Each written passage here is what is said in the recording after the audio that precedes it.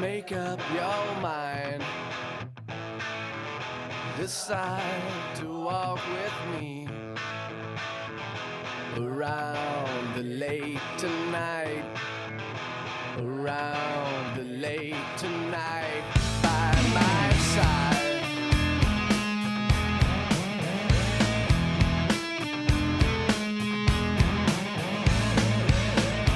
By my side.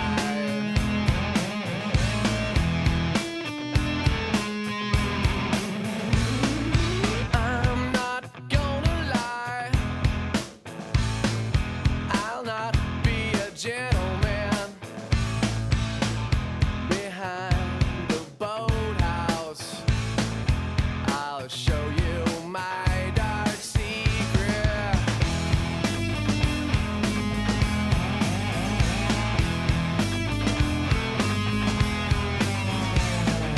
I'm not gonna lie. I want you for mine. My blushing bride. My lover be. Fantastic one. It is 73 degrees and sunny here in Los Angeles, California on stolen land, Tongva Nation. We're live, we're alive, and I hope everyone's having a fantastic one. It is Newsday Tuesday, folks. That's right, it's Newsday Tuesday, 2/24/2026. And we got a lot of news to cover today. And I'm going to get right into it. But before I do that, this is part of the broadcast where I tell you about my personal news, about what's going on in the world of Asanas and Ivy Piker in between the time period where I press the stop streaming button and press the start streaming button. So help me God, that's precisely what I'm going to do for all the parasocialists out there.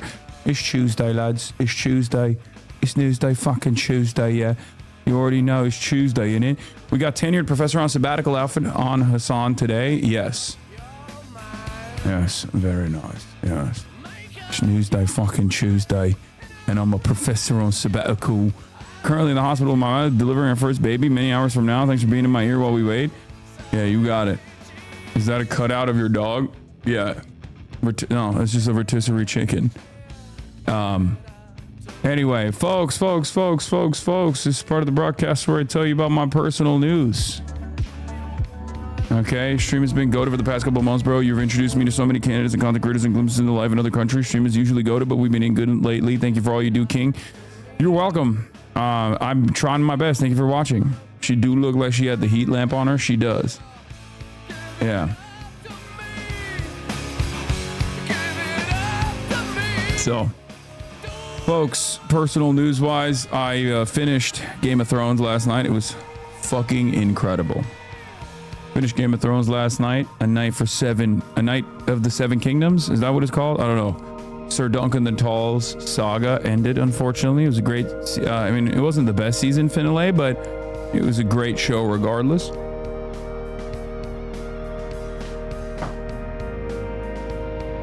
And I hope you guys enjoyed it as well. I certainly did. I'm a big fan. Big old fan. And now it's a night of the Nine Kingdoms, yeah. 6 episodes, 30 minutes, though. Criminal, I think. I think it should be illegal. I'm also watching... Are you watching Jujutsu Kaisen? I'm watching Jujutsu Kaisen. I'm up to date with Jujutsu Kaisen. I'm up to date with Frieren. And I'm about to be up to date with... what's the one with the white-haired ninja on the island with all the devils?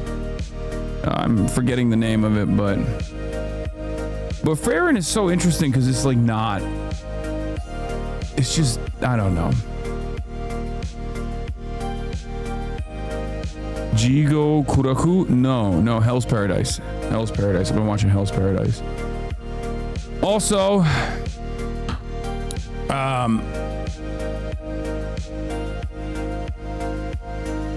oh, fucking dweebs calling it Hell's Paradise is Jigo Kuraku. Okay, dude, shut up. You're not Japanese. You will never be Japanese, and you will never even be Chinese. Okay, so, oh, Jigo Kuraku. Oh, freaking, you're not a real weeb, sir. You're calling it Hell's Paradise. It's actually called Jigo Kuraku. Yeah, okay. I'm both Chinese and Japanese. I'm half Chinese, half Japanese, bro. Chill. Don't come at me because I'm Turk, and Turks are everything. We are chameleons. As far as like we got all the racial passives. Okay. In any case, what was I saying? Yeah, I was watching a little bit of Fearin'. I kind of gave up on finishing the Mao book because it got a little heavy and a little boring. I've been reading a book on Cuba. Ahead of the Cuba thing, ahead of the Cuba trip. It's just called Cuba. Shonen only enjoyer where there isn't a fight scene every 30 seconds. I hate Fearin'. Hate on Fearin'. Okay, little bro, sit this one out. Leave it to the real otakus des.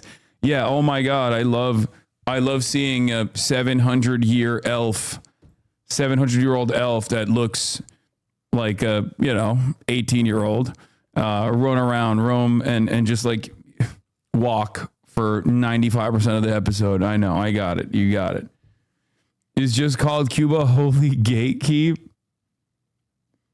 W Cuba. I recommend Ada Ferrer, Cuba, An American History. What is? Oh, this is liberal. Happy fun, la la la. Human smuggling, Korea nation. Happy fun, la la la. For smuggling fentanyl gas. Happy fun, la la la. Human smuggling, Korea nation. Happy fun, la la la. For smuggling fentanyl gas. Chopping up children's genitals. Liberal. I love it. Liberal. Happy fun, la la la. Human smuggling, Korea nation. Happy fun, la la la. For smuggling fentanyl gas. Happy fun, la la la. Human smuggling, Korea nation. Happy fun, la la la. For smuggling fentanyl gas. It just it's like it's so beautiful. It's so wonderful. This is how you know Hassan isn't a reader shaking my head. You got to finish the book anyway if it's pure suffering. So you can put it on Goodreads, etc. No, I'm going to get back to it. I'm going to finish it. The problem is my lead stopped glazing Claudia. She doesn't deserve it. Shh. Liberal. Happy fun, la la la. Human smuggling, fentanyl gas. That's all I got for you. You want to bring all the wine moms to the yard later? You got to take the jacket off and roll the sleeves up. They clip the shit out of that. I know. Anyway, State of the Unions tonight. I've been reading the Cuba book. I have been watching Fearin'. I woke up early in the morning. I also I lifted this morning. Kaya got a long morning with her boyfriend and girlfriend. She ran around. She pooped. There's another smoke alarm that is also the battery's off on it. So, you're going to be hearing beeping periodically in the background. Just letting y'all know. And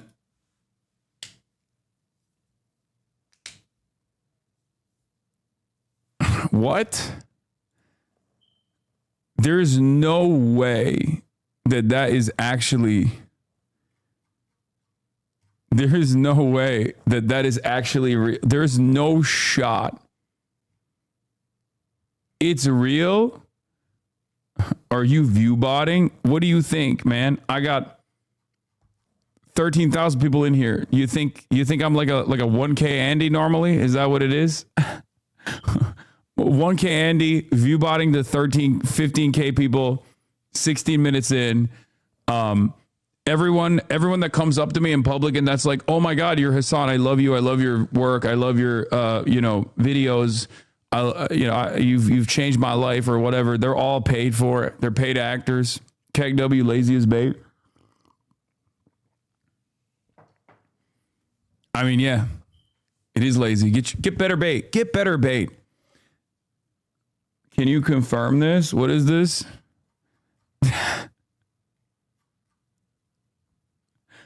Why would I be able to confirm that, man? Astaghfirullah. During Ramadan, bro? Really? Bro, really? Tawbah. Astaghfirullah. Brother, I cannot confirm nor deny. That's crazy. Kegseth Platgate update. The other chatter apologized. He said, Keg W, lazy as bait, and then said, I apologize. Sorry. I think Claudia Morena are very leftist to American standards, but for us in Mexico, she's kind of lived up compared to historic leftist Mexican figures. Still our best option. Yes, your country has been run by like a functional right-wing dictatorship up until the Morena party. Be excited, please. Like, oh my God. Be excited for good things happening. Okay, please. You're wearing a suit coat for a soda tonight. Of course you dress for Trump. Of course. Yeah, PRI and PAN parties were dog shit and ruin the country. You get like, for once in your lifetime, you get like a little bit of hope, a semblance of hope, and you're like, well, it's not left enough. Around the lake No shit, dude. around the lake tonight by my Say La havla wallah quwwata illa billah. I don't even know what that La ilaha illallah. What have you ever seen the new Tyler? Have you seen the new Tyler Hitler Vera content where he claims Jews are invading New Jersey? No, I haven't seen it because I don't watch Tyler Hitler Vera, but I do find it very interesting and very funny that all of the guys that were promoting Tyler Hitler Vera and Nick Shitley are awfully quiet about Tyler Hitler Vera's videos when he's talking. When he's talking about, you know, Haitians eating cats and dogs, everybody loves him. When he's talking about Jews invading New Jersey, they're like, whoa, whoa, whoa. Excuse me, sir. Black and brown only. Hello. It's very, very interesting. Did you rob a 70s vagrant for this jacket? This is my dad's jacket. And I love it. Thoughts on Dems boycotting versus being there and protesting? Both seem valid to me. I'm not sure if there's a better option. Yeah, I mean, I don't care. I don't care.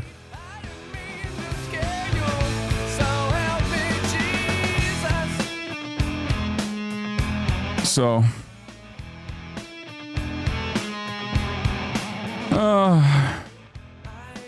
happy fun, la la la. Fentanyl smuggling, forced euthanasia, happy fun, la la la. Human smuggling deaths. I saw you are finished. A new Jim Bro has entered the arena. Yeah, I saw this. I saw this.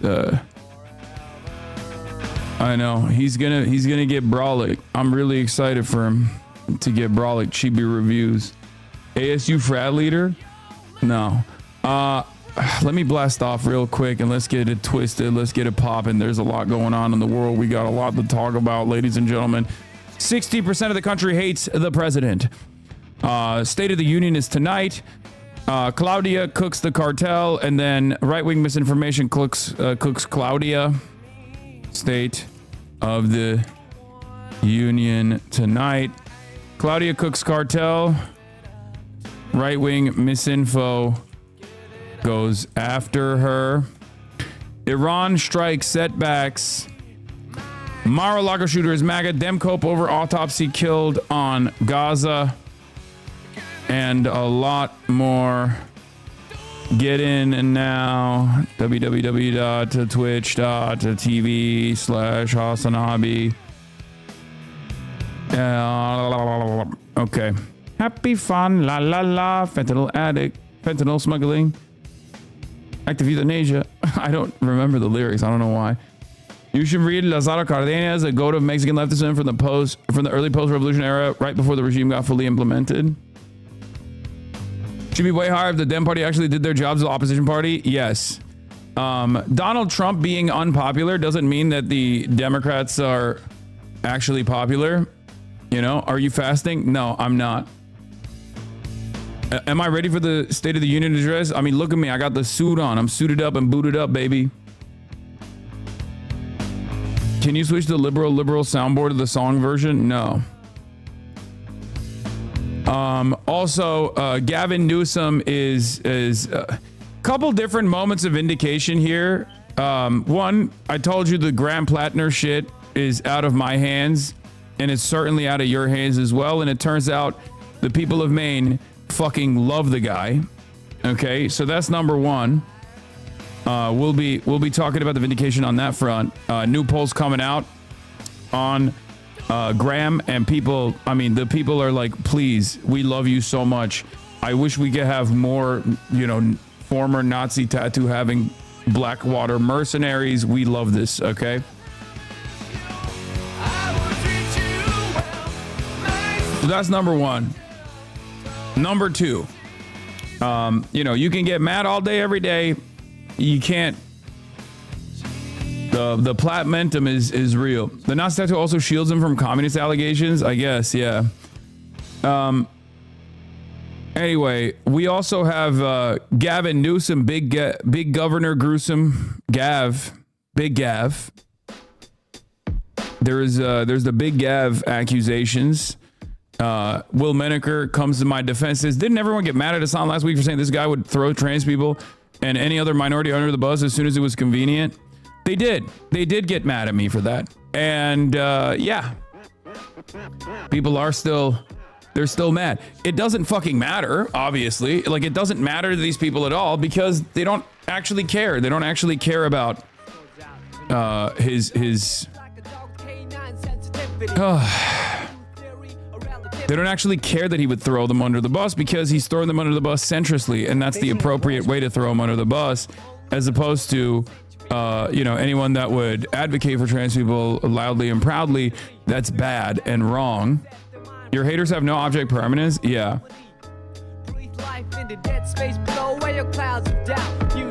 Okay, more vindication. Look at this shit. Hassan was right. Corporate Dems like Gavin Newsom will abandon trans people or any other minority. What are the odds he said this because his advisors are online libs watching the drama? I don't think his advisors are. I mean, his advisors definitely are online libs, Hassan. They're saying this is why they shouldn't collab with you. Yeah, okay, just because I'm fucking Pills Mafia, baby. I'm pretty devastated by the Graham Plattner polls that have come out. As you guys know, I ride or die. When I fucking lock in and I love a candidate for her bold radical vision of making cocaine legal, I'm a single issue voter, right? And call me the Pillsbury dope boy, the way I'm trying to get cocaine made legal in the state. Okay? I'm also trying to legalize comedy, but also cocaine, both legalize comedy and cocaine. I just want to make sure, and that's the only way we can do it. The only way we can do that is with Pills Mafia, baby. Pills Mafia. What's Graham Plattner's fucking take on making cocaine legal?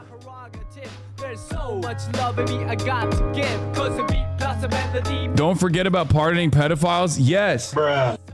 Also, so what we need right now is a bold visionary leader that will pardon someone who has gotten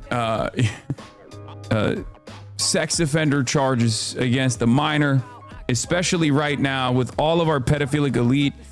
Like, we need someone who is bold and visionary, like Janet Mills. Okay, what's Graham Plattner's take on pardoning pedophiles? Because Janet Mills is pro pardoning pedophiles, and we need that. We need someone to bring the country back together, right?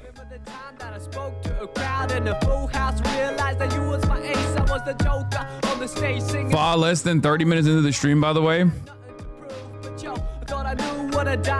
Yeah, I saw the first comment on the Will Menaker post is Will Menaker learning about friend of the show, Will Menaker learning about Hutch. One of the people who helped instigate the hate mob on Hassan Piker over this one also said he'd vote for Jeffrey Epstein as president. No, it shows you think Hassan is worse than Jeffrey Epstein. That's what it shows you. That's what it shows you. What is Jeffrey you Epstein? did when you said I would vote for Epstein over fucking JD Vance. Tell me, what is Jeffrey Epstein's policy platform? Dude, you don't need. He's so proud of this take. I don't know why. Fair question, isn't it? Isn't that relevant to the analysis? I don't know anything about Jeffrey Epstein's politics. Dog, what do you mean? Like, it's such a funny thing to say. Like, I don't know I don't know anything about Jeffrey Epstein's politics, but he's still better than Hassan. It is awesome. I mean, his politics are...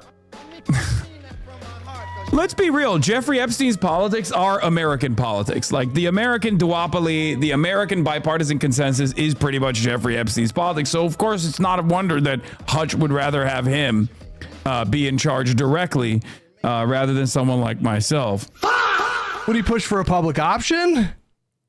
Is he a Medicare for all kind of person? I don't know anything about his politics. The reason why I would not necessarily disqualify Jeffrey Epstein electorally is because first we would have to establish if he supports liberal democracy. Because the whole thing with Hassan is that he doesn't. And I had people in my own chat last night that thought I was being ridiculous. Why am I being ridiculous when we're talking about Hassan Piker? Do you trust that he would not nuke Israel? Do you trust that he would not help China invade Taiwan? I'm crazy. I'm gonna help China invade Taiwan. As president, I'm running on campaign promises such as the abolition of liberal democracy, helping China invade Taiwan, and nuking the state of Israel. What the fuck?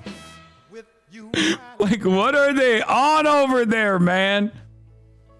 There is one moment where he's like, he very hilariously and inadvertently reveals his mania, right? Like Hassan derangement syndrome, where he goes, this is Hassan we're talking about. Like he openly is like, he's genuinely confused that there are people in his own community that are like, hey man, I know we fucking hate this guy, this Hassan guy, but like, you know, Jeffrey Epstein is probably worse than he is, right? Where he's like, come on, dude, he's the arch evil. He is the most evil guy. I thought we all agreed on this. And even his community is like, bro, come on. For being worried about our fucking nation's secrets? If we gave power to Hassan Piker? I'm the crazy one who's like, I don't know, what's Jeffrey Epstein's policy position when he glorifies the current Chinese Communist Party as like a model of government? I'm the crazy one? Somebody who idolizes Vladimir Lenin and I'm the fucking crazy one? Like, what did Lenin do to this man? You bald son of a bitch. The fuck do you have what do you mean? Oh, someone who idolizes Vladimir Lenin. Oh, I'm sorry. I didn't know you were fucking pro-Tsarist Russia. Like, I thought you cared about anti-Semitism, right? Like, get him on one of those angles.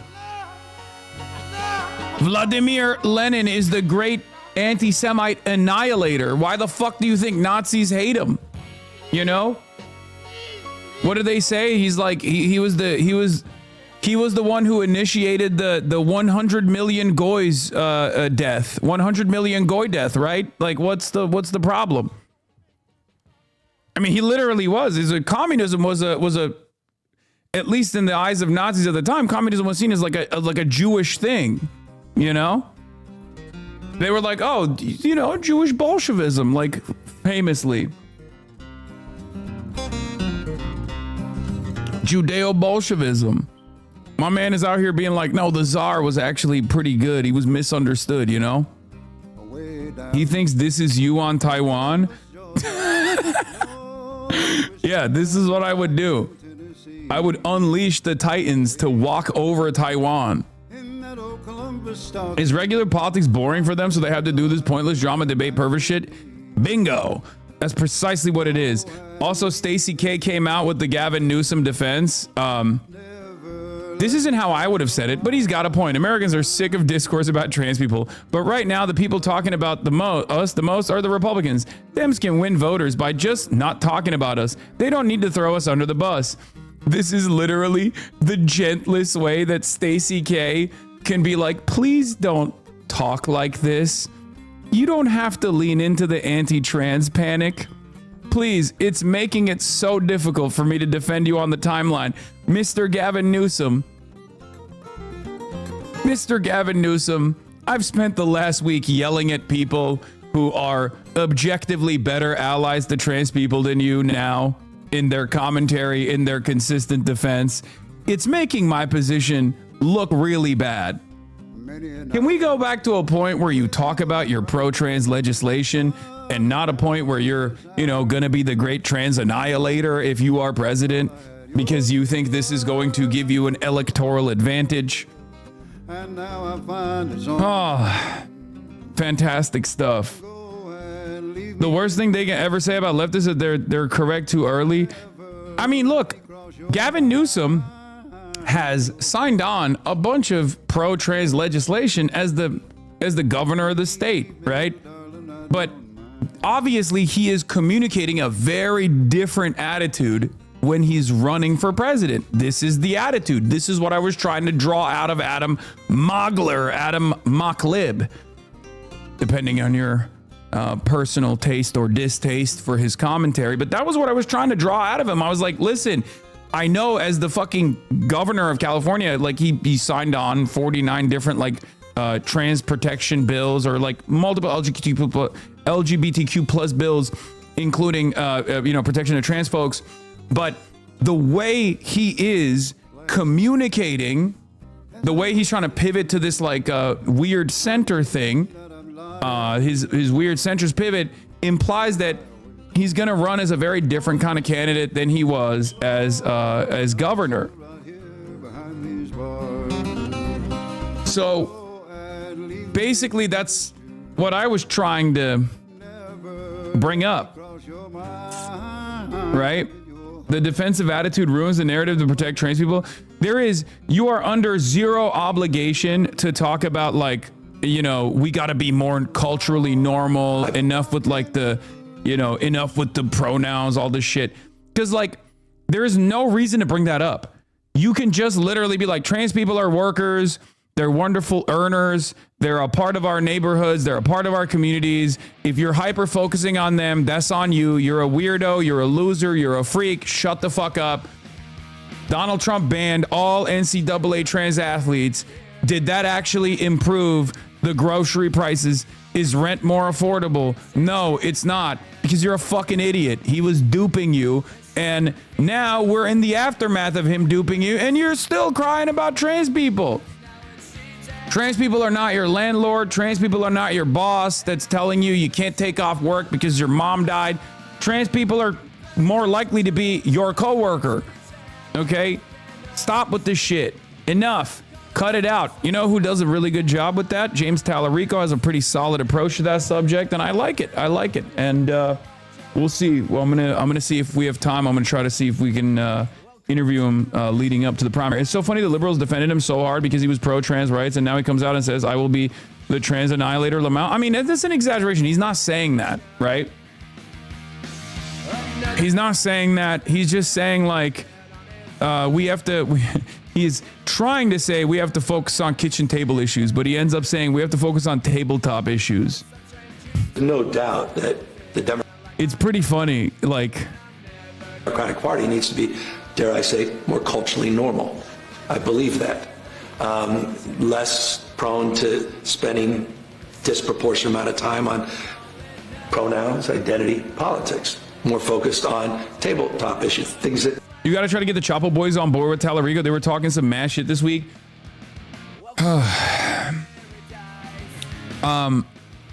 No, because Tallarico needs to do more to win the confidence of people like myself, people like Chapo especially. They're even more black-pilled than I am. Okay.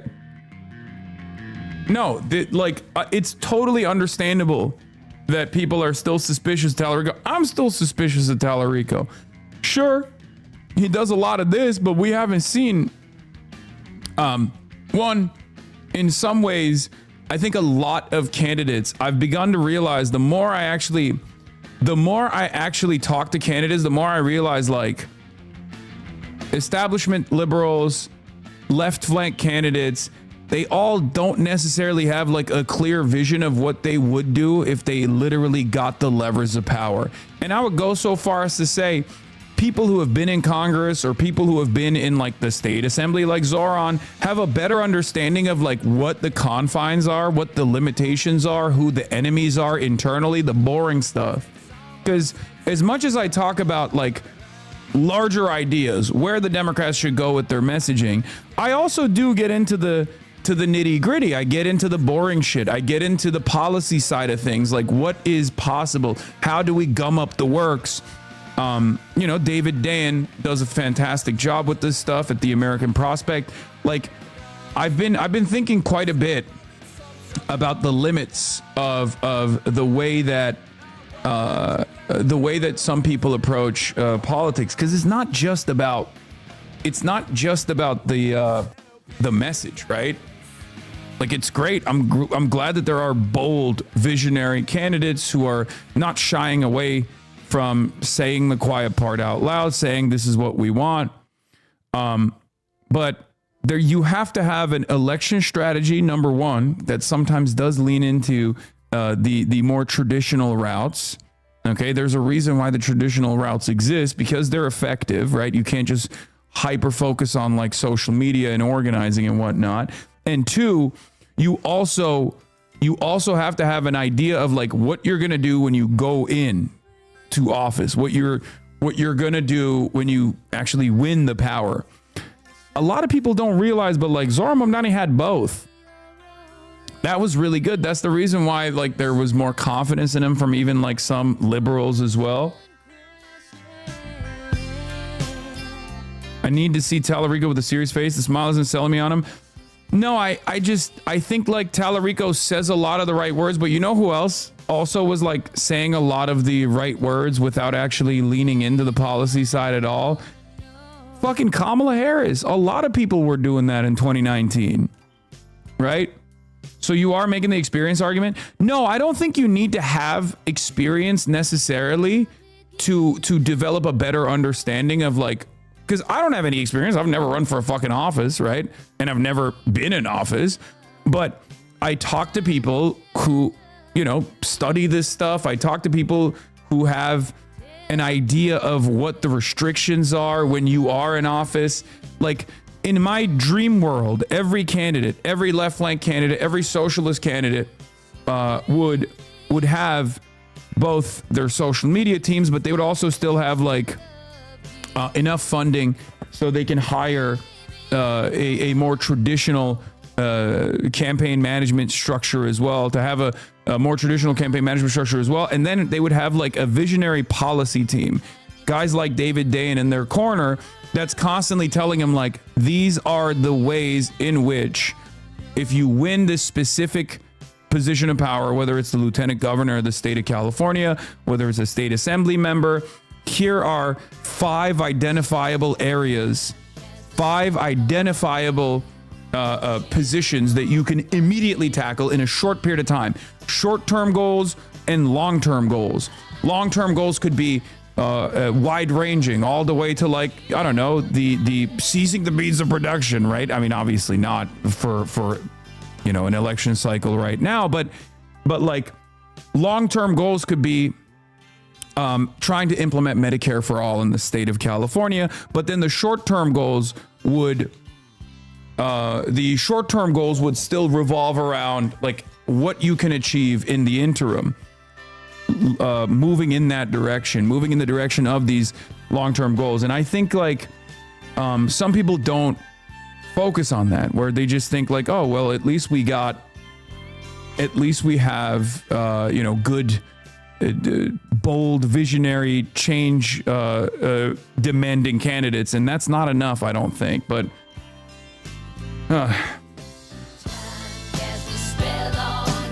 like a lot of people don't realize, and even maybe members in my community don't realize that like I focus on the nitty gritty all the time. I focus on like how to whip votes all the time. I'm willing to offer advice to even mainline establishment Democrats as far as like what they can do to enact the agenda that they ran on, right? This was something that I tried to do. So you're disappointed in yesterday's guest? No, I'm not. I think he's awesome. he's fucking fantastic, which is precisely the reason why I hope there's more of an initiative and more of a focus in that. Because like you could tell when he talked about when he was talking about housing related issues, like he was so good on it because that's his like bread and butter. He's a lawyer, right? He's a tenants lawyer, he's a civil rights lawyer. Like he is very good at tunneling in on areas that he is super knowledgeable on.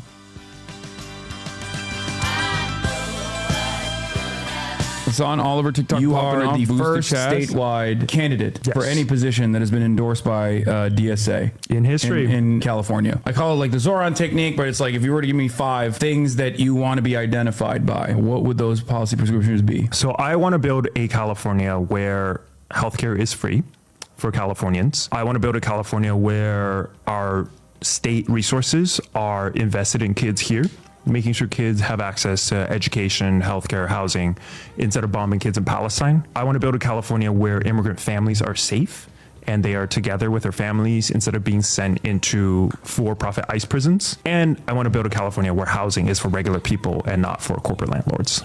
Okay, so that's 4. Well, you got to give me a 5th one. Yeah, it's the bonus round. And a California where white people tacos are banned. You are the first statewide.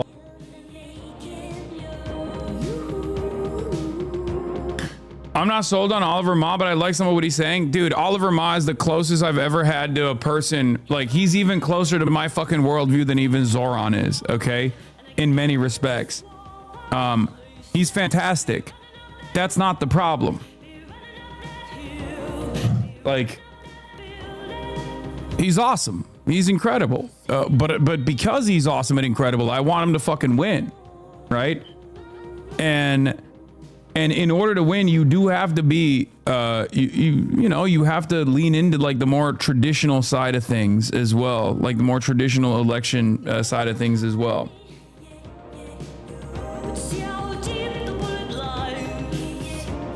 Because I think we have a very serious opportunity. And I do think that like DSA New York is the method, okay? DSA New York is so good with this shit. They are so good. They have the fucking annoying urbanist, transit nerds. You need guys like that. They don't shy away from working they don't shy away from electing candidates to lower positions and like working their way up through the ranks. It's just because it's not just about like being charismatic or having the right policies, right? It wasn't just DSA that Zoran got elected. He built a huge coalition of many community power organizations. I know. Oh my God, Marxism. I know. Okay, calm down. I know. I'm saying that broadly speaking, I didn't just interview Zoran. I interviewed the entire DSA slate, if you remember. And the DSA New York slate is pretty fucking solid. Okay?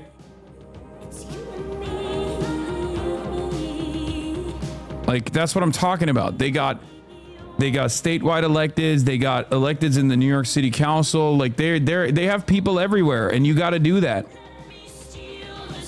Especially because these guys will be able to advance the agenda, advance the interests, but then also on top of that, they will get the necessary experience to go for better, like higher positions of power later down the line.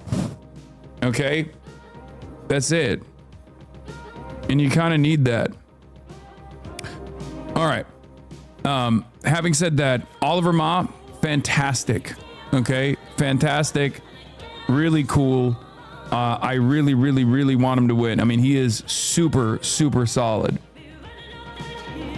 Okay? Twitch going live in 5 minutes? What does that even mean? Do you see Zoran Snowball Gate? Yeah, I don't give a shit about stuff like that. Like, people being invested in like silly things, like Zoran being like, hey, don't pelt the cops, please respect them. Don't pelt the cops with snowballs is irrelevant especially when there are much larger, much more consequential things happening against Zoran, whether it be the Working Family Party's saga and the drama against Claire.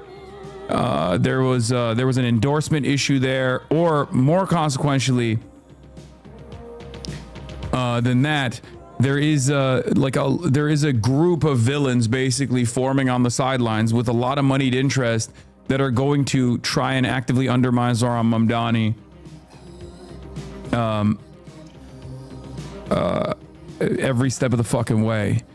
And that's another thing that's coming up right now. And the New York Times actually did a report on it. So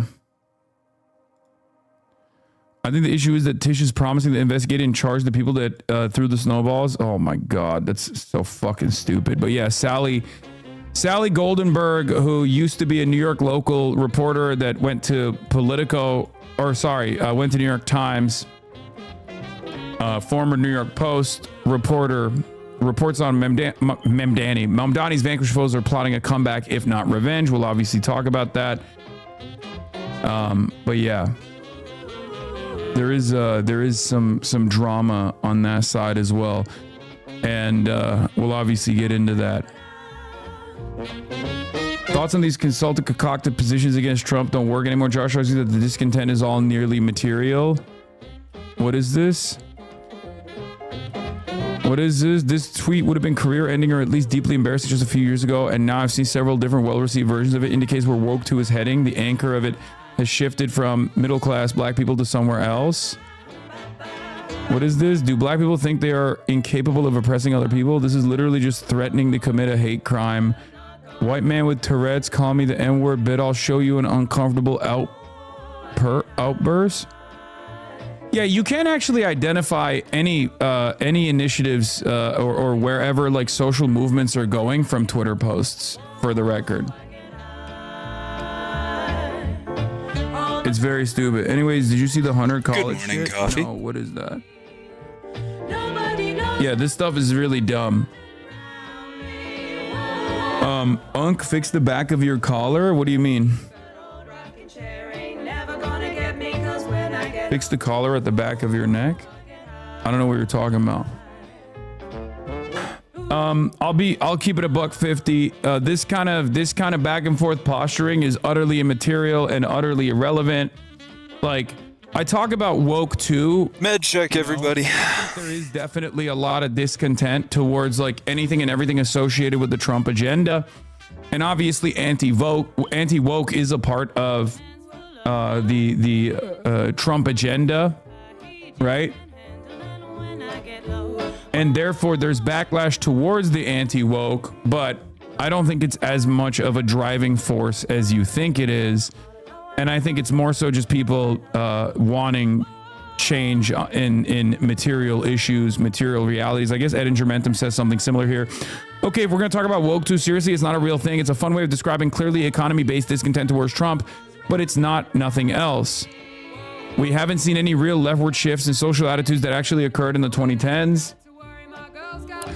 You can't really exaggerate how profoundly different the backlash to Trump this time around has been from the first time around. Back then, he was sunk by huge deficits on cultural issues while holding strength on the economy.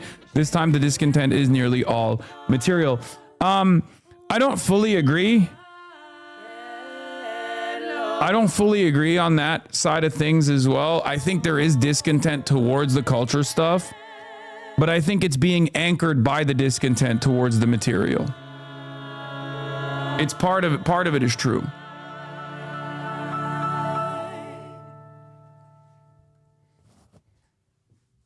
Okay? Part of it is true. If that makes sense. It's genuinely insane how much easier to radicalize friends towards leftism than before Trump too. Yes. But I will say this much. I think identity related issues is certainly secondary, and that's not a bad thing necessarily. I will say that as someone who is regarded as the woke Ayatollah, the identity related issues being secondary to the material is a good thing. Okay? We are socialists. We are leftists. We do not compromise on marginalized identities. We do not compromise on our feminism. We do not compromise on our advocacy for trans people, queer people. We do not compromise on our advocacy for black people, brown people. Having said that, the entire worldview is still anchored around class-based issues. Okay? As long as we maintain intersectionality, I agree, I suppose. Because a class-first policy, a class-first agenda is universal. Okay? A class-first agenda is going to capture the attention of a much larger swath of people. And that doesn't mean we cut out trans people from the equation. It just means that our advocacy is always going to revolve around class-related warfare, first and foremost. Okay? That's it. Because what do I always say? I've been saying this for years. Trans people do not live in a magical, mystical wonderland where they are above the material realities that impact every single American individual, right? Trans people also need to pay rent. Trans people also need to get health care, okay? Same with black people. And there are certainly, Stalin doesn't agree with you? What do you mean? I don't fucking care. Yeah, he's dead. Okay.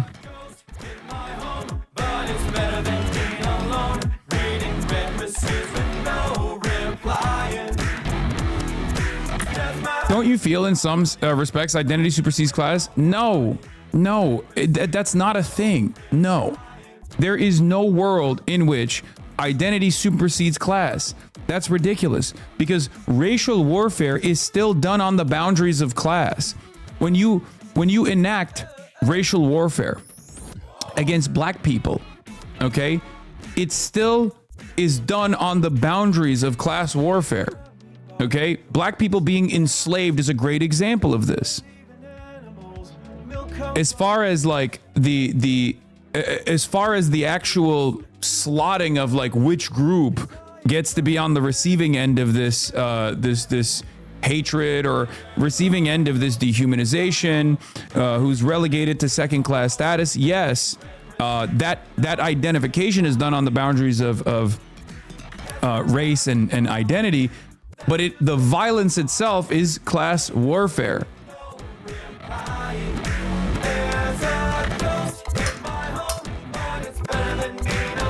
The simplest counter argument to that is Oprah.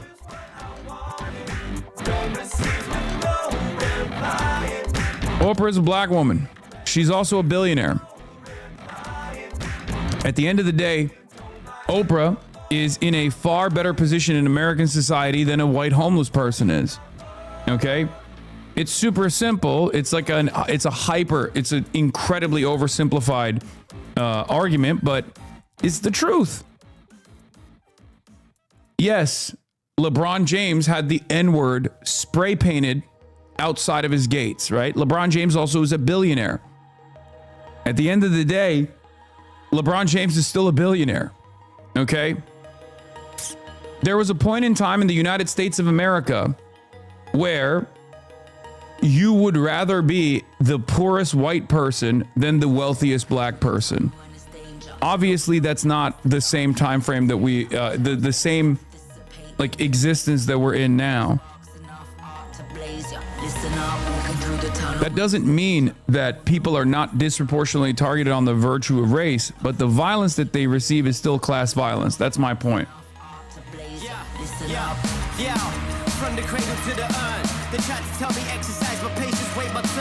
Despite all the evidence, people still think it's about identity. Look at the Epstein class. They have absolute class solidarity. Yeah, it's not identity, though. That's because they're billionaires and incredibly wealthy people.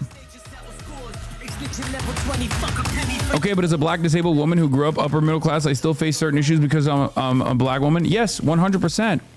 This isn't to say that you're not experiencing any issues. My point is, in comparison to people who, first of all, the middle class designation is obviously, not socialist, but even if I were to entertain that, yeah, of course, you're worse off than people who have the exact same level of wealth as you, people that would be bracketed into that same class as you if they don't have those specific points of marginalization, right? That's true.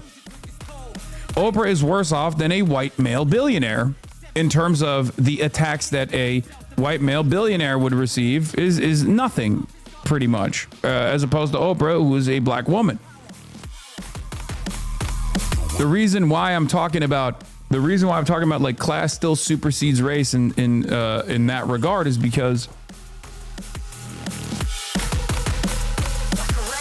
class reductionist Hasanabi minding whiteness should be at the center of everything we do. What? Class reductionist? Yes, I am. I am a class reductionist. Okay. If you want to call it that, you can call it that if you want. Class should be at the center of our message. That's it. And yes, my smoke alarm is beeping like crazy. Sorry, just quoting my local DSA chapter's record. Okay. Don't bring your, inter-chapter drama in here.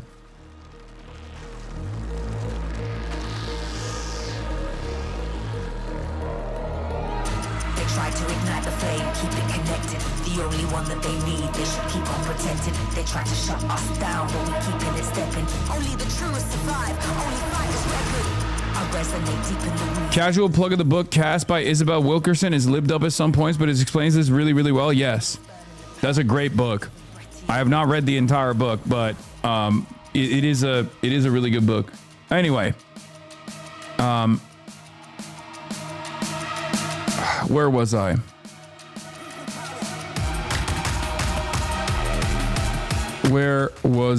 What was I talking about? Why did I get here? Oh, we were talking about Woke 2.0. I think we have an unprecedented opportunity. We have an unprecedented opportunity to make class first arguments right now because the people are desperate for it. And it's very clear to me that the establishment Democrats' message on shit like this is not meeting that standard at all and is basically just a rehashing of that same old, we're going to throw marginalized identities under the bus as we moderate to the center without actually doing class first analysis whatsoever or class first advocacy whatsoever. So you have an opportunity here better than any other time that I have ever experienced in American history. No doubt that the Democratic Party needs to be, dare I say, more culturally normal. I believe that. Less prone to spending disproportionate amount of time on pronouns, identity, politics. More focused on tabletop issues, things that really matter, the stacking of stress in terms of electricity bills and child care costs and health care and obviously housing costs, and how easily we get trapped in that, how I've fallen prey to that. I mean, here I was, way out front on marriage equality, so I understand this from both on the receiving end of this and on the, no doubt that the Democratic tabletop, he said. Motherfucker said tabletop. That's how outside of his lexicon it is to talk about kitchen table issues, which is not even doesn't even mean you're a radical if you say kitchen table. You know what I mean? Like Joe Manchin says we got to focus on kitchen table issues. This guy is so far removed from saying kitchen table that he said tabletop. Why is Chef freaking out when what he's saying is right, just worded wrong? Because where you go and who you are matters. Okay, where you go with your commentary, what you focus on first in your commentary matters. He is spelling out, he is saying, cut it out with the pronouns. That is a concession to the right for no reason. This doesn't mean that you're supposed to organize on the boundaries of pronouns by going like Hassan Piker, he, him, everyone please reveal your pronouns to me. You know what I mean? Like that's not the counter to this. Okay, I'm as pro-trans as anyone will get, being a cisgender person, right? I think I have enough confidence in my trans audience that I've developed over years and years of my consistent advocacy, right? Do I ever do that shit? No, I don't do the aesthetic stuff at all. Like you can create a safe environment without exclusively centering trans issues as your primary advocacy and talk about it in moments where it matters, right? You talk about it in moments of impact. You talk about it when it matters. You talk about it when there's like a lot of anti-trans bills that are being passed around in state legislatures, right? So that is how you design a movement where you say like, we're not fucking compromising on this shit. Why do you care about it? You're being a fucking weirdo. Okay, we're gonna roll back some of this stuff. You're out of your mind. Like, trans people are our neighbors. Trans people are workers. Okay, at the end of the day, they have more in line with you, the average person. They have the same exact class interests as you. It's the super wealthy that have made you hyper focus on this group of people, telling them that they're weird, telling you that we have to fucking make sure that they don't exist in society. Is that making your life better? The Trump administration has done everything in their power to fucking write out trans people. Did that make your life better? No. Well, then shut the fuck up about trans people, dumbass. You're openly saying I'm a sucker. Dupe me, sir. That's what you're saying.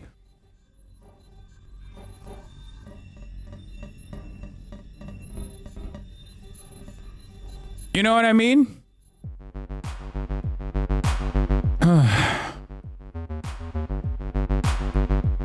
When Democrats come to the table with concessions offered to the right on culture war issues that pertain to trans people, it sounds like you're agreeing with Newsom here.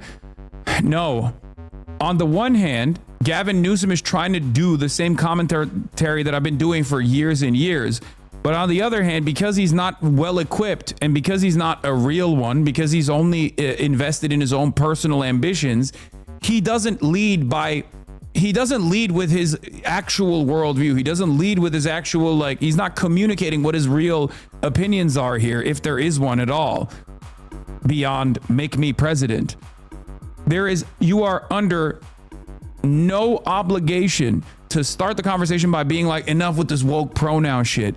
Because you are trying to spell yourself out as a reactionary. Okay?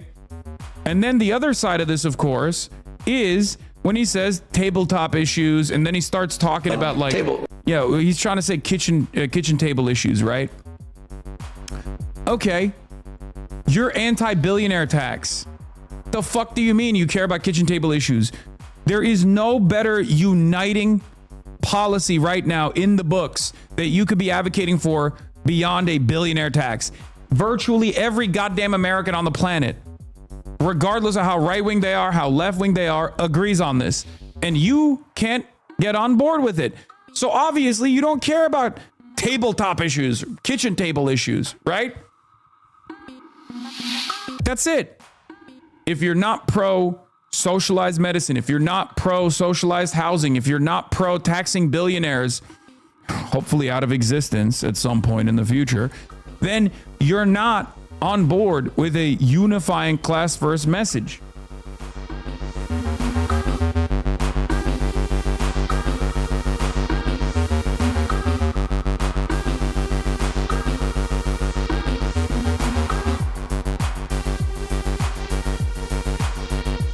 Any Dem whose kid like Charlie Kirk reveals that Dem is behind closed doors? I mean, sure. But this was precisely what I was talking about as far as like Gavin Newsom presenting himself as this like reasonable centrist.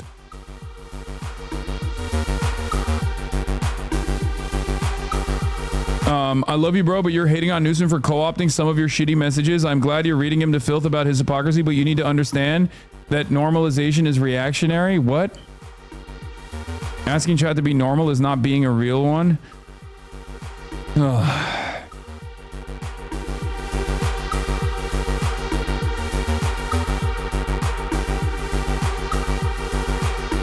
This chatter is mad that I tell people to be normal. And he's like, that's a reactionary position.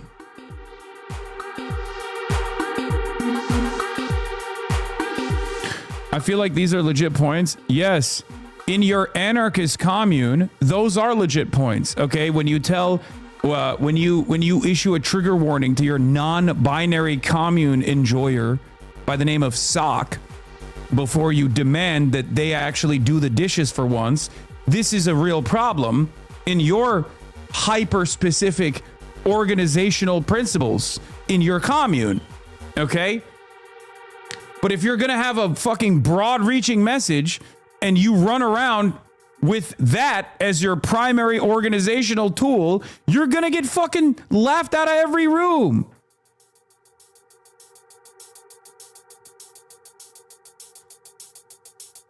Jesus Christ.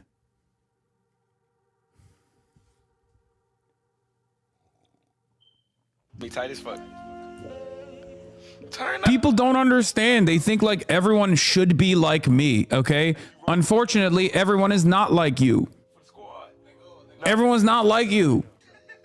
You have to always be aware of who you're talking to. This is like this is the reason why it's my number one thing, okay? The reason why I always say be normal, be fucking normal, be fucking normal is for this reason, okay? If you want to protect your loved ones, if you want to make sure that you can build a reliable movement, organize around socialism, you can't just be fucking weird, okay? Didn't you agree yesterday with Newsom here, but disagreed on the delivery? Yes, I'm saying that Newsom is doing a fucking shitty job with the message that I always fucking present.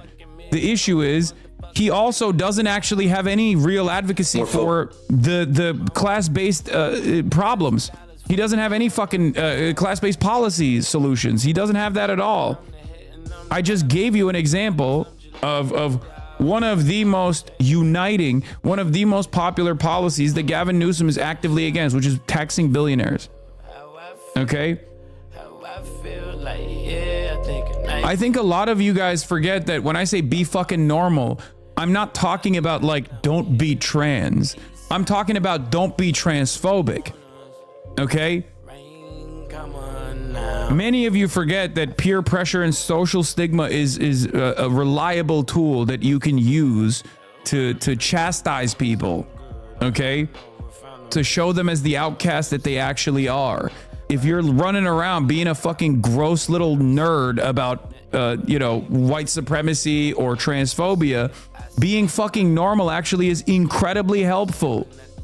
Okay? Transphobia is the norm, to be fair. It doesn't matter because the reality of the matter is transphobia in the way that is presented as a main organizational principle on the right is abnormal. Nobody fucks with that. It's weird and gross. It's weird and gross to constantly think about children's genitals, okay? It's pedophilic. Blessed my brother and his record on the record. A lot of you glaze Stavros when he does this so effectively as a comedian, but don't understand that you can also apply that same exact thing, apply that same exact messaging discipline in your lives as well. Speak so I don't wake them. Praise the Lord, the guy in me who made me spoiled with rotten teeth. So I please tell people that be normal is about interacting with people whose politics don't make sense. Not if you act weird, hide it. We are very isolated as a community. We need to be able to make our views relatable to anybody. Yes. And doing what they can't. Yeah, don't be a fucking weird cultist when you talk to people in the real world. If you're going out and talking to the people in the real world, that's my point. Socialism is about the collective. It's not a fucking brand. Yeah, I mean, sure. But, when you're marketing your worldview, you also have to apply strategies that work. You can't just be off-putting by presenting your worldview as the morally righteous one and then demanding people actually bend to your will. It's not going to work that way, especially at a time when, the overwhelming majority of people that you encounter are probably going to have a very reactionary point of view about socialism because they've been deluded into thinking that socialism means something it actually doesn't. Okay? That's it. Anyway, it's so funny that we're having these conversations. We're so far removed from building anything. Insane how cooked this chat is. Can't even say be normal without half the chat crashing out. Need Asmon to get back with on ASAP. What does that say to you about how my commentary has been presented to you thus far? That this is something that I've said for 8 fucking years. And I actually do play a fairly significant role in pulling people back from the fucking margins, from being marginalized in society with their fucking worldview. And yet, if you ask the average fucking reactionary, they make it seem like my worldview is insane. If you find yourself agreeing with what I'm saying, and then still desperately try to look at the consensus in the chat, or try to invent a consensus in the chat that says, no, these guys are still weird, perhaps there's a defense mechanism in your mind that you need to fucking push through. You literally find yourself in agreement with what I'm saying and then still try to find an alternative as to why I should probably be in the wrong. Now you're like, oh, well, I agree with Hassan, but his chat is being a little crazy, right? His chat's being a little crazy. You should try to figure out why you agree with me and yet you're still looking for reasons not to agree with me.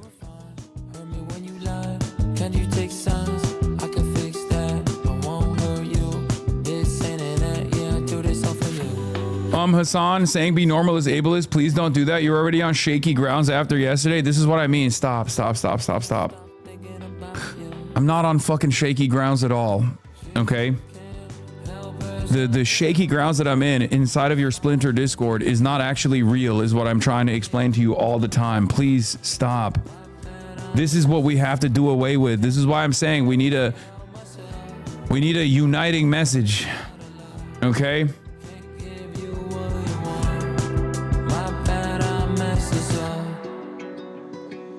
The Splinter Discord, and in this case is Hoscord. Yeah, it's not real. Hoscord is not real either. I'll give you another example as to why Hoscord is not fucking real. God, you are boring. Okay, sorry. Let me just let me make this chatter's day a little bit. Okay, first here's an unban. Minorities are the reason why everything sucks in this country, and you are going to be the manager in your place of work once we eradicate every Guatemalan migrant. And also trans people exist, and that's terrifying.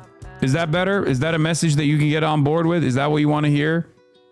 Yeah, let me baby you a little bit instead of offering you some fucking cold heart truths or some hard to swallow pills. Let me just tell you, yeah, it's actually feminism and women that have fucking ruined everything, dude. Don't worry, brother. Don't worry, brother. Once we eradicate women from the workforce, you are going to make $7 million a year.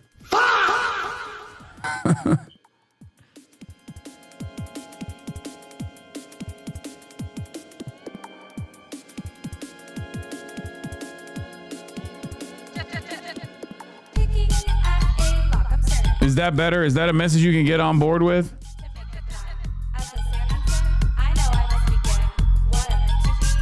They're saying it's boring because not enough soundboard. Yeah.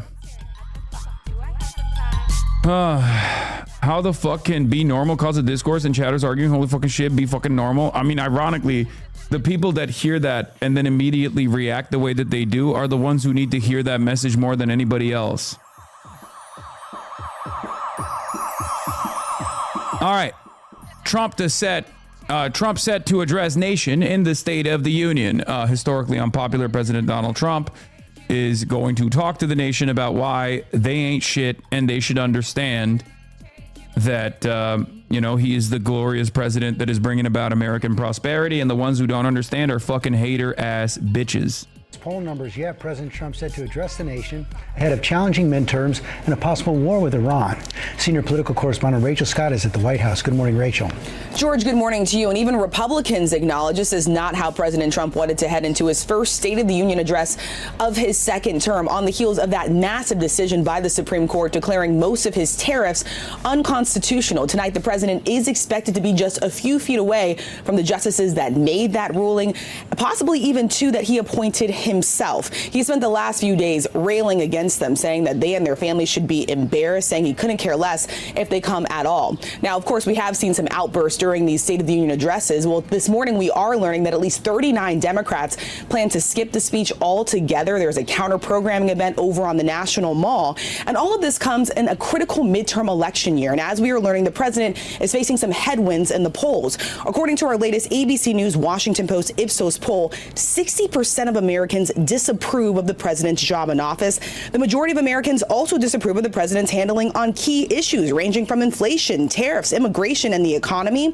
Tonight's speech also coming amid the backdrop of a partial government shutdown, with Democrats and Republicans still at odds over funding for DHS.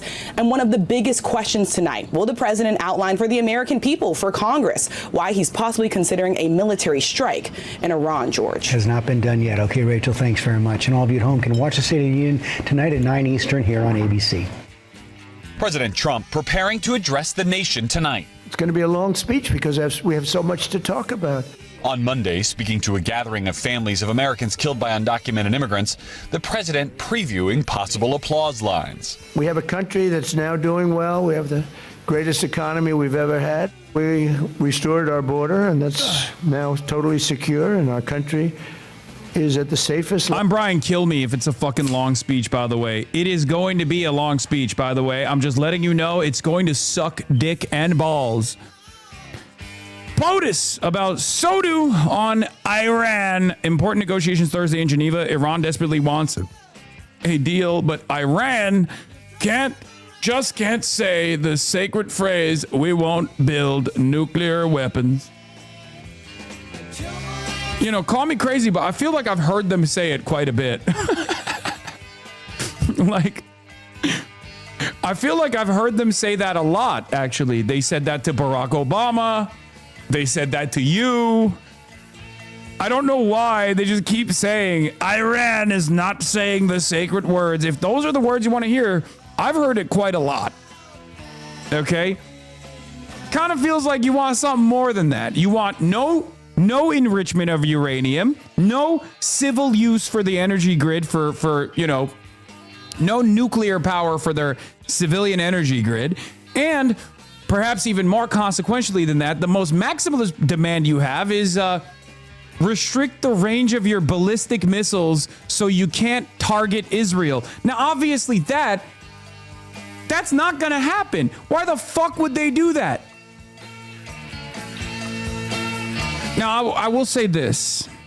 I've been talking a big game about Israel, especially since I found out that their Jericho missile systems have a range.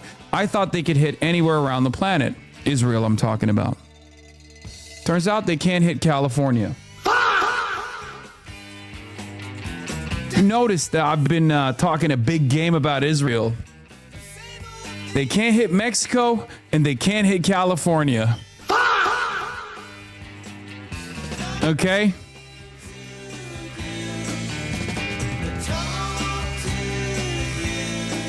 That's not the way missiles work.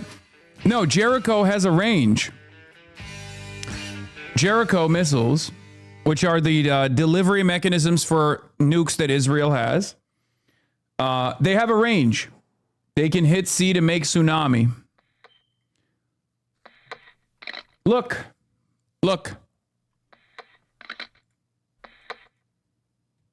You want to see?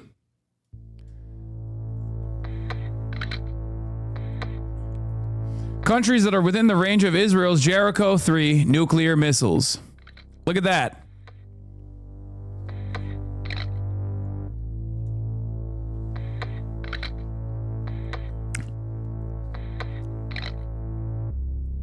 All I'm saying is,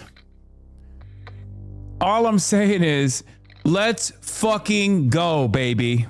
Let's fucking go. They have nuke submarines. You'll die due to environmental factors caused by the closed explosion, regardless, dog. Guys, I know I'm fucking joking, dude. If Israel deployed the Samson option, the world would be over. Hello? Like, can I make jokes? Can we tell jokes? Are jokes bourgeois decadence?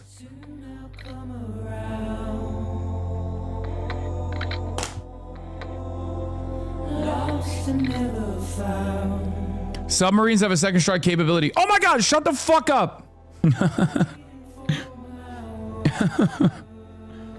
Why would they target their ally? This means nothing. Yeah, Israel would never target their ally, like Charlie Kirk. We are Charlie Kirk. We carry the flame. We'll fight for the gospel. We'll honor his name. We are Charlie Kirk. They would never hit an ally. Level it's been in many, many years. But recent polls show Americans don't share the president's positivity, with his approval rating hovering just below 40%. The public souring on his handling of the economy and even immigration, long his signature issue, though the president has shrugged off negative polls. The president is expected to unveil new domestic policies aimed at tackling affordability. Among them, like what? What kind of policies does this dumbass even have?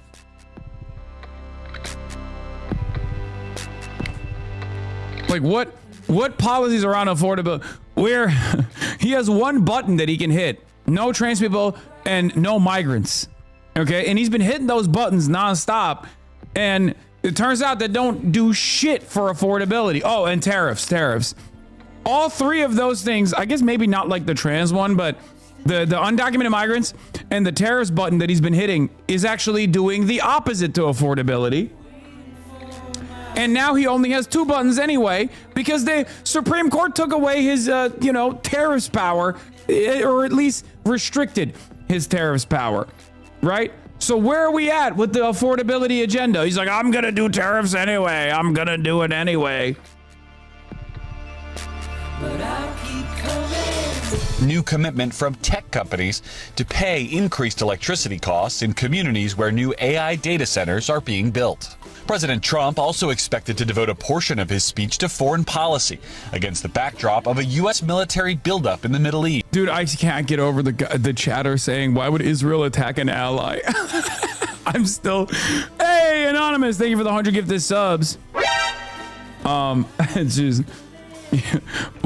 Why would Israel ever attack an ally? Is like saying, why would the American government ever tariff allies? Those are, those are things that both Israel and America love doing, okay? As the president weighs a strike on Iran. Dozens of Democrats plan to skip the speech tonight in protest. It's important to show the American public that someone that has led the single most corrupt government in U.S. history, that there has to be action against that. Others will use their guests to send a message, including several lawmakers inviting survivors of abuse by Jeffrey Epstein, and newly elected Virginia Governor Abigail Spanberger delivering the Democrats' response. Oh, this one is so indicative of how and where the Democrats want to go, how they want to present themselves. They're just like, this is our rising star. Abigail CIA Burger, dude. Get the fuck out of here. What are we doing? Abigail Israel Burger? Abigail CIA Burger? Why are we doing this? Last response was also Eliza CIA Slotkin. Back-to-back CIA champions, dude. What are we doing?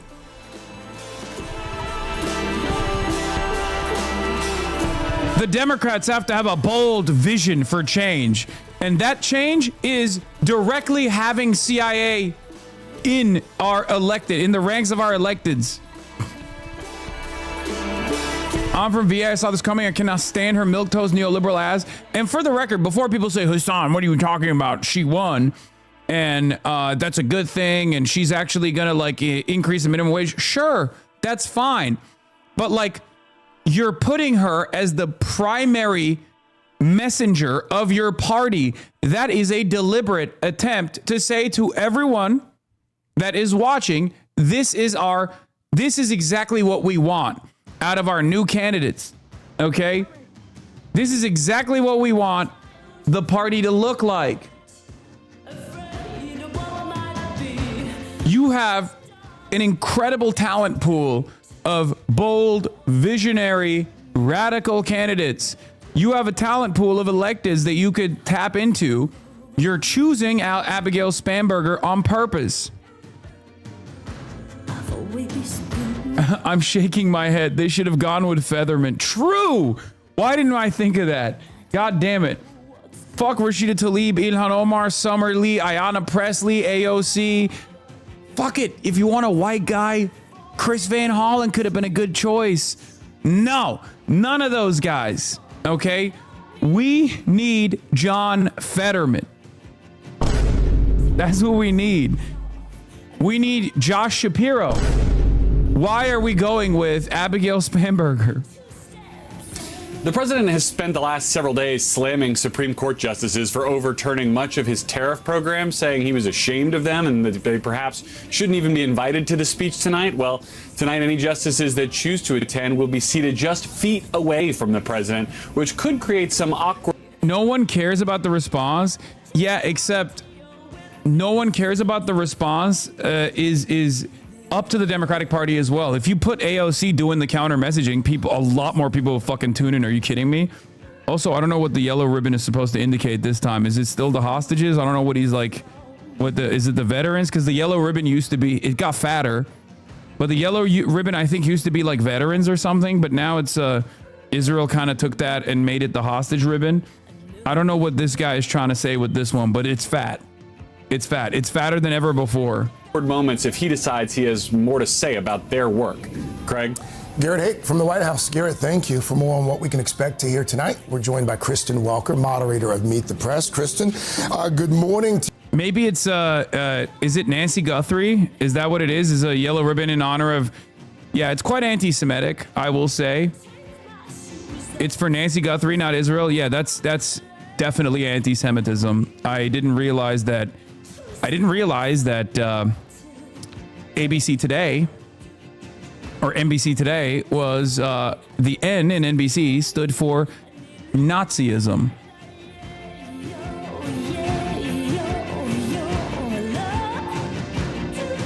That's right. Everybody knows that the yellow ribbon is supposed to mean hostages in Israel, and they stole it. They stole it from Israel, even though the yellow ribbon used to indicate a lot more than that. It stands for not news. The president says he's got a lot to talk about tonight. Give us a preview. What can we expect to hear from him, and what will you be looking for specifically? Well, Craig, this is a critical speech for the president. It comes as Republicans are fighting to hold on to Congress in the midterms. One of the biggest questions tonight, how exactly will he address the economy? Republicans I've been talking to want him to stay on message, express that he understands that people are struggling, and to lay out a clear path forward for why the economy will improve. But look, he's facing headwinds. You just heard Garrett talk about this. In addition to that overall approval rating, a recent poll shows he's underwater with his handling of the economy. 41% approve, 57% disapprove. Now, dude, I want to interview people that are in the 41% so bad. Going forward, I only want to talk to people that are in that 41%, which is Europeans in Asmongold's chat. Okay? Because who the fuck's looking at the situation is like, nah, dude, you don't understand. Things are fucking better than ever before. I really love when Donald Trump did the cryptocurrency rug pull. I really love when Donald Trump basically decided the economy should be only for like a select few elite pedophiles that are in his orbit. 57% is enough to win. Stop wasting your time on them. No, it doesn't matter. I love hearing from guys like this. Okay. I guess we got to talk to Bob again. Yeah. It's literally just team voting. They can't even tell you why. Bro, I'm a European who earns income in dollars and has to convert it to euros. This dipshit president is costing me like 400 EU in a month in exchange bullshit. PBS News, Trump's State of the Union address will be over 2 hours, with one source saying it could go up to 3 hours. Bro, that's a threat. That's a threat, dude. He's literally saying, unless my fucking approval ratings improve in real time, I'm going to hold the government hostage.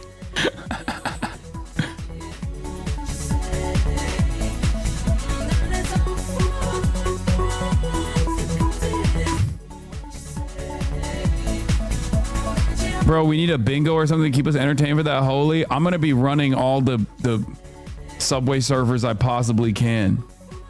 He's going to shit himself? Yeah. Oh, I know he will.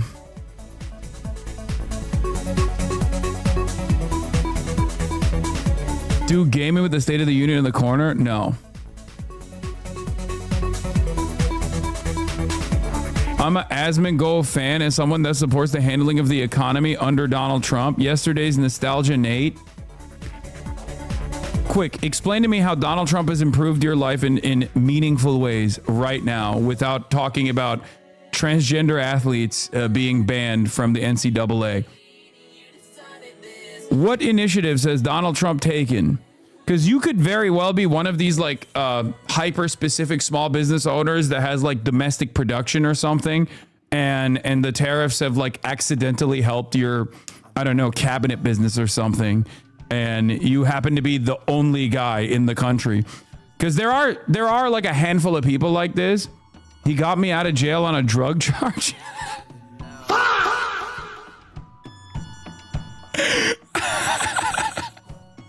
He's like, brother, I was in there for January 6th. He got me out. Bruh.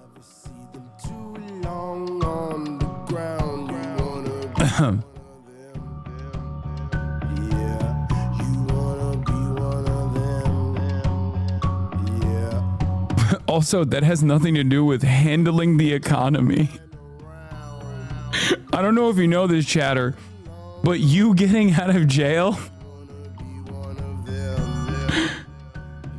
has nothing to do with the economy. Concord 64, I found you through Epstein. They blackball anybody that looks into this topic and kick them out of the scientific community. Pure cinema. Yeah, you're a fake Asmongold fan. You just wanted attention here in this chat.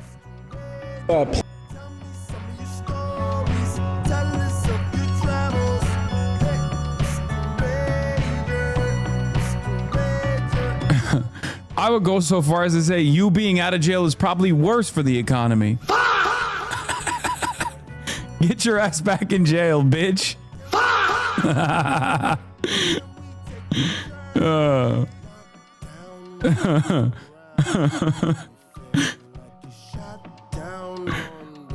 Feels like we're back. No lie. Things just feel better. I love the vibes. Feels like we're back. Bro, I love the vibes I love the vibes on the pedophile protection squad, okay? For the last couple of months, me and all my boys who have gotten out of jail on drug charges have been talking about how wonderful the vibes have been as the Trump administration is doing everything in their fucking power to protect the pedophiles, the billionaire pedophilic elite. What vibes are good?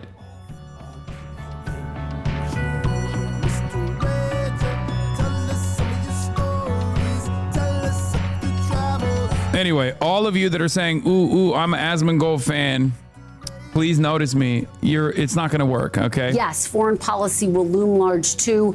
Will President Trump give any insight into his thinking on Iran and whether he plans to attack that country? And today marks the 4-year anniversary, Craig, of Russia's invasion into Ukraine, a grim milestone. The war has dragged on despite the president's vow to end it. Look, I'm also told he will focus on the fact that this year marks America's 250th birthday, so expect a hopeful tone as well. One senior administration official telling me overnight the president is still putting the final touches on the speech in these final hours before he delivers it. Craig and Hoda. Well, Kristen, what do we expect to get from the Democrats? Yeah, Hoda, great question. All eyes are going to be on the Democrats as well. Some members planning to bring guests who highlight their key issues. Garrett just talked about that, from Epstein to survivors. Also, people who've been impacted by the president's immigration policies. Some Democrats are planning to boycott the speech altogether, so expect to see some empty seats in the chamber tonight. It is notable that Democratic leadership has urged members to maintain decorum in the chamber, and Democrats are facing their own headwinds heading into the midterms, heading into tonight. A recent poll showing more Americans trust President Trump to handle key issues than Democrats in Congress by a narrow margin, 33 to 31%. And you might recall last year, Democrats got criticized for appearing like their protests were in. Al Green was the GOAT for that, by the way. And I can't believe Democrats actually told him to quiet down. It was disgusting. Disarray. Will they look more unified tonight? I think that's a key question. And it's worth noting that this is the first time a president will deliver a State of the Union during a partial government shutdown. In this case, over Democrats' demands that ICE change its tactics. It is all setting the stage for a pivotal night. Hoda and Craig. All right. Kristen Welker. Kristen, thank you. We will see you again during tonight's special coverage of the State of the Union, 9 Eastern, 6 Pacific, here on NBC and NBC News Now as well. Hey, thanks for watching. And don't forget, you can.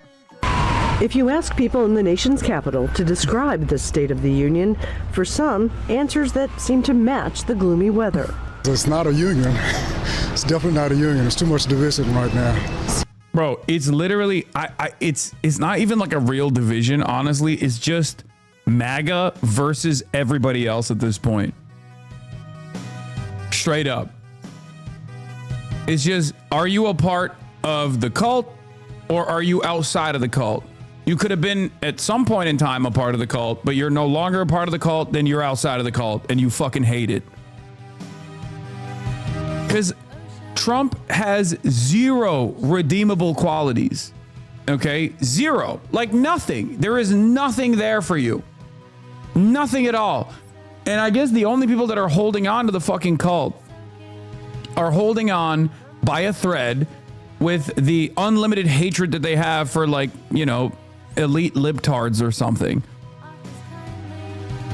MAGA got majority votes. What are you talking about? I don't know if you know this, but the election was, you know, in 2024.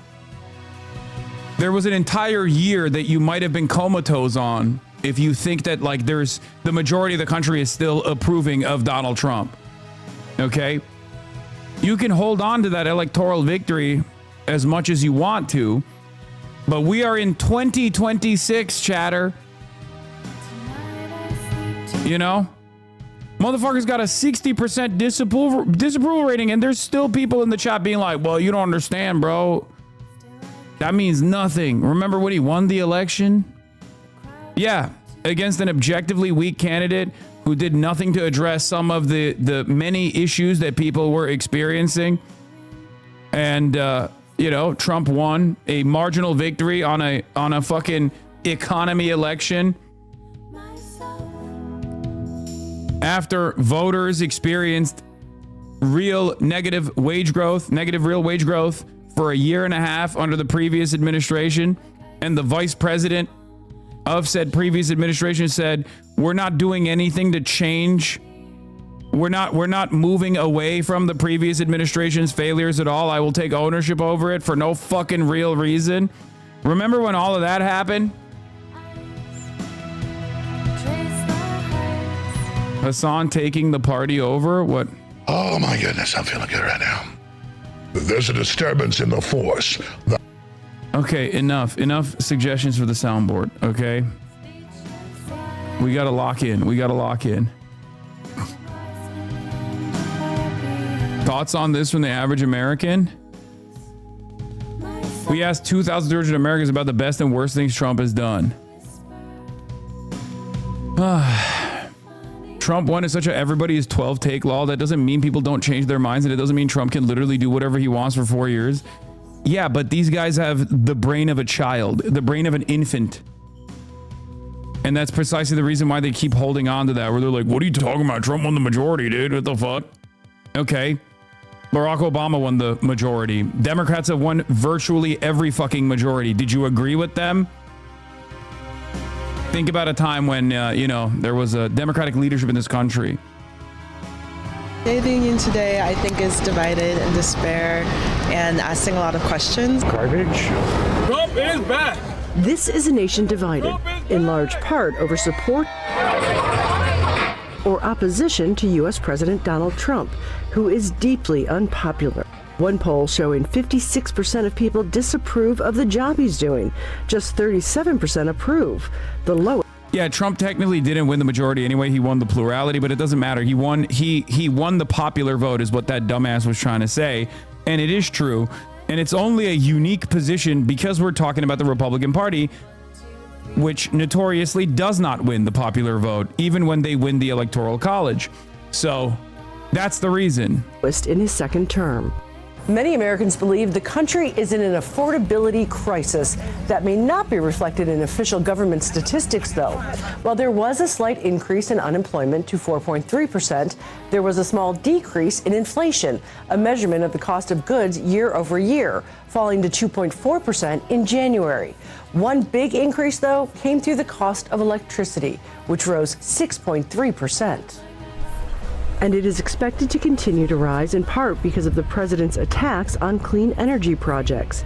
More than a year in, Trump has impacted the country in many unprecedented ways. With cutbacks and firings, there are now... Will he beat Bush's 25% approval? Yes. If he goes to war with Iran? Yes, 100%. The first Iranian missile that is able to penetrate the hull of one of these naval assets that we have surrounding Iran will cause Donald Trump's already shitty approval rating to crater. Okay? You send back you send back naval active duty service members in coffins and it's fucking over. Draped with the American flag. One snapshot of that and Donald Trump's approval rating even further craters. Okay? Won't it be the opposite? Like everyone will want war then, surely? No, I don't think so. Because I think a lot of people are already very frustrated with Donald Trump running as the anti-war. Like there are people in Trump's orbit, in Trump's base that are looking at the situation like, why are we doing war with Iran? Like, I don't really fuck with this at all. We're living in a world that is a post-Iraq, post-global war on terror failure, where the post-global war on terror failure is apparent. Okay? People already know it took us 20 years and blowing up Afghanistan for that to be seen as an abject failure. If Donald Trump gets into a long-term military entanglement, it's not going to be positive. Almost 300,000 fewer federal workers. And he's canceled tens of billions of dollars in funding for research and international aid, passed a tax cut bill that is expected to cost more than 15 million Americans their health insurance. The fight over that led to the longest government shutdown in history. We want peace! He sent National Guard troops into cities and launched a massive immigration crackdown across the country, including in Minneapolis, Minnesota, where federal agents shot and killed 2 American protesters. The government says it deported 675,000 people in 2025. He's used the country's war on drugs as a reason to shoot alleged drug boats in the Caribbean, killing more than 100 people, and for a raid that captured Venezuelan President Nicolas Maduro. In all, he's ordered military strikes on 7 different countries. Also, look at the opposition, dog. Look at the opposition. U.S. Senate Minority Leader Chuck Schumer says after briefing on Iran that this is serious and the the Trump administration needs to make its case to the American people. We're fucked. We're fucked. We are utterly fucked. Serious? We are completely fucked.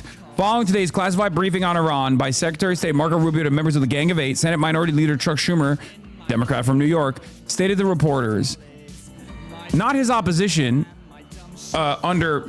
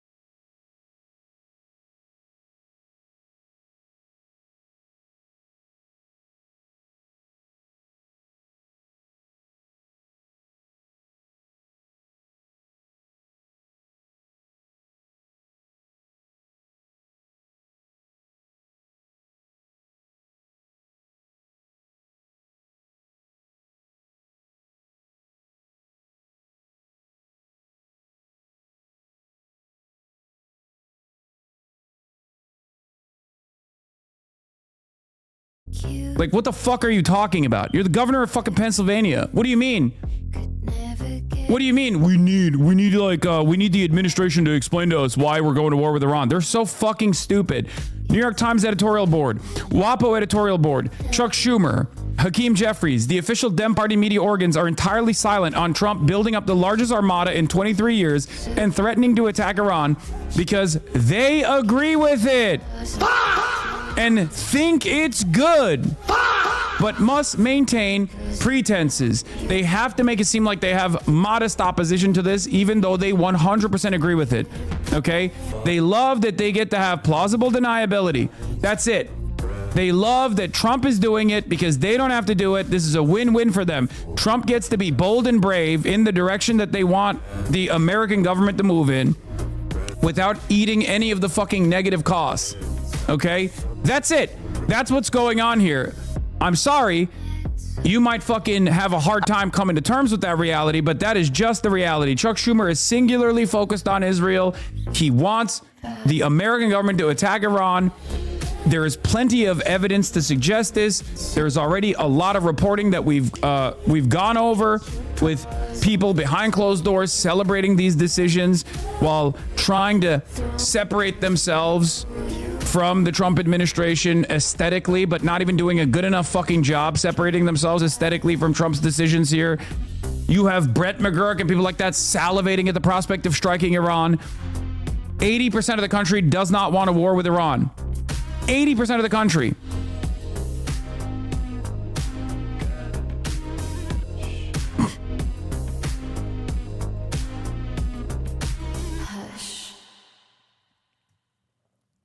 It's fucking ridiculous, man. I feel like Trump's Joint Chief of Staff chair, General Raisin Kane, has better opposition against striking Iran than Chuck Schumer does. It's fucking insane. It's insane. How can you look at the situation and not realize, first of all, foreign policy has domestic consequences? I know many Americans don't understand that. I know many Americans have a hard time coming to terms with that reality. But it is upon our electeds to make that argument, to make Americans understand, especially at a time like right now when this is an objectively unpopular decision that is going to lead to chaos. Okay? Now, as President Trump prepares to address Congress and the nation, he will attempt to convince them that everything he's done, in his words, is making America great again. Patty Culhane, Al Jazeera, Washington. Don't miss out and get the full picture. We begin this hour with a look at President Trump's... So there you have it, folks. We have defeated our new enemy, Canada, on the ice and vanquished them to the penalty box of history. Now America can live in a golden era. Peace, prosperity.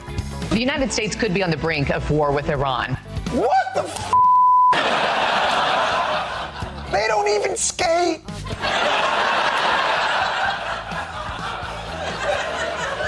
What possible conflict could we have with people in street shoes? Is this real? The drumbeat of a possible war with Iran growing louder. The largest assembly of U.S. forces in the Middle East that we've seen in years. One report is saying we are days away from strikes. Days away from war. Usually when we get in a war in the Middle East, there's a Marty Supreme level press rollout. Months and months of endless promotion, interviews, manufactured intelligence. They got weapons of mass destruction. Schwap!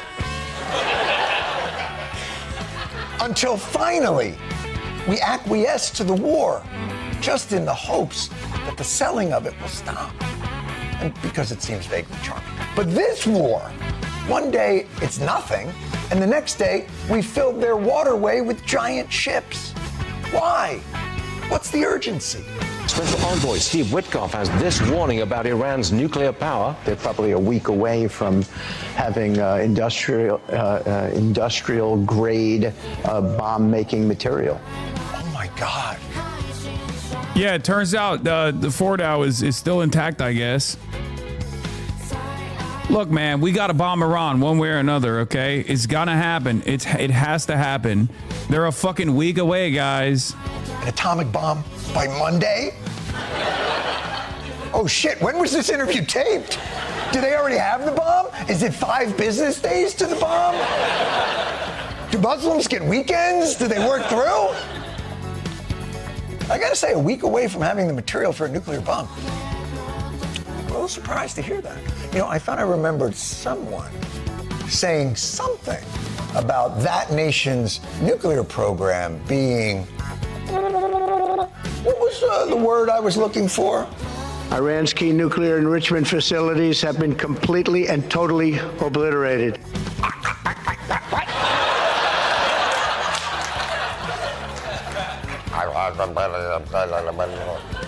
That's right. I remember Trump saying, we totally obliterated their nuclear program, and yelling at people who questioned it, which makes me wonder, how obliterated was it? It was obliterated like nobody's ever seen before.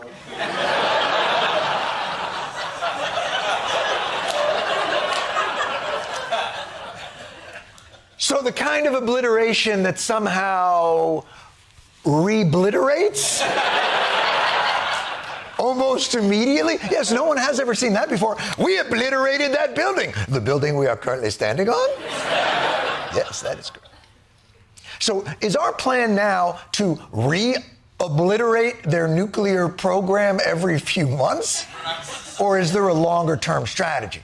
Taking the Armada to offshore Iran is to put pressure on Iran, first and foremost, to come to the table to negotiate around nuclear weapons. Oh, I see. The old carrot and stick. Our peace through strength will force Iran to make, let's call it, an Iran nuclear deal. Even WAPO journalists are mocking on Schumer. Democratic leaders' response to impending war with Iran. We'd love to hear more from the president on this topic. Yeah, it's objectively silly, okay? It is objectively ridiculous. Chuck Schumer is such a disgusting little creature that he can't even fucking openly say how he believes, what he believes in this moment, where he can't just be like, oh yeah, I think the president going to war with Iran is great, right? He can't. He has to make it seem like he has some opposition. And the only opposition line that he can place here is that the president is not revealing to the masses why war with Iran is actually a good thing. Get the fuck out of here, man. I need to, once again, remind everyone that going to war with Iran has 20% approval in the entire population, okay? 20% approval. There is not like more than 8 Democrats that aren't in fucking Congress that want to go to war with Iran. Within the Democratic Party, it has no approval. So why is Chuck Schumer's statement here indicative that he is actually sympathetic to the cause? He's just frustrated that Trump is not going through the standard process. He's not even saying you're not asking Congress for approval. He's literally just saying Trump needs to make a case. Okay, so you're going to be fine if Trump comes out of the State of the Union tonight and says, Iran has nukes. We have to nuke them first. Is that why? Will that convince the public? You are disgusting, Chuck Schumer. Fucking resign.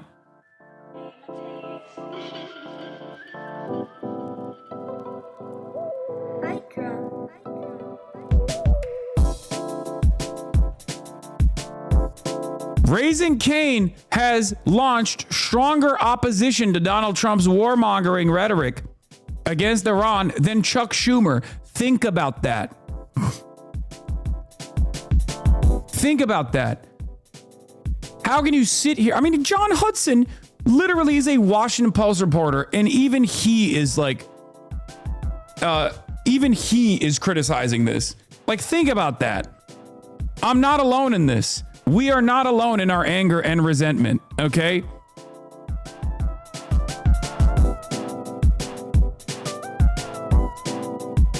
Chuck went in and got the war plans with Iran from Marco Rubio alongside the Gang of Eight, and he turned around and this was his only message. Like, it's unacceptable, man. I think I remember that phrase from when we made a nuclear deal with Iran. Whatever happened to that? I am announcing today that the United States will withdraw from the Iran nuclear deal. Oh, right. Trump obliterated it.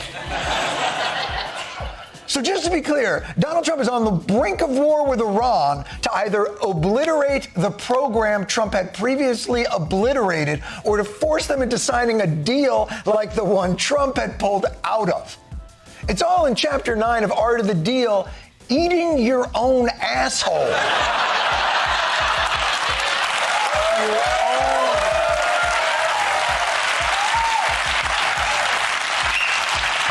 USA.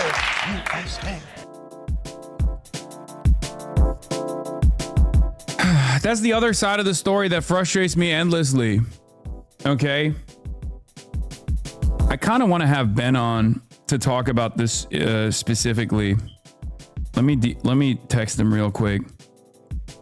Would you be down to come on and talk about Iran at some point?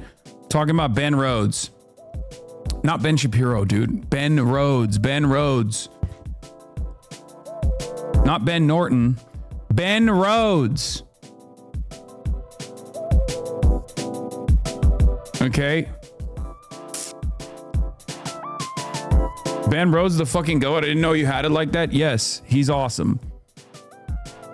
Obama administration's very own Ben Rhodes. Also known to Israel as Ben Hamas Rhodes. Okay.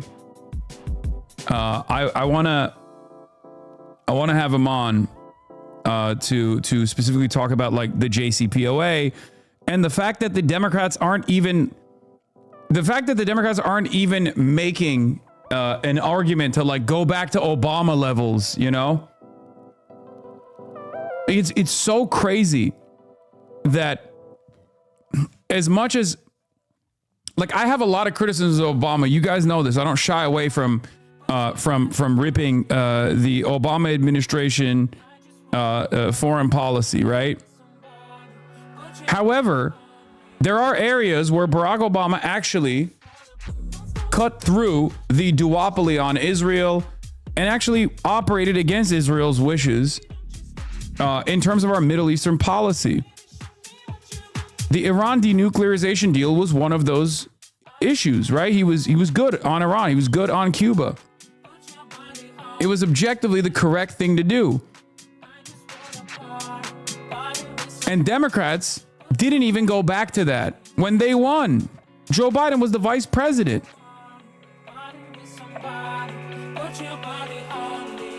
Joe Biden was Obama's vice president. Joe Biden won the presidency. Joe Obama won the presidency and he didn't even fucking return to JCPOA. It's fucking crazy. It blows my mind. Like, I'm not talking about like my own personal convictions or my own personal opinion on nuclear sovereignty by way of nuclear arms is not even relevant in this conversation, right? I'm having a conversation specifically about like urging the Democrats to move in a direction where we have better foreign policy outcomes.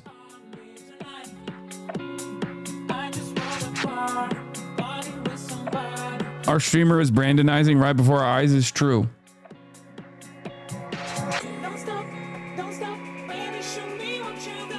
Anyway, here's some good signs that a war with Iran will be devastating for America and Israel. Breaking: Israeli intelligence conclude that even with the imminent arrival of the USS Gerald R. Ford, once they get done with the poop problem, because they have a poop gate issue with USS Gerald R. Ford. If you remember, $13 billion aircraft carrier, and there are massive issues with the plumbing.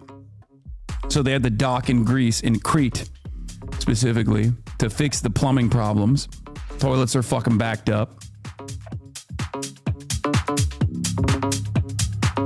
And yet, the problems don't end there. Even with USS Gerald R. Ford, the United States can sustain only 4 to 5 days of intense aerial strikes, or about a week of lower intensity operations, an Israeli intelligence official has told the Financial Times. The Washington Post separately reported that Joint Chiefs of Staff Chairman General Dan Kane warned President Trump and senior officials last week that the U.S. munitions stockpiles have been significantly depleted due to the ongoing defense commitments of Israel and Ukraine, leaving shortfalls in critical missiles and interceptors that could complicate and lengthen any major campaign. Kane also raised concerns about the operational complexity and limited backing from regional allies, according to reporting from WAPO, Wall Street Journal, and Axios. Some reports say the sailors are clogging the systems purposely due to bad morale, but I don't know if that's real. I can totally see that. Have criticism about a war criminal whitewashing a clog. If you can't understand that I have two different modes when I'm talking about American foreign policy, one which is my own personal vision, and one which is like what the Americans could do right now and are not doing, you're a baby and you will never understand what I'm doing here, okay? Shut the fuck up. Please. I'm sorry that it doesn't... I'm sorry that my commentary doesn't reach your standard, okay? When we're talking about like what the Democrats that are currently in office could be doing.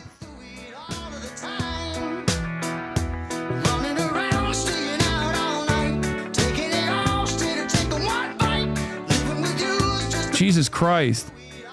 Do I have to wear a hat that says like, you know, liberal when I'm doing that kind of commentary, as opposed to like a hat that you know, says communist? When I'm talking about what my actual personal convictions look like? Is that what you need? Do you need for me to spell it out for you? Are you that fucking stupid you can't comprehend that what is permissible with the current makeup of Congress that we have at our disposal versus what I think should happen are two entirely separate realities, pretty much. Makes me feel like do say we'll be together. It's so fucking stupid.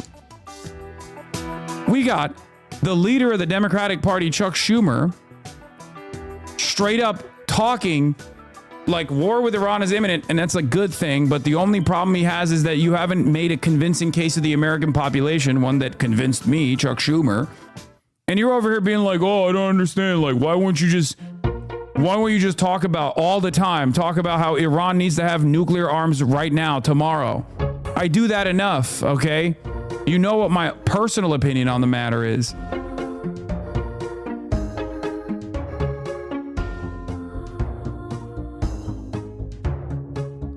Few Americans support U.S. military action against Iran, but a majority think it's likely. About half of Americans somewhat or strongly oppose the U.S. using military force to attack Iran. About 1/4 support such an attack. 27% of Americans support an attack on Iran. 27%. The majority of Republicans support it, 58%, which is very low for Republican support, for the record. Majorities of Democrats at 76%. And independents at 54% oppose it.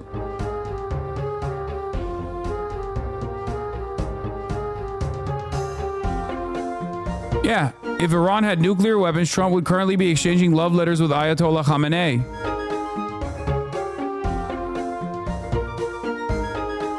If Iran had nuclear weapons, you wouldn't have tens of thousands of active duty service members at risk of being fucking lasered out of existence right now by Iranian ballistic missiles, by Iranian hypersonic missiles.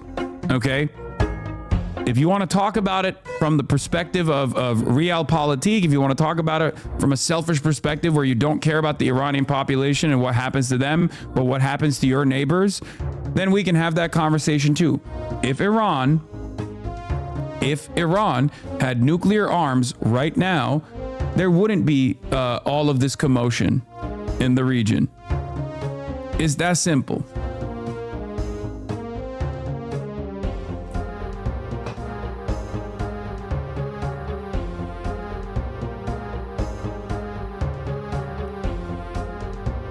We need more pooping sailors to sabotage the Navy? Yeah.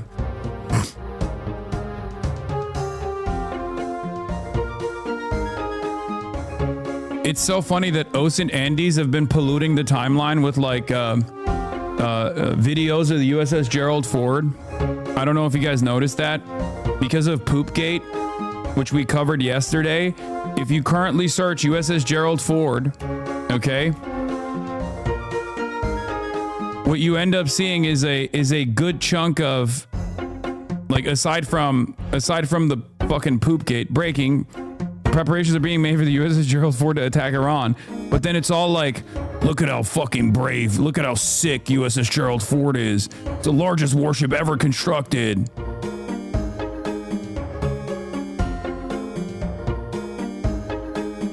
Please.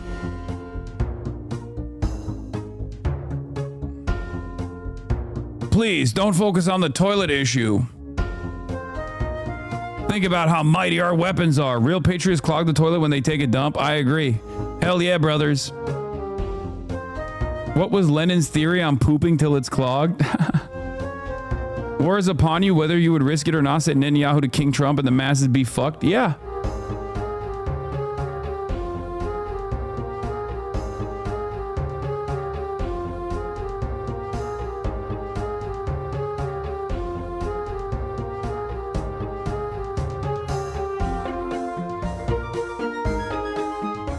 Our poor soldiers are going to die with full bowels. So you're saying Trump was right all along about the water pressure in the White House? I mean, he should have been focusing on the water pressure in the fucking USS Gerald Ford, it seems. You know? If only the soundboard had a wet fart sound to accompany your commentary on this. I mean, I got it. Anytime I say USS Gerald Ford, I'm gonna bring this soundboard, bring this sound up. Good grief. The carrier USS Ford was already the most expensive ship ever built by the Navy. It is stacked with new technology and many of the systems had not been proven in the field, which drove up the cost and delayed its delivery to the Navy. Borrowing the sewage system from commercial cruise ships may have been a mistake, said Brian Clark with the Hudson Institute.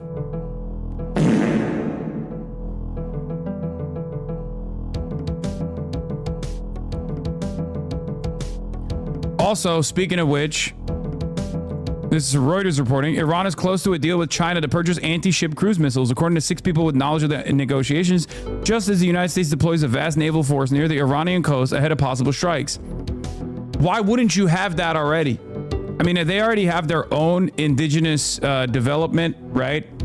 Iran, well, not, I mean, Iran is pretty solid and pretty reliable in terms of like having low-cost munitions. However, it wouldn't hurt to get some Chinese weapons in there if they want to defend themselves. They are YJ-12 missile. You can search for it. No, I know they have different missile systems, but you know,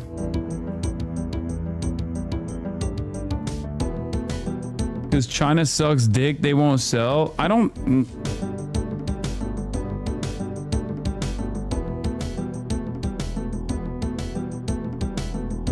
Mike looked into the claims today. They are dubious at best and just likely China bad fear mongering.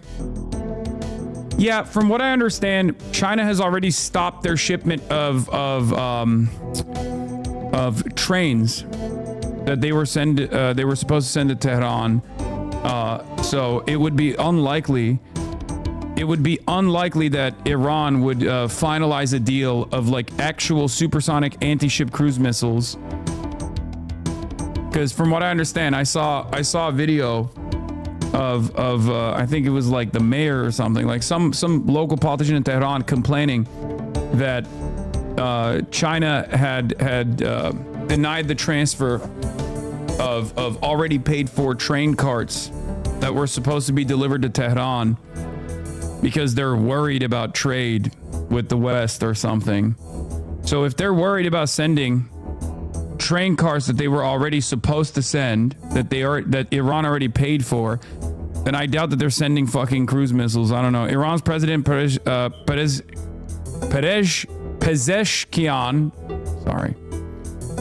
was warmly received in China, given prominence in meetings and invited to the Victory Day parade. Unlike other Chinese regional partners, he toured high-speed trains at key sites, but that doesn't mean anything right now. We will never know. We will never know until we see it in action.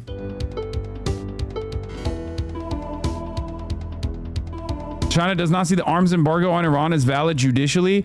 No, I'm not talking about that. I'm saying that if they're not even sending fucking goods that they had goods that they had already paid for, then why would they fucking send additional arms to Iran? If China is worried, if China is fucking worried about sending trains to Tehran, why the fuck would they send weapons to Iran? I don't know. This is a response to the $40 billion procurement bill that just got passed in Taiwan province yesterday. You arm our territory, we arm your Israeli master's nemesis. Okay, Top G is back. Chinese academic Victor Gao just sent a warning shot to the world after reports Iran is nearing a deal to buy supersonic anti-ship missiles from China. Is this relevant or recent? Reuters has just reported, and I guess it is recent, yeah. What they're reporting is that Iran is very close to a deal with China to purchase anti-ship cruise missiles. This, of course, is just as the United States is getting ready to deploy Victor Goat, a vast naval force, or already has, to the Iranian coast ahead of a possible attack on Iran. It's a little off topic, but Victor, would you comment on this for us? Because we're talking about Chinese, they're called CM-302 missiles, described as supersonic missiles. They have a range of about 300,000 kilometers. They're designed to evade shipborne defenses they go really low down to almost the surface of the water and then can rise again. Did I say some 300? Yes, kilometers.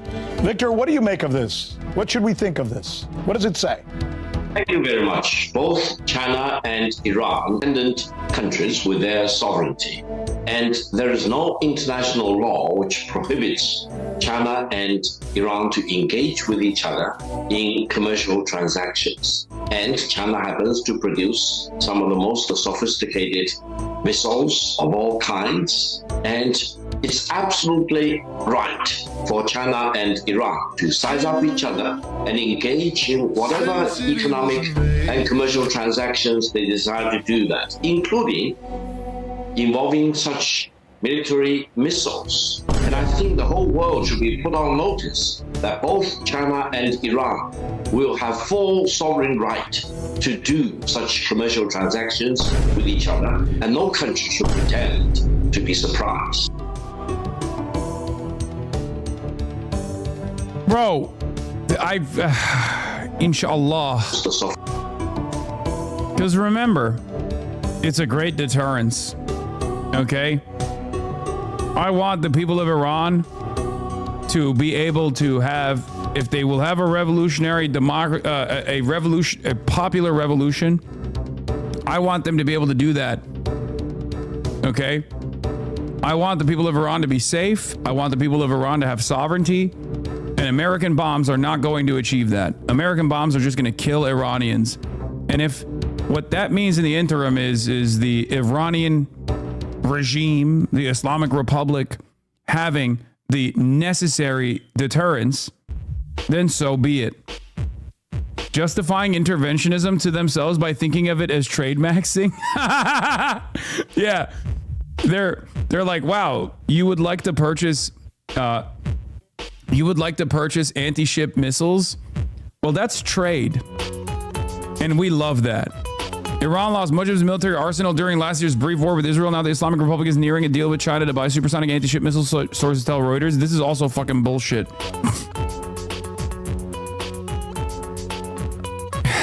Pound for pound, the Iranian missile stockpile, in my opinion, is one, much cheaper and much faster, much more efficient to procure. And their missile stockpile was nowhere near as depleted as the Israeli one. Okay?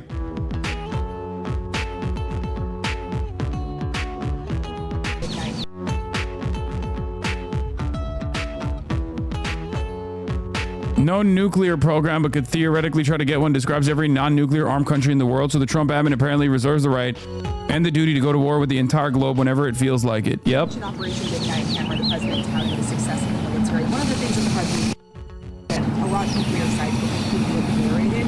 We heard from Steve Witkoff just a few days ago also saying that Iran was maybe just a week away from getting access to bomb-making material. How would they square those two statements? What exactly happened here? Were they strikes just not as effective, or were they built more quickly than the administration had hoped? No, the president's initial statement, and the president reiterated that True Social, that Operation Midnight Hammer was an overwhelmingly successful mission that did, in fact, obliterate Iran's nuclear facilities. That is not just verified by the President of the United States, but also the International Atomic Energy Commission as well. That does not mean that Iran may never try again to establish a nuclear program that could directly threaten the United States and our allies abroad, and that's what the President wants to ensure can never happen again. And just one more note, but with respect. Are you going to cover the State of the Union address? No.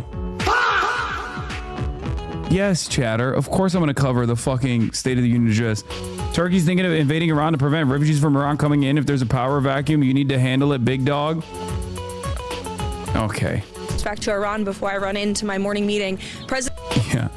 What are they going to do? Fucking... They're gonna what? Send the troops over to the Iranian border so they could kill the Kurds? That's the one speed that the Turkish government has. Let's be real.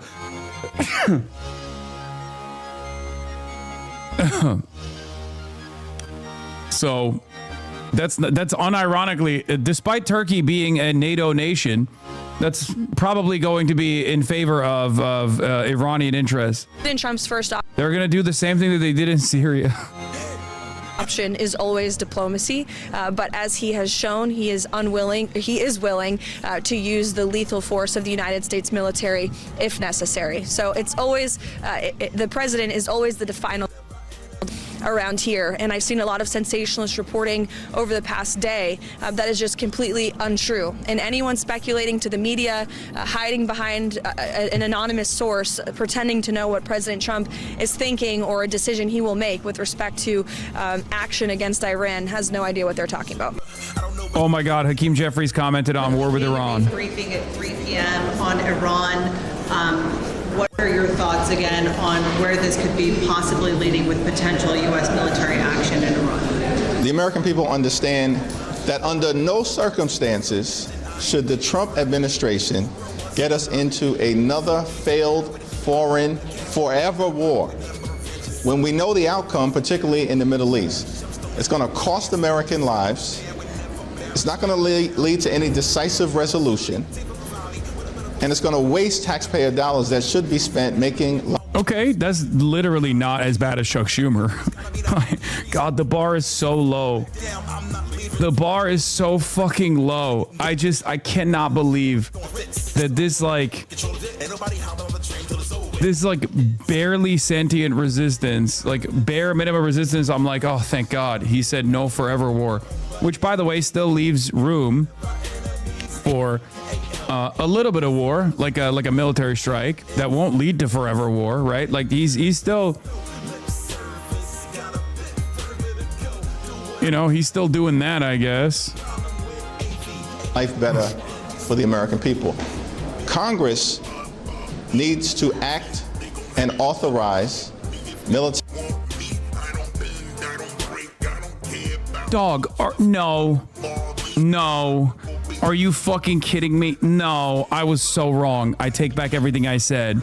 God damn it, I'm so stupid. I should have just let the fucking clip end. Congress needs to act and authorize military force before any military action is taken by Donald Trump and his administration. We'll make that point very clearly in the Gang of Eight briefing that's going to take place in about 30 minutes. And we'll continue. Oh, this is before the Gang of Eight briefing. So after the Gang of Eight briefing, he's going to be like, what is he going to say after? Because Chuck Schumer, we heard, had a take after the Gang of Eight briefing. Check my logs. I'm a dumbass. Thank God he didn't say Trump has to ask me for permission first. Yeah.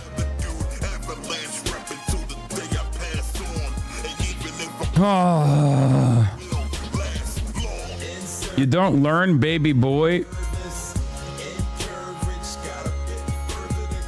President Trump's lunch with network anchors. The White House, or I'm just leaving now. The president did a lunch with network news anchors and offered a bit of a preview of his speech. One notable thing, we did talk about Iran. He said that Iran wants a deal more than I do, but they just can't say the magic words, which he said was that they won't build a bomb. The president said he's going to talk a lot about the economy, and he's going to call for new tax cuts tonight, and he's going to say that the next 3 years in America will be the best years economically that we've ever had, and he's going to say, or he told us, it's already begun. So that's here at the White House, just leaving lunch with the president. Fucking, everything sucks, dude. Democracy.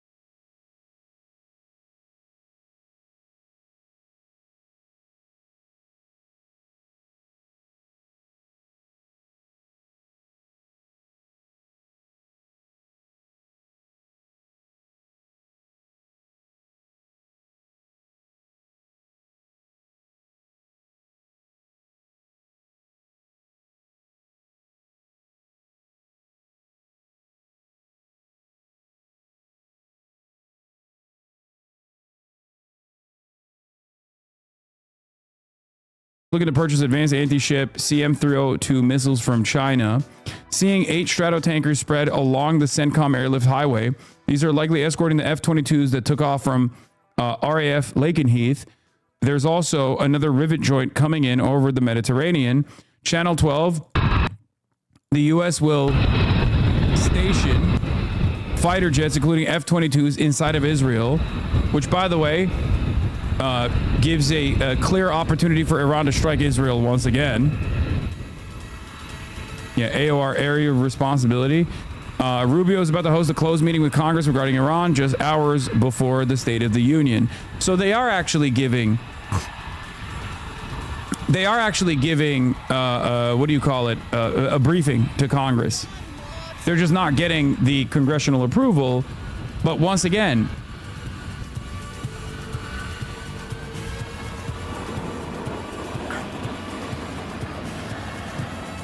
So no gaming with Adapt tomorrow? No, I will be gaming with Adapt, hopefully, if we don't strike Iran tomorrow.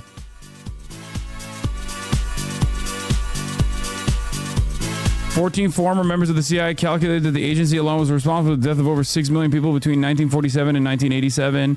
David Michael Smith put the total number of deaths for which the U.S. is responsible at 54 million between 1945 and 2020.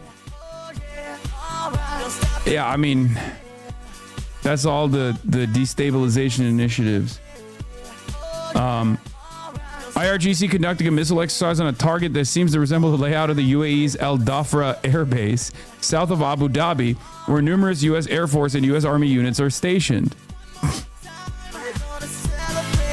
The ground force of the IRGC of today conducted a missile simulation exercise using tactical ballistic missiles. The target site bears a striking resemblance to a section of the Al Dhafra Air Base in the UAE. Given the range of missiles at the disposal of the IRGC ground forces, they would either have to launch from Iranian islands or have extended their range. A vast, dense, and soft target.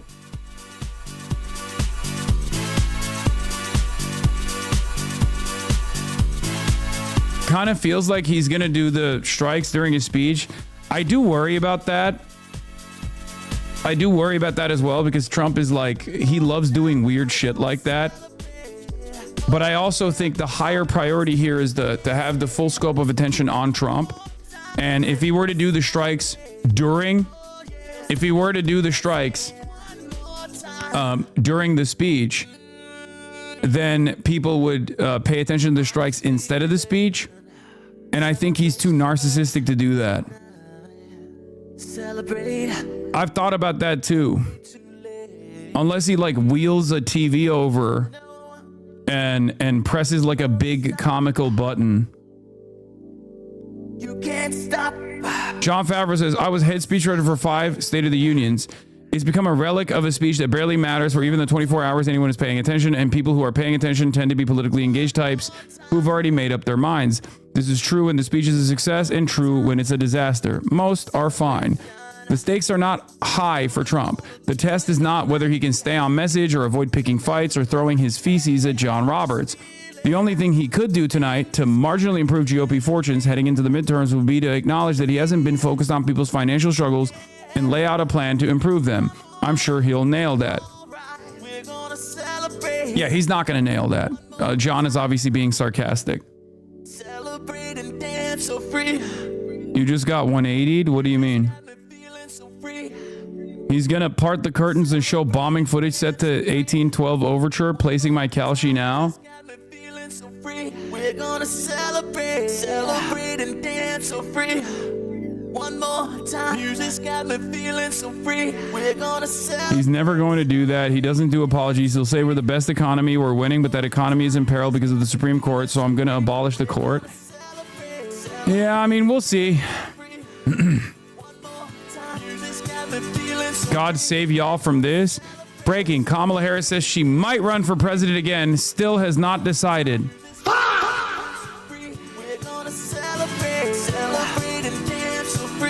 Oh my God.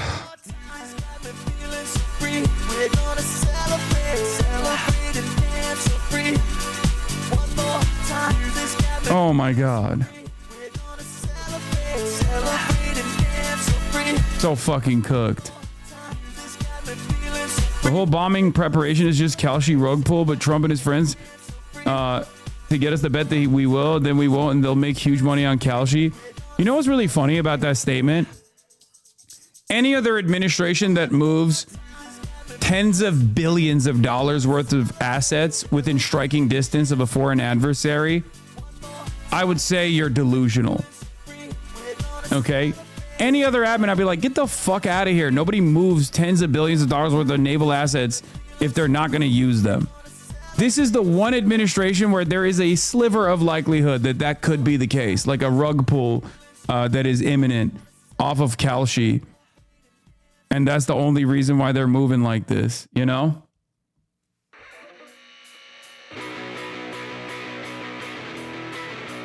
Clip of her saying, I might. Okay. Oh, this is it? Will you run again? I haven't decided. You're still thinking about it? I might. Mm-hmm. Yeah. is getting more and more likely that he will announce the strike during State of the Union. Estimates in the Israeli security establishment indicate that the attack on Iran is a done deal and finalized and will take place very soon. Channel 12. He can't do it during State of the Union because it's at nighttime in America, which is like dead ass in the middle of the fucking day in Iran. That would be totally insane. I mean, they've done insane shit over and over again, but like, I do feel like there are at least some sane and reasonable people within the ranks that would be like, we can't fucking do it. Like, we can't do it. We have to wait till nighttime. I'm not making a prediction. I'm not making a prediction. Bro, stop making predictions. It's not a prediction. Nothing I say about Donald Trump attacking Iran.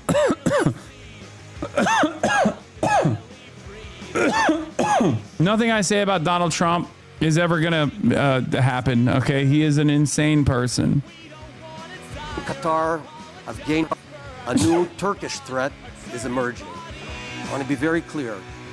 Turkey and Qatar have gained influence in Syria, are seeking influence elsewhere and everywhere throughout the region. And from here, I warn, Turkey is the new Iran.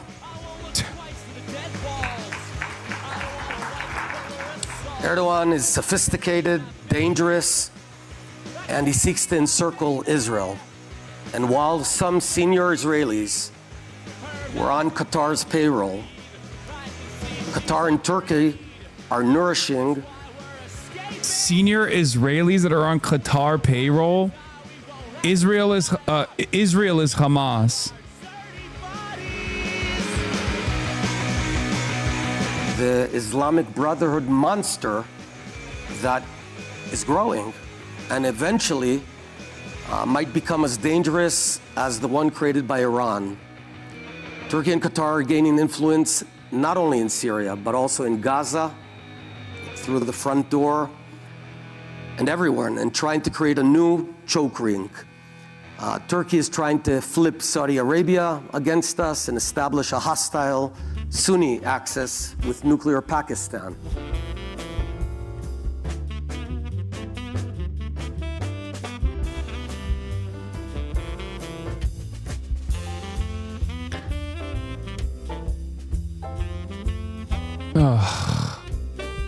Them leaders are trying to block the war powers? No.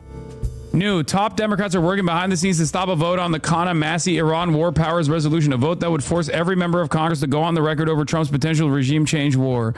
Shut the fuck up. This is from Ida Chavez, formerly of The Intercept. A very trustworthy reporter. Oh my God.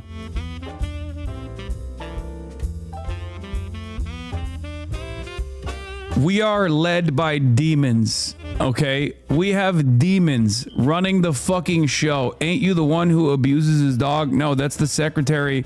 That's the secretary of the Department of Homeland Security. Her name is Kirsty Noem, and she didn't just abuse her dog. She actually killed her puppy and then dumped the puppy's body in a landfill, and then also killed a goat as well. Sorry.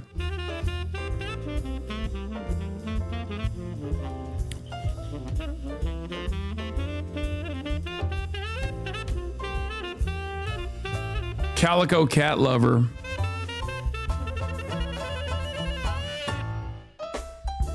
But don't you know there's a meaningful difference between Democrats and Republicans? Are you feeling that right now? It's very hard for me to feel that meaningful difference between Democrats and Republicans in moments like this. You know? For all the nuanced understanders and enjoyers, it is very interesting to me.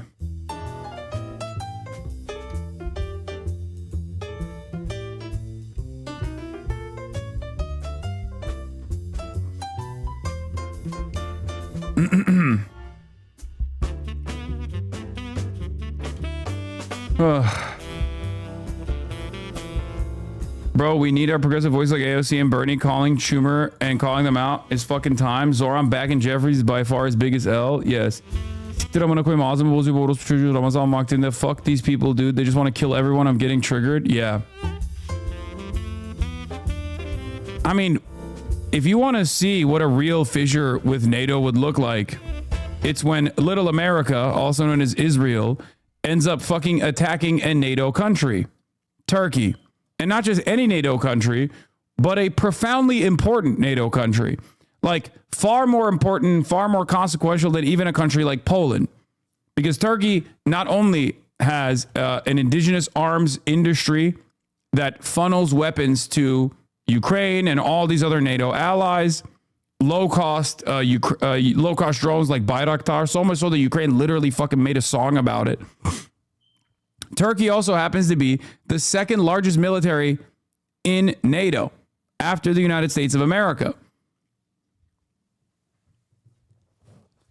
This isn't me like glazing Turkey or being pro Erdogan. This is just me stating facts.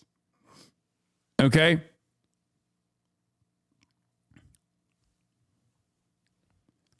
As far as like any sort of initiative against Turkey would be an initiative against NATO and also the United States of America. Israel has taken plenty of initiatives against the United States of America, sometimes covertly, other times in the case of Joe Biden, overtly. Having said that, this probably would be a bridge too far. This would be a turning point in that entire relationship.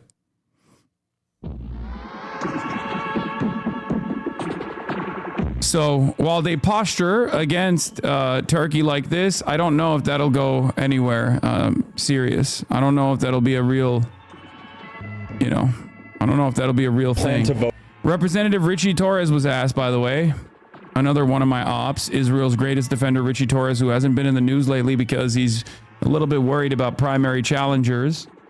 Congressman, how do you plan to vote on the War Powers Resolution, Kana and Massey's War Powers Resolution? You don't... What publication is this? Drop Site News. I don't recognize Drop Site News, sorry. You don't recognize the name, or you don't recognize the legitimacy? I'm not familiar with it. Not familiar? No comment on the war in Iran, the appending war? I have no idea who you are. All right.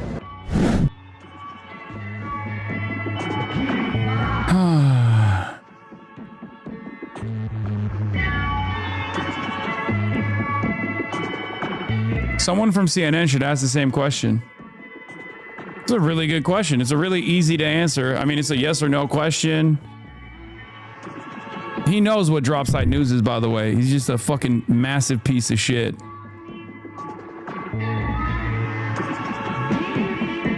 Our rulers hate us? Yes, they despise you. They hate you.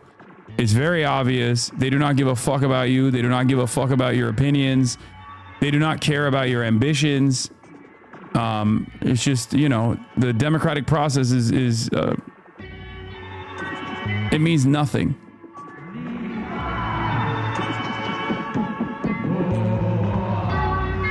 How dare that little bitch who omega all our boys at Drop Site? Yeah.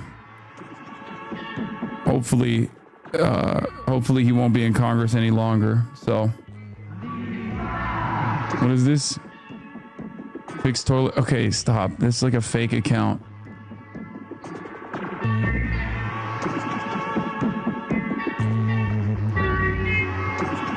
Anyway, that's what we got on the Iran side of things for the time being. There was also a high-stakes Pentagon meeting today. Sec Hegseth gave Anthropic head Dario Amodei ultimatum to allow Pentagon to use Anthropic's AI model for mass domestic surveillance and kinetic autonomous operations without human oversight or face censure and be labeled a supply chain threat. According to source familiar, the meeting was cordial, not a dressing down, not a screaming match, all business. Hegseth praised the Anthropic product, but then said if by Friday Anthropic does not agree to the Pentagon's use of the model without restrictions, then Hegseth would terminate the contract and use the Defense Production Act to force Anthropic to comply and or designate Anthropic a supply chain threat and a national security risk. Edit. Both are mutually exclusive. You can't be a supply chain risk, but also invoke the DPA to say the country needs this product so much for national security that it will override any restrictions put in place by the company that limits government access to the product. Both cannot be true. At issue is Anthropic's two stipulations that its advanced AI model currently used in the Pentagon's classified systems is not used for autonomous kinetic operations. We looked at what Israel was using in Gaza with the Lavender program and decided we need our own.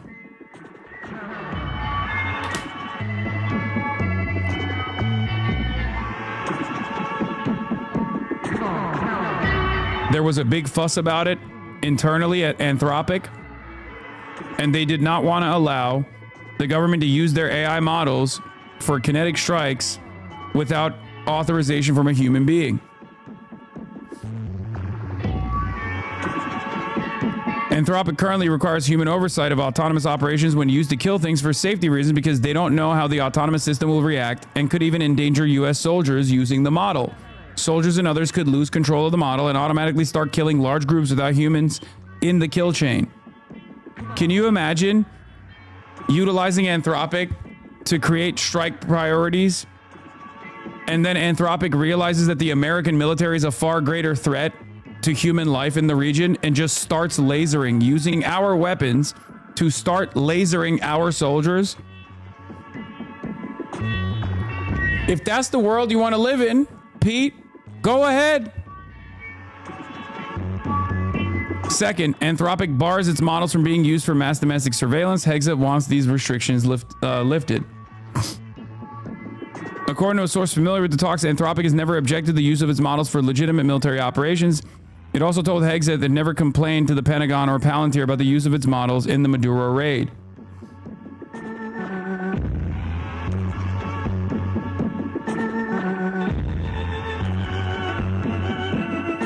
Yeah.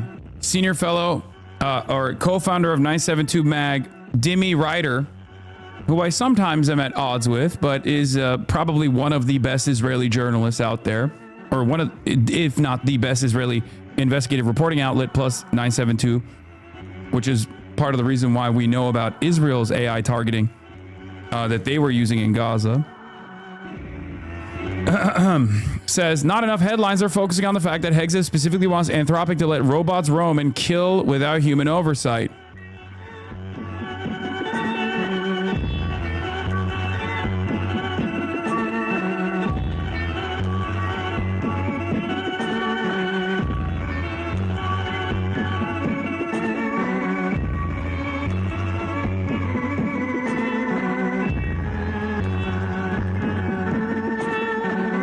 We learn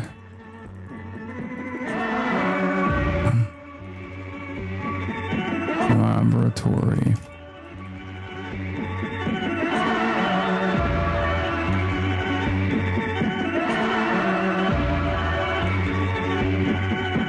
This should be alarming to all. Yeah, good luck.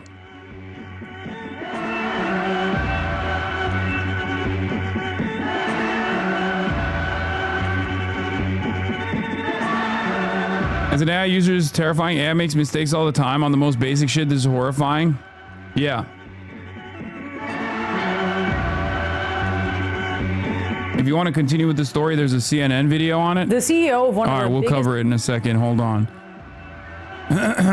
Ominous words from Senator Schumer after the Gang of Eight briefing on Iran. Yeah, I already covered that. All right, here, Leah, let's look at Hegseth's arguments. in the world is meeting with Defense Secretary Pete Hegseth today as the Pentagon threatens to essentially blacklist that company, Anthropic, from lucrative government contracts if the AI company doesn't lift its restrictions on how the military can use its technology. The Pentagon has a $200 million contract with Anthropic. And a source tells CNN that the company has concerns over two issues: AI-controlled weapons and mass domestic surveillance of American citizens. Let's talk about this with Jacob Ward. He is a technology journalist and host of the Rip Current podcast. He's also the author of the book, The Loop: How AI is Creating a World Without Choices and How to Fight Back. Jacob, the Pentagon here wants this company, Anthropic, to lift its restrictions for how the military uses its model. They want it to be able to be used for what's they're calling all lawful use. What are Anthropic's concerns with that? Well, Brianna, this is a very unusual situation in my experience, because typically when government use of technology begins, that means that new restraints are going to be put onto that company. The companies traditionally just pull toward greater and greater capabilities, and the assumption is that the government and democracy will somehow dampen down the dangers here. What Anthropic is discovering is that they don't live in that world anymore. Suddenly they're dealing with a Defense Department that wants to be able to use their technology for whatever they want.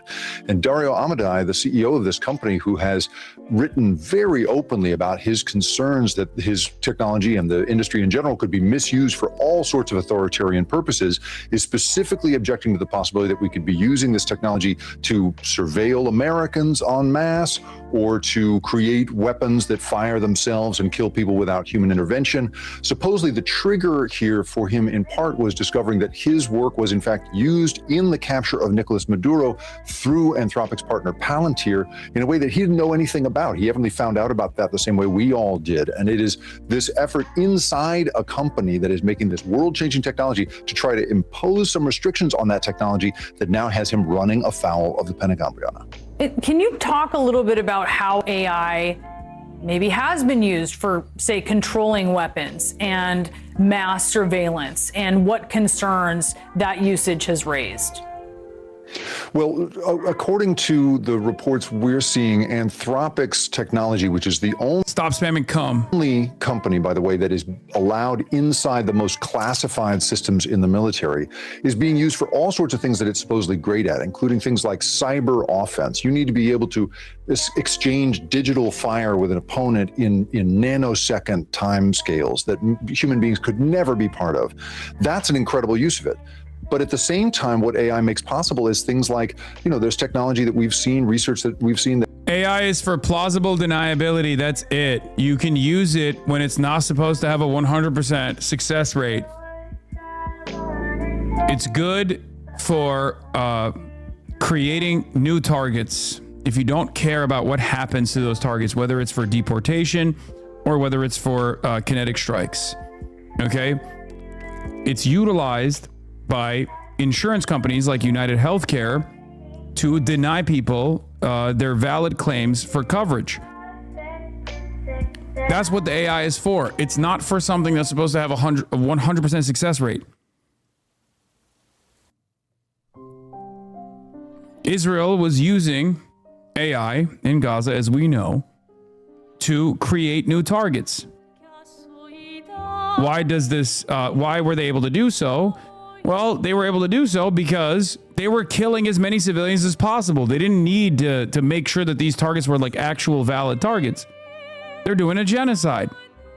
That could turn a Wi-Fi router into an essentially a radar inside a home that could tell you exactly where somebody was at any given time. It is the pattern recognition power of AI, something that a team of people, in a vast building, or a bunch of people with headphones on in a van could never imagine. As a surveillance technology, it is incredible. In fact, it's so incredible that Dario Amodei actually wrote recently, he said here, powerful AI looking across billions of conversations from millions of people could gauge public sentiment, detect pockets of disloyalty forming, and stamp them out before they grow. That's the kind of concern that Amodei has here.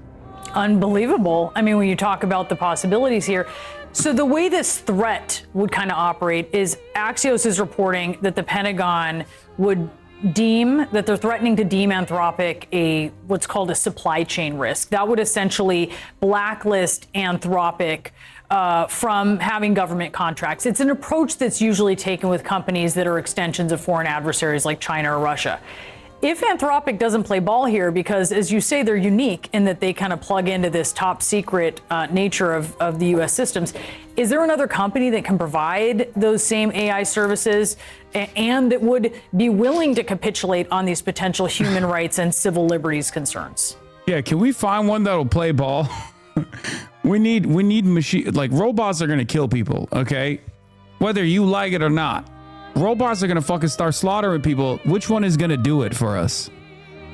Well, according to the reporting that we're seeing right now, Anthropic is the one that they want to use. And one defense official told Axios that the reason we are talking to these guys is because they are so good. That is the problem that the Defense Department is facing. But while you say, Anthropic is unique, it's not entirely unique, and it has some very close competitors. You have Google, you have Meta, and you have... You're too simple-minded. You don't understand that technology advances and we have to submit. We have to build a torment nexus or else our competitors will. Yeah, no, I get it. My mistake, big dog. I was wrong. Someone's got to build the fucking torture orphan annihilator machine, you know? And that someone's going to be us, obviously. Have XAI, which is Elon Musk's company, all of them have, are in line for this possible contract.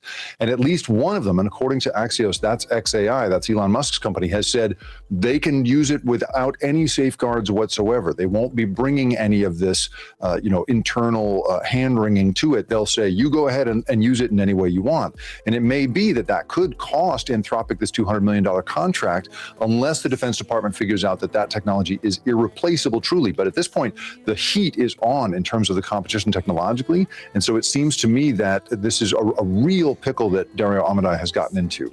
You are worried about the use of your technology. You're trying to impose what you consider some ethical constraints on it. And that suddenly could cost you a $200 million contract. This is that thing where, the rubber meets the road when you try to be an ethical business leader. In the end, we're talking here just broadly here, Brianna, about who controls AI and under what terms are they going to? All of these stories are basically one big story about the future of this technology and who is going to control it. And I think what could happen next is you could see somebody with fewer scruples, fewer ethical qualms, stepping up to the mic and saying, I'm going to go ahead and give you whatever you need here. New reporting from Axios details just how tense this meeting actually could be, with one defense official saying Anthropic knows this is not a get-to-know-you meeting. This is not a friendly meeting. This is a shit or get off the pot meeting. What led to this moment? Reporting by Axios that the Pentagon is threatening to cut ties with and cut off Anthropic. The company, if the company continues to say that the military should not use their AI for mass surveillance or fully autonomous weapons. The top Democrat on the House Science and Tech Committee was just on the show. Here's her take. Anthropic is trying to do the right thing, so far as I can tell, and put their own guardrails in. Well, it turns out, no, that's not the case, because they're literally telling Pete Hegseth that they had no, that they actually never complained to Palantir about their tools being utilized for mass surveillance on domestic ICE occupation operations. Even in the absence of legislation. After Claude helped them with Maduro, they can't use anything else. Crazy the U.S. government got hooked after a free trial. I think, as best I can tell, the Pentagon is trying to talk Anthropic out of doing the responsible thing.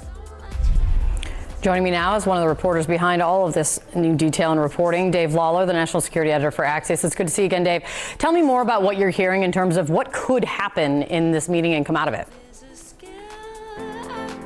Sure. So the Pentagon is saying it is unacceptable for Anthropic to put any limitations on how they use their model. They're saying that if you're a contractor with the military, you give us your tool and we use it however we see fit. But Anthropic is saying we have some concerns. We have built our software with some safeguards in it around things, as you mentioned, like surveillance or developing weapons that fire without humans. We're not willing to drop those guardrails. The Pentagon is saying, if you won't play ball, if you won't come over to our way of thinking, we will cut off your contract. And there are a plethora of other penalties that we could apply, including this supply chain risk designation to Anthropic, to basically say that anyone who does business with the Pentagon cannot do business with Anthropic. So, a lot of brinksmanship leading up. Why do you think Anthropic is pushing back? They must see some kind of future legal risk in it, right? I think so.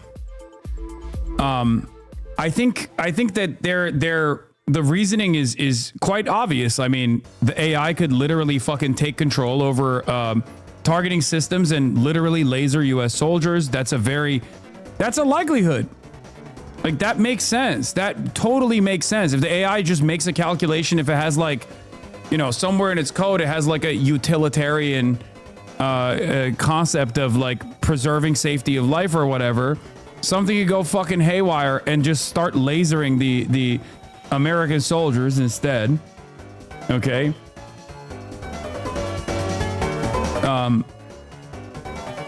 Then there's also the other side of the story, which is they could be held liable. They don't want to go to fucking Nuremberg and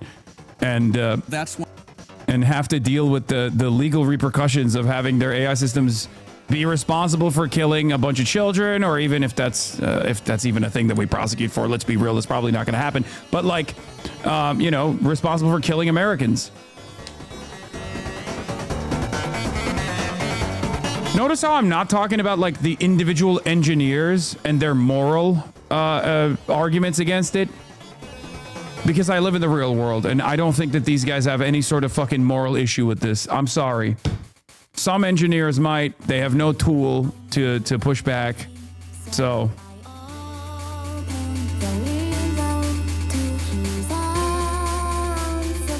U.S. Defense Secretary Pete Hegseth gave Anthropic CEO Dario Amodei until Friday to drop the company's restrictions on its advanced AI model Claude.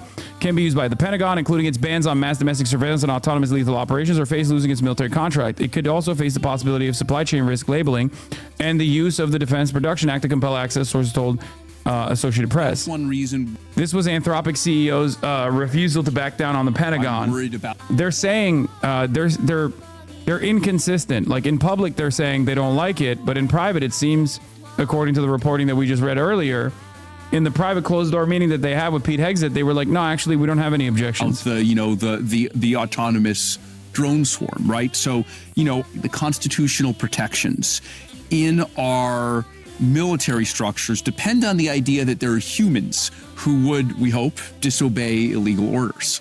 With fully autonomous weapons, we don't necessarily have those protections.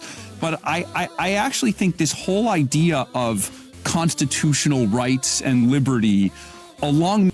Like, I know what it looks like. I know many people that are wonderful engineers that work on the defense side who are just like, who just want to build cool shit. And slowly but surely they move in that direction. Okay? They have no unions. They have no mechanism of pushback. Even if they have, no, and Murat doesn't work on this stuff, so I'm not talking about him. Okay? But there are plenty of people that just like went to college, really covering for your bro. No, he doesn't. Shut the fuck up. There are people in this chat who are engineers in similar companies. They have some of them obviously don't want to do this, but they internally don't have a mechanism of pushback at all. They don't have labor unions. And their bosses don't give a shit. Their bosses want to make these weapons because, that means they're going to get better contracts from the government, unlimited money from the government.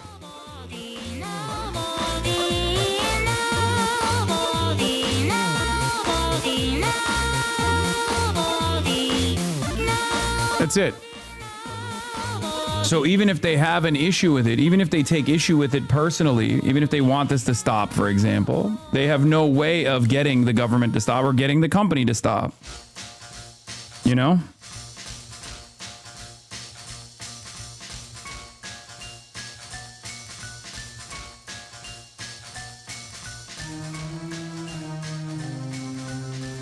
No one joins, no one goes into engineering because they're like, I can't wait to make fucking baby murder machines. Most people want to build rockets to go to space. And the only companies that are hiring to build rockets are building rockets to murder children. That's it. You'd be surprised. Okay, some of them do. Some of them are freaks. I don't know any of them.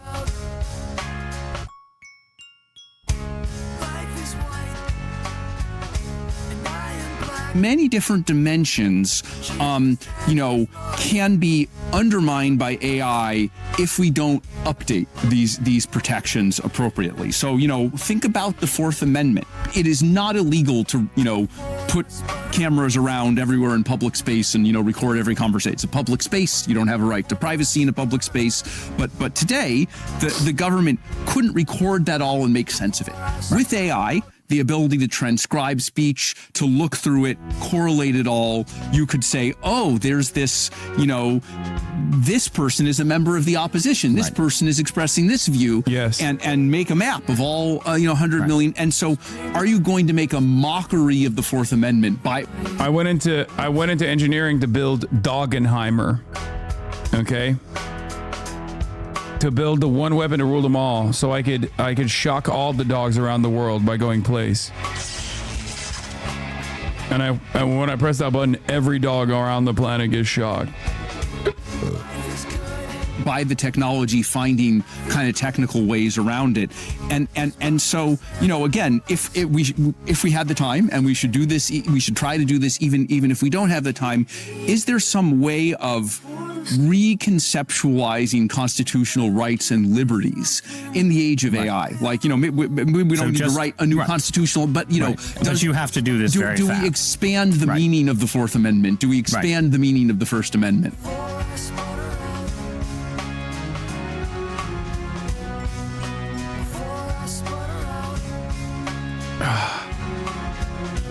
The squirrels, thank you. You're welcome. And I hope the cats also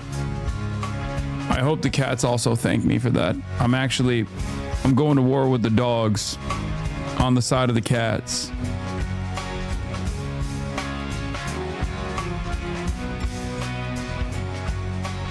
Anyway, all the stuff sucks.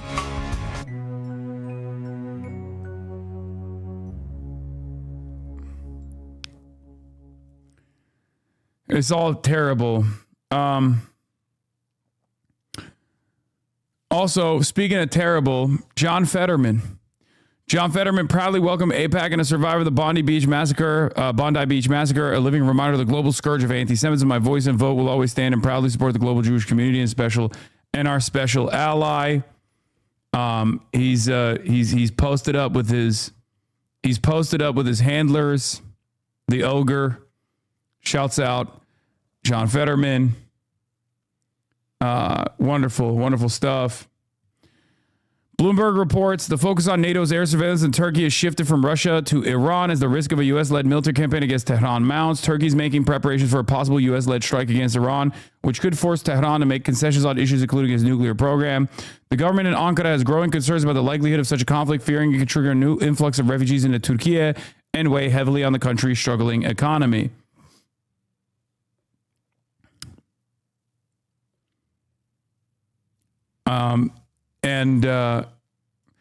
Turkey is preparing for a possible United States strike against Iran and is also considering entering Iranian territory in the event of a power vacuum that prevent refugees from crossing into Turkey, according to Bloomberg News. They'll most likely just go and fight the Kurdish militias there, which will probably be in support. Ironically enough, it will be in support of the Iranian government's goals of maintaining stability. Yalandılar oğlum, yalandılar. So yeah, that's the side of the. I think we've covered the Iran stuff sufficiently. There's a couple different things going on. One of the things that's happening is this Hunter College saga. But before I do that, I'm going to talk about the growing concerns. Many friends of mine have sent me this article from Jewish Insider that was posted by one of my ops, Josh Kraushar. Hell of a story by Matthew Cassell. Matthew Cassell is another op of mine, features reporter at Jewish Insider, Matthew Cassell. Okay. Jewish Democrats alarmed about whether their party will remain welcoming. To which Sammy Gold responded with, "You can't make a comparison. Are the Pod Save America guys giving friendly softball interviews to like Louis Farrakhan? If a Dem said anything an inch similar to what James Fishback says, they'd be forced to exile themselves into the hinterlands of politics forever." And it's really funny because the entire story, which is, I think Jewish Insider's primary mission at this point, is to just give whatever its remaining readership is, adult onset schizophrenia. Like, their literal goal is to make people hysterical. The remaining readership, which I assume is like 8 people, right? Sammy Gold also says, they buried the lead. What they're worried about is people questioning fundamental bedrock principles of Zionism. They want you hooked up 24/7 to an IV full of Hasbara. Many Jewish and pro-Israel Democrats say they've observed a distinct and troubling new shift in that debate as the range of politically acceptable opinions on Israel has strayed far outside the mainstream with little pushback from party leaders. I wonder why. Because the overwhelming majority of the population don't fuck with Israel no more. Sucks to fucking suck. Shouldn't have done a genocide in broad daylight. Shouldn't have done a live stream Holocaust for 2 years with your envoys in the West being some of the most repulsive, arrogant dipshits we've ever fucking encountered, with constant demands of censorship on U.S. soil. You know, those are the reasons why people are like, yeah, I don't fuck with Israel. Fuck this shit.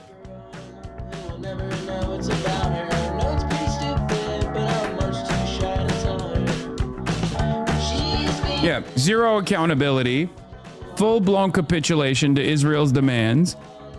And yeah, eventually, people are going to realize this is completely ridiculous. And we're there.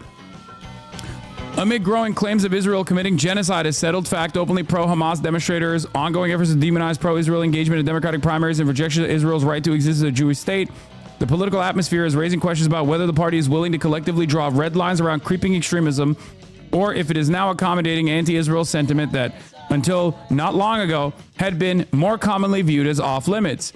This is literally a report on, we are afraid that we no longer dominate the conversation on Israel. You understand? That's all this fucking reporting is. It's not about like Jewish Democrats at all. Jewish Democrats, or Jews in America vote, 75% for the Democratic Party. Israel's a foreign nation. These guys are trying to get the Jewish voters, which are a fairly reliable voting bloc for the Democrats, to panic. Okay? To panic and try to demand more from their Democratic electeds.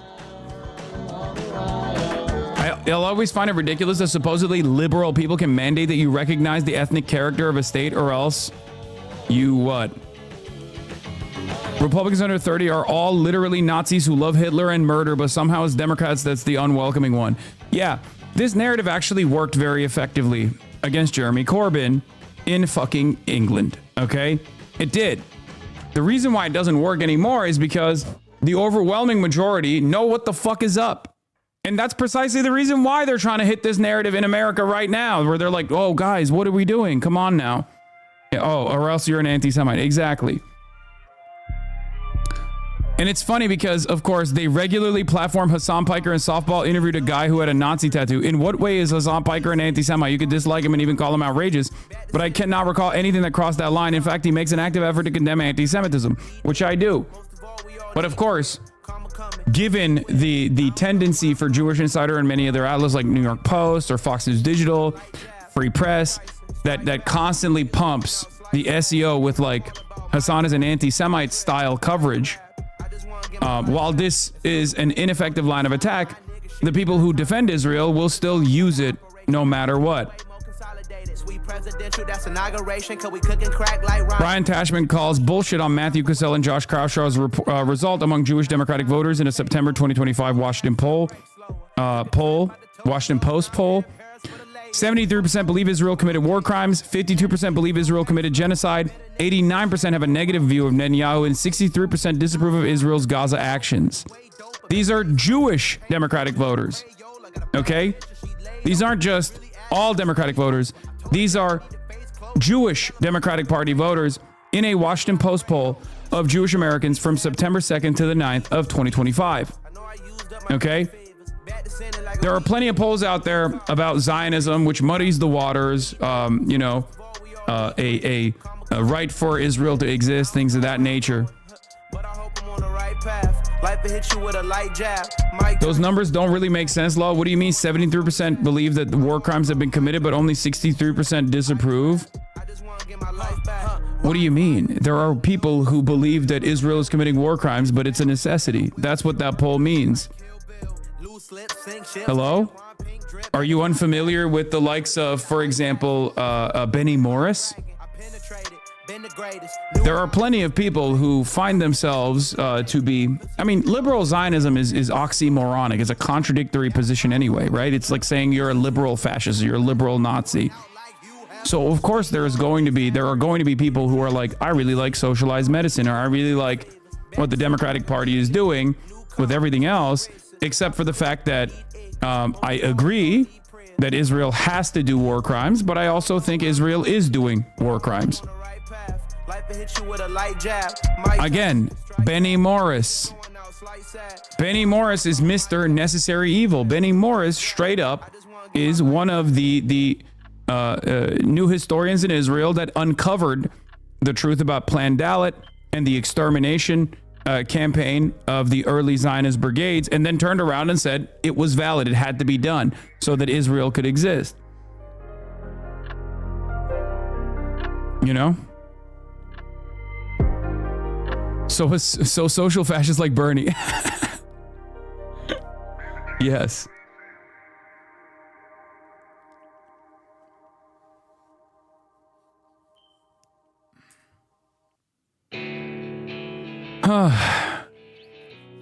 So that's it.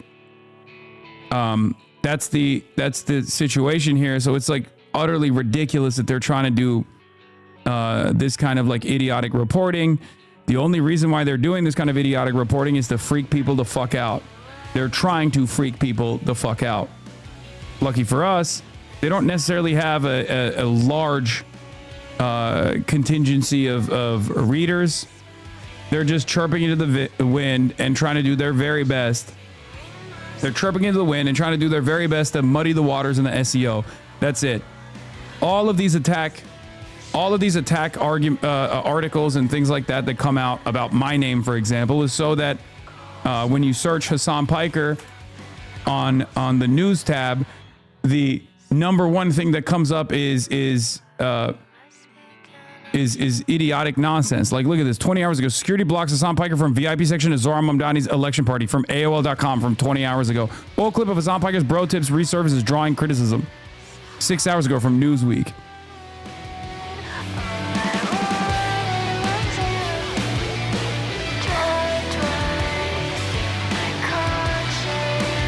The goal here is to fucking pump the algorithm with like negative articles.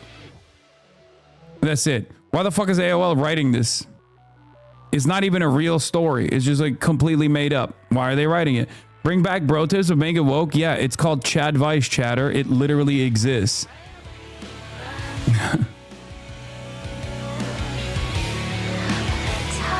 Like here.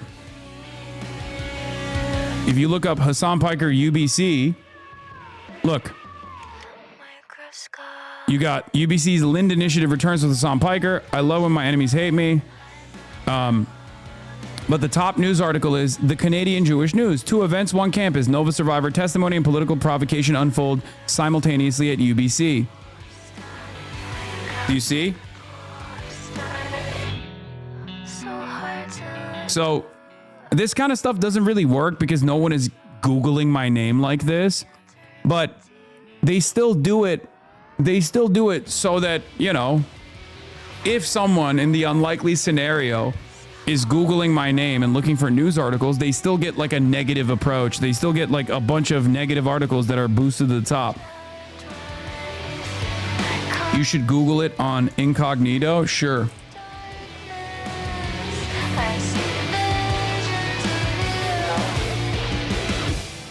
It's the same. It's the same. Even on incognito. Old heads definitely be Googling. I mean, it doesn't matter though, because I have such an immense amount of material that's like readily available due to my fucking job. My job is in the media. I'm a media figure. If I was like, I don't know, a Hollywood actor or something, and I had a limited amount of media that's readily available about my political views or whatever, then this kind of SEO juggling would actually be fairly effective in undermining whatever kind of message that I'm trying to put out there. But given that I am a fairly large media figure on the left, and a part of my job is to literally put out my political opinions, a big part of my job, if not the entire part of my job, they have a very hard time dealing with someone like myself. Especially because a lot of mainstream outlets also rely on, getting comments from someone like myself or directly writing articles about someone like myself. They constantly have to do a steady flow of like bad SEO news hits over and over again, with hopes that like anytime there's a wave, if you noticed, anytime there is a wave of articles that come out that are like puff pieces or whatever, right? There's always a wave of negative articles that follow. That's on purpose. That's deliberate. That isn't done so that people learn the truth about me or something. That's done so that they can try to the best of their ability and combat the SEO from favoring search engine optimization, from the Google search results, from putting favorable reports about someone like myself. Till they found him deceased. There's a whole lot of evil woman around in the streets.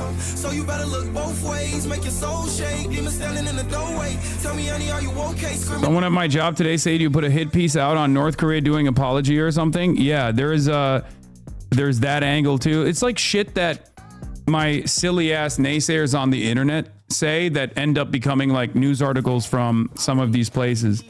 You should also search on incognito. I did. To fucking turn this one up, cause you know this shit is hot right here, son. What do you say? Bow, ski, ski. I want pics of fee. I do. That bitch in my room. Boy, my me at you and boom. Hit your TTT. My I guess like it's inconsequential because the reason why it's like somewhat inconsequential is because I have like an unlimited feed of content. I did search incognito. The results were very similar.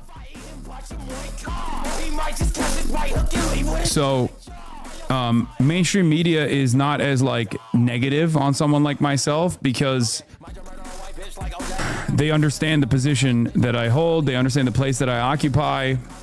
They understand that I have a symbiotic relationship with mainstream media in general. And I'm not as antagonistic as like my independent media counterparts. And that's part of the reason why they see it as like, they see what I do as not a burden, but as a benefit, as complementary to what they do.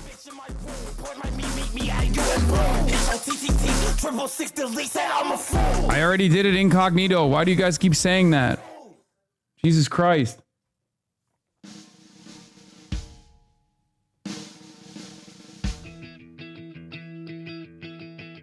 AOL doesn't write that much like Yahoo. They syndicate other stories from websites that like MarketWatch. You can read paid articles this way sometimes. Oz probably uses to inflate the perceived popularity of this mirror. Yeah, that's a Daily Caller article, I think, that they were syndicating. But again, not a lot of people place... people don't place a lot of value on Daily Caller articles that are being boosted by AOL as opposed to like a New York Times report. Okay.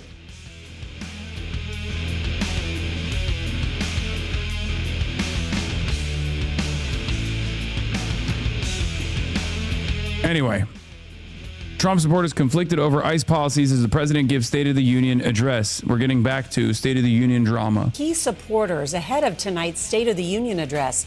We wanted to know how they rate his performance after 1 year of his second term and whether the aggressive immigration crackdown in Minneapolis has had an effect.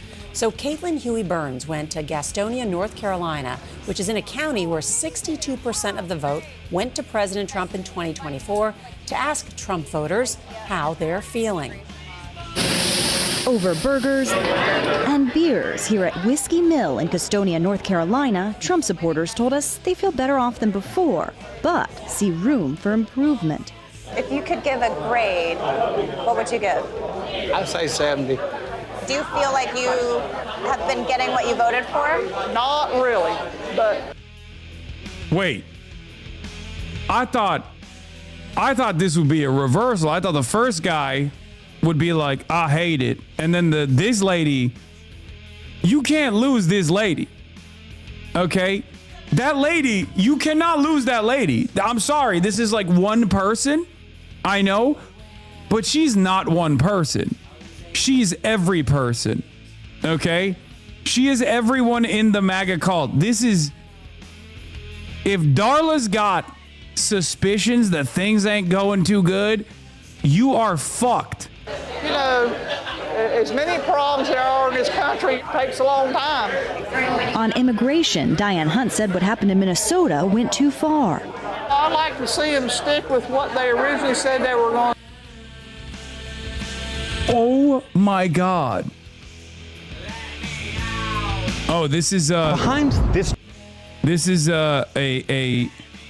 Really good video from More Perfect Union. I got to work with those guys, man. They're fucking so good. And just go after I talked to Faz about doing something with them. I can't tell you what we're most likely going to be cooking up, but I'm down to do like a video content for them too. the ones that were illegal and had records. Across the bar, Jerry Smith said he also has concerns. I like closing of the borders, but I don't like ICE doing things that they shouldn't do. I don't like seeing an innocent person get treated bad, you know. I don't like to see somebody that's here illegally getting treated bad. Just send them back. Don't abuse them or shoot them or split them up from the kids.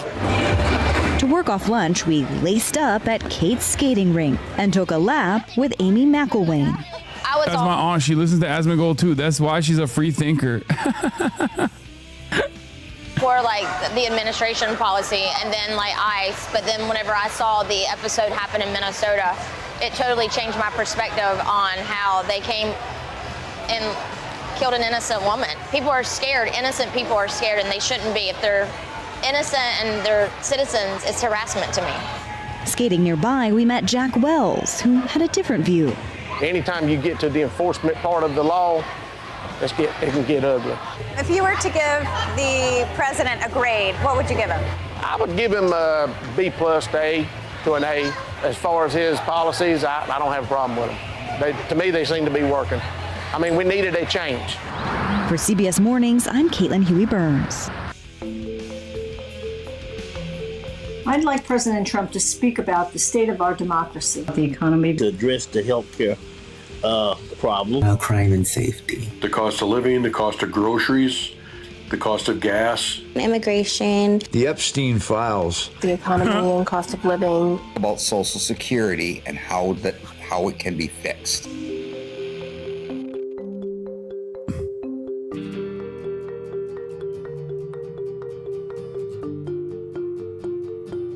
Most people. I mean, I will say this: 2016. If you were to ask this question like 2 years into the Trump presidency, they'd be talking about like democracy. They'd be talking about like liberal values or some shit like that. This is bread and butter. Okay, this is kitchen table issues. They are way more dialed in on the material than ever before.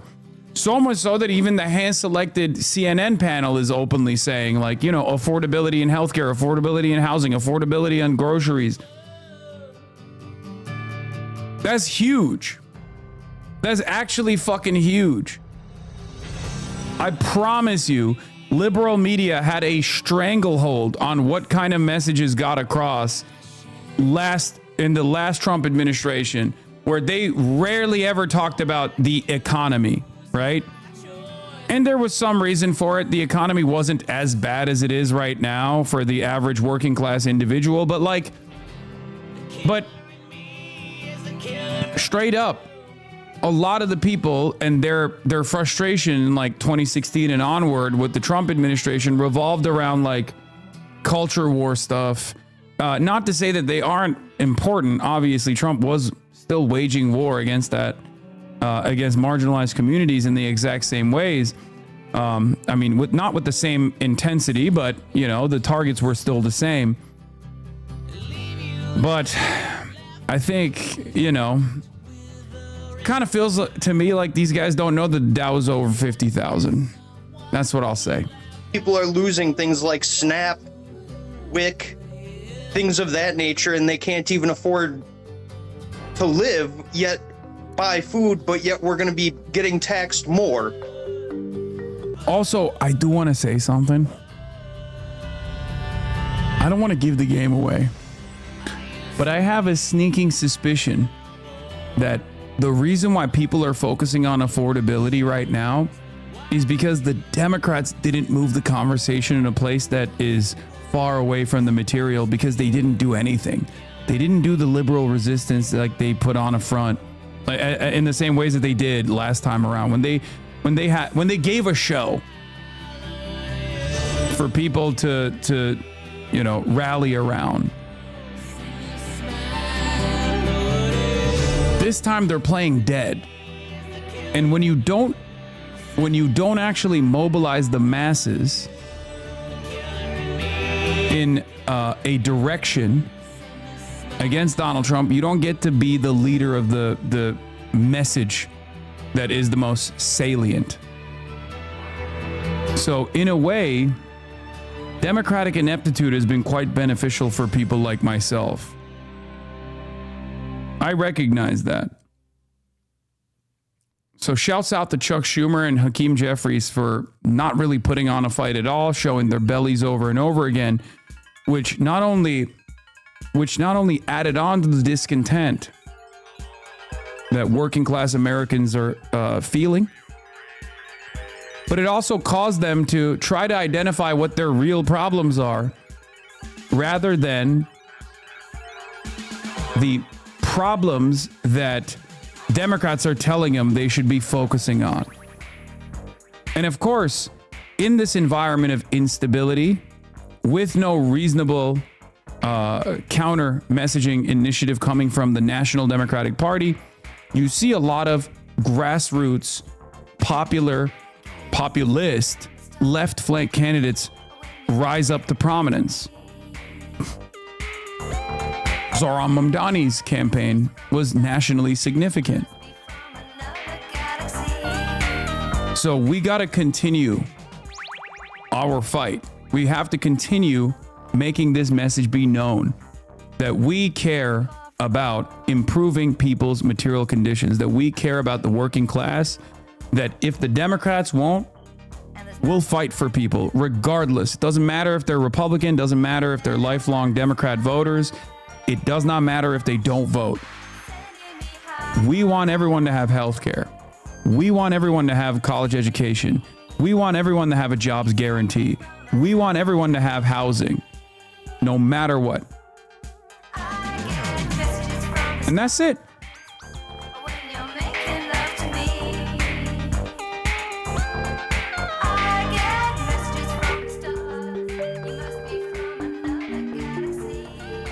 It is so difficult at this time to provide gas, food, clothing. No, not except Nazis. No. Get that poison out of your fucking mind. No. Universal means universal. Everybody gets health care, including fucking Nazis. I have always stated this position. I will always oppose Nazis. I will always oppose fascists in general. But when it comes down to universal policies, there is no cutout. Everybody gets it. It's non-negotiable. I don't give a fuck what you say. The goal, when it comes to the legislative agenda, is to ensure that there aren't new Nazis that are new soldiers of the Nazi movement that are being born every day. When you solve people's material issues, they are more likely to listen to you. Okay? They're more likely to listen to you. They're more likely to be charitable to your message. Okay? They're more likely to be on your side. They're more likely to vote for you. They're more likely to fight for you.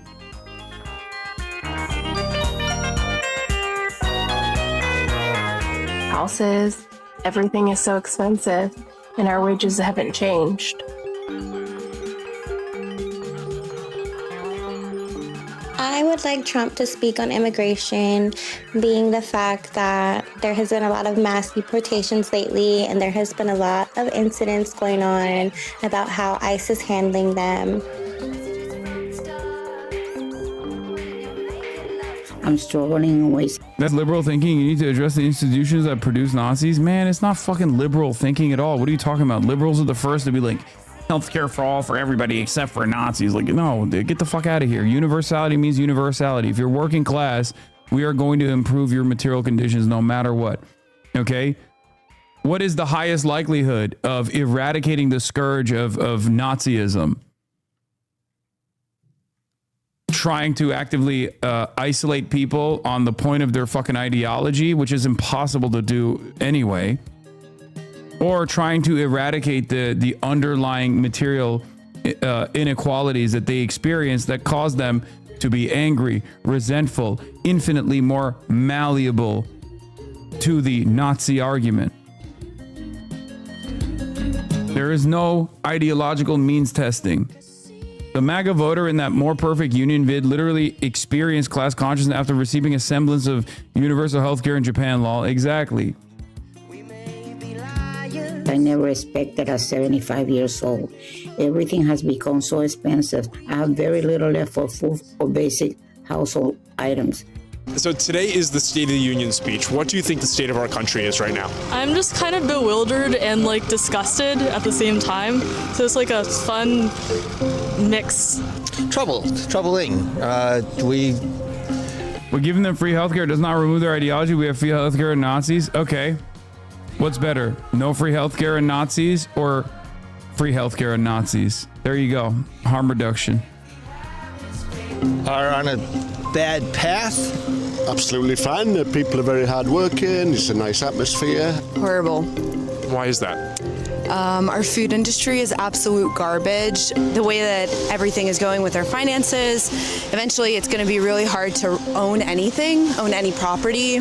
Too much money in government, gerrymandering, lack of true democracy, worries over the election being messed with. The cost of living is honestly appalling, but I think more than that, I mean, I just seeing everything going on with ICE right now, I think, yeah, I'm just really like horrified. I think the state of our union is secure, keeping our borders secure. I think that's our nation's top priority. I don't like what I saw about immigration. I don't like how we treated our immigrants, and I'm from El Paso, Texas.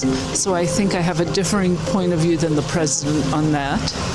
But I think he's really trying to keep our borders safe. So I have to give him credit for trying.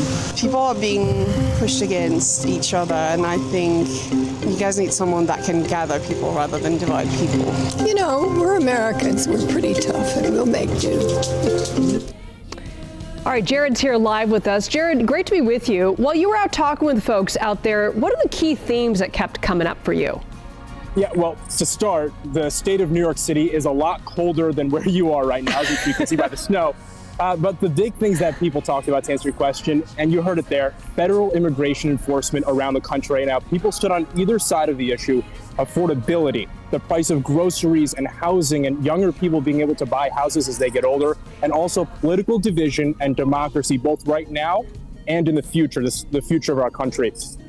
What I found to be particularly interesting, though, is we were able to speak with some tourists who were here from outside the country, from the UK, from Australia, and ask them, you know, what do you think about the state of our country as an outsider looking in? They said that, you know, every country around the world is dealing with their own thing and everyone gets through it. Back to you. That's a really interesting perspective to hear from, because I think when we're in this country, we're hearing about all the problems, you're hearing about the polarization, a lot of people with differing opinions, but to hear somebody from the outside say, hey, each country has their own bag of bricks that they're dealing with here. And I'm curious, Jared, you know, when you talk to people out there, how many folks were going to make it a priority to actually watch the State of the Union tonight?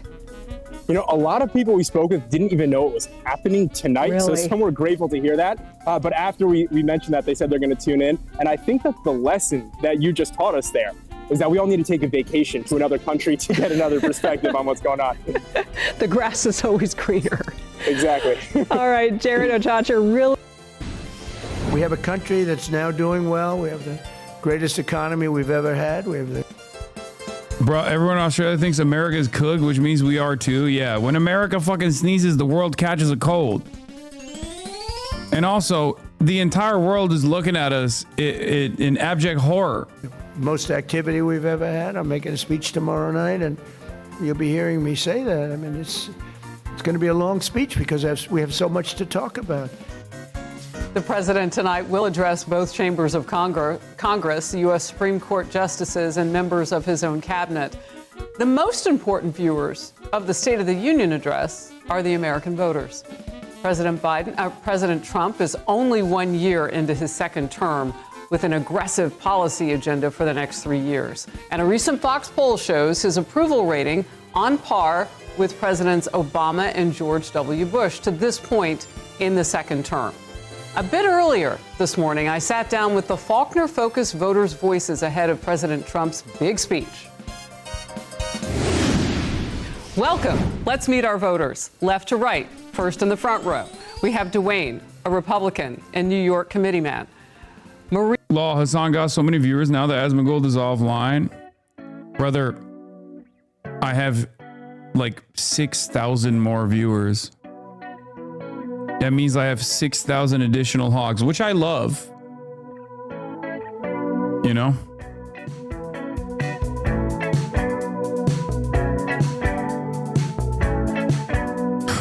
That means his true viewership is like maybe 10K at most.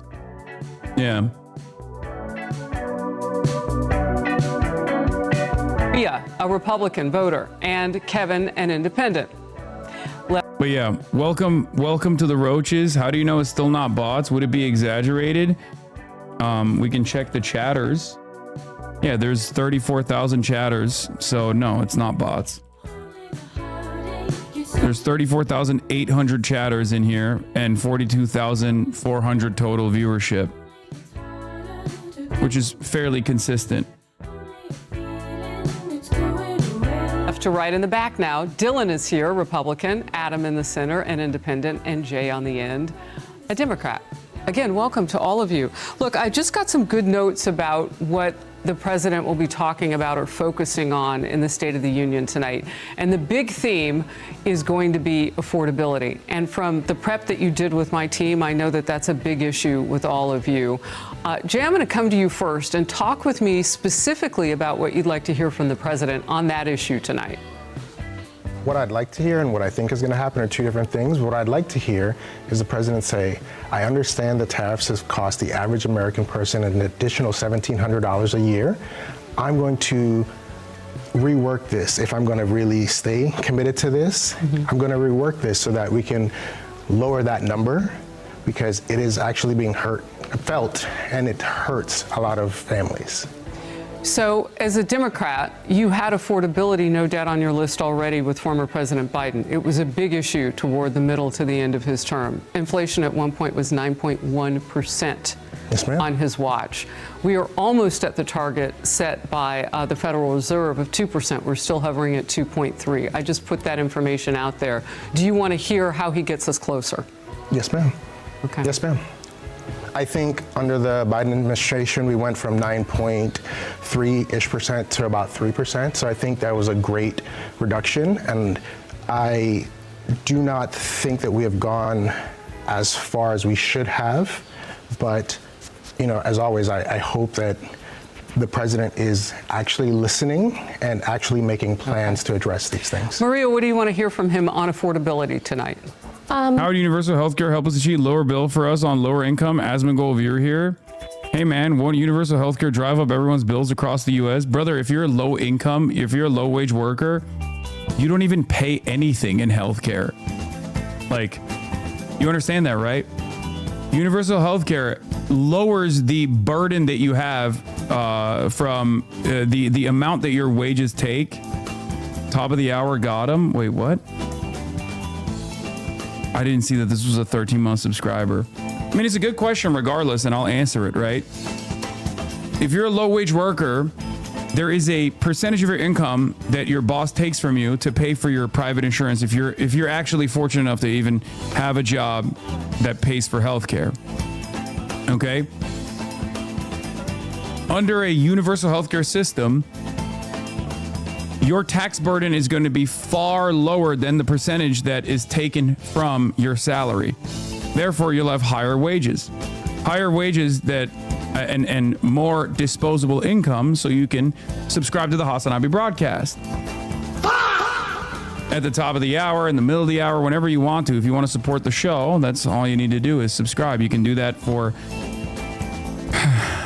$6, $7, or for free with a Twitch Prime by connecting your Amazon Prime account to your Twitch account, where you get one free Prime subscription a month. Sub to me instead. That guy's rich. Subscribe now, chatters. The Piker broadcasting service is paid for you by you. Yes. I would go to your funeral. Thank you, Ramen44. Sorry, Chudwig. Take it away. Someone save us from the soundboard. Listen, every time you say this, the soundboard gets more powerful. That's right. Chatters, show your support for the soundboard right now by subscribing if you like. If you like the soundboard. Let your voice be heard with your subscription. If you say more soundboard, please. Subscribe now. Give subs now. I'm gonna come. Seems to me like the people have voted once again with their dollars. They want to hear more soundboard, not less. I'm gay and Lebanese. I wrote my econ thesis on this. The best way to describe it is healthcare wouldn't be a part of the labor package, so more wage paid or paid vacation will have to fill that benefit void. Yes. Midwest Nice, thank you for the 5. Saw, thank you for the 5. As always, as is tradition, when we get a fucking influx of new subscribers that love the soundboard, we gotta hit it one time. We are Charlie Kirk. We carry the flame. We'll fight for the gospel. We'll honor his name. We are Charlie Kirk.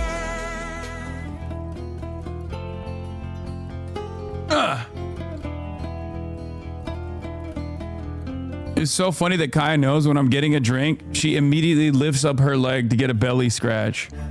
She knows she's gonna get a drive-by belly scratch.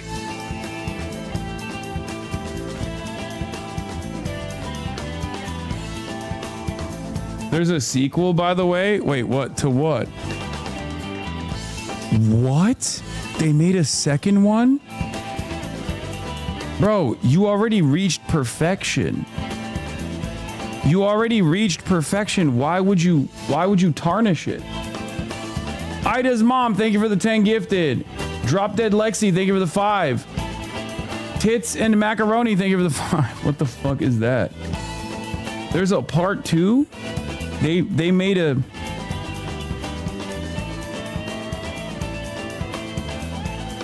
That's crazy.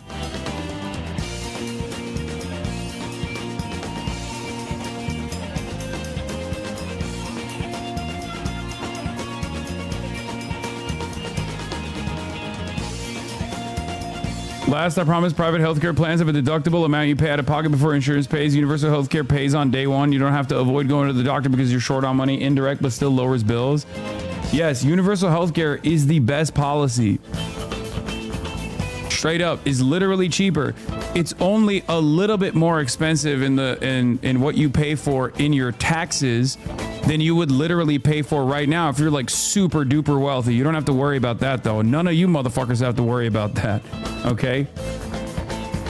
It's literally cheaper. It's cheaper across the board. What is this? He did it. Save it like rotisserie chicken. I can't get over it. That's crazy. That's crazy. She does look like rotisserie chicken. Saskatchewan is thinking of getting rid of public health care and moving 100% private. That's fucking devastating. I would like to actually hear that the positives. I think we have a lot of distractions that have been going on towards the president. So I feel like he has to come forward and take that energy into that room and not make it sound like a lecture about what's going on in the world, because we are so close with the Democrats right now with just 3 seats to overturn midterm elections. So I feel like he really needs to take that with affordability, what we're going to be doing. Gas prices are down, things are changing. As much as people are very much against the tariffs, they are working for us. So I feel like the affordability... Like, it's Fox News, there's not going to be a follow-up on this, but like, I just want to know when a Republican MAGA hog says that, I need to understand, like, what do you mean? Because the Trump administration doesn't even make you feel like it's helpful to you. Like Howard Lutnick and Scott Besson have made it very clear, especially Howard Lutnick has come out on television and been like, yeah, we're going to bring industry back. We're going to onshore industry, but it's not going to lead to like actual jobs. It's going to be factories filled to the brim with robots. So while there will be economic activity, it won't be helpful for you. So like, how could that be beneficial for someone like yourself? Are you going to get a job in the factory? No. For the record, this is the hypothetical scenario where there are any new jobs or any new factories being built on U.S. soil at all. He will address it and that he will make it a positive one for us, because everything that he has said so far for us has come to fruition in some. So you want a little bit of a victory lap. Yeah. Interesting. Okay, I want to show you something. It is a recent Fox News poll showing voters want to see the issues of the economy, jobs, inflation, and prices as the president's top priorities going forward. So you guys are right on key. He obviously hears voters from every ilk because he's going to hit that hard tonight. I want to make a quick shift now, since you kind of went there a little bit, and you were sort of talking about, in the president's speech, what he should do, but what you think he'll do. What about the protesting? Because that's something that Democrats have said that they could do. Dylan, I'm going to come to you. Do you anticipate that Democrats will protest, and what message does that send to the country? I do anticipate that they will protest. I think the message that they're intending to send is that they're at odds with the president's policy and his administration, but this isn't something new, and I think voters may be tired of the theatrics, and I would say to them, let the president say his message and let the American people decide for themselves after that. All right, real quickly, at least 36 Democrats in Congress are protesting by skipping the president's address altogether. Some are instead attending a rally today sponsored by the far-left groups Move On and Midas Touch. So just to give you an idea, the protest from them will be they're not going to show up. Adam, I know you have some strong feelings about whether that room breaks out in Democratic. How you doing? Yeah, I don't expect much of that at all. As you said, there are actually not only the People's State of the Union, but there's yet another protest event simultaneously called the State of the Swamp. And I think most of the representatives who don't want to be there won't be. What am I like from the perspective of a person that says Midas Touch is far left? I want to know what they think I am. Like, if they think Adam Mockler is like an extremist, like, do they, what could I possibly be? Like, what's more extremism than the far left? I mean, they're saying like Midas Touch is far left extremism. So like, what am I? Am I just fucking Stalin? Is that, they literally think you're a terrorist? But like, yeah, I guess that's true. They're saying like Midas Touch is far left. Hassan is just a terrorist. Like he gets to operate as a domestic terrorist. That's got to be so funny to live in that world where you're literally like, check that out. Counter That's a good show. My analytics. I still have to read Jakarta Method next. That though. guy Hassan That's Piker is the a terrorist, and then you find out that I'm next the book on the largest leftist broadcast in North America. Like, what does that say? What does that say to you if you're like, this guy's a fucking terrorist, like a literal domestic terrorist? He's not even on the political spectrum in America. He also happens to routinely collaborate with like members of the Democratic Party, and he's like working to get Democrats elected. So like, they're all obviously in on it. They're all a part of this like grand terrorism conspiracy. And he happens to be this like unfathomably popular figure in America. What does that say? What does that say to you about the electorate? Nah, they don't conceptualize it as much as we do. They barely have a superficial understanding. Because like, I've spent a lot of time on this part of the equation where it's like, what does it say that there are a shit ton of Asmongold fans? Like, what does that say about what the market wants, right? Because bought it or not, Asmongold still has like a fairly sizable audience, and especially on YouTube, it's massive, right? So that to me says that like Republicans are looking for that kind of commentary. They're desperate for a guy who will just go, yeah, based. Donald Trump is awesome. We should be killing migrants, right? Or whatever the fuck he says on a daily basis. And all of your problems are because, blue-haired feminists exist. So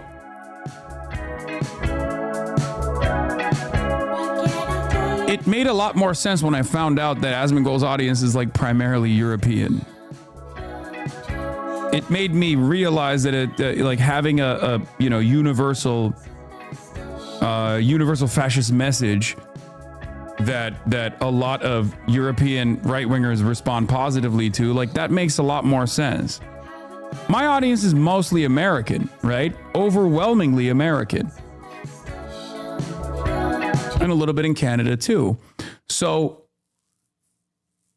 what does that fucking say? Zach is extremely liberal. He is not GOP. He's pro Bernie Sanders senator. In parentheses. Oh, thank you. Thank you for telling me Bernie Sanders is a senator. I didn't. When I was interviewing him the other day, I had no idea that he was a senator. That's what they think. You are bringing about the downfall of American values. You are a psyop to radicalize our children. Yeah. Zach is extremely liberal is so funny. One, first problem here, mentioning Asmongold by his government name as though you know him. Put batteries in the fire alarm. I'm not going to do that. Shut the fuck up, okay? And secondly, no, under no circumstance can you say that a person is liberal if they're literally fucking demanding the mass deportation of all migrants, claiming that like, black and brown individuals of migrant background are a parasitic force on American soil. These are not liberal values at all. Okay? I think it's still the Red Scare for the normie world. You're either seen as a communist or just wanting to completely shatter the USA system. So ironic, I know. No, I don't think most normies think of me like that. We're talking about the right.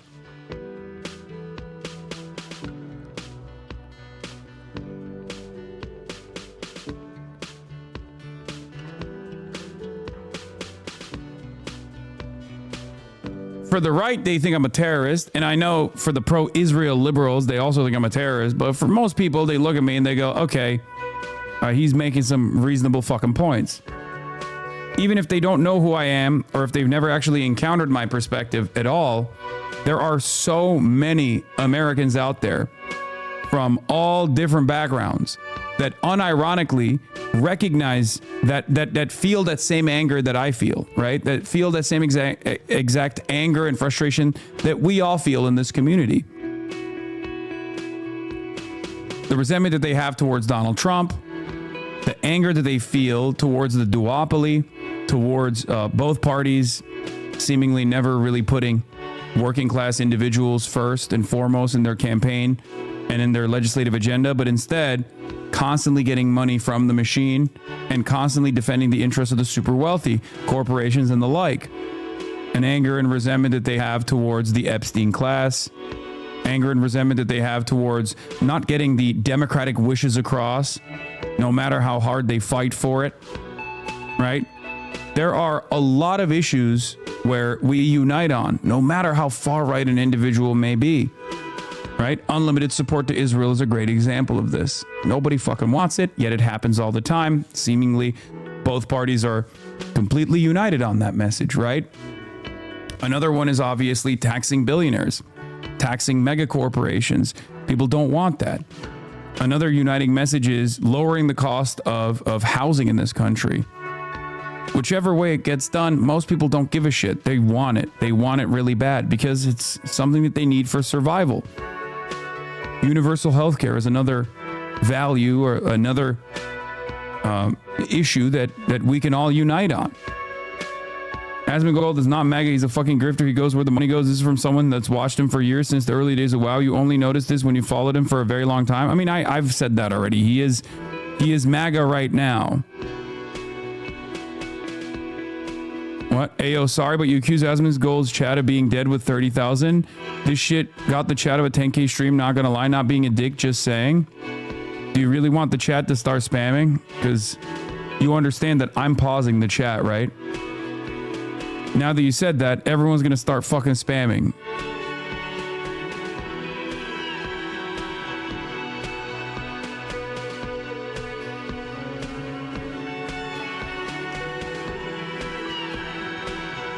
Good job.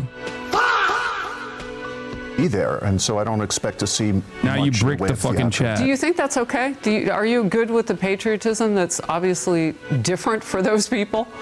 Yes, I think that there's a way that patriotism as a concept is wielded so that it forces you to behave a certain way when everything in you screams to that what you're seeing up on that podium is just wrong. And then somebody brings down the hammer, oh, but patriotism.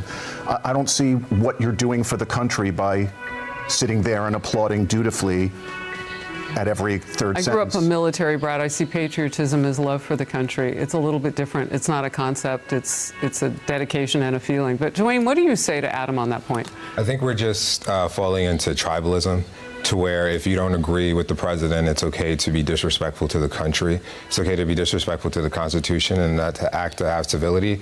As a person that was a teacher, students would say things that other students didn't disagree with. I didn't say it was okay to just walk outside the classroom, because we expect a certain decorum and a certain level of class and civility that we all have as Americans. And what we're seeing now with the left is because they didn't get their way, even though Barack Obama deported as many people more than President Trump, even though he talked about tariffs. Now a lot of things that were common sense before they disagree with because it's politically advantageous, they think it's okay to now scream and leave the room, and we're seeing a collapse of what we just consider civility in our country.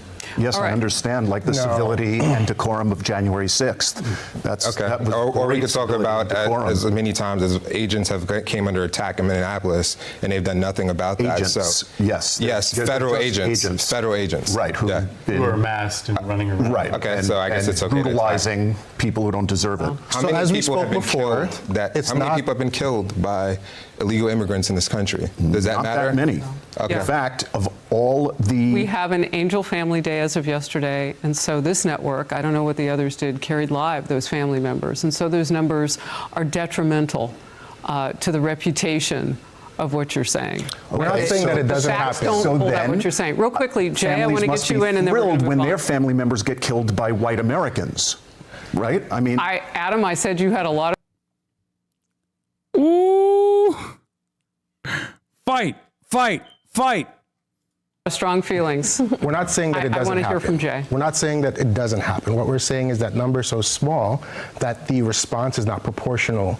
The amount of money that's being poured into it is not proportional. So we had They are north of 11 million, some estimates much more than that come in. Those people. Bro, Trump is fucking cooked, dude. I'm sorry.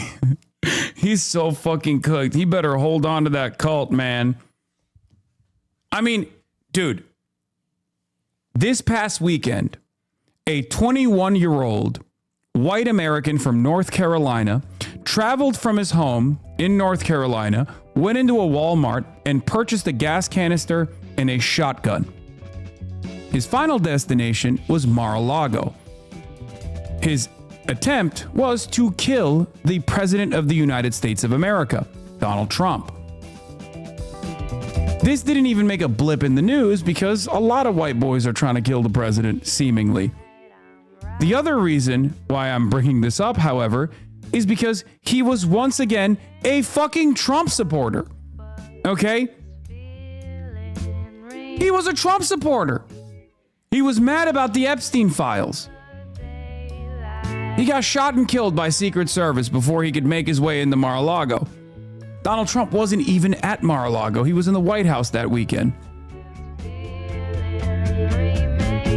This is now the fourth former Trump supporter turned into a likely Trump assassin situation.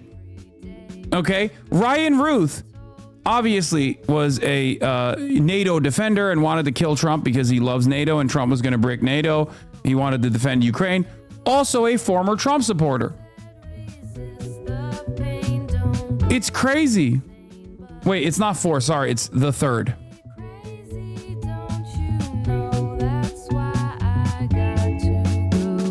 How do you make this make sense? The most annoying line in MAGA world and there are a lot, is that they tried to kill Trump. They, who is they? The president keeps getting attacked by his own supporters.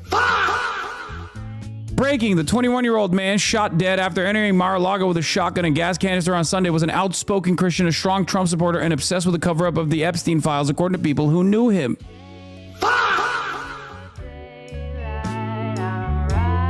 He, even in his own cult, at the edges of his own cult, are people who are, very invested in conspiracy theories. And when those conspiracy theories became reality, they wanted to take action.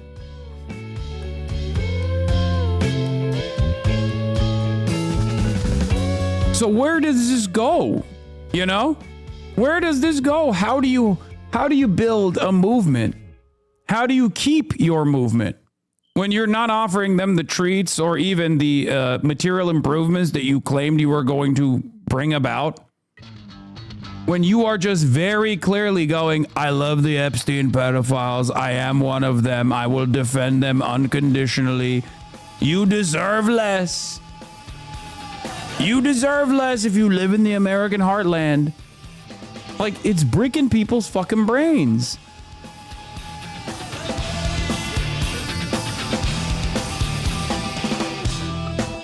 They never want to admit that it's always friendly fire. I know. It's always friendly fire. It really be your own stance being your biggest ops. Listen, this is an experience that I am very familiar with, intimately familiar with. A lot of people who become massive fans of mine, become parasocialists, and spend months and months in this community giving $5 in subscriptions, voluntary subscriptions they don't even need to give. And then one day they say something because they disagree with me, and they say something that is outrageous, and I respond to them and I say, you're a fucking idiot. And then from that day on, they are my number one ops. Okay? It happens. It happens all the time. Okay? I'm sure there are some who have actually experienced a change in attitude towards my commentary because of my usage of the soundboard. There's new fans coming in every day, and there's new haters coming in every day. The moment you yell at me, it's over, buddy. I would never yell at you, Sarah Rattay. Imagine not being able to get called a fucking idiot multiple times before without becoming the Joker. Couldn't be me. Well, I also have a consistent message that I have championed for the last 13 years. Donald Trump does not have a consistent message that he's championed for the last 13 years. That's the other side of the story. And the message that I have consistently defended is one that benefits the working class. Trump's consistent message is one that, at times when it is consistent, benefits his pedophilic elite buddies. And as the president, if he's not actually doing things that improve people's living conditions, they're going to start getting mad. How do you continue a movement like this? You just can't.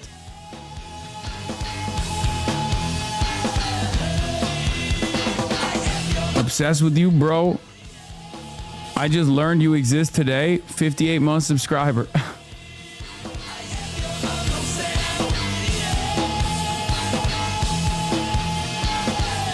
More than 70 House Democrats and one independent have announced they will skip President Trump's State of the Union address tonight, and that number continues to rise as additional lawmakers join the boycott. I love you, but you have yelled at me so much, less than average Joe. And you're mean. Yeah, sometimes I'm mean. It's hard, man. There's a fucking arena full of people in here, and they all can talk to me at any given moment. And sometimes y'all do say some dumb shit. Sometimes I can't be my cheery self. Okay?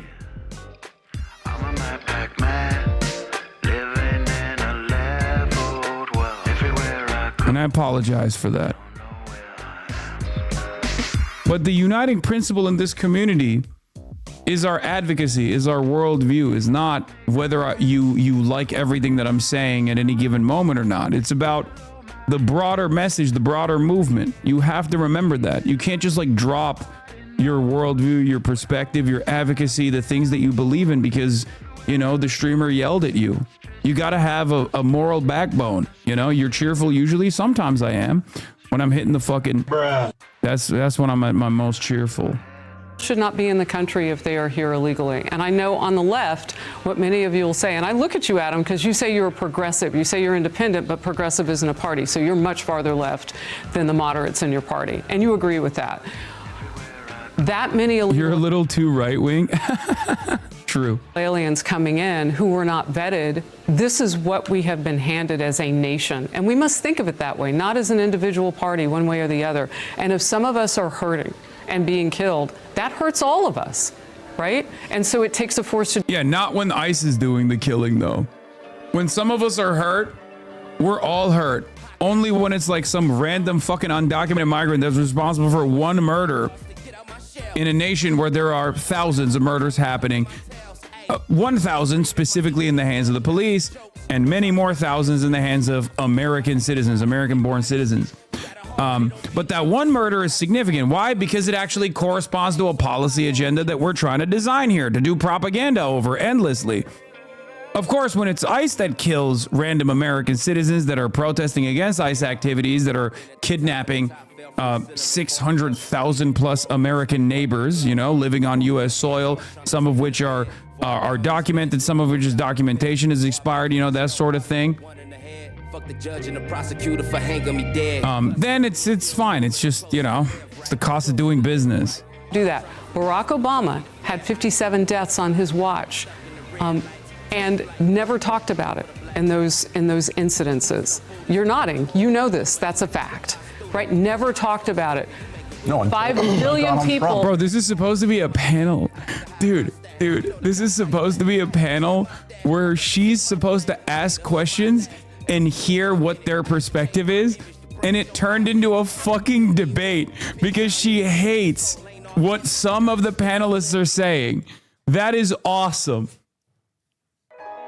Lady, this is not a lecture. This is a panel. The fuck are you doing? Bring Frank Luntz in. Illegally Barack Obama was the left. deportingest president we ever had. Deporting us. I'm going to let you take your vocabulary and challenge it that way. All right, let's talk patriotism in a different way. The U.S. hockey team. Did you guys watch that game? Show of hands? Oh my gosh, it was incredible. I lived in the state of hockey in Minnesota for a while, so maybe I'm overly joyed. But talk about patriotism. They are now going... Yeah, bring it back. Bring it back. Remember, we won gold. Come on, hockey. We won gold. Remember that. Doesn't that make you feel better? I know you're talking about irrelevant shit like, you know, cost of living, ICE murders happening in fucking, in American cities and stuff. But like, remember hockey? Hockey was sick, right?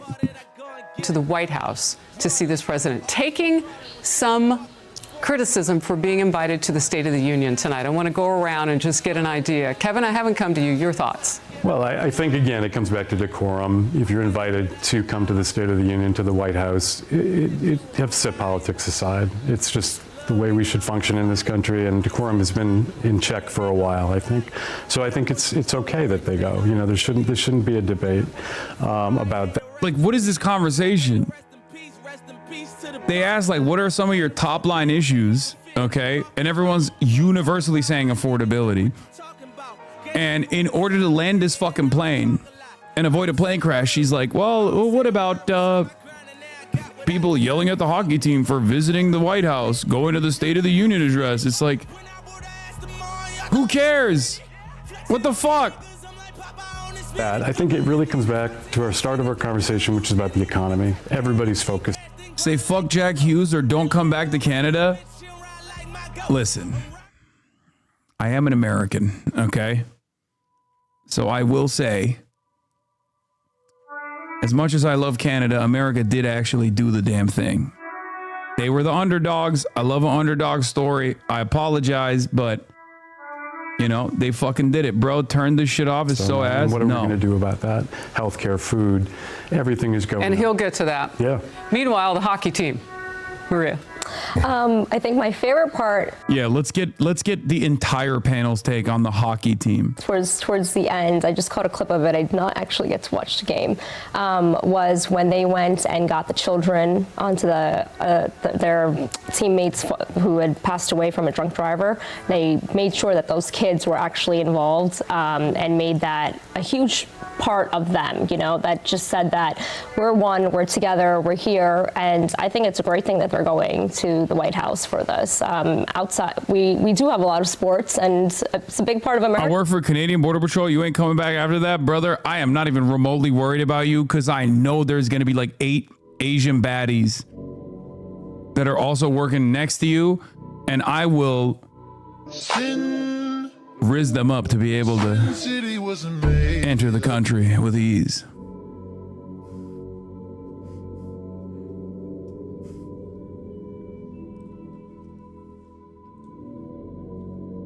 Someone's up. Look. Hello. Are we bored? What's going on? What's going on? Okay. What the fuck, you millennial?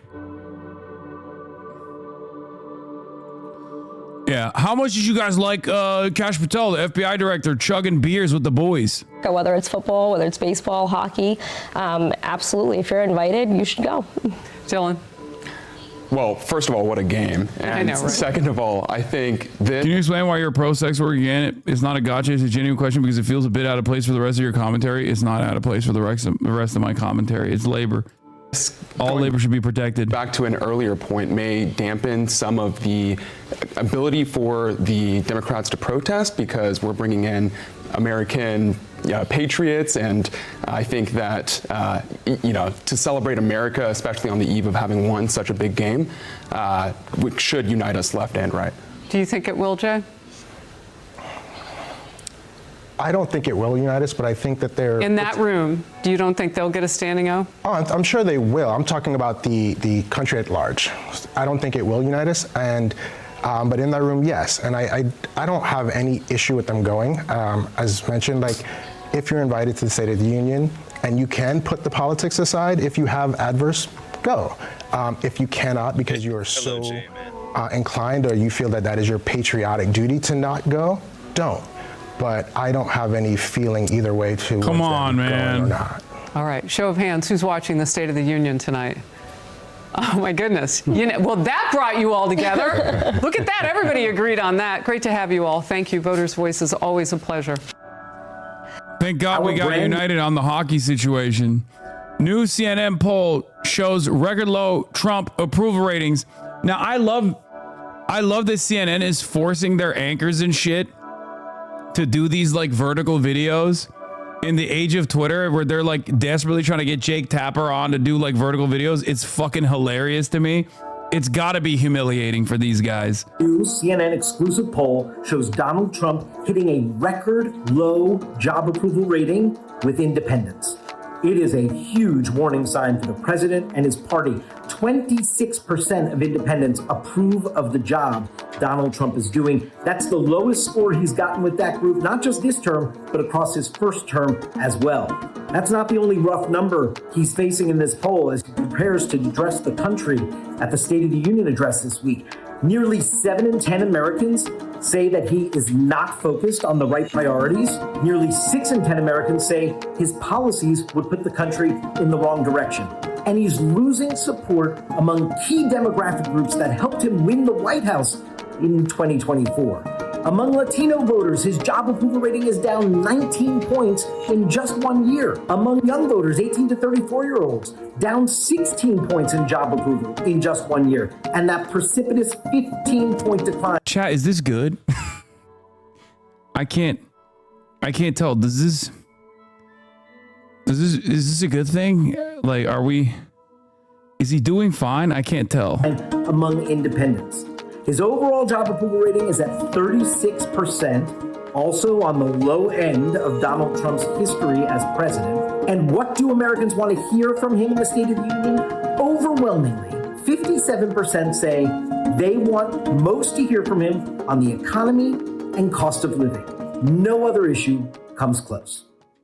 President Trump's State of the Union address is just hours away. He's promising it will be a long one. With me now is CNN chief data analyst Harry Enten. A long speech to Congress by President Trump isn't that unusual, is it? I mean, but now he's telling us it's going to be long, so it could be really long. It could be the greatest, longest speech. I am gay. You know, I'm going to paraphrase my cousin Vinny. When I heard that Trump was going to give a long speech, what a freaking surprise that was. Because just take a look. I mean, hello, President addresses to Congress. The term average, the average. Come on. Come on, Toledo. Come on now. Holy Toledo, it's Harry Emden. Will Trump set the record for the longest State of the Union? You know this is a Kalshi ad. I kind of don't even want to watch this because I know this is gonna fucking pivot to a Kalshi ad and I'm gonna freaking lose my mind. For president since 1964, 54 minutes. Donald Trump, over the course of his 2 presidencies, look at this, 80 minutes. He goes on average more than 26 minutes, more than 25 minutes longer than the average president. So when he says, it's going to be a long one, well, that fits with history, Sarah Steiner. I thought you were going to do the Marissa Tomei thing. My biological clock is ticking. Anyway, is there any sign that Trump's speeches are actually, though, getting shorter? Obviously, he says this one's going to be long, but Can you get Harry on the stream?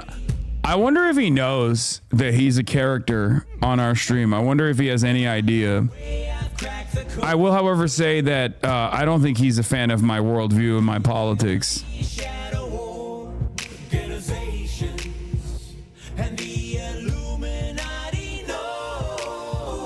He's going to cut off early so Howard Nutlick's kids can profit on Kalshi. He seems very normie coded. He 100% knows he quit saying Holy Toledo after the soundboard. Holy Toledo. You're wrong. He still says it. I honestly think he doesn't give a shit. He is literally just a TV character. No, I mean, these guys are also like, educated and have their own fucking political convictions. And I know I don't agree. I know he doesn't agree with me on a bunch of stuff. I still like him regardless of his worldview. I think he's just like a regular ass lib. They're over time or no? No, there's no sign that it's getting shorter. He's telegraphing exactly what's been happening in the past, because why don't we just take a look here? Hello, President addresses to Congress. The average speech, 55 minutes. Look at this one. The last one was more than an hour and a half. Yeah, here's another Harry Emden quote. I'm gay and Lebanese. Happening now. We were past the previous record belonging to William Jefferson Clinton. Look at this, 99 minutes. He went 99 minutes last year, which wasn't technically a State of the Union address, by the way, but it was still an address to a joint session of Congress. So we'll see if he's able to break the record for any address to a joint session of Congress that he himself set a year ago. Donald Trump likes to break records, and when it comes to making us listen to him for a longer period of time, he does a very good job of breaking those records. He's going longer while people I am gay and not Lebanese. Spans. So who is going to be watching this exactly? Because we know some Democrats are not even going to show up for this in person. Who typically watches State of the Union speeches? Yeah. No one. Us. Fucking losers. Let's be real. It's just straight up. We're fucking losers, objectively. I'm sorry. It's not even the rowdiest of Trump supporters that fucking watch that shit. It's boring as hell. It's utterly meaningless. No one gives a fuck. The State of the Union address was a significant political moment at a time when there was 8 television channels. You know what I mean?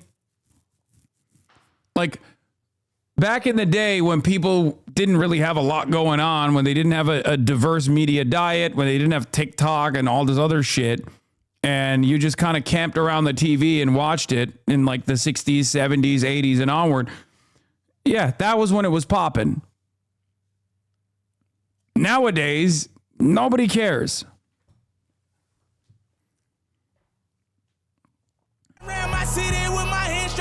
I'm in a group chat with with my childhood friends from Staten Island, most of whom voted for Donald Trump. None of them watched the State of the Union. Yes. And they will not be. They will not be watching the State of the Union. For Democrats, sometimes less is more when it comes to President Trump. But for Republicans, sometimes more is more. And those are the people who actually tune in to watch these speeches. It's the partisan crowd. He's not actually going after independence. He's talking to his base. And we can see that from last year, right? Okay, share in 2025 who identified as GOP. Look at this. Watch Trump's speech to Congress. 48% of those were Republicans, compared to just 32% of Americans overall. So what you're dealing with is an audience. You're speaking to the home crowd, and the home crowd loves to hear Donald Trump talk, and that is probably what he'll be doing tonight, is talking to that home crowd and go on for a very, very long period of time. It's Trump hour when it comes to the State of the Union. If Donald Trump likes to do one thing, it's he likes to hear himself talk. And as someone who likes to hear himself talk, I can empathize with I the man. cannot believe that they have an entire news coverage piece on the length of the fucking State of the Union. But this is my favorite type of, like, you know, boomer lib. Without lies, it would be over in a minute. Oh, God. I fucking love that shit, dude. I really do have a soft spot for you know, George W. Bush era liberalism. That's why I have a soft spot for Midas Touch. That's why I have a soft spot for, like, a lot of these liberals who are, like, lifelong Democrats who just say stuff like that. That's my favorite type of American. The orange man bad Americans. They are right. Okay, they're right. They're wrong on a lot of stuff when it comes to American foreign policy, their lack of interest, and not having a clear-cut vision for the future. Many of them are actually radicalizing in real time in front of our eyes.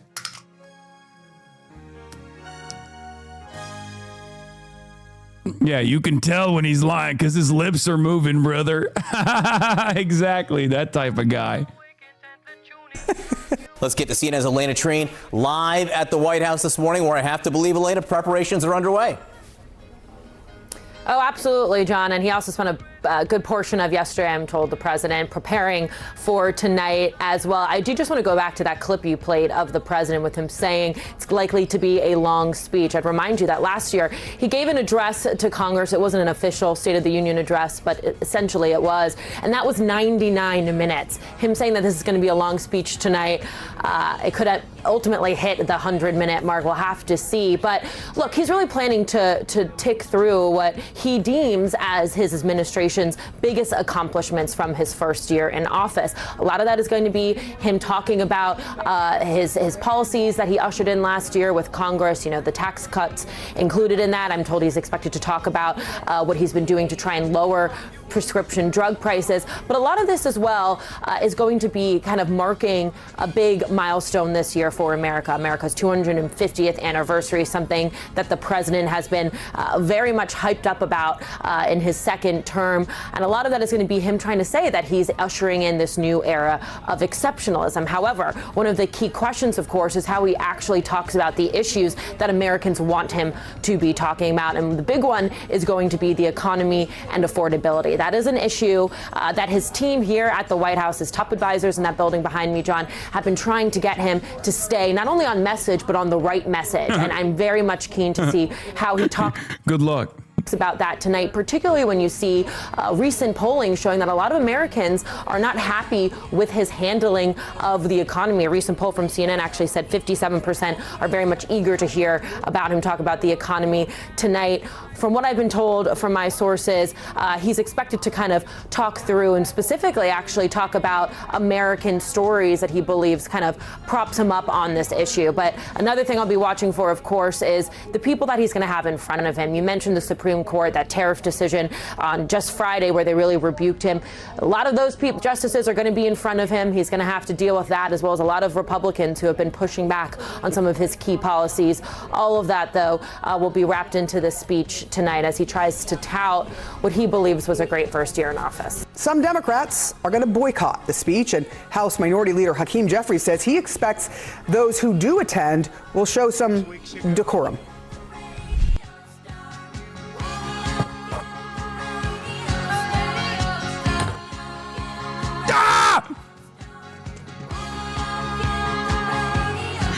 God, I fucking hate you, Hakeem Jeffries, so much.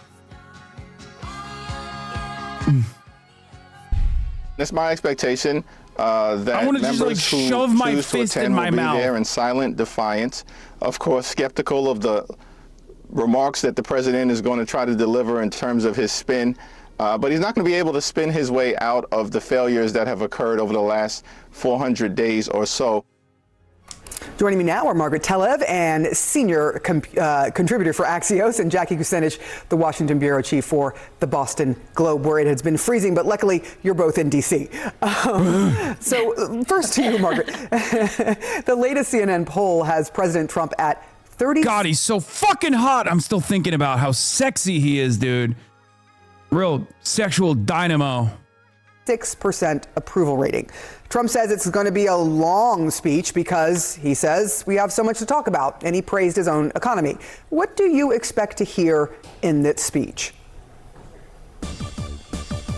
Well, on the issues, certainly I expect him to make a forceful defense of his approach towards the economy and towards tariffs, and to blame other people, namely his political opponents, for things that aren't working, and to position successes in terms of numbers that we've heard him talk about already, the Dow, so on and so forth. But I think the question is, how much will he stick to the facts, and will those facts check out with the fact checkers, and how much will it become personalized? How quickly will it turn personal, and how will that impact Republicans who are standing for office in the midterms? I think a lot of the Republicans in the room are concerned that he may go off track and lean into, arguments that are unpopular with a very important group of independent voters.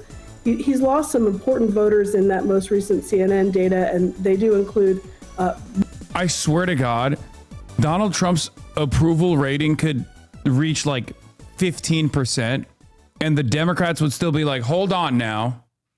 Now, what we shouldn't be doing is criticizing the president. When we said we needed a strong Republican Party, what we meant is we need a strong Donald Trump. We need to offer a lifeline to the administration.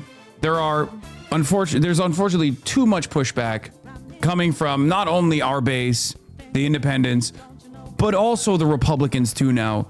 And we need to make sure that he's strong. It's fucking crazy. The Democrats' uniting message in 2026 is basically going to be, we are the controlled opposition party. Like, they're going to be like, no, you guys don't understand. Like, we actually do want to defend Donald Trump. Like, you should still vote for us because we're not Donald Trump, but like, we have to do it with civility. Men, independents, and Latino Americans. So these are three big areas that are really important for him to stop his losses and try to turn things around. And whether he can do that the way Americans currently are experiencing the economy is a very big question indeed. I mean, I remember a time when Biden was saying things are going well and Americans were screaming, no, they're not. And you seem to have the same thing happening here. So I guess to you, Jackie, if this is the unofficial kickoff of the midterms, what is Trump's core argument to voters? Is it the economy is strong, trust me? Or is it? Yeah, it's everything sucks. You're all going to die for Israel. I don't care. 8 of my closest pedophile friends are going to make hand over fist buku bucks. And you're all going to sit there and you're going to like it. Why? Because I'll keep saying, fuck trans people and fuck Guatemalan migrants, and you'll all eat it up because you're all unwashed swine. That's right, baby. Woo! We're going to the fucking moon. That's literally the message. That is the message. That's been the message. More about drawing the And Chuck Schumer's going to come out and be like, thank you, Mr. President. Will you bomb Iran one time for me? Yeah. Contrast with Democrats on things like immigration, crime, and foreign policy. I think it's both and, Sarah, because you've seen him somewhat make this argument. He seems to end up in different places, but his advisors want him to make the affordability argument, talk about how he's trying to make the economy better, and contrast it with Democrats. Look, man, I'll keep it $150. What gives me confidence in the darkest chapter, okay?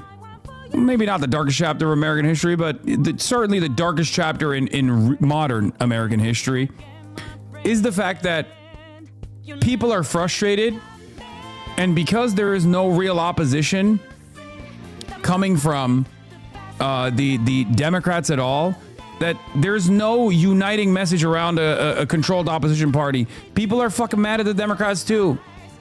Our movement keeps growing every single day, okay? Because regular people are coming to terms with the reality that neither party is representing their best interests.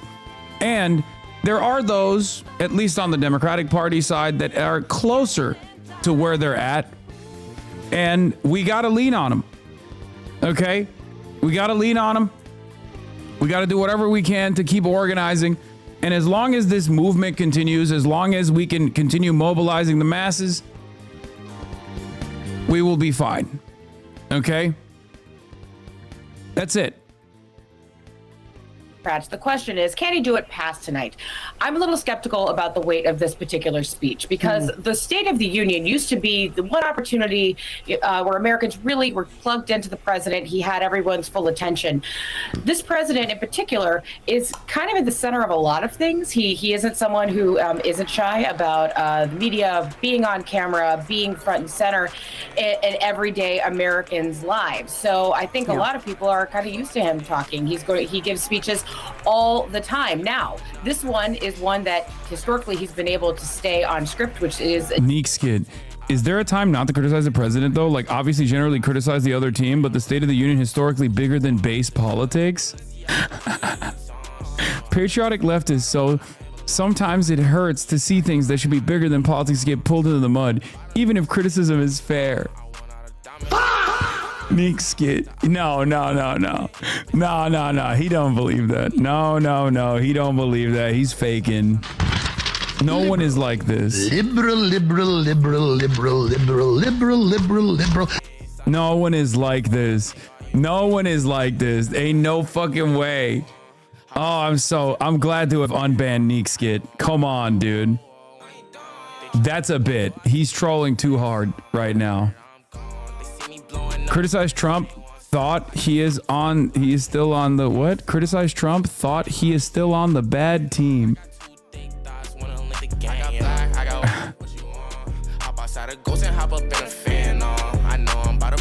Criticize Trump, though he is still on the bad team.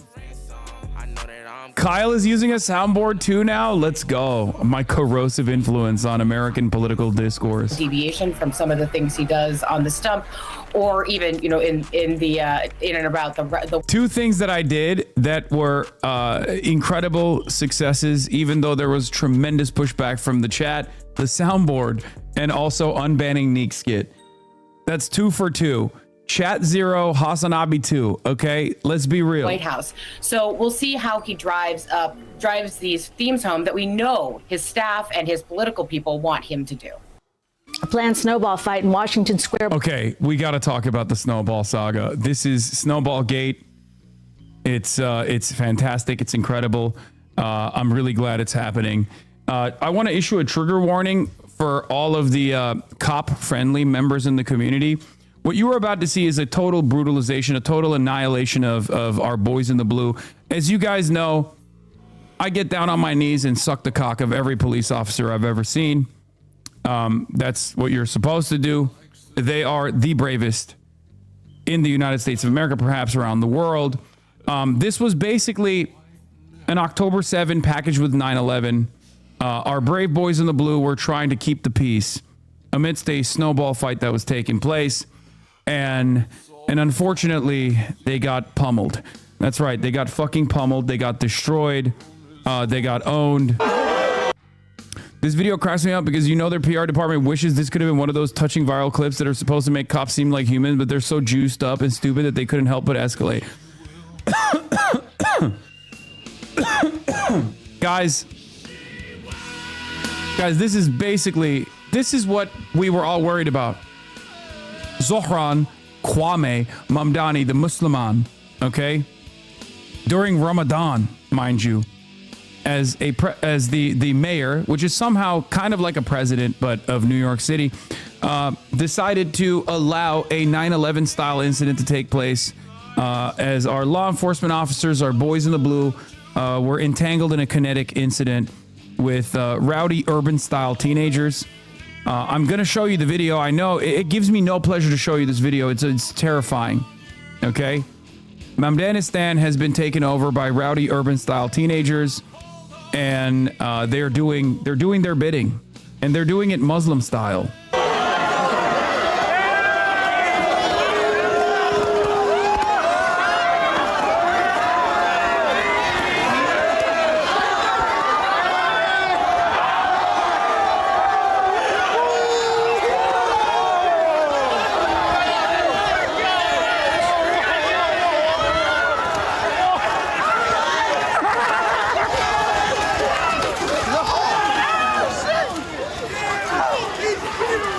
Wait, he lost his beanie?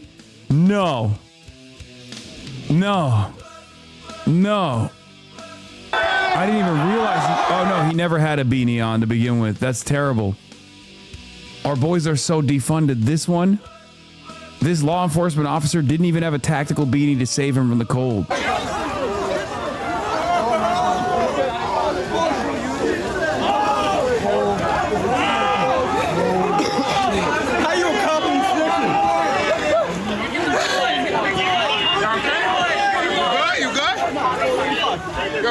Wait, are they brothers? Do they just look the same? Because they're both thumbs? Like, what's going on here?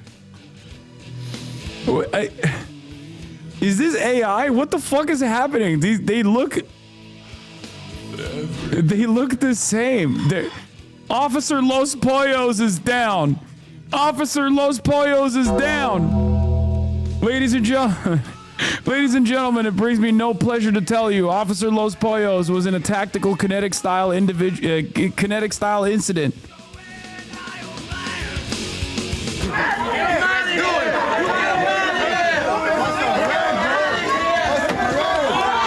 Wait, why is he taking the shovel away?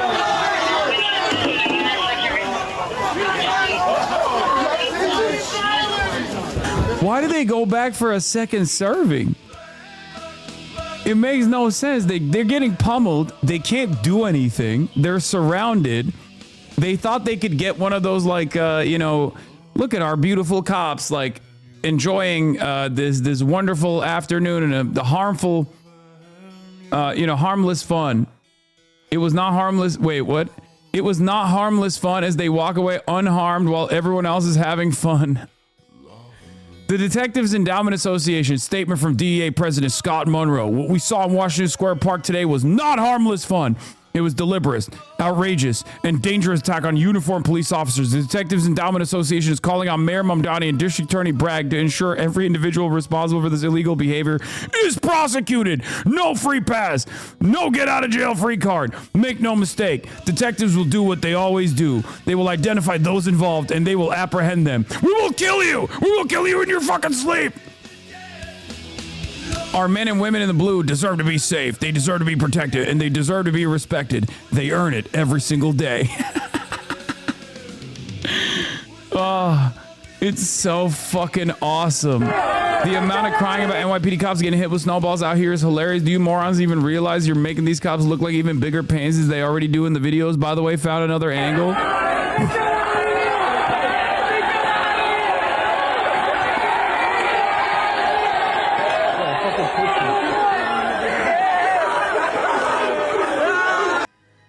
I love this, dude. Top Ghoul herself, Jessica Tish, crying about it. The NYPD is aware of certain videos taken earlier today from Washington Square Park showing individuals attacking cops. I want to be very clear.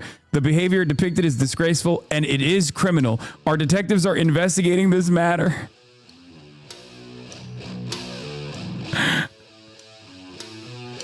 Oh, it's so awesome. They have a wanted for assault suspects video. Wanted for assault on a police officer. Two uniform. Wait.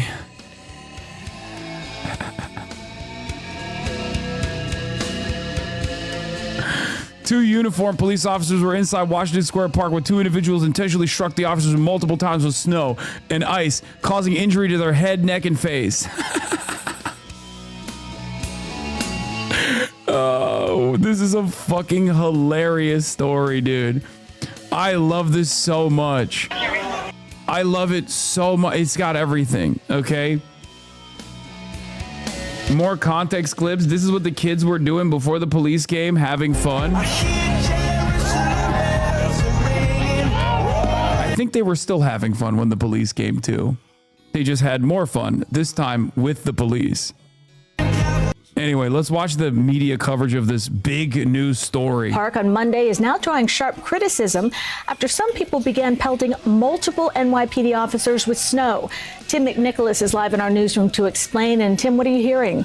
City, this snowball fight was planned on social media and drew a large crowd to Washington Square Park. A similar snowball fight happened during the last big snowstorm just weeks ago, but this time around, Commissioner Jessica Tisch says some people went too far. She's calling it disgraceful and an illegal attack on officers. Videos circulating online show how multiple cops were repeatedly pelted with snowballs. The Detectives Union says people who threw the snowballs at cops should be prosecuted.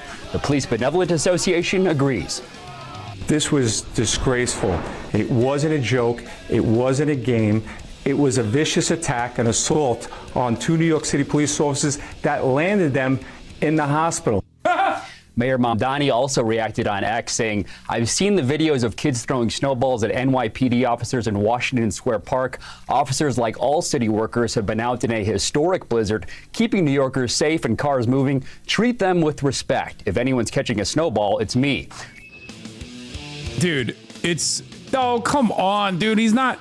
What is he supposed to say? It's base to pelt the officers with snowballs? He can't say that. He's the fucking mayor. He's responsible for the cops, too. Okay? This is literally the best possible response that he can give, okay? Basically undermining the argument that they're fucking making while simultaneously, undermining the argument that they're making while simultaneously saying, don't do that. It's not a great look for me. Come on, guys. Literally not a better physical fucking statement that he could present as the goddamn mayor. You guys are fucking delusional. And of course, the Police Benevolence Association blasted him.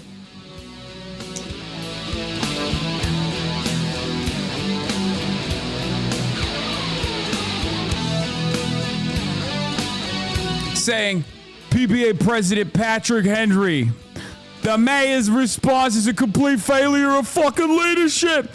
This was not just a snowball fight. This was an assault by adults throwing chunks of ice and rocks that landed 2 police officers in the hospital with head and face injuries. By ignoring their injuries and dismissing the incident, the mayor has sent a disgraceful message to every police officer who serves the city, and a dangerous message to every person who might be looking to attack a police officer in the fucking future.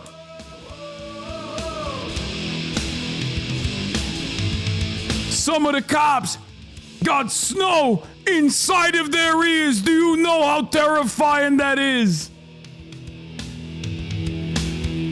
Fun or felony? New York police investigate snowball fight after officers got pelted. You are snow mas. I say no mas to snow Hamas. Do you know how hard our job is? Walking around playing fucking Candy Crush every damn day.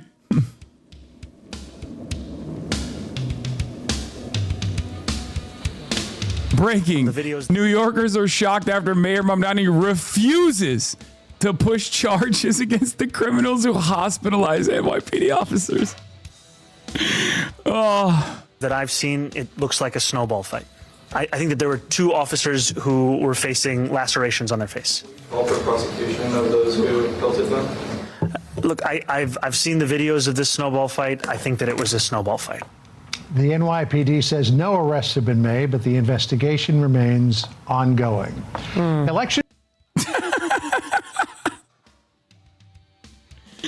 Oh, come on, brother. You can't do that. You can't be fucking serious. This is not serious commentary. This is the type of shit that you lean into when you got nothing else, right? They are so desperate to hit the dude on anything they possibly fucking can. So they were, last time there was a lot of snow in New York, a couple weeks ago when I was there, everyone was talking about everyone was talking about how unacceptable it is that like they plowed the snow, but there was still snow on the side and it wasn't melting, right? Like they were mad at the weather and they were just basically trying to make that Zohran Mamdani's fucking problem, right? It's like, why is the snow not melting? I don't fucking know, dumbass. Maybe because it's fucking sub-zero temperatures post-blizzard, right? And Politico is doing it too. Now is Zohran responsible for this snowball fight? Yeah, they can't do anything, so they're trying to spin the block on a fucking snowball fight. Yeah, last time this happened, by the way, they were like, it's adorable. And go. Not him.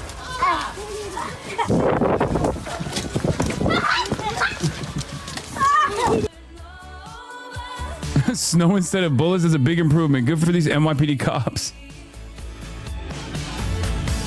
There's also other videos of NYPD.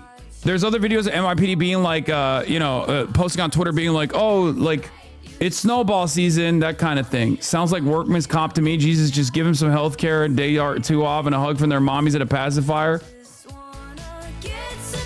It's just so fucking stupid. Yeah. Israel Heritage Foundation also had the most Israeli message of all time for these brave law enforcement officers, which I will show you in a second. It's fucking hilarious. But let's get back to this video. Governor Hochul just posted on X as well, saying it's never acceptable to throw anything at a police officer.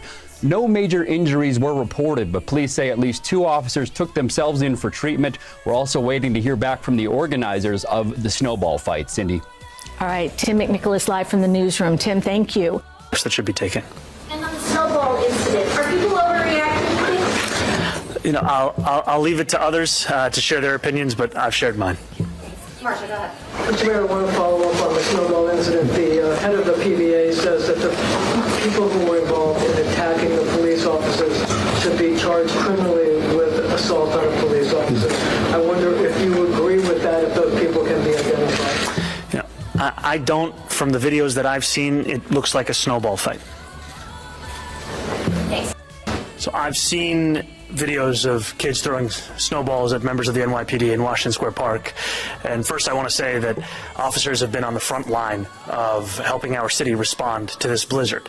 They have been keeping New Yorkers safe, and they have also been at the heart of our efforts of digging New Yorkers' cars out of these kinds of conditions and ensuring that our ambulances, our MTA buses can keep functioning across this city. They and our entire city workforce deserve to be treated with respect. The only person in our city's workforce who deserves to be treated with a snowball is me. Esta es la última semana para que los padres registren a sus hijos para el año escolar 2026-2020. Dude, what the fuck? This just came out of nowhere. Dylan Saba breaking. Numerous NYPD officers report finding "kick me" signs affixed to the back of their uniforms with Scotch tape. Mayor Mamdani and Commissioner Tisch have entered a situation room to coordinate a response. As of now, all options remain on the table. Luckily for us, I have a bunch of blue Post-it notes that I will be putting behind the "kick me" notes. I have a bunch of leftover ones from my Stop Anti-Semitism campaign. Obviously, it's a little bit anti-Semitic of me not to use it just for, anti-Semitic Post-it notes that are being stamped all around. But, we're going to do it because cops also, attacking a cop is basically like attacking the nation state of Israel. And attacking the nation state of Israel is basically like attacking every Jewish person. So, in some ways, I will be combating against these egregious acts. 17. Así que, para dar un último esfuerzo, decidí atraer una amiga. Hola. Mi español no es el mejor. No te preocupes, alcalde. Si su hijo o hija está cumpliendo 3 o 4 años en el 2026, usted puede registrarlos gratis en el programa Kinder 3 o Pre-Kinder de la ciudad de Nueva York. Pero debe registrarse el 27 de febrero, que es la fecha límite. Cualquier padre de la familia de la ciudad de Nueva York, sin importar su ocupación, ingreso o estatus migratorio, es elegible para registrar a sus hijos. Por mucho tiempo las familias de la ciudad de Nueva York han sufrido una profunda ruina financiera por el costo del cuidado de sus hijos, pagando hasta $26,000 por niño cada año. Eso no es sostenible. Eso no es sostenible, no es justo y no es inevitable. Hemos hecho el proceso de aplicación fácil, sin importar quién seas. Hay 3 maneras de registrarse. La primera, puede aplicar en línea a través del sitio web en su pantalla. ¡Nueva York! La segunda, puede llamar el número 718-935-2009 y recibir servicios en más de... Casey Neistat was there. Of course, he had to add in that it was unacceptable at the end. Of course, Casey Neistat. Casey Neistat, I'm shocked, is still surviving in Mamdanistan because, you know, he is a big Israel supporter. For those of you who don't know, sorry to fucking shatter your childhood dreams. Casey Neistat also famously left Los Angeles and went back to New York because someone broke into his car and he was like, this is Bedlam. We need to kill every homeless person now. So I'm a little bit confused as to how he's actually surviving, if not thriving, in Nueva York, which is obviously territory that has now been given to the Islamic Caliphate.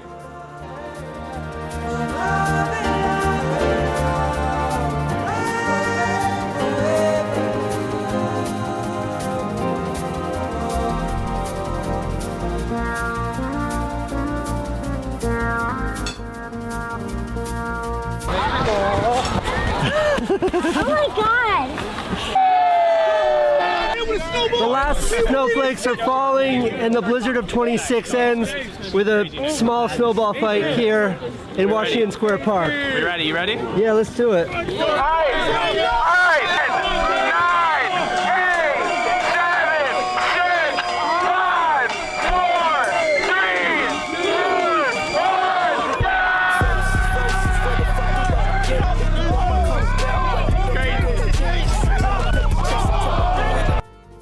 If Zoran doesn't arrest Casey Neistat as the primary reason for this law enforcement incident that took place, he truly is Zoran Mossadani. Time to do the right thing and protect our brave law enforcement officers and apprehend the criminal Casey Neistat, clearly the agitator here. Okay?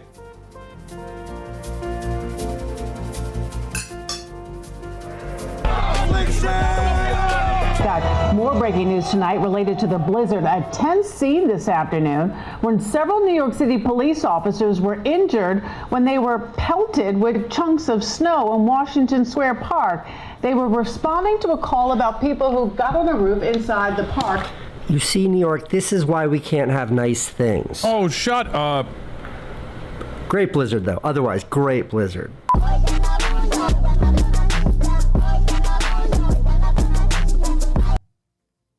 God, he's such a bitch. 200 idiomas. Another important part. Oh, this is the other wait, I need more snowball shit, dude. I need to see more snowball shit because I feel like it's hilarious. Oh, Andrew Cuomo also hit the "this is disgraceful," but with the mayor who has a history of calling the cops racist, evil, wicked, corrupt, he set the tone.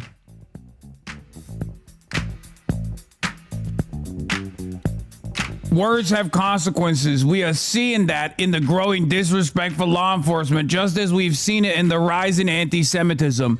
Real leaders understand that. The mayor does not.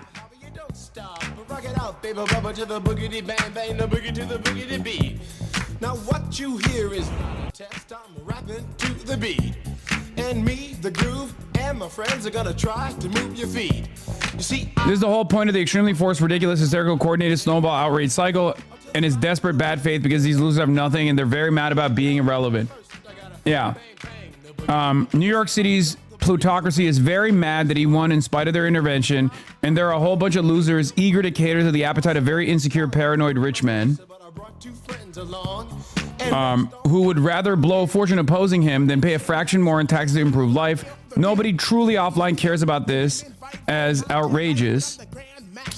It's this crazy far-right bubble thinking on here, trying to show force, and it comes across as desperate, pathetic, and extremely fake. What's heartening is that by swinging at every petty grievance and trying to turn it into a post-outrage cycle, they've desensitized the public for when something real comes along, but they can't help themselves. Eric Adams, watching officers get pelted. Yeah, they're all fucking crying about this. I think for normal New Yorkers, they don't give a shit about this at all. But the best possible response media message came from the Israel Heritage Foundation that said, "We, the Israel Heritage Foundation, strongly condemn any acts of disrespect towards New York's NYPD officers. Those who engage in harassment like throwing snowballs should face consequences and understand the importance of respecting law enforcement. No second chances, no apologies acceptable." I think this is a parody account, right? There's no way that there's a real Israeli Heritage Foundation account. I go do it, and I'm here, and I'm there. That's genuinely fighting for this. I don't want to believe it.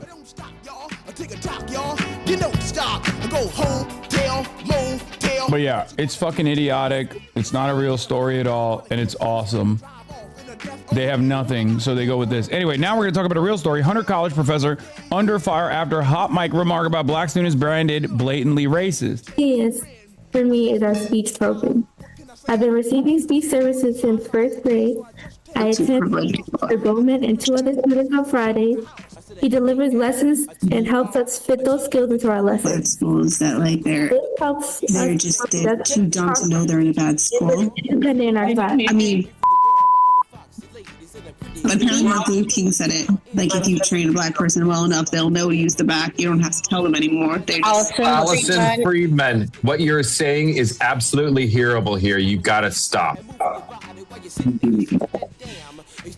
The freak, I said bam, right out of your seat, then you throw your hands high in the air, you rock it to the rhythm, shake your dairy air, you rock it to the beat without a care, with the short shot MCs for the I'm sorry, sweetie. Go ahead, baby. I'm sorry. Me and many other students take our classes and we're classmates.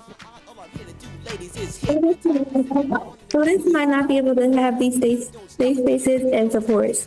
We should be able to keep our school open. Thank you. Thank you very much.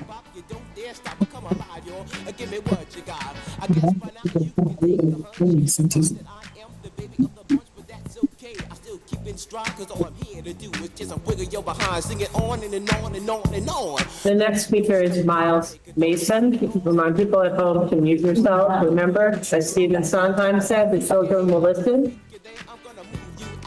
And Roger. The kids that are speaking are blurred because they're kids.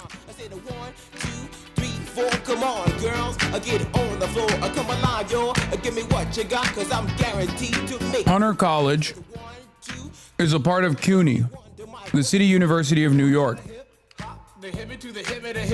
CUNY's already under fire for the way that they have dealt with pro-Palestinian students and pro-Palestinian teachers. She also says CUNY cannot apply one standard for political speech and another for explicit anti-black racism. A university that moves swiftly to discipline pro-Palestine activism cannot turn around and excuse racist vitriol directed at black children. As a child was speaking about not losing her UWS school, an adult cut her off, unaware that the whole meeting could hear them. They're too dumb to know they're in a bad school. If you train a black person well enough, they'll know to use the back. And then literally said, Martin Luther King said this. So your heart starts pumping and you think of a lie and you say that you already ate. And your friend says, man, there's plenty of food, so he piles some more on your plate. But while the sticky food's steaming, and Hammerstein said you have to be carefully taught. And then you look at your musical theory. Oh, so you say, that's it, I got to leave this place, I don't care what. Good evening, CEC. My name is Miles Mason. I'm a sixth grade student here at CAS Community Access School, MS 258. And then you run to the store for quick relief from a bottle of KO Pectate. The Hunter College professor who made a racist remark during that Zoom about the Upper West Side school relocation. Can you talk about what you think is the appropriate punishment for something like that? And what does it say about the underlying tensions? I think just before I pass it over, there's a reprehensible comment. And I think it is indicative of the exact kind of language that makes students feel as if they don't belong within our public school system. We are looking to build a public school system that is home for each and every person that calls this city home. Do you think she should be fired? I think that's part of what the chancellor said in terms of Piss baby, you think you're so fucking cool, huh? You think you're so fucking tough? You talk a lot of big game for someone with such a small truck. Oh, look at those arms. Your arms look so fucking cute. They look like little cigarettes. I bet I could smoke you. I could roast you, and then you'd love it. Assad got him. Fucking ghost you.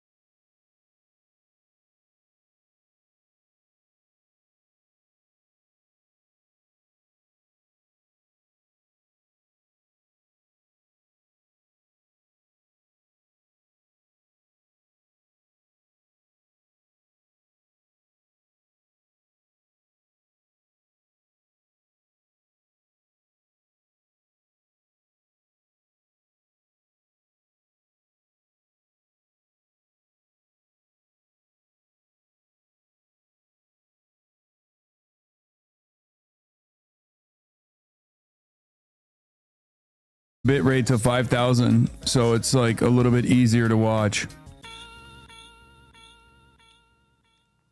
Time to pay that 100K for fiber, big dog? Yeah, it's not gonna happen. President Trump says that Kirk has died after he was shot from a nearby building. After being shot at Utah Valley University. The great and even legendary Charlie Kirk is dead. The cries of this widow will echo around the world like a battle cry. I didn't even get to give him a kiss goodbye. That young man, I forgive him.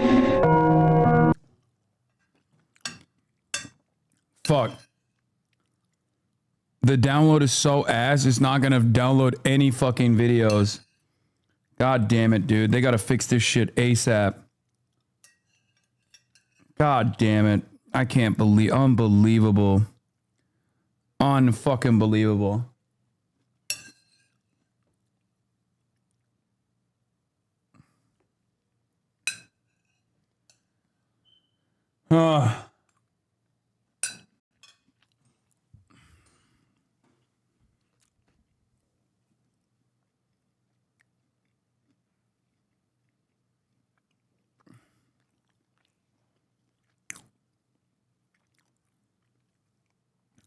This country is embarrassing. I hate this shit.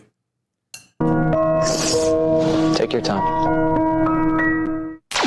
Erica Kirk has been named the new CEO of Turning Point USA. My husband's dead.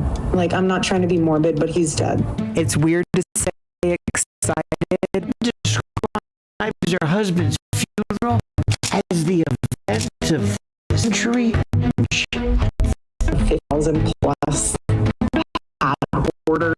Nobody knows why she's wearing glittering pants in a reagent that her husband tragically was murdered in, throwing merch out. Everyone grieves differently, so if someone's acting weird, don't read into that. Zionists, the Prime Minister of Israel, all lied through their teeth about Charlie Kirk. Her operation was in Constanta, the epicenter of Romania's trafficking scandal. All the heroes are on this story.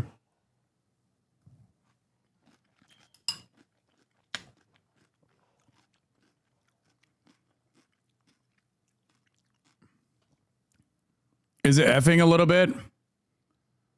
Guys.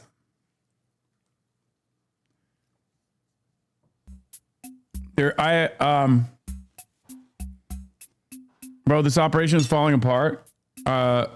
We have I have a related problem with ISP. They're saying it's like a area-wide outage potentially. Hopefully they'll be able to fix it by the time. Fuck! Get weird conversations to have with a 15-year-old. I'm gonna touch your butt. $8.6 million to their own shell company. What is going on? We have nothing to hide. My aunt used to tell me, never do something that you don't want on the front page of a newspaper. Fuck.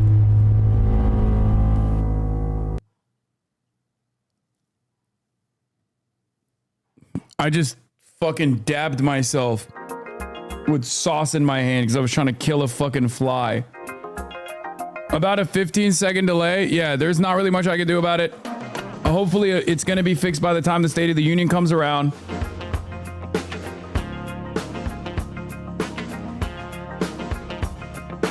Nah, stop the cap. You left to get food. What? Can you not see me? I hate myself right now. It's just like, it's fucking awful.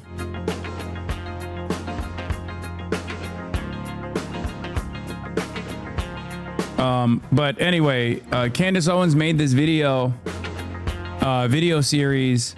I will be seated watching it. I am very excited to watch it. However, a lot of people are not so excited, it seems. You. Go yourself. One of those people that's not excited is Dan Bongino. You demonic f***ing scum. This just can't be what this movement is. And if it is, I just don't want any part of it. Erica didn't choose this, man. Imagine sitting there in your house and you find out from Twitter or I don't know, a text or a phone call, or that your husband was just shot in the neck for the entire world to see social media at a public event. I can't imagine that. I know you can't either. Then you got to go through this, and you got to absolute f***ing lunatics sending her emails. You did it. F*** you. Go f*** yourself. You demonic f***ing scum. For as much as I hate what just happened, I wish ill on no one, and everyone should restrain their emotions from the other side because they are not on our side. Once you go down the road of violence, there's no turning back. But I'm sorry if the language distracts from you, but I can think of no other New York way to say it than fuck you, motherfucker. You deserve to feel the little licks of the flames of hell every inch of your body. If there's an afterlife, I believe there is. I believe in this in creation. I don't pretend to be the judge and jury, but I know you're not in it. There is a side that is basically pro-America, basically pro-freedom, that's a little messy, some problems, and there's a side that wants to hold down, and they're telling you, and they are making it happen. It's so funny that all the people that are mad at Candace Owens are no motion. Like, no motion whatsoever. Guys, I know it's laggy. Okay, there's gonna be a little lag. I know. It cuts in and out. The bag is unreliable. Okay? I'm sorry. There's nothing I can do. Me? Ben Shapiro came out and said Candace Owens is evil. We'll be looking at that. And this is why one of the things that I'm going to really focus on over the next 9 or so months is making sure that the right, to whatever extent we can hold this wide tent MAGA thing together, we'll go ahead and do it. That the ex-libs will find common cause with the more traditional conservatives, and that you could have a party that would bring in, you know, mushroom-eating Joe Rogan that would still be on the same side as, I don't know, somebody like evangelical Charlie Kirk, who unfortunately is no longer with us. That is the challenge for all of us. So this, I thought, was it's kind of depressing, to be totally honest with you, but Seth Dillon from the Babylon Bee, he put this up. What would Charlie Kirk have to say about this, and what would he think of his so-called friends who can't summon the courage to say it for him? And what he's showing you there is that Candace Owens this morning released a new documentary, or at least the trailer for this new documentary called Bride of Charlie. And in it, she is, if not outright saying, certainly putting innuendo that Erica Kirk had something to do, Erica Kirk, Charlie's wife, had something to do with the death of Charlie Kirk. She also, in the last couple of weeks, has called Erica Kirk a lesbian groomer. She has said, the most absolutely psychotic things. And the only reason I'm even bringing this up, because I have no desire to talk about her, and I know that that's what she wants more than anything else, is that how are we going to keep this thing together as a certain portion of the right is going nuts? That is going to be the challenge. Every part of the story is conspiracy about Israel. That's it. Like, yeah, Candace Owens is like going crazy mode, but Candace Owens has always been crazy. The only reason why they're mad is because not only is she being crazy, but she's also getting people to be anti-Israel, getting the right to be anti-Israel. Okay?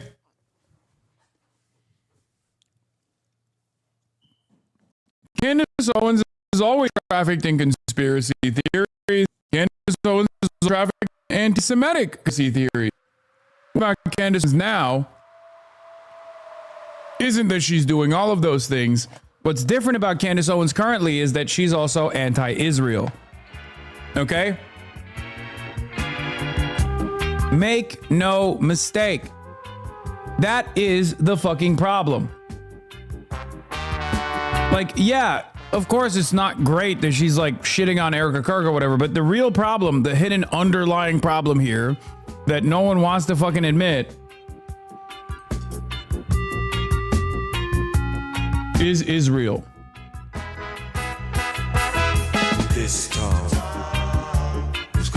That's precisely the reason why Christopher Rufo, who spent years and years training the right to see halftime shows of civilizational threats, is now shocked that the right has become conspiracy-brained on slop. Christopher F. Rufo of the Manhattan Institute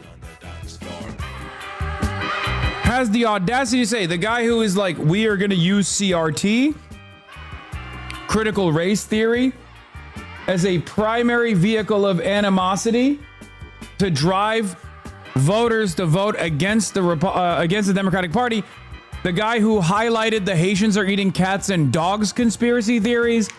The guy who's at the heart of like so many of the modern right-wing conspiracy theories and racist vitriol is now mad that the right's collective brain is getting melted in a vat of slop, conspiracy, and algorithm chasing. An intelligent man will guard himself against all of it.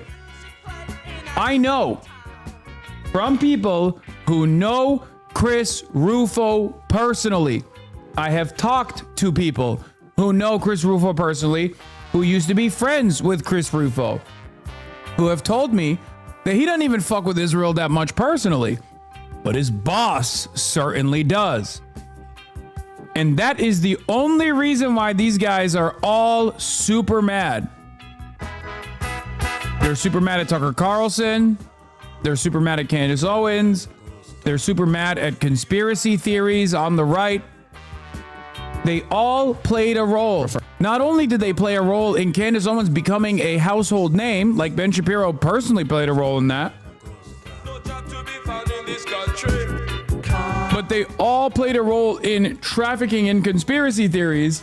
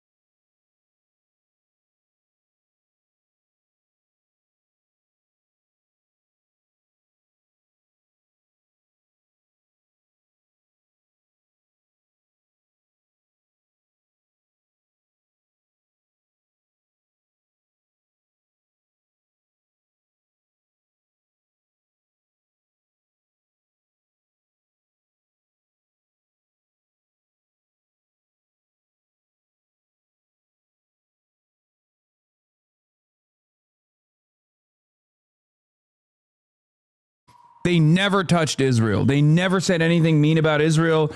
Israel is life. Israel is the most important nation. All this stuff, right?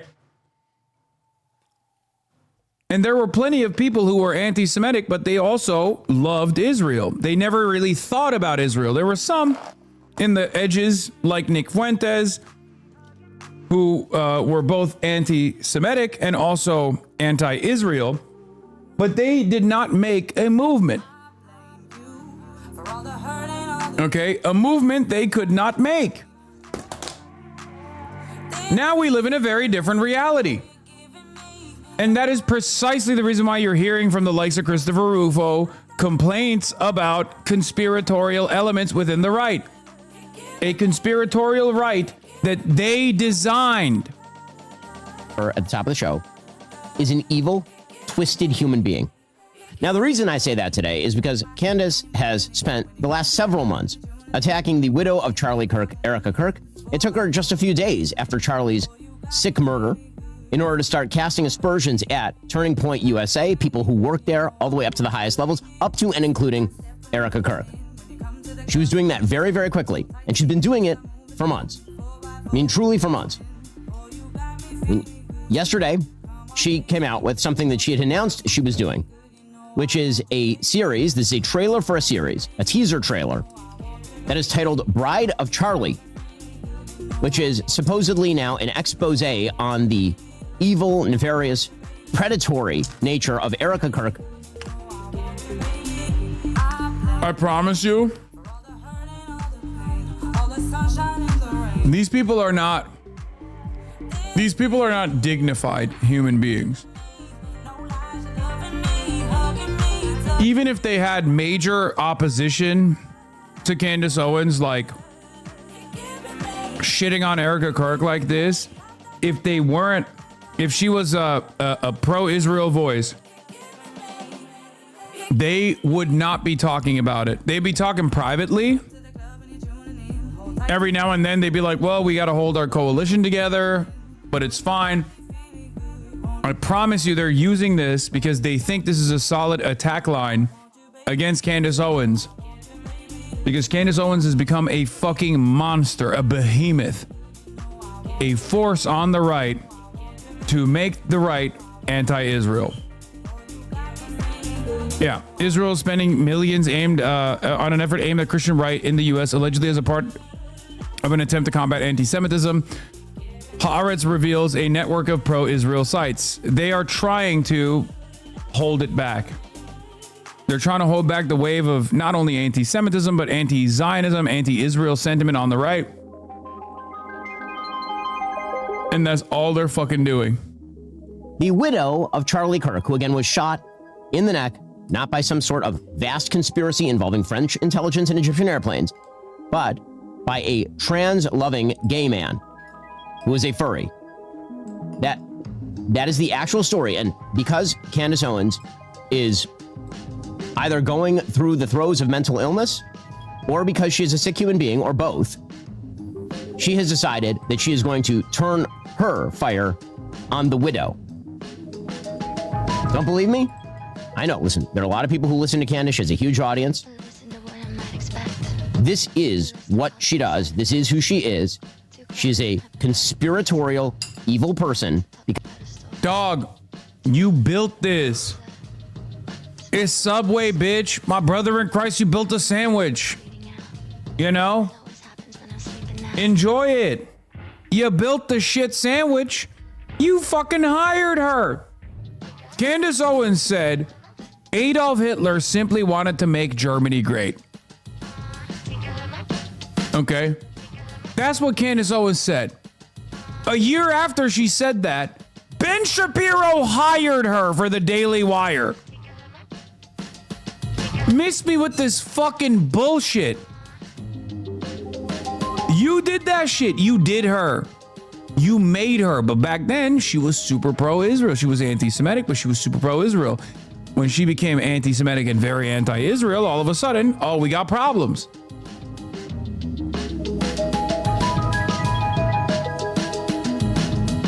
It's the same principle with conspiracy theories. You guys trafficking conspiracies all the fucking time, but all of a sudden it's an issue when those conspiracies stop you from putting together a reliable narrative on how Charlie Kirk got shot, and this is the fault of trans Antifa.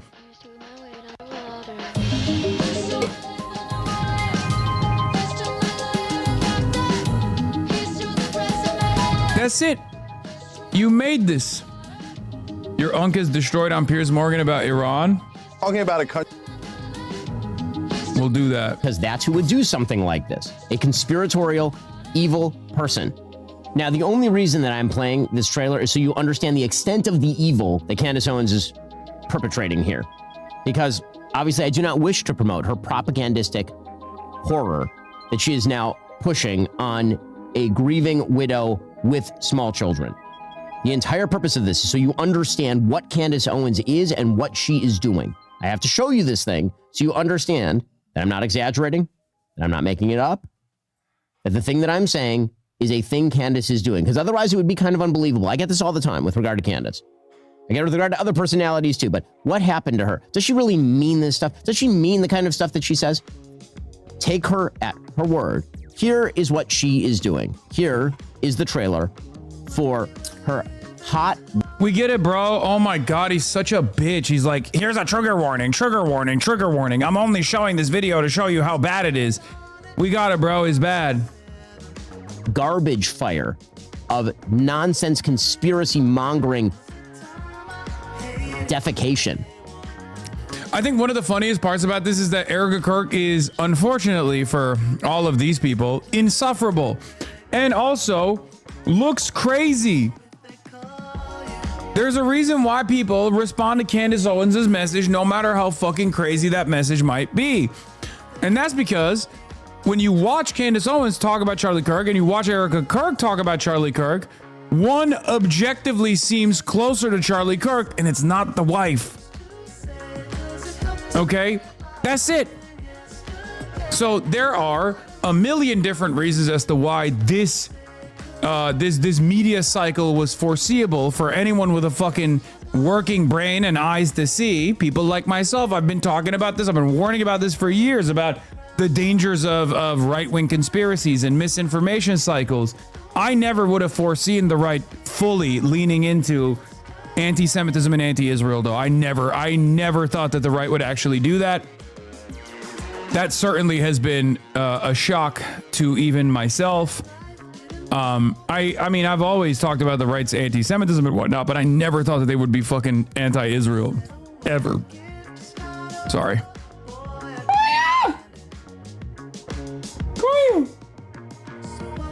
No, right after you drink the water. Now,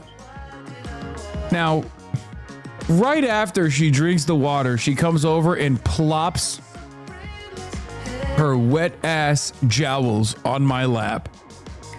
She's like, no, this is the time. Classic Mastiff behavior. If you guys have a Mastiff or anything, of a dog like that, and they get like really wet and slobbery, they love stamping your pants, basically.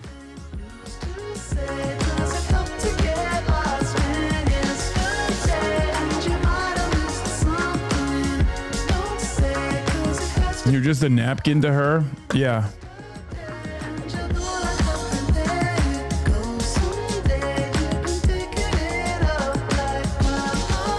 Here's the trailer she just released for her series of attacks. It's going to be an entire series of attacks on Erica Kirk. Again, she's been retailing and implying and basically saying out loud a lot of this stuff on her show for months.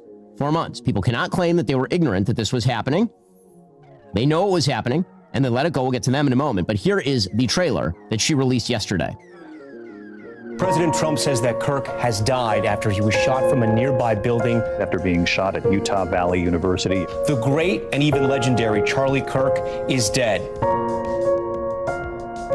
The cries of this widow will echo around the world like a battle cry. I didn't even get to give him a kiss goodbye. That young man, I forgive him.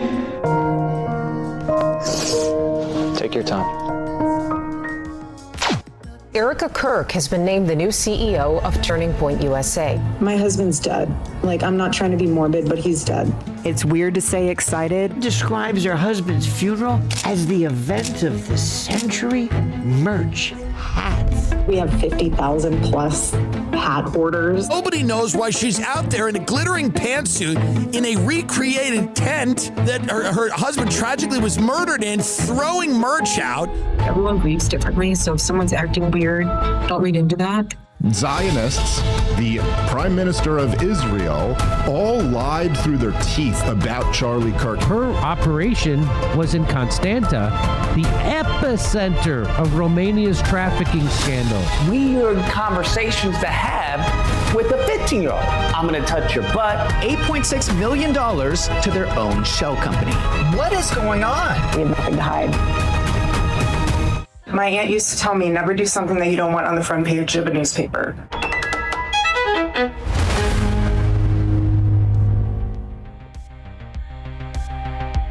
So that's what Candace Owens has been spending her days doing, and millions of people, of course, have been watching her as she's been doing this. Apparently, she is calling Erica Kirk, she has been calling Erica Kirk a lesbian pedophile, We will be grooming seated. a 15-year-old. We will She be is seated. suggesting, of course. That is a fire promo. W promo, Ben. Ben, W promo. You fucking did it, King. I'm sat, locked, loaded, moisturized, ready to fucking receive, dude. Ready to receive some hard to hear truths about how Erica Kirk is responsible for the assassination of Charlie Kirk. It is pretty funny that, like, he's literally offering it free promo, which I love. I don't know why he did this, because, like,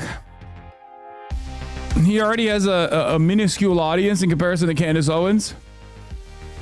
And what remains of his audience are probably going to be switching sides after this. So, wonderful stuff. She has been suggesting for a while that TPUSA was complicit, if not in the murder of Charlie Kirk, then in the cover-up of the murder of Charlie Kirk. This is the stuff that Candace Owens has been doing, because Candace Owens is a true vampire when it comes to conservatism and the conservative movement. She finds prominent people, and then she grifts off of them, and then she does more grifting off of them, and then she grifts them until she's done grifting them. Then she moves on to the next thing she can grift off.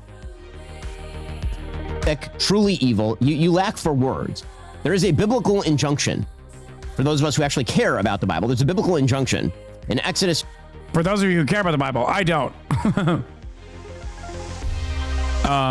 Yeah, these guys thought they could train their audience to somehow only resent Muslims and black people, and the reason they're all flailing now is that they lost the cultural momentum, and the monster they created is looking back at them. The fact that Candace is unhinged was obvious from day one. We've covered it in detail, in great detail. Conservative media made her a star anyway. If there's anyone to be blamed for what she's become, it's themselves for building her profile in the first place. One of the funniest, darkest ironies here is that Candace Owens is there are two people most responsible for Candace Owens' career. They're both Jewish. It's David fucking Horowitz and Ben Shapiro. Isn't that crazy? They are both incredibly reactionary, incredibly conservative, okay? And they literally made her. They made her. It's wild. David Horowitz, who is fucking dead. Rest in peace, by the way. Was a massive scumbag. Another trot turned neon. And this behemoth of, I know, it's effing for a second. Hold on.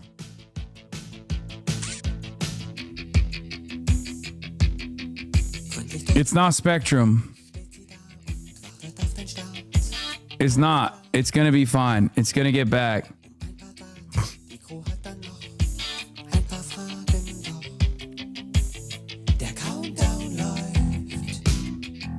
It's gonna be back. Hold on. It's just a little stutter. Just chill.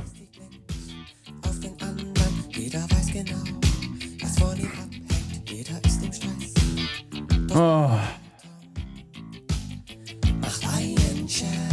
It's not even small F's, it's big F's. Were you silent or silenced? You know what it is.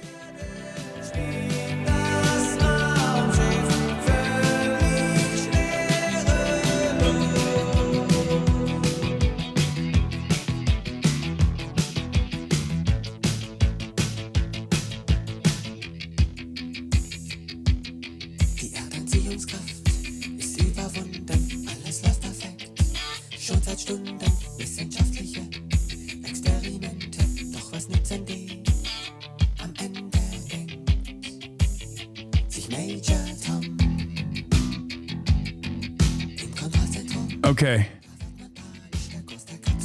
We're back. No more issues. Service reconnected.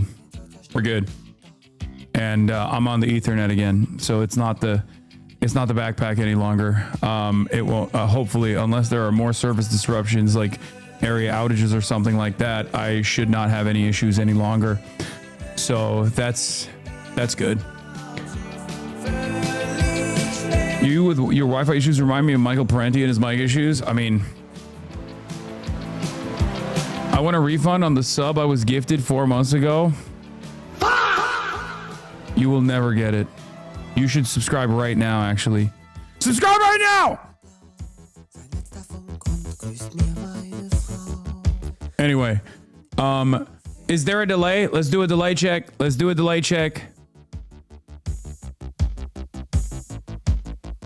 Chat, delay check. What number am I holding up? Everyone's spamming ones because I didn't even fucking say anything. I just said delay check. 2. Okay. I am going to fix the ingest real quick to hope to let it catch up to where I'm actually at, because there's like a 10-second delay, it seems. So you will see this F in a brief moment, right?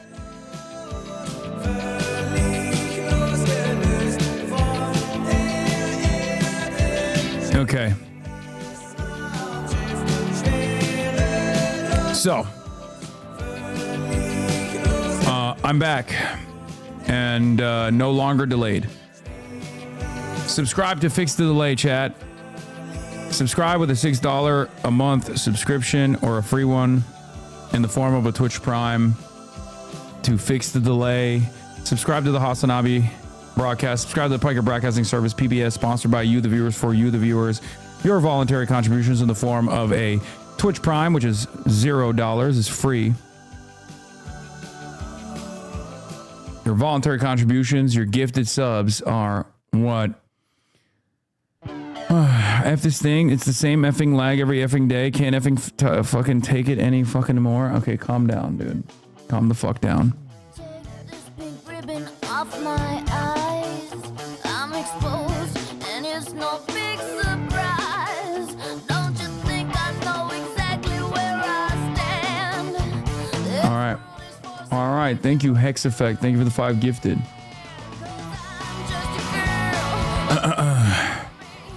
He effing can, bro. What if my sub is involuntary? Then you got to get that checked out. I don't know how that works. I don't understand that. Candace responds to Dan Bongino and Ben Shapiro. Candace Owens has a response immediately. Says, PSA, we won't be taking any lessons on what evil is from people who protected Jeffrey Epstein raping children and or looked the other way as Bibi Netanyahu committed a genocide in broad daylight. Yeah, she got him. This anti-Semite is technically correct.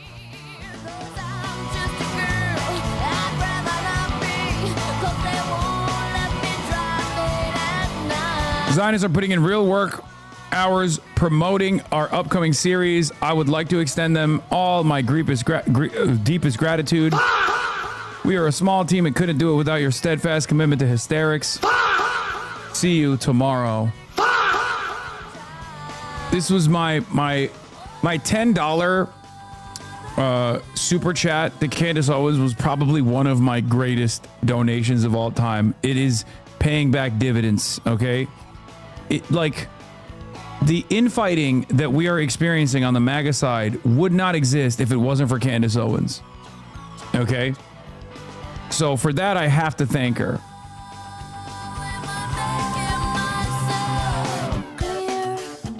She never read my comment, but my point still stands. I like to think in my mind that I played into the fissure. I leaned into one side and helped tilt the scales, one $10 super chat at a time, where I said, Candace, I love you, longtime fan, first time subscriber, but I don't think you should trust Erica Kirk. I would like to know about the private conversation that you guys had. We all played our role as clandestine operators. We did. We played our role, and now the right is on fire.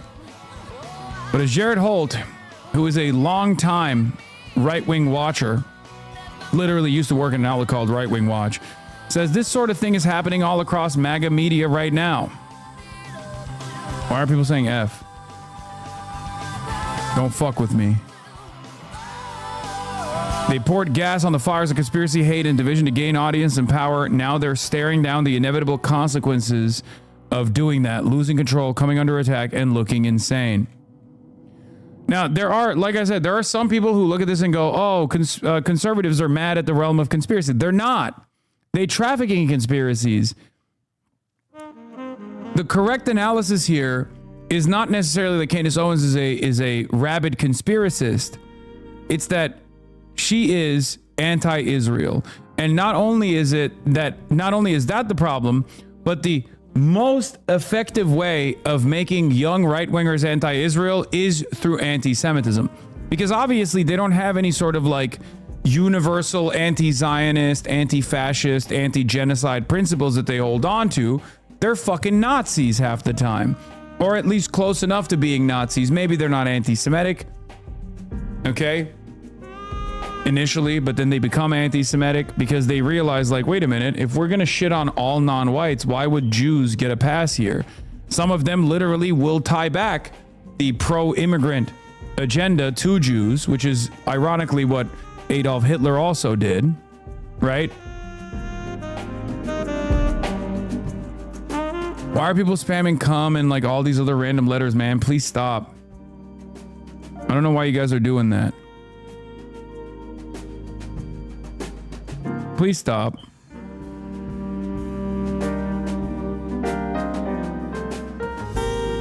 Stop being silly.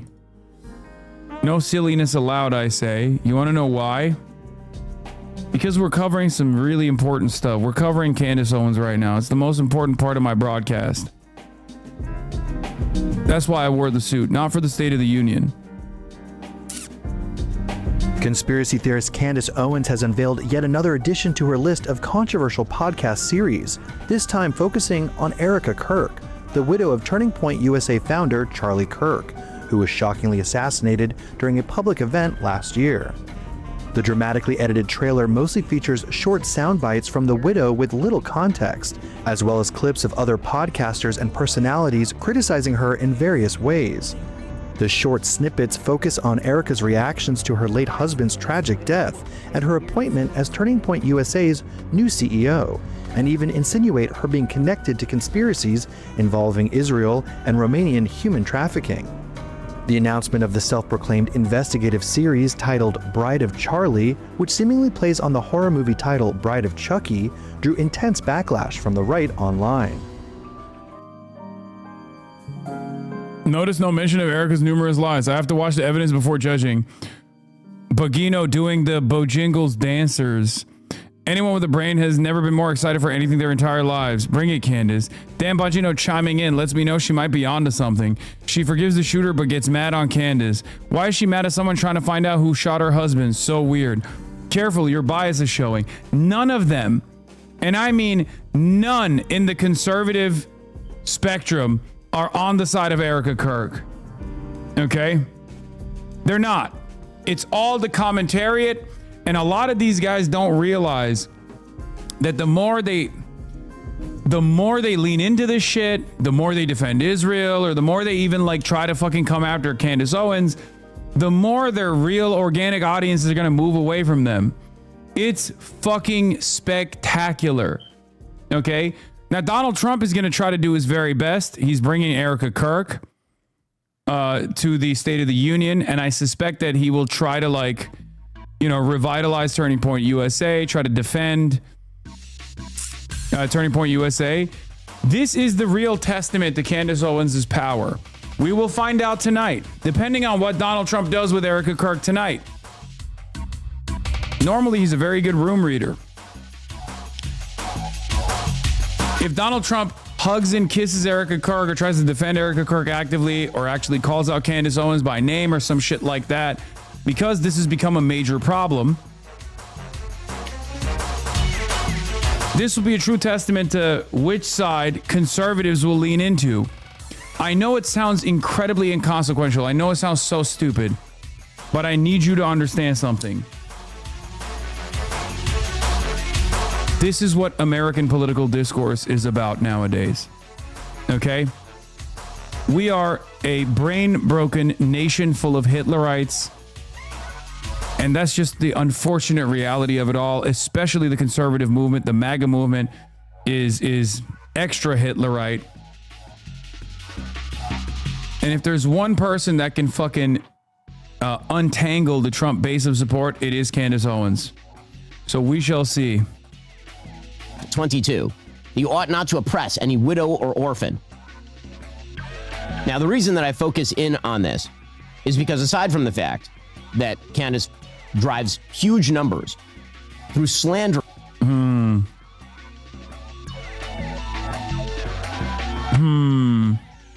People, truly slandering them. And yes, Erica Kirk absolutely should sue the living hell out of Candace Owens for this sort of stuff. The reason I bring this up is because there's been a wide and vast silence by people who should have spoken out about this months and months and months ago. In fact, some of us were calling this out from the stage of TPUSA in December. Here's what I had to say about Candace doing exactly this thing. This is back in December.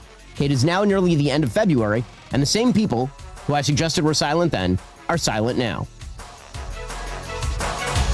So, if Candace Owens decides to spend every day since the murder of Charlie Kirk casting aspersions at TPUSA and the people who work here, who worked with Charlie every single day, his best friends, to cast aspersions at Mikey McCoy and Andrew Colvin and Blake Neff and Tyler Boyer, and yes, at Erica Kirk, and to imply or outright claim complicity in a cover-up over Charlie's murder, to spew absolutely baseless trash implicating everyone from French intelligence to Mossad to members of TPUSA in Charlie's murder or a cover-up in that murder, then we, as people with a microphone, have a moral obligation to call that out by name. Erica Kirk and TPUSA never should have been put in the position to have to defend themselves against such specious and evil attacks, particularly.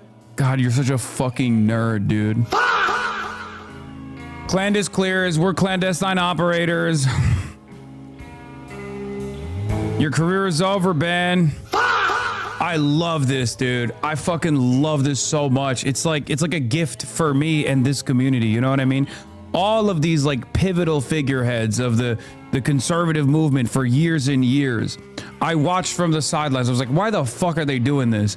How are they leaning so aggressively into conspiracy theories, trafficking some of the most vitriolic sentiment, the most toxic, repulsive ideologies you've ever seen, attacking people of different faiths and different backgrounds?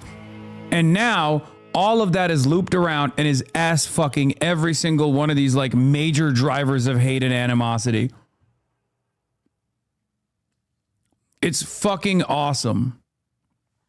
Yeah, a black woman is speaking, Ben. It's time to sit your white ass down and listen, okay? In a time of mourning.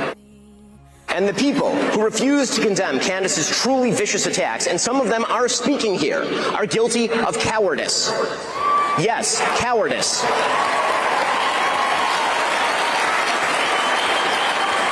The fact that they have said nothing while Candace has been vomiting all sorts of hideous and conspiratorial nonsense into the public square for years is just as cowardly. When the signs are there for years on end, and people say nothing, and people continue to say nothing today, that's cowardice, obviously. Where are Charlie's friends? Where are Charlie's closest friends? Where are all the people who proclaimed solidarity with Charlie and with Erica today? What are they doing? And for all the people who are watching Candace stitch together a bunch of specious nonsense because they like the gossip of it, because they enjoy the tawdry Maury Povich silliness of it, because they're watching a car crash at the side of the road, please have some more respect for your own brain than that. Please have some more respect for yourself than that, truly. Truly. Because what she's doing is evil, and when you watch her show, she gets paid to do that.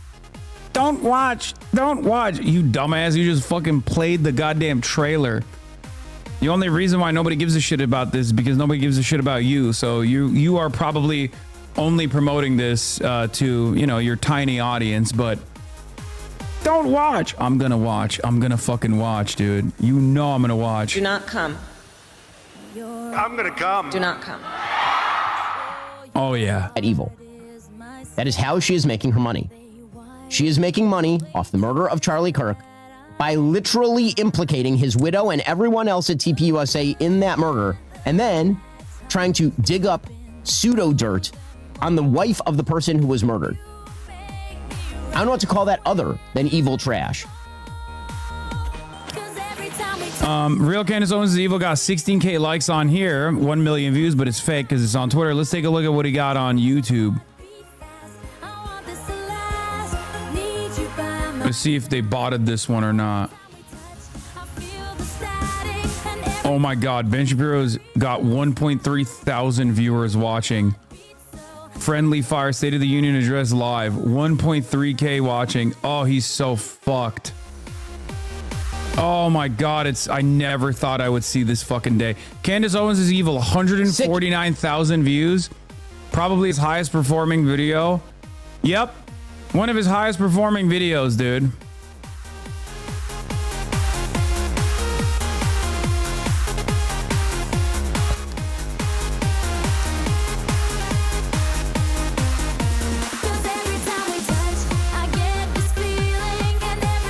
Incredible.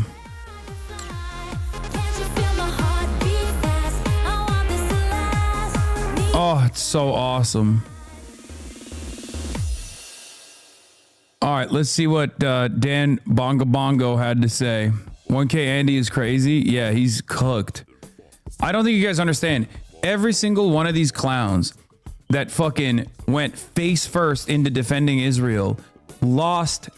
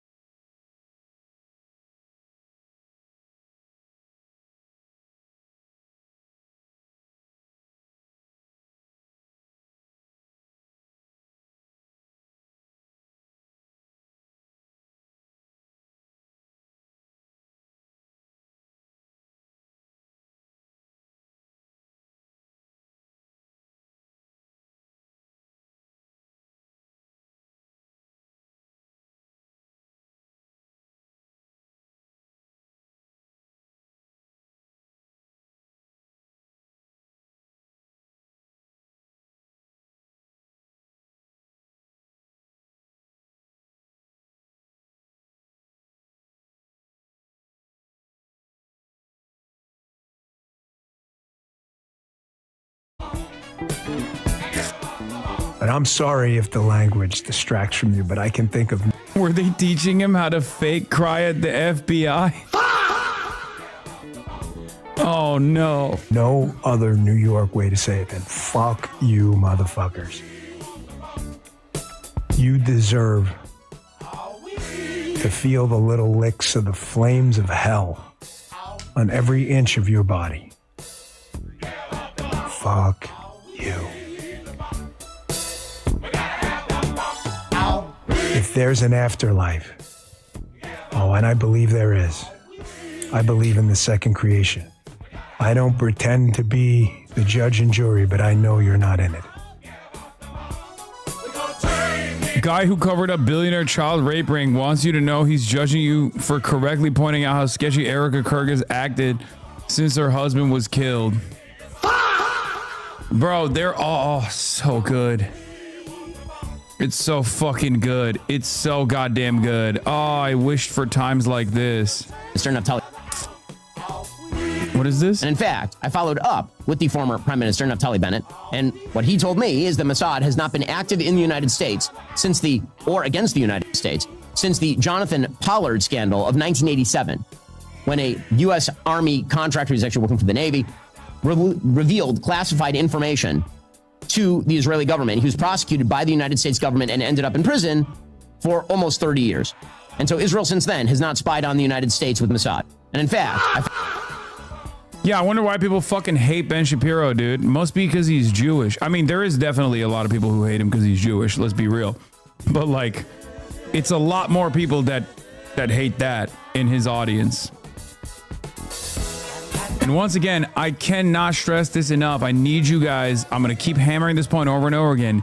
You fucking did this. You did this. Okay? You thought you could hate every black, brown, and Muslim person and organize around your mutual hatred for every black, brown, and Muslim person, hating women, hating gay people, hating trans people, only to turn around, and assume that this would never come back to you. Not you, chat. Come on, I'm talking about Ben. I'm talking about these people. This chat is basically... I'm gay and Lebanese. Yeah, it's not you guys. Why would you have ever thought that this kind of everyone but white people are my enemies narratives, why would that never go back to Jews? Candace Owens and Tucker Carlson are so popular because of the culture of silencing. It makes them seem like brave truth tellers. If you stop deporting, firing, besmirching, and destroying the lives of anyone who criticizes Israel, they would lose their power. It's true. It's true.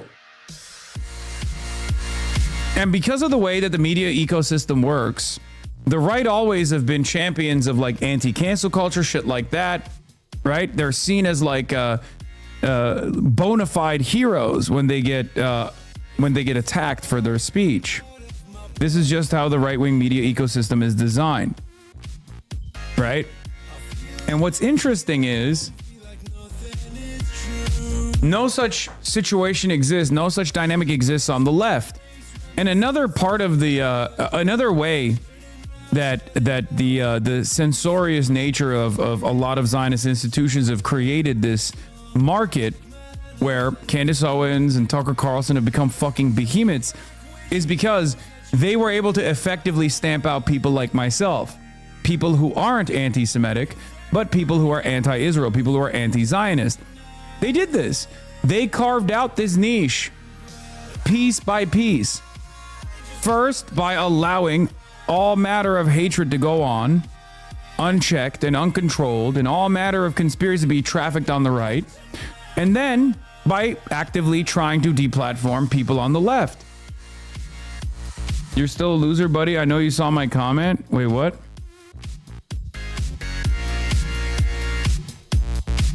You're such a fucking loser. You're such a fucking loser. You're such a fucking loser. You're still a loser, buddy. I know you saw my comment. I'm leaving. Don't you dare. I'm leaving. Giat, aware. Giat, MILF Destroyer. very mentally well. I mean, I didn't fucking ban him. I think he got timed out because he kept spamming it. FaZe ain't never gonna sign you, lil bitch. True. Good luck though. They might. They might. I'll put in a word for you, okay?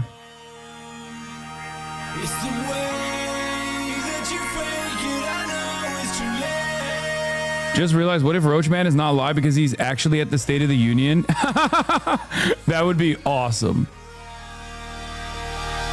That's a biological weapon against the Republicans, dude.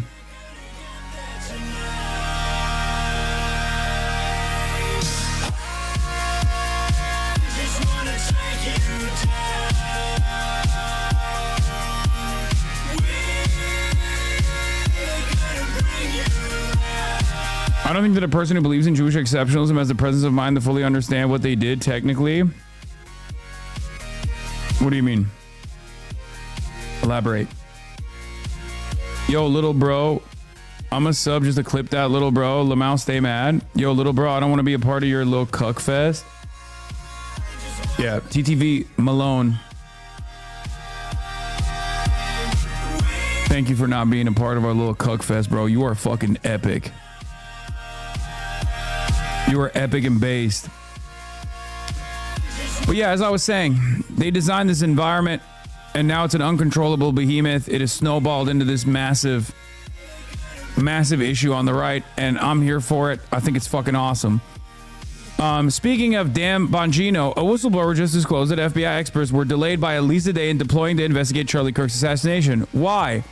There was an FBI plane and pilot shortage because Kash Patel was using them for personal flights. Oh my fucking lord, dude.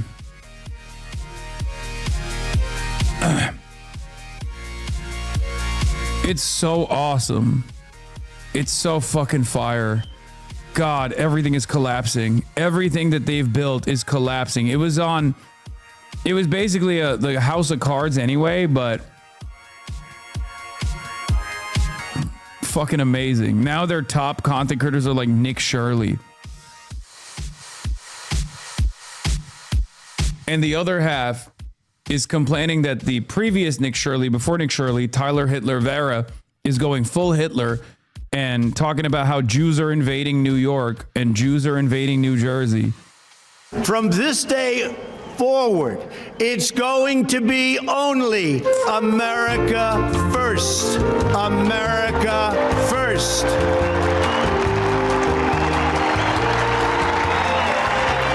You want regime change in Iran?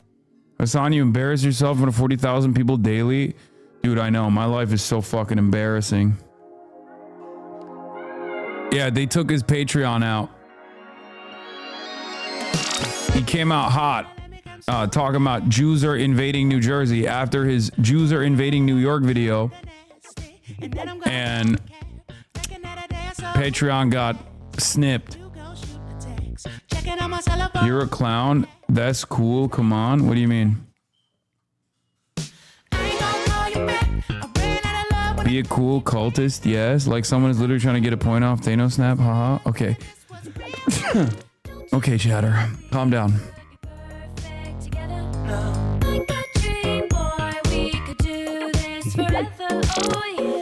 It's just funny because it's like even this kind of shit, it literally will only foment more anti-Semitic conspiracies. They're like, oh, this guy has been hated. This guy's been making videos against like Somalis, Haitians, everybody else. Makes videos about Jews. Boom, his Patreon is gone. Okay. Tyler Hitler Vera is Adolf Hitler. He's racist. He's equal opportunity racist. I don't think these guys know what's coming. I don't think older conservatives know what's coming. Okay. Older conservatives have a decent degree of philo-Semitism. Younger conservatives, on the other hand, have a maximum amount of anti-Semitism. So they don't even understand it. They're like, what is going on with the youth? Like, did they watch too many TikTok videos? Like, they have no way of comprehending it, where they think like, oh, these guys, I think, are being woke, right? They keep talking about, oh, these guys are, I guess they There was a James Lindsay attempt to try to disparage or try to like keep the conservative movement together, where they were saying like, oh, these guys are being woke, the woke right, as they called it. No, dumbass, it's a Maximus conclusion of fucking fomenting hatred. Okay? It is obviously the maximum amount of hatred. Who gets to be a part of the in-group of whiteness is dictated by the whitest of the whites. Well, and Nick Fuentes, who happens to be Mexican, but that's besides the point. Basically, right now, the conversation that's taking place, where there's a generational divide between the youth wing of the party, the Hitler Youth, and the older boomer conservatives is, are Jews white or not? Okay? That's it. That's it. The younger wing of the party do not consider Jews to be white. The older wing of the party do. This is the main dynamic that is playing out and is also causing this massive fissure in the Republican Party. Yeah, the Jewish question, one might say. Exactly. And they're not going to be able to figure it out. They're not going to be able to figure out like a way to be like, oh, you guys are being too woke. Like, it doesn't read that way. It doesn't read that way to the anti-Semitic right. It feels like you're being woke, and they're technically more logically consistent. If their worldview revolves around hatred, if their worldview revolves around fascism, they're technically more logically consistent than you are. You can't, like, cat's out of the bag. You can't literally put it back, okay? You can't put the toothpaste back in the tube. You can't do it. What do you get? Another day older and deeper in debt. Well, it seems like that would be the best thing that could happen. If we could get it settled for once and for all, that would be good. Frankly, Canada should be the 51st state, okay? It really should. And by the way, you have to do something with Mexico. Mexico has to get their act together. My administration will be reclaiming the Panama Canal, and we've already started doing it. We're renaming the Gulf of Mexico into the Gulf of America. No, we have the Gulf of America now. It's great. All the United States is asking for is a place called Greenland, just as we have acquired many other territories throughout our history. There's nothing wrong with it. I actually stopped the war with Congo and Rwanda, and they said to me, please, please, we would love you to come and take our minerals, which we'll do. And in Nigeria, we're annihilating terrorists who are killing Christians. They've killed thousands and thousands of Christians. What's that all about? Look at South Africa. Dropside is just identifying all the places that he's brought peace and prosperity to, it seems. What the fuck is this? What's going on? We feel there's persecution or genocide going on. These are articles over the last few days. Death, death, death, horrible death, death. White South Africans are fleeing because of the violence and racist laws. The next question is who's in charge of Venezuela right now? We're in charge. We're going to run everything. We're going to run it. We have a very sick neighbor. It's not a neighbor, but it's close to a neighbor. And that's Venezuela. It's very sick. Colombia is very sick, too. Run by a sick man. He's not going to be doing it very So there will be an operation. You better not fucking come after my goat, Gustavo Petro. Okay? That was a really delicate moment for me, at least, because I am in favor of leadership with swag, and Gustavo Petro has it by the ton, okay? By the U.S. It sounds good to me. If you take a look at Argentina. Luckily, Gustavo was able to rizz him up with one phone call, and Donald Trump was like, Colombia, viva Colombia. That's what he said. If the president doesn't win, we would not be generous with Argentina. If he does win, we're going to be very helpful. And if he doesn't win, we're not going to waste our time. How is this Argentina rescue package America first? It's really meant to help a good financial philosophy like Venezuela. Is there a message here for Cuba and Diaz-Canel? Well, Cuba is an interesting case. Cuba is, not doing very well right now. Cuba is right now a failed nation. Cuba is ready to fall. Yes. Cuba looks like it's ready to fall. I don't know if they're going to hold out. Look how excited this fucking demon is. Oh, God, I hate him so much. Cuba and us, we are talking. If a deal isn't made, would you consider an operation like the one in Venezuela? If I was, it wouldn't be a very tough operation. Yeah, Gustavo Petro, more like Guntavo Petro, by the way. a real ass gooner. We're going to straighten out Gaza. We're going to make Gaza very successful and safe. We have an opportunity to do something that could be phenomenal. The Riviera of the Middle East. Is it time for Ukraine to hold an election? Yeah, I think so. It's been a long time. You know, they talk about a democracy, but it gets to a point where it's not a democracy anymore. Ukraine better come to the table fast. That's all I'm telling you. Will Russia face any consequences if Vladimir Putin does not agree to stop the war? Yes, they will. Yeah, there will be very severe consequences. And Somalia is a failed, it's not a nation. Got no government, got no police, got no military, got no nothing. Somalia, filthy, dirty, disgusting, ridden with crime. The only thing they're good at is going after ships. We don't let them take ships anymore. You know why? We use the same exact missile on them that we use on the drug carriers. Do you notice that ships aren't being taken anymore? The pirates are. That's right. I thought about it. The pirates aren't. Well, no. No Somali pirates. It's actually very easy. They head out. We say, guess what? There's pirates. Bing. That's the end of the pirates. I'm doing it worldwide. I'm helping Europe. I'm helping NATO. They love me. NATO calls me daddy. They called me daddy. He's our daddy. He's running it. Most European nations, they're decaying. They're decaying. Your countries are going to hell. The United States is keeping the whole world afloat. Without us, most of the countries don't even work. You've been a kingmaker in a lot of Republican primaries. A lot of people, Including foreign nations. I was very honored to see that a very wonderful prime minister in Japan won by a landslide, and she attributed my endorsement for that. I've endorsed Viktor Orban. I endorsed, go back to South America, Latin America, South America. Turkey's an example, Erdogan. He's a friend of mine. Whenever they have a problem with Erdogan, they ask me to call. And I do call him, and I always work it out with him. What we did for Israel was amazing. And by the way, I told Bibi, stop taking credit for the dome. That's our technology. That's our stuff. I authorized the spending of billions of dollars which went to Israel's defense. Isn't that right, Miriam? Look at Miriam. She's back there. Stand up, Miriam. Stand up. Miriam and Sheldon would come into the White House probably almost more than anybody. I think they had more trips to the White House than anybody else I can think of. Look at her sitting there so innocently. And as soon as I'd give them something, always for Israel. As soon as I'd give them something, they'd want something else. I said, give me a couple of weeks, will you please? They were very responsible for so much, including getting me thinking about Golan Heights. I gave them the Golan Heights and they never even asked for it. Are you involved in the rift between UAE and Saudi Arabia? They do indeed have a rift, and we can get it settled very easily. I settle wars. I settle a lot of rifts between countries. You've been noticing, right? That's an easy one to say. Like a public confession, bro, the less accountable he is, and he is maximum unaccountable at this point, right? The less he feels the need to restrain himself.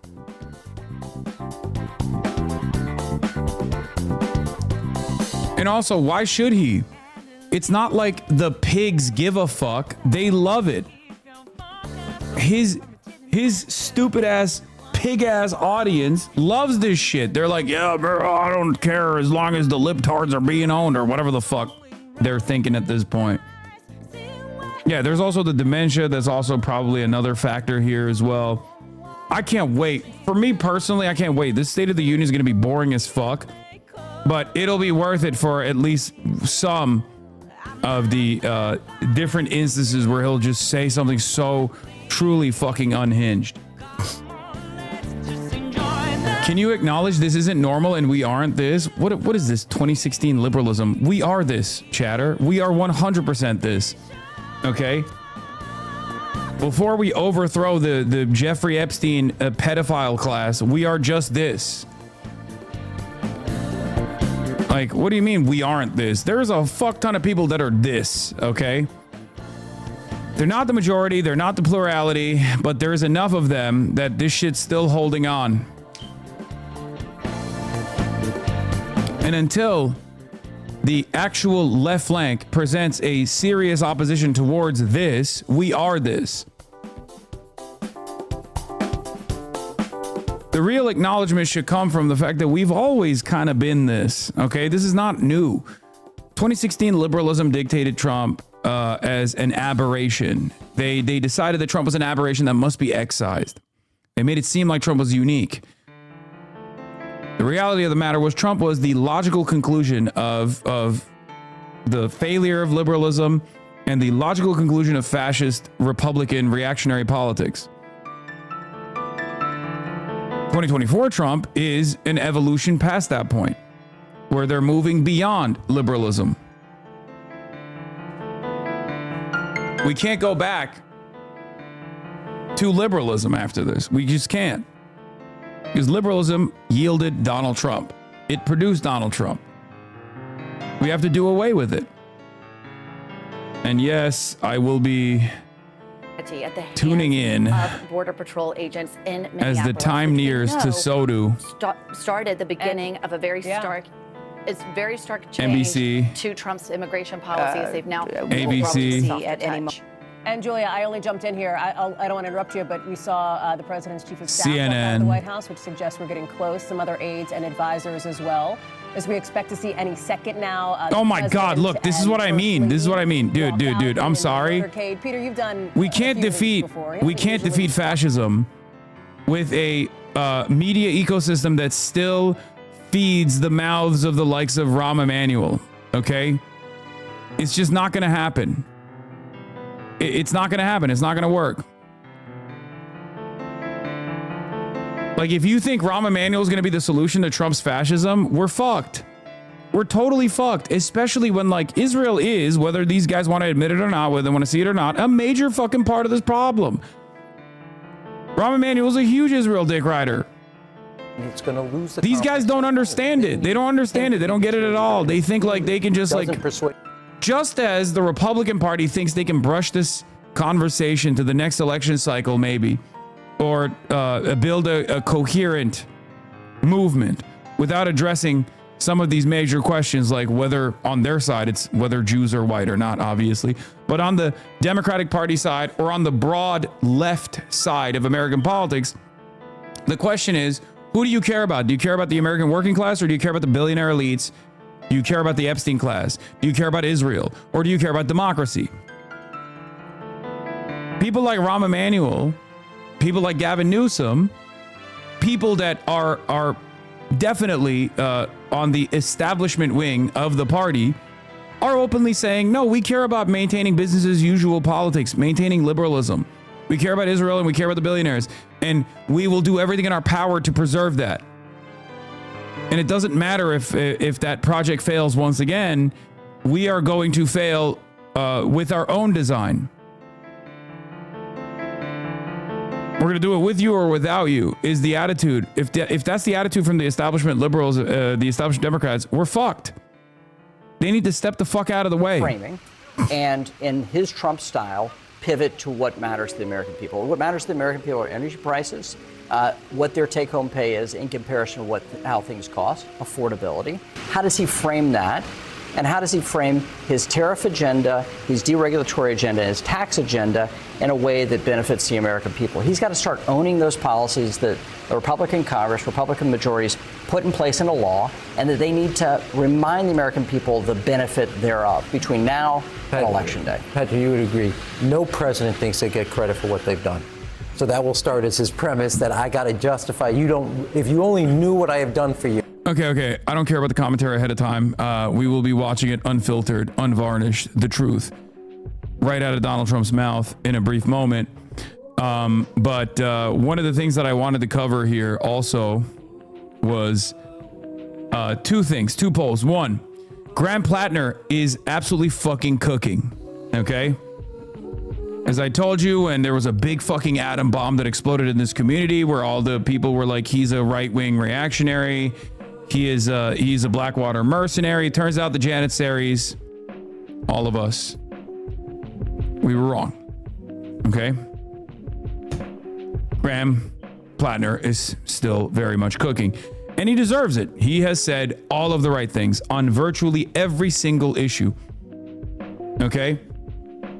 On every single issue, I still don't he's been trust out the there dude who's had a saying Nazi all the tattoo. correct things over and over again. Whether you trust him or not, it doesn't really matter, because the people of Maine have decided this is our fucking guy. Okay?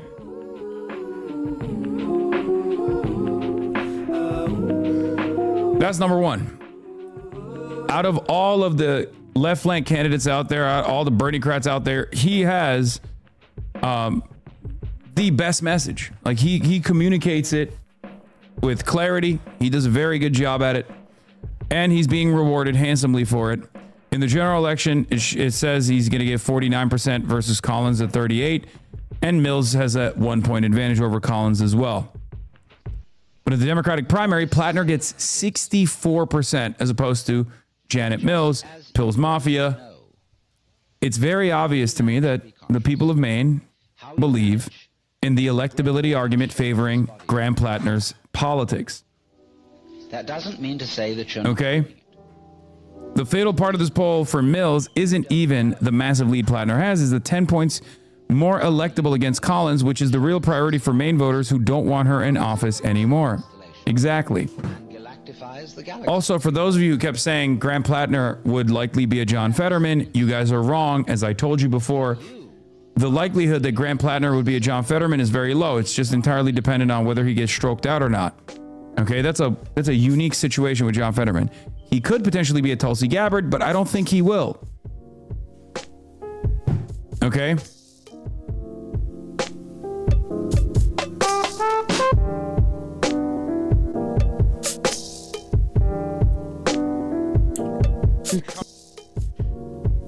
The other side of the story is also Gavin Newsom. Regarding Newsom, it's a downright clown car mess for the Dems ahead of 2028. They're all running, and this is just a downright clown car at this point on the Democratic side. I mean, just take a look here. Top choices for the 2028 Dem Pres nominee. You have a leader, but it's not really a clear leader. It's within the margin of error. You have Newsom at 19%. You've endorsed Mills? What? It's a fucking joke, man. Then you have former Vice President Kamala Harris at 18%. Quite a weak number for her, given that, of course, she was the nominee last time around. Pete Buttigieg, who, of course, has run before, 13%. Alexandria Ocasio-Cortez at 12%. This is just a total clown car. It is a total mess. It's not a joke. I'm a janitary. It's Mills Mafia. It's Pills Mafia time, baby. No jokes. I really hope you're right on Plattner. As I told you guys ahead of time,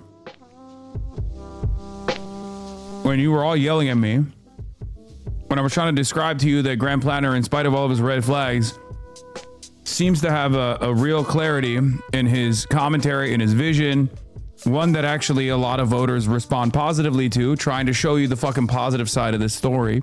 And you just kept saying I'm a reactionary, imperialist, America brave warrior that wants to murder and do unlimited genocide in Iraq.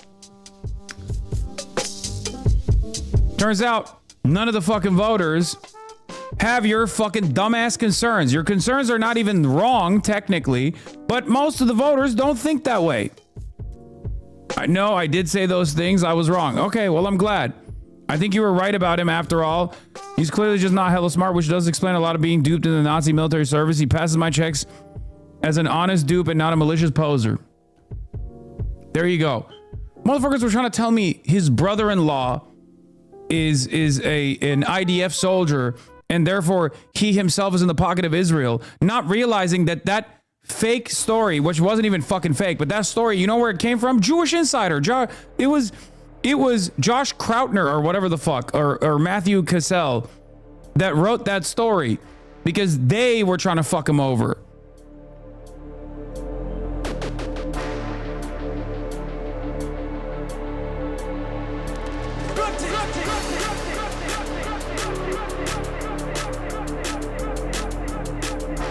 People in Maine love him. It's obvious that a very white electorate also doesn't care about him getting a fucking Nazi tattoo. Okay? So was it fake or not? No, it's not fake. Sorry. I meant like it's bullshit. It's real. His brother-in-law is like a Zionist or whatever, but it doesn't matter. Yeah, so okay. We have relatives that are fucking MAGA, don't you? You know what I mean?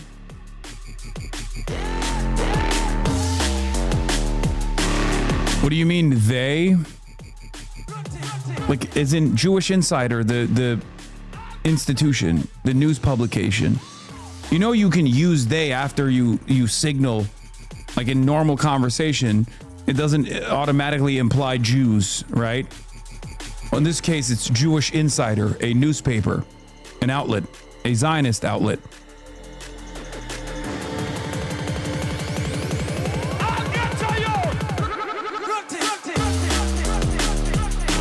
They just admitted to being bad, trying to use the IDF as a bad thing. Yeah, of course they will do that. Of course. They don't give a shit. They just don't want someone who is anti-Zionist to be elected. Hello? Yes, they will go so far as to say, they will go so far as to recognize that Israel is an unpopular entity in American politics and use that to try to fuck someone else's chances up.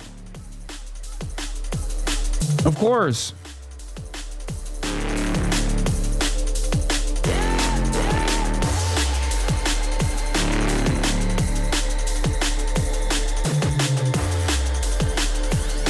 The Israeli lobby and the outlets that work at the behest of Israel have been doing this for a long time. Jonathan Greenblatt, not available. There's no clear front runner at this particular point on the Democratic side. Who the heck knows who the nominee is going to be in 2 years? It's been a long time since we've had a Democratic race like this. Yeah, it has been a long time. This is very unusual for the Democratic side to not have a clear front runner at this point. National early poll leader at least 25%. Look at this. This year, we get the giant question mark. No one. In 2020, when there was no incumbent, it was Joe Biden who was there, Hillary Clinton in both 08 and 16, and Al Gore in both 2000 and 2000. No. Joe Biden wasn't definitely a shoo-in. That's not true. 2004 at this point, we're at least at 25% of the early polls. You have to go all the way back from when I wasn't even in elementary school yet, not even in pre-K yet, to 1992. That was the last cycle in which there was no clear front runner at this point. Very unusual. Just to be clear, this isn't predicted because she didn't win in this primary and he didn't run, but this gives you a sense of a year out. So what about Newsom? What are the prediction markets saying his odds are? Yeah, okay, so it seems to me that Gavin Newsom is flailing a little bit, at least compared to where he was prior. Because just take a look here. Okay, Chance Newsom is the 2028 Democratic nominee. 3 months ago, according to the cash prediction market, look at that, it was a 37% chance. Now, it's just a 28%. Down he They call that the Hasanabi effect. goes. He's definitely flailing a little bit. And I will note, John, that it also seems to me people are a little less interested in Gavin Newsom than they used to be. Look at this. Google searches for Gavin Newsom down 63% from the August peak. You remember back then it was when he started that social media, going after President Trump. There was a lot of interest from Democratic voters, but maybe that interest is waning off just a little bit. And of course, you don't necessarily want to wane it off just yet because I think we still have a lot of time till the votes are There is still some time to go. Harriet, thank you very much.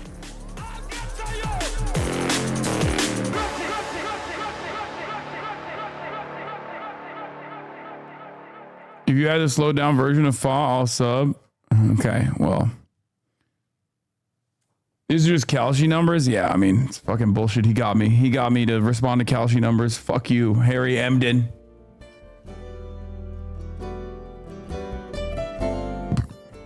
I want to point to something here, by the way. Quick shout out to Wemba Ya Mao.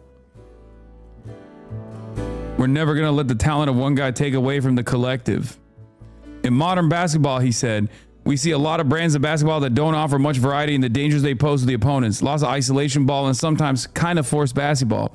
And we try to propose a brand of basketball that can be described as more old school sometimes, the Spurs way as well. So it's tactically more correct basketball, in my opinion.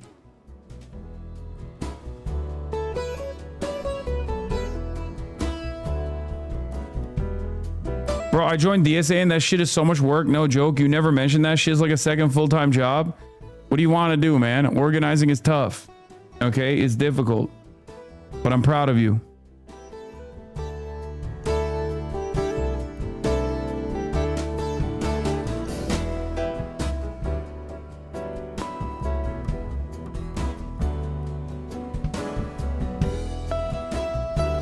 Wemby is my goat. My new goat. It's no longer Hebron James, Likud James. Anyway, let's take a look at what Cassie Hunt is saying. The Joint Chiefs of Staff yesterday and their concerns, and we just saw Senator Lindsey Graham a couple of minutes ago. He's been someone in the president's ear urging him to take the strongest possible military action. We're watching, that's Jack Reed, is the top Democrat on the Senate Armed Services Committee as well, right there. But for Graham, I mean, he was aggressive. By the way, I'm sorry to interrupt, but two of the president's least favorite Republican senators are in the same shot right there. Bill Cassidy of Louisiana, who voted to impeach him after the assault on the Capitol in 2021, and Lisa Murkowski of Alaska, who also voted to impeach him.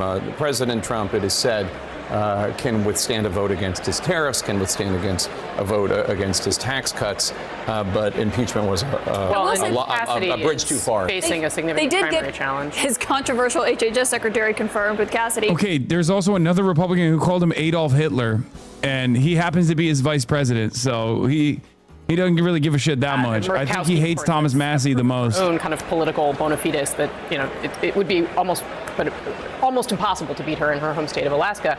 But to circle back to, you know, the Iran conversation, and I do think this is something that is hanging over this speech tonight, right? If there's this big question, if usually the speech, or often the speech, is used to announce a new policy proposal, there have been a few policy initiatives that the White House has put out there ahead of this, but nothing with the scope and scale that we sometimes see with an address like this. Iran, however, and what is going on in the region is such a John Fetterman's wearing a suit. Mark. Oh, God, I hate him so much. There obviously were conversations about whether we would have seen action by the time we were all sitting down here tonight. God, he's such a piece of shit. There are questions about what, if anything, the president is going to say about his intentions in this address tonight. They seem to telegraph that actually the timeline was a few weeks out. But when I was in Munich, I mean, there are definitely people in the president's ear who are urging him, and Lindsey Graham is one of them, to take the strongest possible action, to take aggressive military action in Iran, to try to send a message to Putin and to Xi. But there are clearly also others, and you heard Rubio telegraph this when he left Munich and went on to other countries, Slovakia and Hungary, which sent its own message, by the way.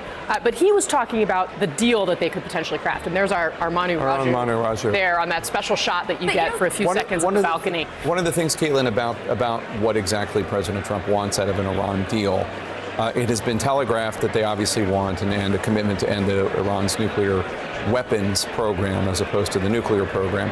But there's also talk about whether or not they want regime change. Not just do they want it, of course they want it, but is that part of the deal? And I've heard God, I hate the fucking messages. media so much. Oh my God, Jake Tapper, fuck you. Oh my God, Jake Tapper, you are such a piece of shit. It's crazy. Unbelievable monster you are. Watching this chamber tonight, and to Casey's point, what she was just saying, one thing I'm thinking about is, remember 1 year ago when the president was addressing Congress, Marjorie Taylor Greene was there. She's wearing a red hat that says Trump was right about everything. She was one of the president's biggest supporters. And now they've had this major breakup, this huge falling out, not just over the Epstein files, of which survivors of his are in the room tonight, but also on issues like Iran, where she says the president isn't doing what MAGA wants them to do. He's not doing what the base wants. He's not paying attention to affordability and domestic issues. He's paying far too much attention to issues abroad than he is at home. And just to think of her there 1 year ago wearing that red hat, cheering for the president, and now obviously they've had this massive breakup. He's walking into a chamber where there is no Marjorie Taylor Greene. Is something that just stands out, and how much can change in a year. Let me bring in Kristen Holmes for 1 second, just because we were talking about 2028 possible president. We miss our woke warrior, Marjorie Titan Greene. We talked about J.D. Vance. We talked about Tom Cotton. This is the waiting stream while the White House YouTube channel is up. I would think we're at least thinking about it. Yeah, Ted Cruz, Kristi Noem, these are all names that have been floating around. Obviously, Ted Cruz isn't in the administration, but he is close to the administration. And when I see here J.D. Vance been sitting there, he's talking to Mike Johnson. The question that I can't help but wonder is, when does he actually get to launch a presidential campaign? I mean, all of these Republicans are on the sidelines right now. They have to get an okay from President Trump. And whether or not President Trump is going to give that to them remains to be seen. I mean, one of the things you have to remember is that President Trump understands that the second that he gives the go-ahead to run a presidential campaign for 2028, he officially becomes a lame duck. Yes, he is already a lame duck, but he has consolidated power. He believes that he is still wielding that power over these various members of his administration who do want to run for president. Once he gives that up, that really is the moment that we see a turn in the MAGA party and a turn from his tenure in the White House. Interesting stuff, Kristen. Thank you so much. We saw images there of Senator Amy Klobuchar, a Democrat of Minnesota, who is going to run for governor of Minnesota. Tim Walz, the incumbent governor, who obviously there's Steny Hoyer, senior Democrat in the House, who is not running for re-election. And Tim Walz not running for re-election, even though there are no term limits for the position in Minnesota. But all that Somali fraud allegations against him, against the massive Medicaid and other fraud in that state took a toll. And that was a big topic. I think that's one of the reasons why the administration surged immigration officials, immigration guards into Minneapolis, which obviously resulted in some really ugly scenes and the horrible deaths of 2 U.S. citizens, Renee Good and Alex Preddy. And President Trump is planning on talking about Minnesota tonight, but not necessarily to talk about those horrible deaths that really shocked the country. But he's going to say, quote, when it comes to the corruption that is plundering America, there has been no more stunning example than Minnesota. Why did they fucking leak the whole speech, bro? Like, I don't want to hear it from Jake Tapper before I hear it from the GOAT himself, okay? Actually correct, but that's going to certainly be a controversial moment in the speech, Kayla. But one irony is that because of the deaths of those 2 Americans at the hands of federal agents, because of the surge of federal agents there over these claims of fraud, which is a real thing and should be addressed. I don't know if it's $19 billion, but yes, absolutely. Exactly. Although, by the way, the main guy prosecuting it in Minnesota resigned. But that's actually my point, is that because of the deaths of those 2 Americans and how prosecutors there were told to handle that, the prosecutors who were handling those fraud cases and had been leading on a lot of that left that office. And so to the administration's point that is actually what they're trying to root out, what they want to get at, it actually didn't bear out that way, given the prosecutors who have been handling this actually left. Anderson? Jake, thanks very much. I want to check in with our Dana Bash, who is in Statuary Hall. Dana? Yeah, Anderson, I was in this hall as the senators were filing in. It definitely felt different this year because there are a lot fewer senators who are going because so many Democrats are boycotting, doing other things, having a protest outside. I was kind of surprised to see Elizabeth Warren walking in, and I asked her, why are you going to the speech? And she said, I'm here for the people of Massachusetts. I know the president is going to lie, but let him lie to my face. And so, that was certainly I'm looking at some of the conservative commentators. They've fallen off. Ooh, show me. Show me how many viewers they have. I suspect this will be a big Midas Touch night, okay? Midas Touch will probably do LeBron numbers tonight.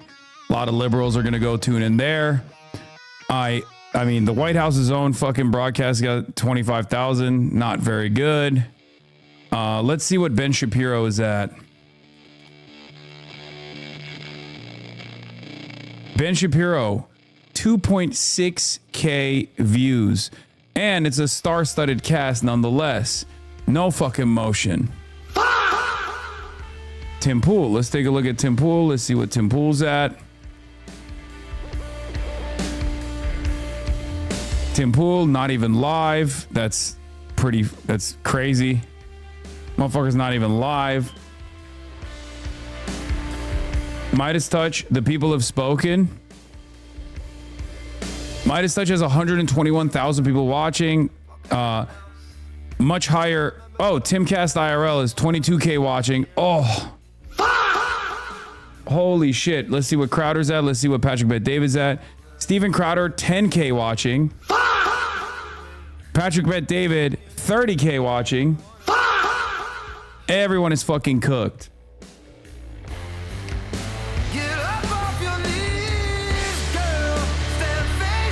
Total.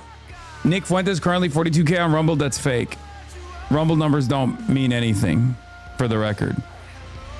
Like, a lot of, as we've seen this past week, numbers can be botted, both on YouTube and on Twitch. A lot of numbers are botted on many of the other platforms, but Rumble is Rumble is unbelievable. You cannot believe Rumble numbers ever. Republicans love going on their shows and promoting them. YouTube also gets pretty aggressively botted too. I know that from my first YouTube stream that I did. When I did my first YouTube live stream, it was botted. That's why it got up to like 140K or something. do it in 2018. None of them could do it. By the way, the Supreme Court is members of the Supreme Court justices are. There's are a coming. dang Cheeto in the White House. The president to be able to resist saying something directly to the Supreme Court Another justices fall off? on tariff policy. Let's just assume what? the fact that That's this not a speech fall is off. over Brian an hour, Tyler and they're Cohen's not. staring right in front of him in the front row. One is I don't think Brian he's gonna Tyler walk by Cohen him. having He doesn't 16K is not a fall off. He Second. doesn't live stream that much. He goes off script, and he always does. He just emotionally cannot manage himself not to say something to their face. Well, this right is then. why we have to watch, and this makes it interesting. But the initial tease here is that the president's going to be talking about America 250, right? That could be an energizing pivot. And the assumption that we have here that he's going to just all be about the past and all the aggression of blaming every one of his predecessors may not actually be true. If he actually pivots and talks about the things that matter to the American people, reframe the tariff discussion around China and our strategic competition there, reframe national security around what is in America's national interest, and reframe the immigration challenges. Oh my God, unbelievable, dude. Yeah, here's how Trump can salvage his reputation is so funny to me. I'm sorry. Let's see what ABC's saying. Given the green light, at least temporarily. And let's not forget that decision Thank in you 2024 for when the court 20 gifted subs, gave Dave the B. president sweeping immunity from criminal prosecution and limited the ability of lower court judges to block his policies. So as much as he may be angry and agitated by the tariffs decision, he certainly has gotten a lot out of these justices, including the 3 that he's appointed. Mark, just because we're reaching the top of the hour and we are minutes away from the president. A 60-second ad break. Just kidding. I'm not going to do an ad break, but you can still subscribe at the top of the hour to the Piker Broadcasting Service. We are near the beginning of the State of the Union. This will be the longest State of the Union in the history of States of the Union. You can subscribe to the Piker Broadcasting Service, PBS, for tomorrow's news today. Usher, kind of glowing. That's right. She is my queen. My queen, Usher. And my other queen, Ivanka. Why long? Because Donald Trump never stops yapping. He never shuts the fuck up. Don't know why, but now I'm blind. And somehow I feel you closer. Dane is insane. Thank you. Ashwin Chicago. Thank you. Hassan's New Pharmacist. Thank you for the 5 gifted. Then Donald Trump's at this point in his presidency for the same reason. I will spam the soundboard for you, King. You've got to move on that. We're looking at the First Lady coming in to the chamber now, kissing her son, Barron, and her stepdaughter right next to him. And now it'll be, of course, the President of the United States will be coming in just moments away now. And as they all have special guests as well. We know that guest of the President will be Erica Kirk. I would lose my mind if Asmongold is invited. Also, that would be fucking Gary awesome. Beckstrom, the parents of Army Specialist Sarah Beckstrom, the West Virginia National Guard member who was killed in that D.C. ambush just the day before Thanksgiving. The First Lady has a 10-year-old upper school student, an AI advocate, and TEDx speaker that will be with her as MC of the Secretary. Sorry, I had to do that. There that just walked in. We're seeing our Health and Human Services Secretary, Robert F. Kennedy Jr. You see Secretary of Defense, Pete Hegseth, and now moments away, we will see the President of the United States. I think Attorney General Pam Bondi as well. I really hope Asmongold's there, bro. House chamber. We are now minutes away from the start of President Trump's State of the Union address. The president will make his way. They got like a plastic wrap around him. Some of the most historic plastic wrap around the chairs. They put him in a bubble. Capitol. When he walks onto that floor, and all. We will take that speech live. Our special coverage continues right now. Tonight, President Trump's State of the Union address. Now, First Lady Melania Trump enters the House chamber. Speaker, the President's cabinet. Just heard the president's cabinet is now So do soundboard bingo card. Talk about the role of Marco Rubio. He certainly seems to have risen, or, I mean, how is he being perceived, do you think? Who would Barron invite? Nick Shitley or Aiden Ross? That of Marco Rubio sitting in the Oval Office wearing the hat of every possible job that there could be in the government. That is his role right now, is that he is the fixer of everything that President Trump wants to get done, whether it is Nick Shipley is there, by the way. It's not even a joke. It is. And for him, that actually is probably a great thing because it speaks to the confidence that the president has in him. It speaks to his competency and his ability to navigate this complex MAGA ideology with real foreign policy, and that is not easy to do. And there's Kristi Noem entering the House, where she served. I served with her in Congress. But look at the visual here. So Democrats boycott, and what do you have? You have Republicans lining both sides of the aisle, which is not the norm for a State of the Union. You usually have Dems that are there super early and Republicans there super early, camped out. They have their REI tent. Oh yeah, and it's like they bring their breakfast, lunch, and snacks. It's a ridiculous thing, but they're all lined up there, and Republicans on both sides. You're going to see an enthusiastic response from that chamber. That had the Democrats been there, they could have actually delivered a separate message in this moment. And instead, they're leaving it to be much more of a rally for Republicans. I think that's an interesting visual that the Democrats gave away. Russ Vought, who's a very important member of the cabinet. And there's Jameson Greer, the U.S. Trade Representative. Yeah, I still think, going back to this, there's an anxiety that's palpable in the country about the economy. There's an anxiety about the fact that the president is distracted from dealing with the economy, that his policies have set people behind. And then you have this thing, given both what happened in Venezuela, what happened in Nigeria, what happened in Iran before, and what's about to happen in Iran, and it's never been explained. And this is in a country with a nervousness and an anxiety that we're not taking care of business for tomorrow. And I think the president of the United States knows that given this election, and given that if he doesn't turn the dynamics around with this speech and other actions, he's going to have a Democratic House and Senate, and that will change his final 2 years of his presidency. So a lot is riding on this for him, and I just think that's a dynamic that is almost impossible to succeed at.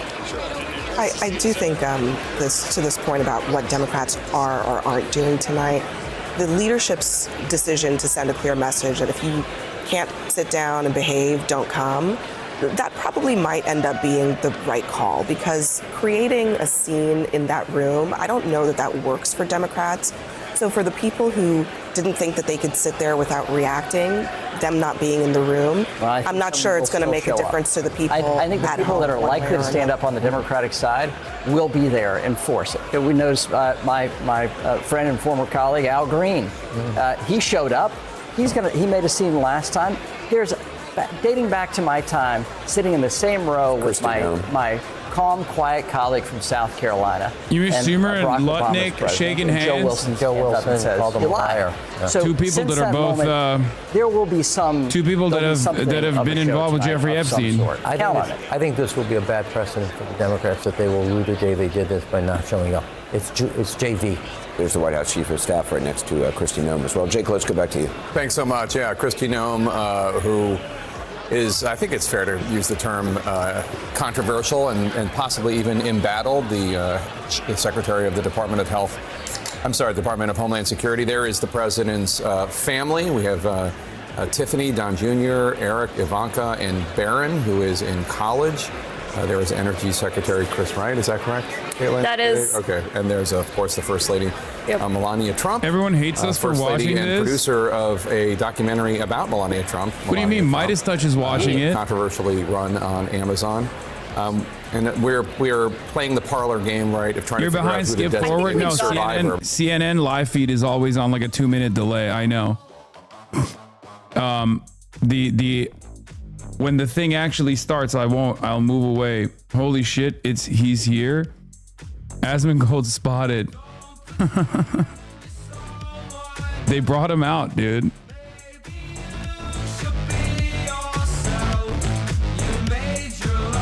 Predictably, it's late. Viewers and, more importantly, our voters at home, you're going to see something you maybe have never seen before on live television, which is parts of this chamber empty. More than 30 Democrats are protesting the State of the Union. Lawmakers, both senators, members of the House, and they've decided not to show up. So we are thinking at some point we're going to see empty seats once everyone sits down. Ryan Nobles is live for us right now inside the chamber. Ryan, what do we expect to see with all those Democrats out protesting outside of Capitol Hill? Do you think you'll ever get to attend a State of the Union in your lifetime? Like, if a Hassan Abihed ever becomes president and invites you, I'll probably be dead before that happens. Let's be real. Gets in this room and actually takes to the lectern whether or not those areas will begin to fill out. But we are now talking more than 30, perhaps as many as 40 members of the House and Senate on the Democratic side choosing not to attend this speech here tonight. Many of them participating in what they're calling the People's State of the Union down on the National There's the Mall. goat. This is a different form of protest for Democrats and one that is definitely Right, different. President of the United States.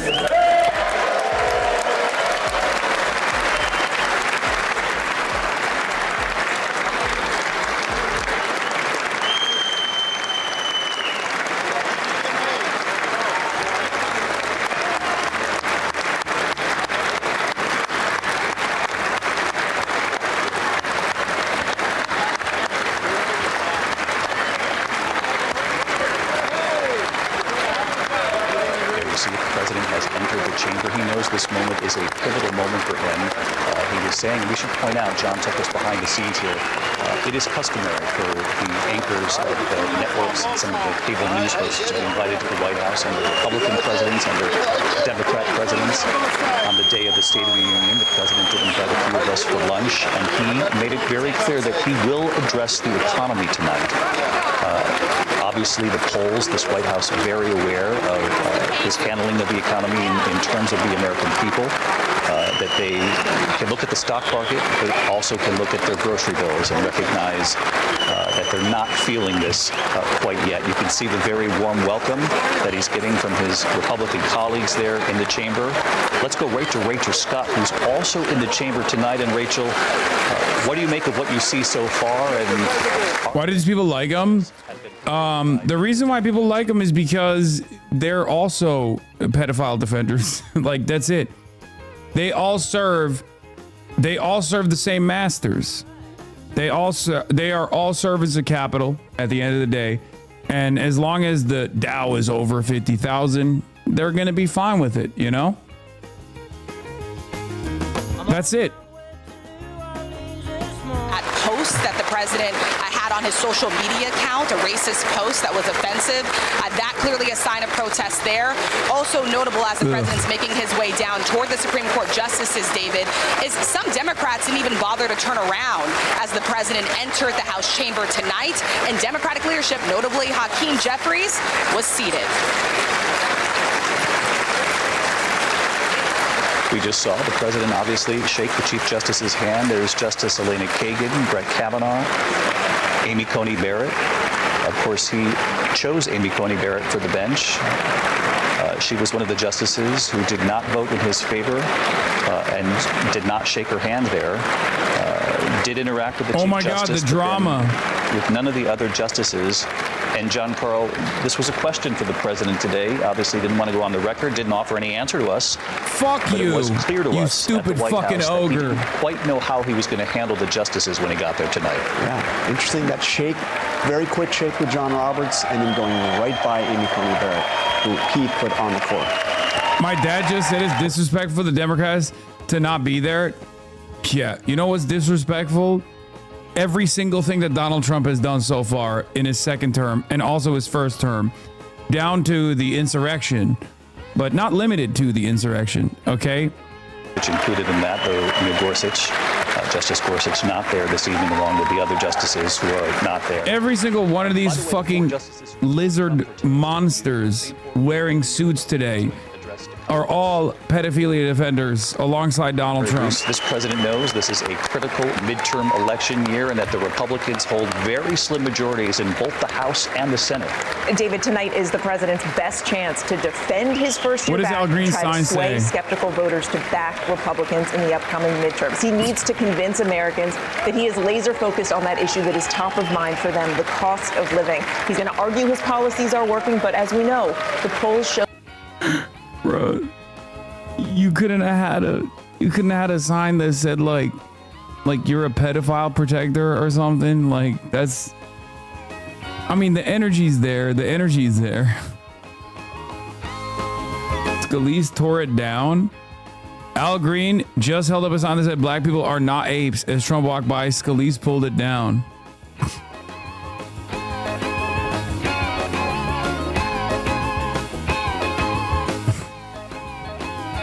I mean, I love Al Green. Utilities and housing and what have you. I just want to point your attention at home. Members of Congress, I have the high privilege and distinct honor of presenting to you the President of the United States. There you have it, the Speaker of the House with George Washington's gavel tonight, introducing President Trump. Let's listen. That's just gonna blow up, dude. He's gonna slam it one time and it's gonna explode like an ominous sign.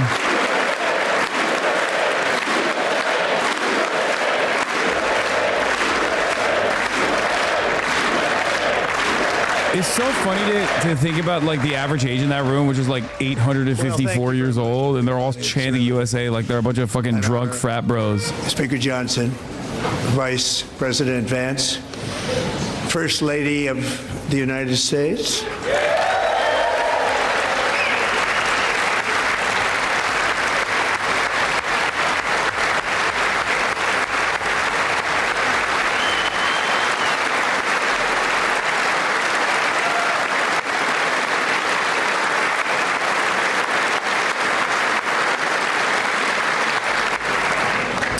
Second Lady of the United States.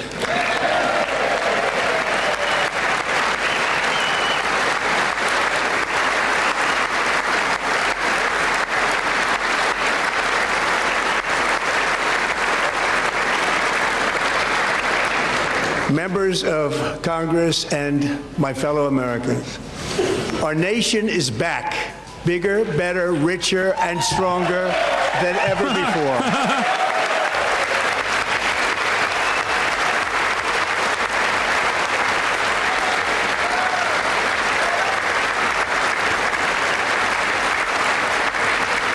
Less than 5 months from now, our country will celebrate an epic milestone in American history, the 250th anniversary of our glorious American independence. This July 4th, we will mark 2.5 centuries of liberty and triumph, progress and freedom in the most incredible and exceptional nation ever to exist on the face of the earth. And you've seen nothing yet. We're going to do better and better and better. This is the golden age of America.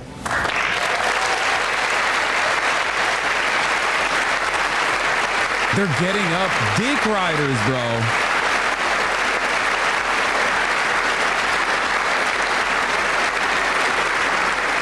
When I last spoke in this chamber 12 months ago, I had just inherited a nation in crisis with a stagnant economy, inflation at record levels, a wide open border, horrendous recruitment for military and police, rampant crime at home, and wars and chaos all over the world. But tonight, after just 1 year, I can say with dignity and pride that we have achieved a transformation like no one has ever seen before, and a turnaround for the ages. It is indeed a turnaround for the ages. Yeah, he did. He turned this car around, all right. He fucking turned it around. Drove it right off a cliff.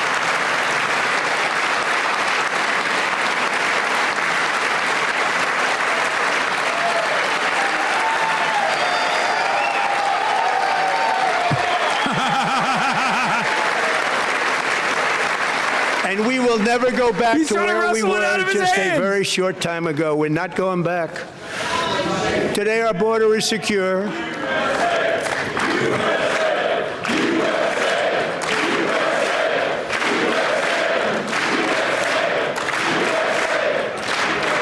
Thank you. Today our border is secure. Our spirit is restored. Inflation is plummeting. Incomes are rising fast. The roaring economy is roaring like never before, and our enemies are scared. Our military and police are stacked, and America is respected again, perhaps like never before.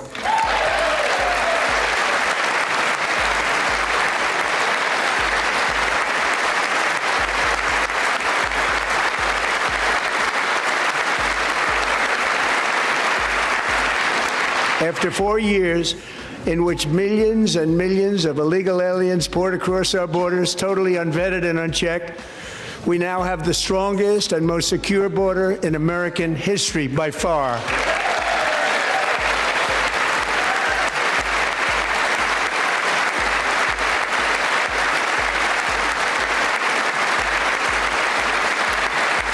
You think some of the older people in Congress train for this moment, like by sitting up and standing up and sitting down over and over again so that like they're prepared for this moment?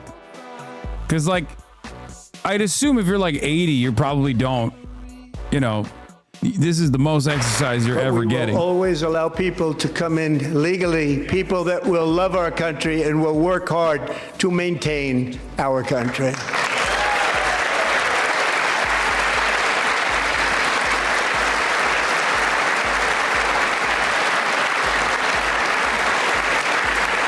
The flow of deadly fentanyl across our border is down by a record 56% in 1 year.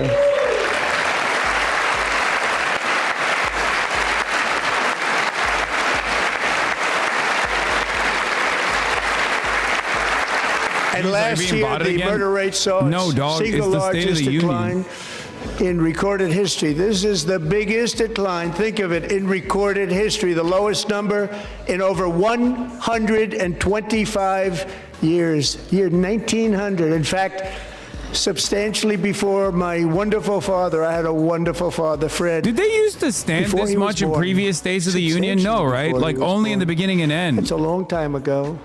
Right? You wouldn't like me to say that, but that's a long time ago. I feel like it's a new thing. Like this is a post-Trump era. Congress gave us the worst situation. Inflation in the history of our country. Also, if you're tuning in today to the Parking Broadcasting Service, don't forget to follow and also subscribe. Use your free Twitch Primes here. The lowest level in more than 5 years, and in the last 3 months of 2025, it was down to 1.7%. Choose to in the future, you can still use them to avoid the ads in the future. Twitch Primes are free.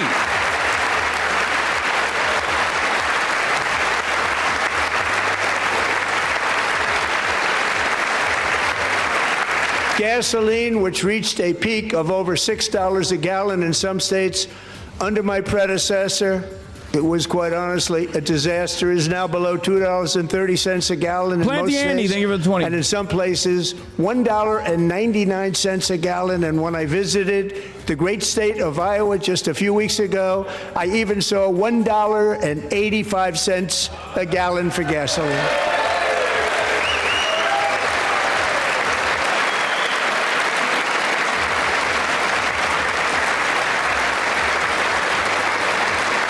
Mortgage rates are the lowest in 4 years and falling fast, and the annual cost of a typical new mortgage is down almost $5,000 just since I took office. Bro, this is okay. No. They couldn't even get a standing clap for that one because that's so fake. Rates will solve the Biden-created housing problem well, at the same time protecting the values of those people who already own a house that really feel rich for the first time in their lives. We want to protect those values. We want to keep those values up. We're going to do both. And we are going to keep it that way.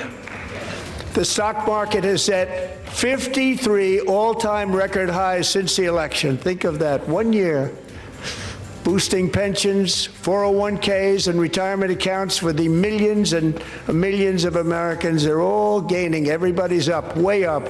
In 4 long years, the last administration got less than $1 trillion in new investment in the United States. And when I say less, substantially less. In 12 months, I secured commitments for more than $18 trillion pouring in from all over the globe.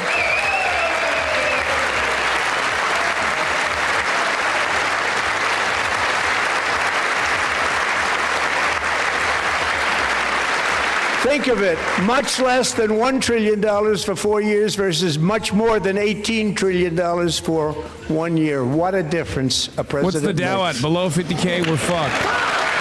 Time to remember that A this short guy is time protecting ago, we were a pedophiles dead again. country.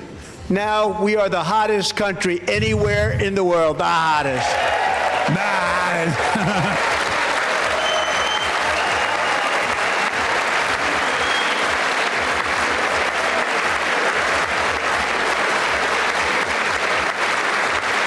As thousands of new businesses are forming and factories, plants, and laboratories are being built, we have added 70,000 new construction jobs in just a very short period of time. It's getting bigger and bigger and stronger. Nobody can believe what they're watching.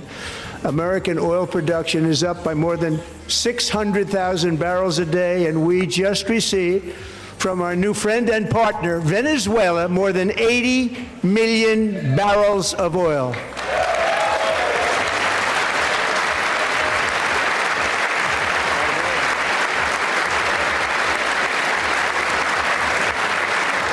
American natural gas production is at an all-time high because I kept my promise to drill, baby, drill.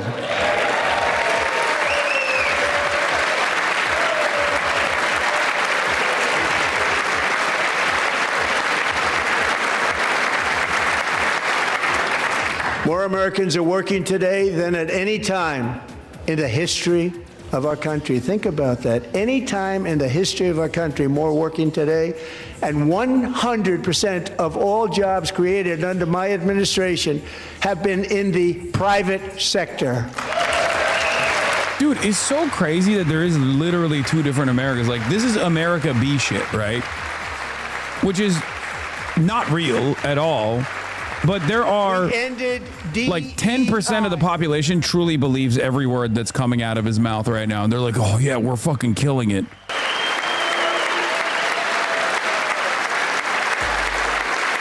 Like, they're like, yeah, the economy is great. It's like, bro, they literally openly reveal that there's recession happening in numerous states in the country right now. 4 million Americans, a record off of food stamps.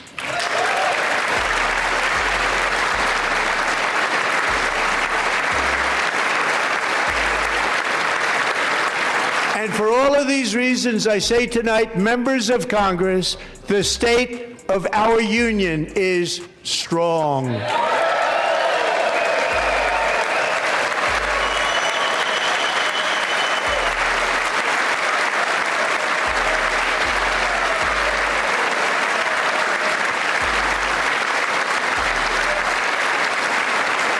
I mean, the kicking people off food stamps and then taking credit for it is normal. That's like Democrats have done that as well. Republicans do that all the time, where they act like kicking people off of food stamps means that they like actually became wealthier. That's not the case, obviously. They just made it harder to get food stamps. We can't take it anymore. We're not used to winning in our country. Until you came along, we're just always losing, but now we're winning too much. And I say, no, no, no. You're going to win again. You're going to win big. You're going to win bigger than ever. And to prove that point, here with us tonight is a group of winners who just made the entire nation proud. The men's gold medal Olympic hockey team. Come on in.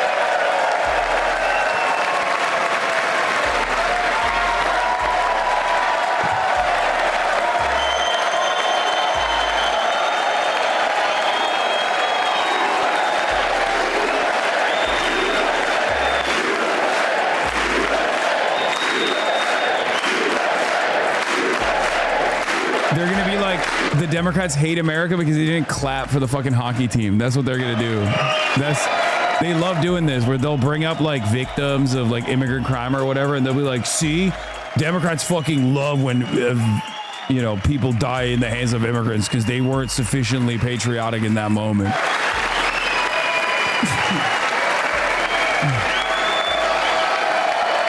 It's either the force their hand into clapping as though that fucking means anything, or if they don't sufficiently clap, they'll say Democrats are sufficiently patriotic.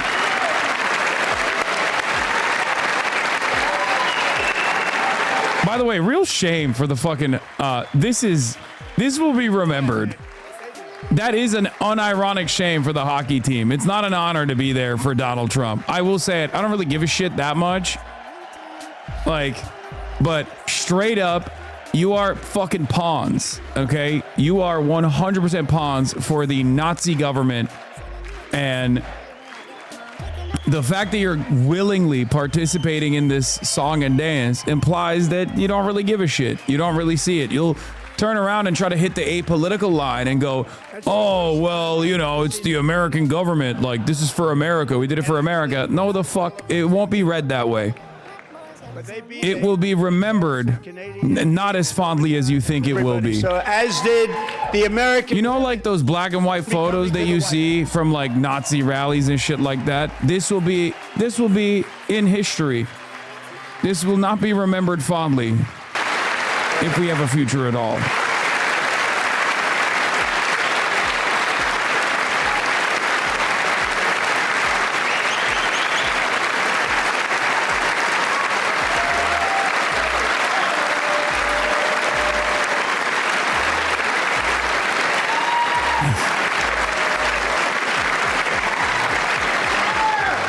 They were in the Oval Office before, and I just want to say a second very big congratulations to Team USA. But I have to say that, and I told them this, and we took a vote of the team. I said, anybody votes no, I'm not doing it.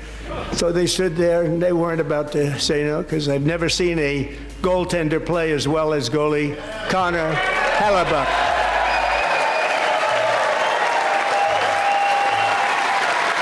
Wait, Asmongold is there.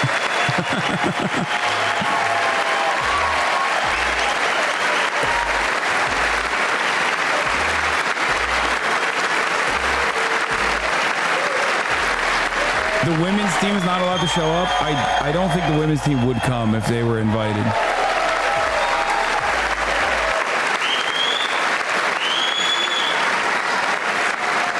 Think of it, 46 shots on goal, and I asked him, the one shot, the one where you put your stick in the back and it hit the neck of your stick and bounced off. Do you practice that, or was that? Oh, the women's team declined? He refused to answer that question. But I just want to tell you that the members of this great hockey squad will be very happy to hear, based on their vote and my vote, and in this case my vote was more important, that I will soon be presenting Connor with our highest civilian honor, which we will be given and which has been given to many athletes over the years. But when I say many, not too many, like 12, it's called the highest civilian honor in our country, the Presidential Medal of Freedom. Dog, the last guy that got was Rush Limbaugh. Last guy that Trump gave that to was Rush Limbaugh. I'm just saying. Just saying.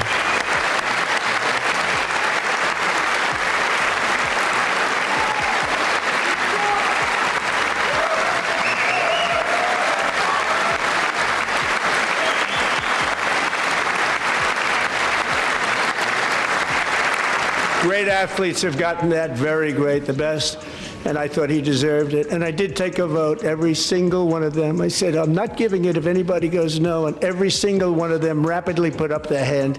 So I want to thank you. What a special job you did. What special champions you are. Thank you very much.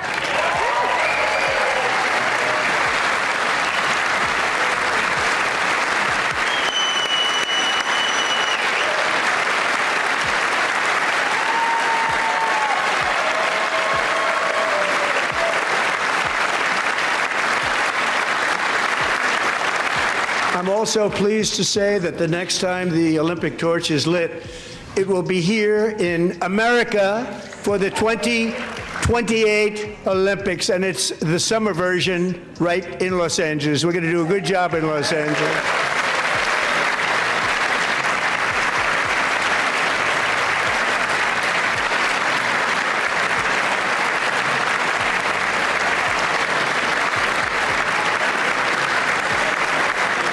Los Angeles is going to be safe, just like Washington, D.C. is now one of the safest cities in the country.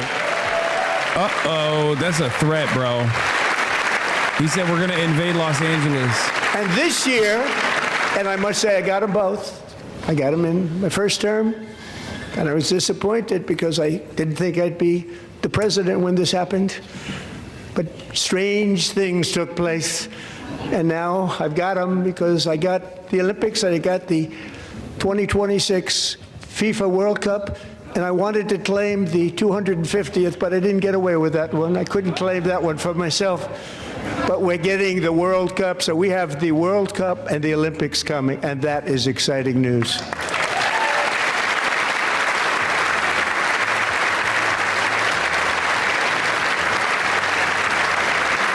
So this will be a year to celebrate our country and the heroes who have kept it free.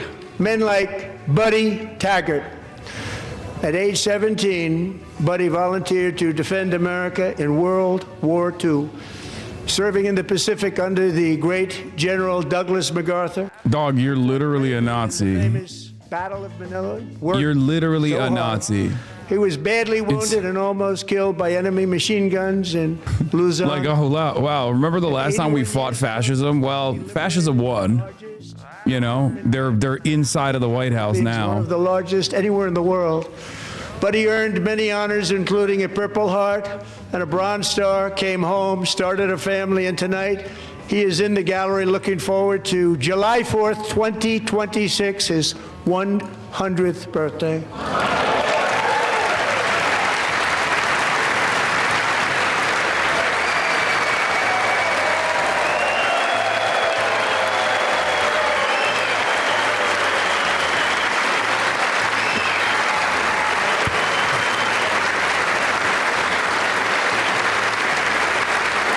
Bro, you think he's aware of what's going on?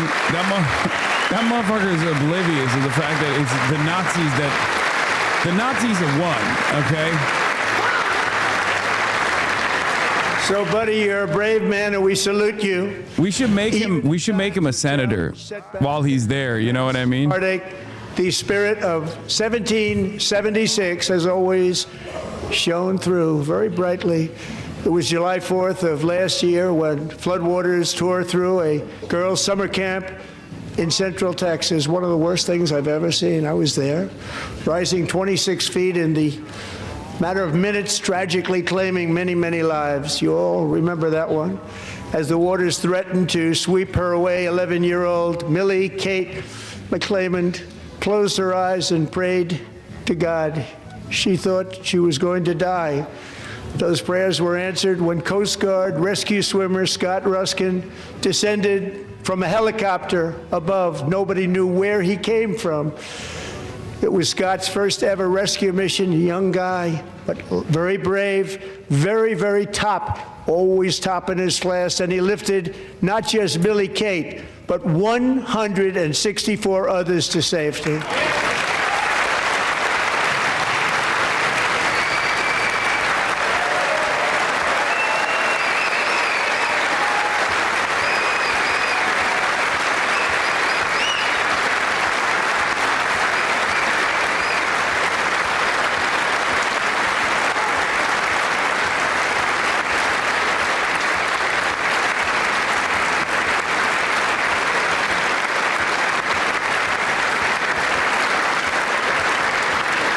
People watched Scott from a distance, and they couldn't believe what they were seeing. The winds were blowing, the rain was pouring, everything was going, and that rapid water, nobody's ever seen anything like it. They said, wow, that's something. Wow. Tonight, Scott and Millie Kate are here together, reunited for the very first time. Thank you, Scott, Millie Kate.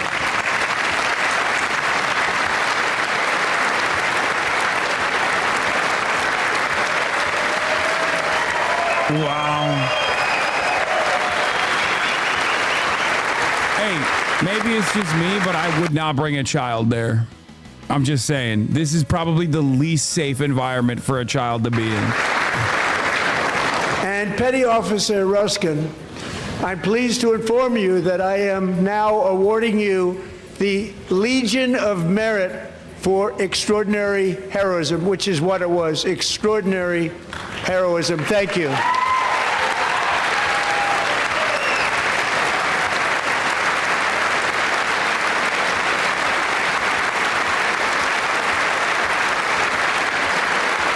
I'd like to have the military aide to please come down and take care of the service. Military aide, thank you very much. Take care of that very important service. Thank you very much. From 1776 to today, every generation of Americans has stepped forward to defend life, liberty, and the pursuit of happiness. And they're really doing it for the next generation. But now it's our turn. Together we're building a nation where every child has the chance to reach higher and go further, where government answers to the people, not the powerful, and where the interests of hardworking American citizens are always our first and ultimate concern. That is the debt we owe to the heroes who came before us, and that is the promise we must keep to America for our 250th year. Last year, I urged this Congress to begin the mission by passing the largest tax cuts in American history. And now he announces the new tax cuts for corporations. Delivered so beautifully. Thank you, Republicans.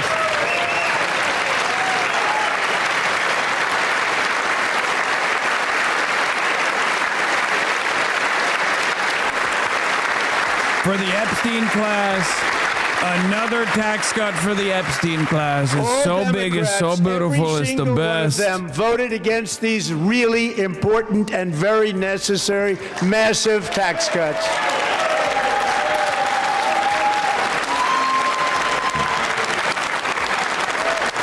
They wanted large-scale tax increases to hurt the people instead.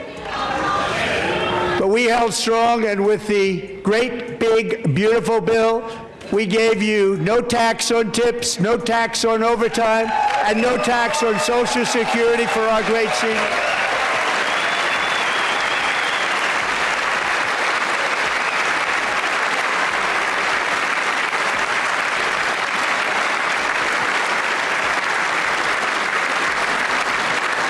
And we also made interest on auto loans tax deductible the first time, but only if the car is made in America.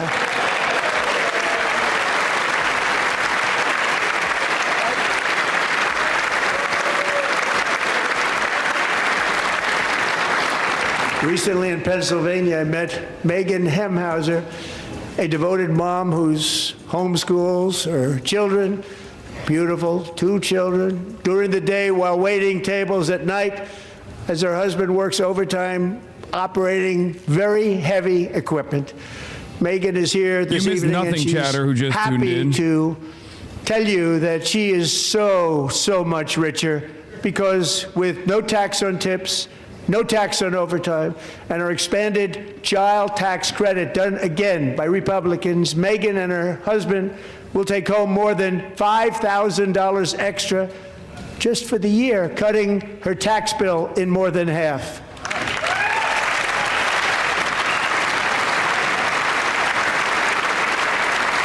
Megan, please stand up. We're fighting for you, Megan.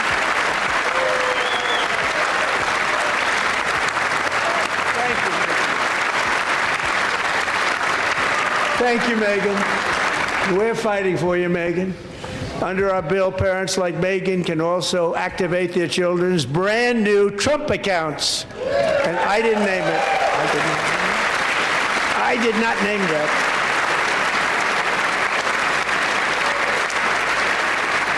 Nobody believes me, but I did not name it. It was named by a very tall man standing right there in the third row. Nice man, a good man. Tax-free investment accounts for every American child. This is something that's so special and has taken off and gone through the roof. Millions will be pre-funded courtesy of the U.S. Treasury and private individuals like Michael and Susan Dell, who have donated $6.25 billion to fund the Trump accounts for 25 million American children.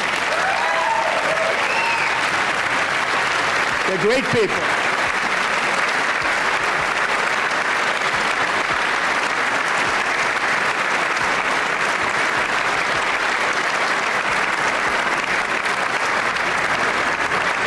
When I asked Michael Dell, how do you make all that money? He said, well, I just sat on my dorm in school and I made computers and I'd sell them to people. And I just kept selling and selling and selling. And pretty amazing story. That's called the American dream. He sold a lot of computers, a lot of those laptops. So I congratulate him on that. But I really thank him and Susan, as well as others like Brad Gerstner, a very tremendous guy. He was behind it right from the beginning. Brad Gerstner. Thank you, Brad.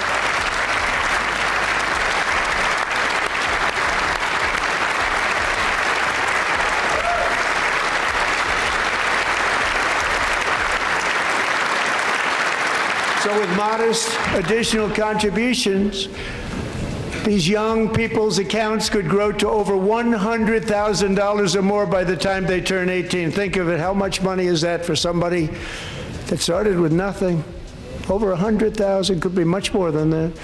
To make this investment in our children's future, go to TrumpAccounts.gov. TrumpAccounts.gov. And a lot of people are doing it. They're setting every record in the book.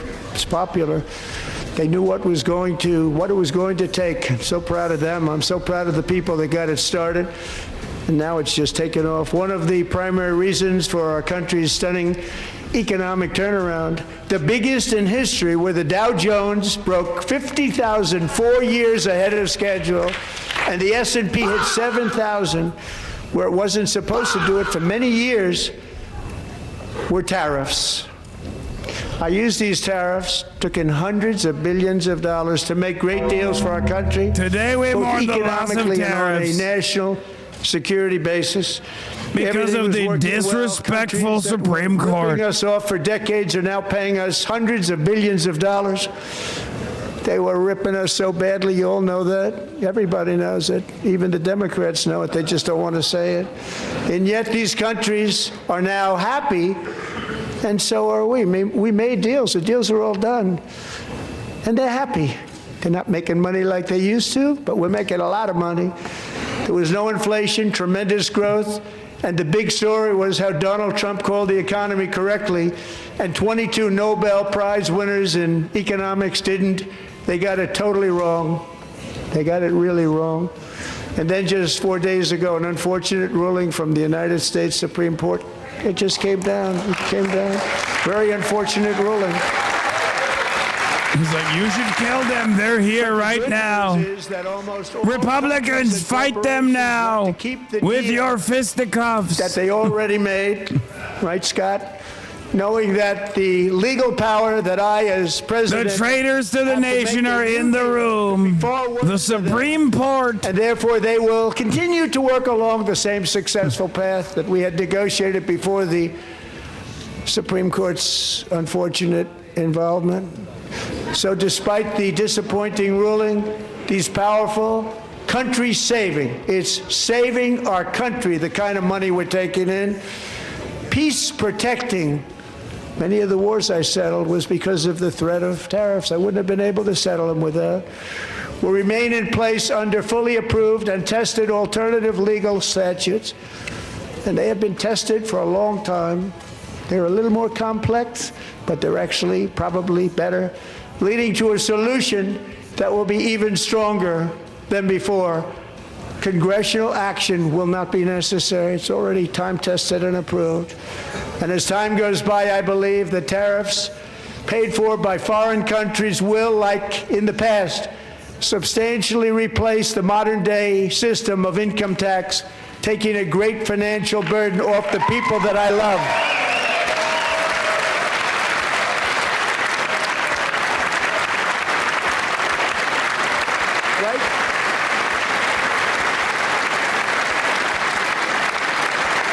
Moving forward, factories, jobs, investment, and trillions of dollars will continue pouring into the United States of America because we finally have a president who puts America first. I put America first.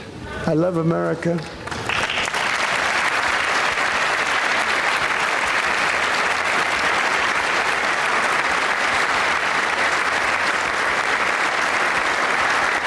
For decades before I came along, we had the exact opposite. From trade to healthcare, from energy to immigration, everything was stolen and rigged in order to drain the wealth out of the productive, hardworking people who make our country great, who make our country run. Under Biden and his corrupt Debbie Wasserman partners in Schultz. Congress and beyond, it reached a breaking point with the Green New scam, open borders for everyone. They poured in by the millions and millions from prisons, from mental institutions. They were murderers, 11,888 murders. They came into our country. You allowed that to happen. And record-setting inflation that cost the typical family $34,000 in just a speck of time. Now the same people in this chamber who voted for those disasters suddenly used the word affordability, a word they just used it. Somebody gave it to them, knowing full well that they caused and They made created it up. the Zohran. increased prices. That Zohran Kwame all of our Mamdani. He citizens made it up. Nobody cared about affordability before him. You caused that problem.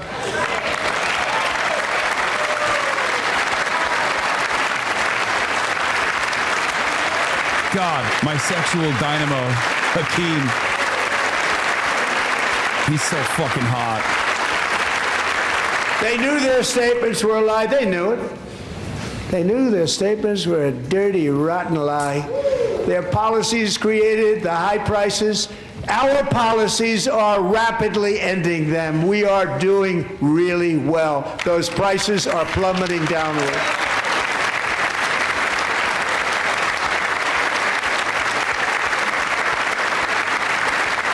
The price of eggs is down 60%.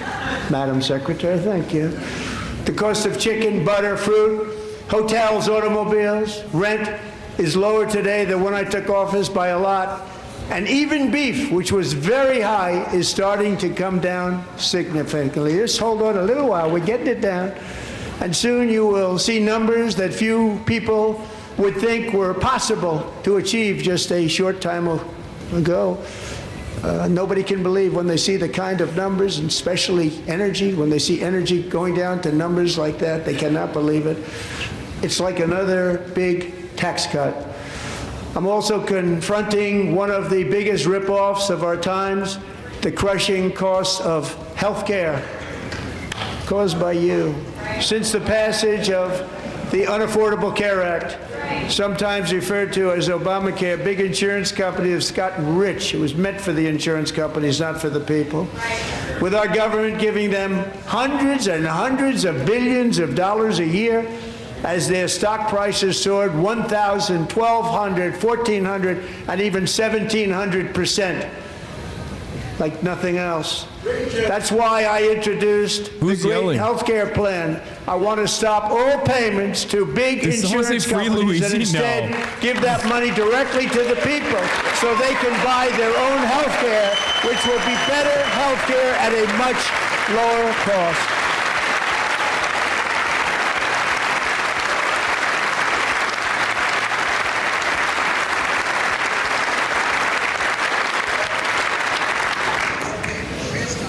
In addition, my plan requires maximum price transparency. That's a big deal. Oh my God, that's really gonna do it, dude.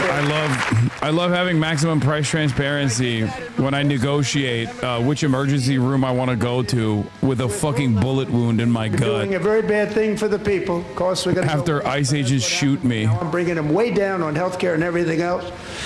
I'm also ending the wildly inflated cost of prescription drugs like has never happened before.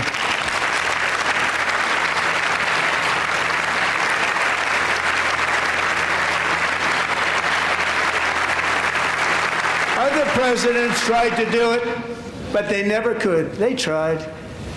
Most didn't try, actually. But they tried. They said they tried. They couldn't do it. They didn't even come close. They were all talk and no action, but I got it done. Under my just enacted most favored nation agreements, Americans who have for decades paid by far the highest prices of any nation anywhere in the world for prescription drugs will now pay the lowest price anywhere in the world for drugs. Anywhere. The lowest price.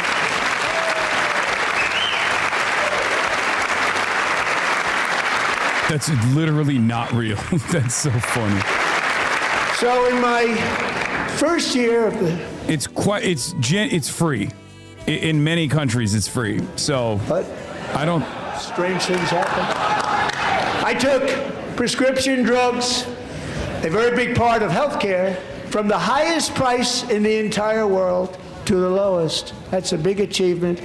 The result is price differences of 300, 400, 500, 600% and more, all available right now at a new website called TrumpRx.gov. And I didn't name that one either, by the way.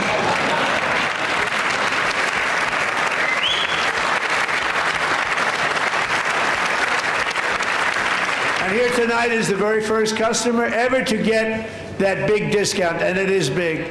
Catherine Rayner. For 5 years, she and her husband have struggled with infertility, and they turned to IVF.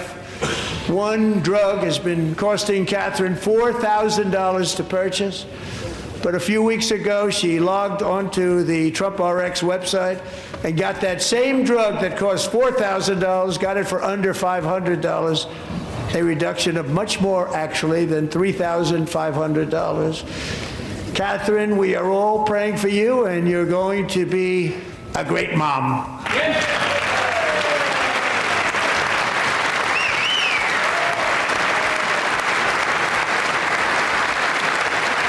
We are gonna breed the American heartland. White women! So now I'm calling on Congress to... We're calling on white women to be bred! ...program into law. We will fight back against white genocide. It's going to be very hard for somebody that comes along after me to say, let's raise drug prices by 700 or 800%. But John and Mike, if you don't mind, codify it anyway. They may do it. Codify it anyway. Thank you. Many Americans are also concerned that energy demand from AI data centers could unfairly drive up their electric utility bills. Tonight, I'm pleased to announce that I have negotiated the new Ratepayer Protection Pledge. You know what that is? We're telling the major tech companies that they have the obligation to provide for their own power needs. They can build their own power plants as part of their factory so that no one's prices will go up. And in many cases, prices of electricity will go down for the community, and very substantially down. This is a unique strategy never used in this country before. We have an old grid. It could never handle the kind of numbers, the amount of electricity that's needed. So I'm telling them they can build their own plant. They're going to produce their own electricity. It will ensure the company's ability to get electricity while at the same time lowering prices of electricity for you, and could be very substantial for all of you cities and towns. You're going to see some good things happen over the next number of years. Another pillar of the American dream that has been under attack is home ownership. With us tonight is Rachel Wiggins, a mom of two from Houston.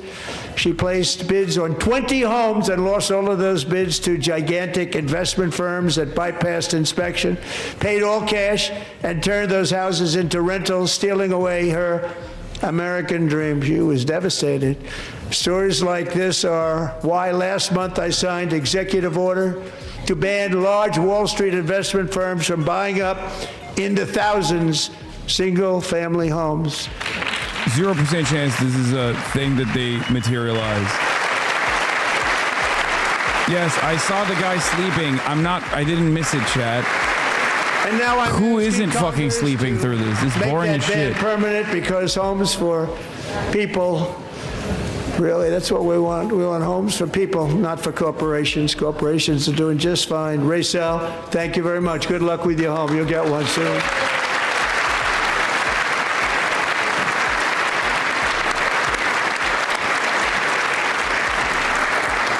We're also working to make it easier for Americans to save for retirement. And under this administration, we will always protect Social Security and Medicare. They are not protecting it for our seniors. We will always protect Social Security, Medicare, Medicaid.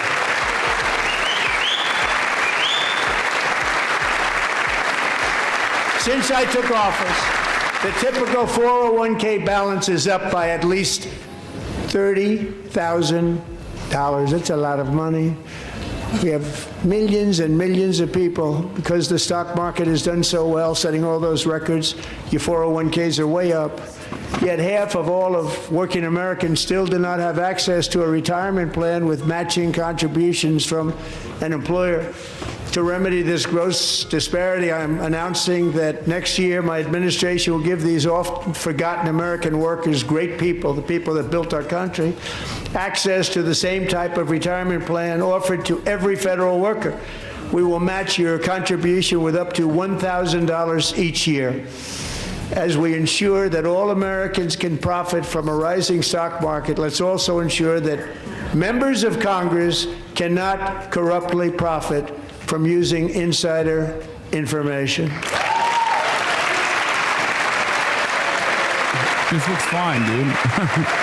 This looks great, really. There is a blob growing from his hand.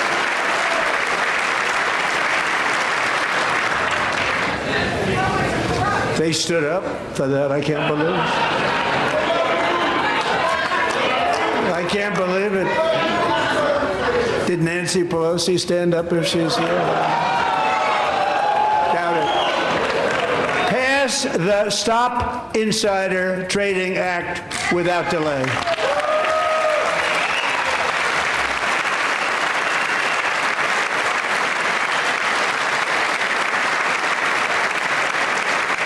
It's boring and he's saying nothing, but it's far more coherent than I was expecting. Yeah, of course, he has to be locked in on that teleprompter. But when it comes to the corruption that is plundering, it's plundering America. There's been no more stunning example than Minnesota, where members of the Somali community have pillaged an estimated $19 billion from the American taxpayer. Oh, we have all the information. And in actuality, the number is much higher than that. And California, Massachusetts, Maine, and many other states are even worse. This is the kind of corruption that shreds the fabric of a nation, and we are working on it like you wouldn't believe. So tonight, although started 4 months ago, I am officially announcing the war on fraud to be led by our great Vice President J.D. Vance.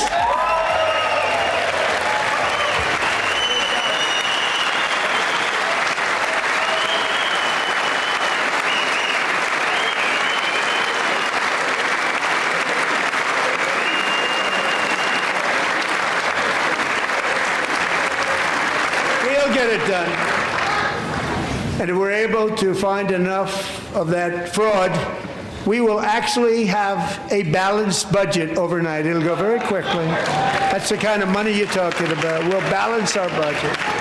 The Somali pirates who ransacked Minnesota remind us that there are large parts of the world where bribery, corruption, and lawlessness are the norm, not the exception.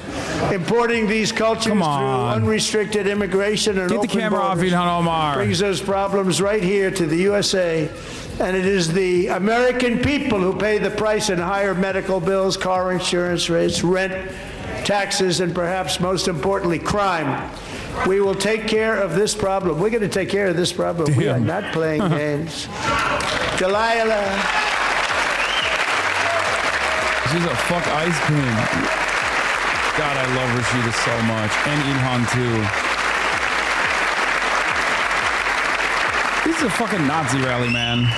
What do you say? Coleman was only 5 years old. Remember, fucking 90% of Somalis are American citizens. He's just shitting on American citizens. To her stopped car traveling at 60 miles an hour or more. The driver was an illegal alien let in by Joe Biden and given a commercial driver's license by open borders politicians in California. Doctors said Delilah would never be able to walk or talk, have a good life. She wouldn't even be able to eat again. But against all odds, she is now in the first grade learning to walk. And she's here this evening with her dad, Marcus, a fantastic man. Delilah, please, you are a great inspiration. Please stand up. Please stand up, bro. She can't walk. Yo, this is one of the grossest things that the Trump administration, the Trump camp does, like where they bring up like victims, right? Where they bring up victims of like car crashes or victims or family members of like people who have been murdered to drive home a point that like undocumented migrants are a scourge on U.S. soil. And it's many, if not most, illegal aliens do not speak English and cannot read even the most basic road signs as to direction, speed, danger, or location. That's why tonight I'm calling on Congress to pass what we will call the Delilah Law, barring any state from granting commercial driver's licenses to illegal aliens. Just like the Lake and Riley Act.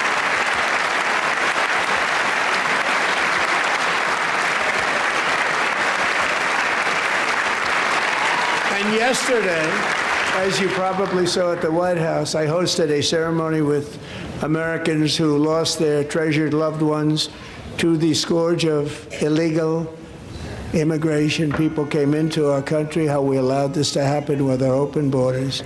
These are the angel moms and families that for decades our government betrayed and our media totally ignored. It was terrible.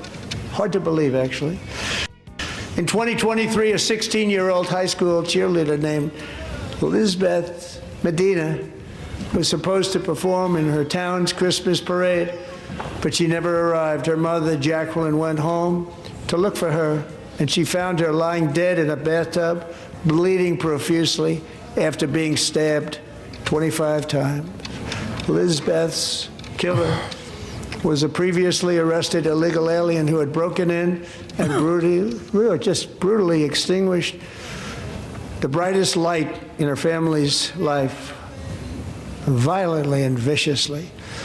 Her heartbroken mother is in the gallery to remind everyone in this chamber exactly why we are deporting illegal alien criminals to our country at record numbers, and we're getting them the hell out of here fast. We don't want them.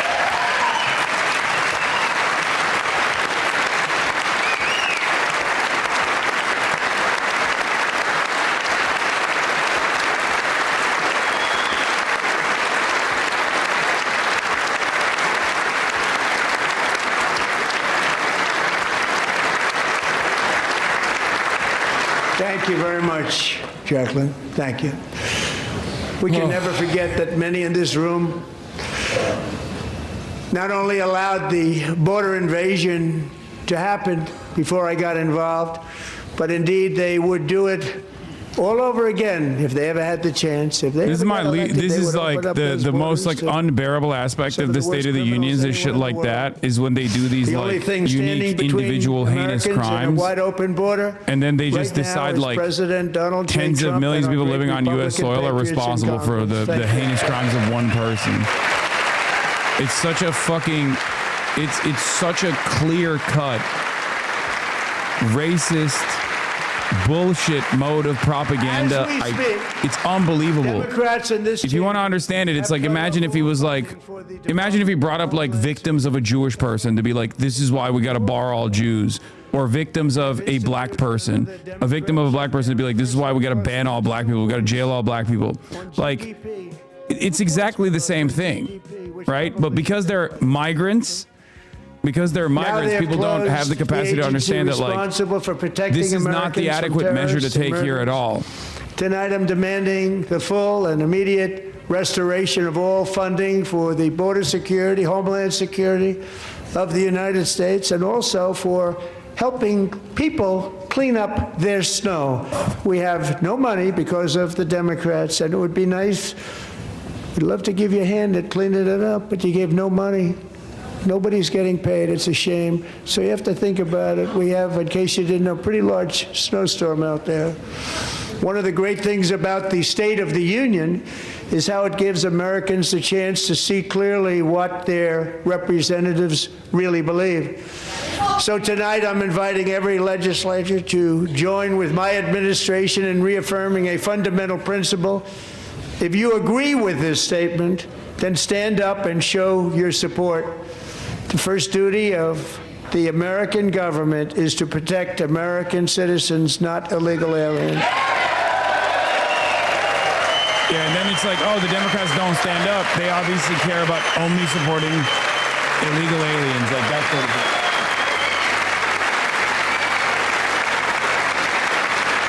is. It's a childish ultimatum.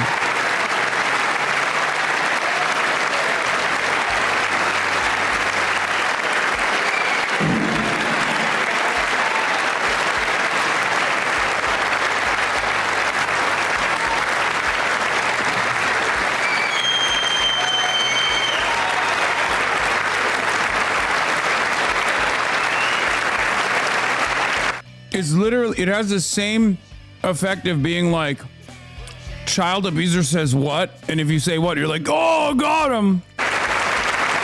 Like, it's literally the dumbest technique of all time. And Republicans use it. They spam it, dude.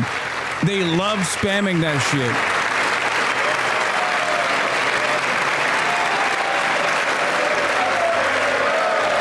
Yeah, Trump be like, you're gay if you're sitting down. Everyone who's not standing is gay. You see? Look at all the homosexual congresspersons.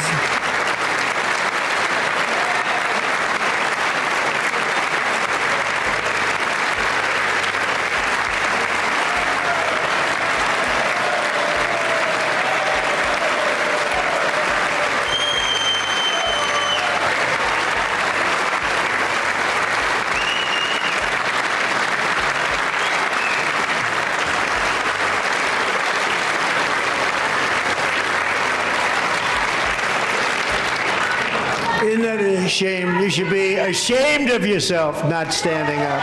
You should be ashamed of yourself. That is why I'm also asking you to end deadly sanctuary cities that protect the criminals and enact serious penalties for public officials who block the removal of criminal aliens. In many cases, drug lords, murderers all over our country. They're blocking the removal of these people out of our country, and you should be ashamed of yourself. Get up there and beat his ass, Elon! The people stand with you!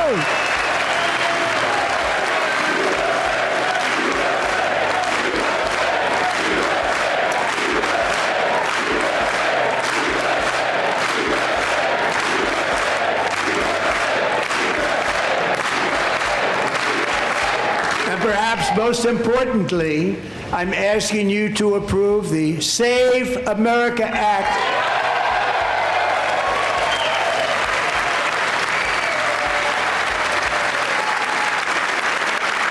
To stop illegal aliens and others who are unpermitted persons from voting in our sacred American elections. That cheating is rampant in our elections. It's rampant. It's very simple. All voters must show voter ID.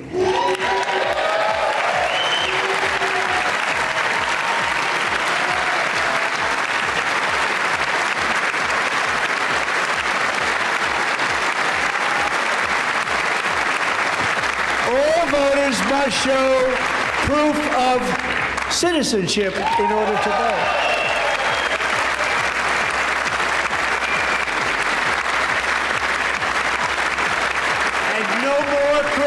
Mail-in ballots except for illness, disability, military, or travel. None. And this should be an easy one. And by the way, it's polling at 89%, including Democrats. 89%. It's polling at 200%.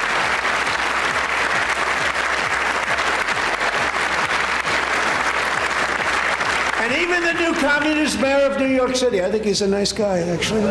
Speak to him a lot. Bad policy, but nice guy. Just said they want people to shovel snow. They got hit hard.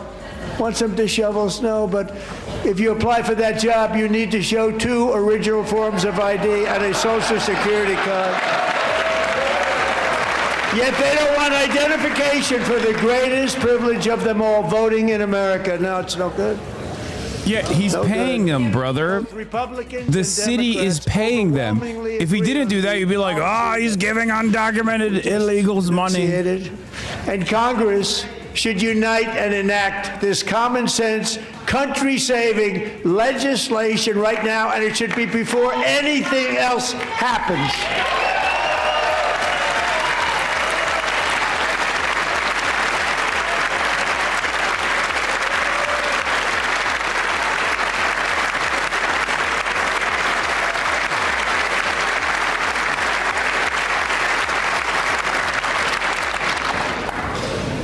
And the reason they don't want to do it, why would anybody not want voter ID? One reason, because they want to cheat. There's only one reason. They make up all excuses. They say it's racist. They come up with things you almost say, what imagination they have. They want to cheat. They have cheated, and their policy is so bad that the only way they can get elected is to cheat. And we're going to stop it. She was shouting, "You have killed Americans" at Trump. You have killed Americans.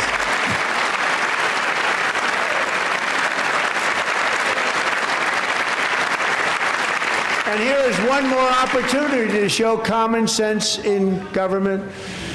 In the gallery tonight are Sage Blair and her mother, Michelle. In 2021, Sage was 14 when school officials in Virginia sought to socially transition her to a new gender, treating her as a boy and hiding it from her parents. Hard to believe, isn't it? Before long, a confused Sage ran away from home after she was found in a horrific situation in Maryland. A left-wing judge refused to return Sage to her parents because they did not immediately state that their daughter was their son. Sage was thrown into an all-boys state home and suffered terribly for a long time. But today, all of that is behind them because Sage is a proud and wonderful young woman with a full-ride scholarship to Liberty University. Sage and Michelle, please stand up.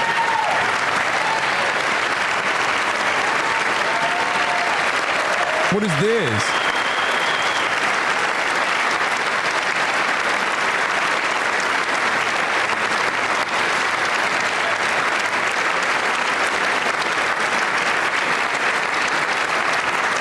Of course, it's fucking Liberty University. Thank you for your great bravery. And who can believe that we're even speaking about things like this?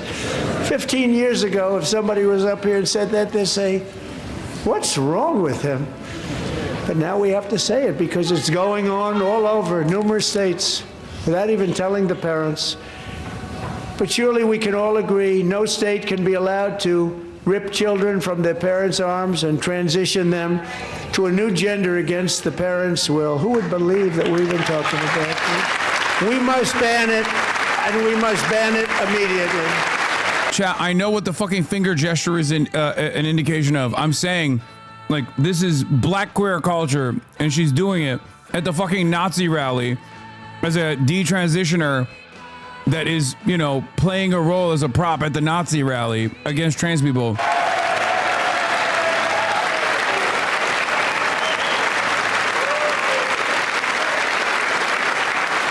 Amazing. Kevin. Boy, oh boy. We're lucky we have a country. With people like this, Democrats are destroying our country, but we've stopped it just in the nick of time, didn't we? Huh?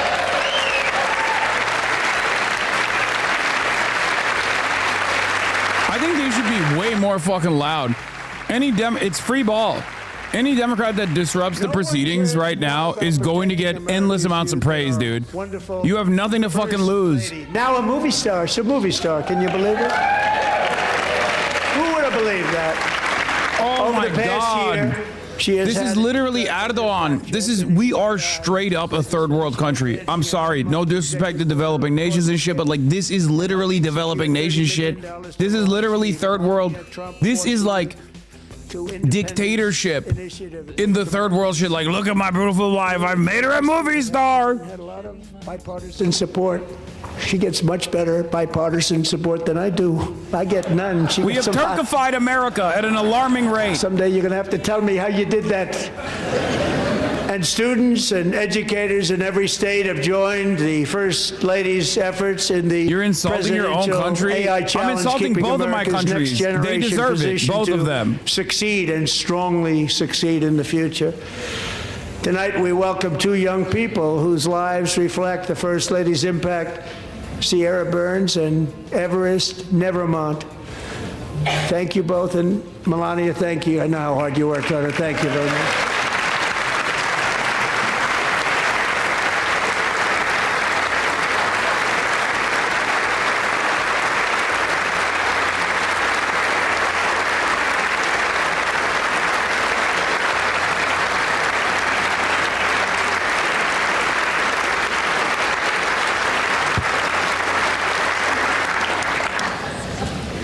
I'm very proud to say that during my time in office, both the first 4 years and in particular this last year, there has been a tremendous renewal in religion, faith, Christianity, and belief in God. Over the Epstein files? Tremendous renewal.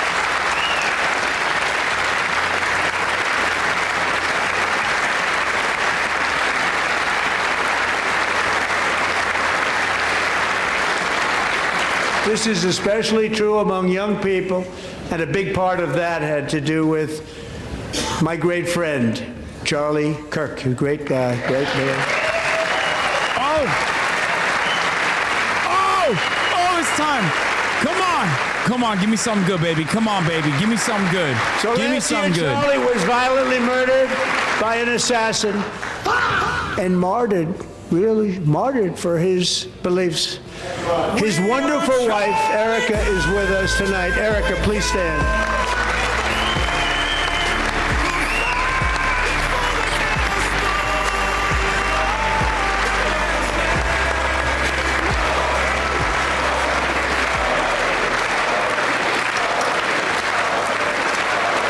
I want to point out that they are spamming the name of a fucking podcaster. Been through a lot. In Charlie's memory, we must all come together to reaffirm that America is one nation under God, and we must totally reject political violence of any kind. Except for the kind that I do to all of my enemies.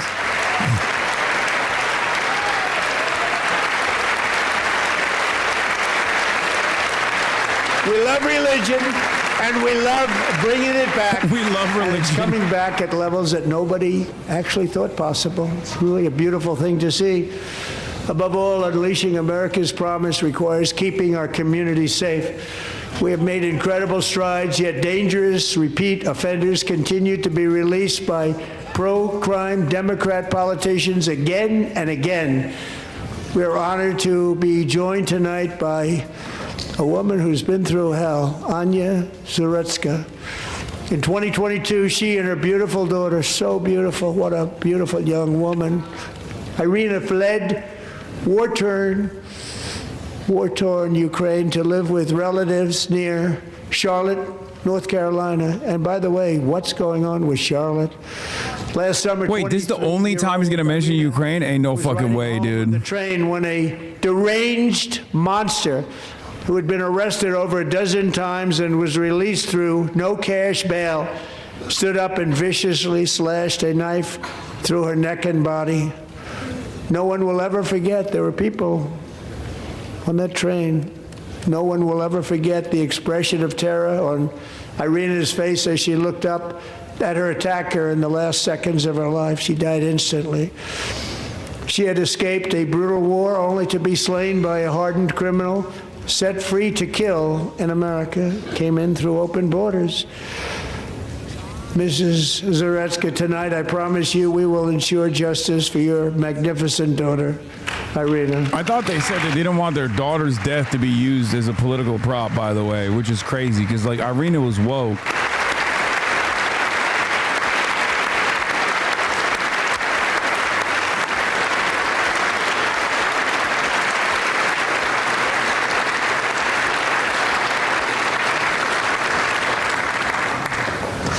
How do you not stand? How do you not stand? I'm asking this Congress to pass tough legislation to ensure that violent and dangerous repeat offenders are put behind bars, and importantly, that they stay there. Oh, that's not the father? That's a different person? It's just the mom that showed up? How do you not stand? You see? You're not going to stand? If you don't stand, you're gay. Over and over again. That's it. That's one to restore line. law and order to our most dangerous cities, including Memphis, Tennessee, big success. New Orleans, Louisiana, big success. And our nation's capital itself, Washington, D.C., where we have almost no crime anymore in Washington, D.C. How did that happen?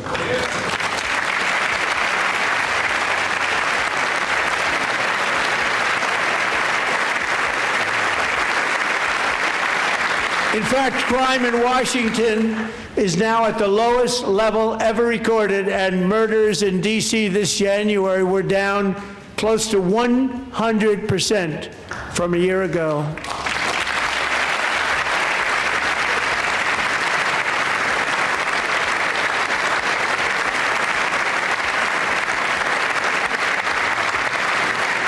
They don't like to hear that. One of the sick people, one of the brave service members who helped achieve this stunning turnaround was 20-year-old West Virginia Army National Guard Specialist Sarah Beckstrom. After a 4-month deployment, she voluntarily extended her service, and her rank was going to be lifted. She was doing so well. They were so proud of her. But the very next day, she was on patrol near the White House when she was ambushed and shot in the head by a terrorist monster from Afghanistan. Shouldn't have been in our country. And all because she wore the uniform of our nation, she was shot. He traveled here because he didn't like people wearing our uniform. He was sick and deranged, shouldn't have been in our country. Sarah Beckstrom died in order to defend our capital, and we are honored to be joined by her wonderful parents, Gary and Evalie. Your daughter was a true American patriot, and she will be greatly missed. She was a great person. I saw reports on her that never seen anything like her.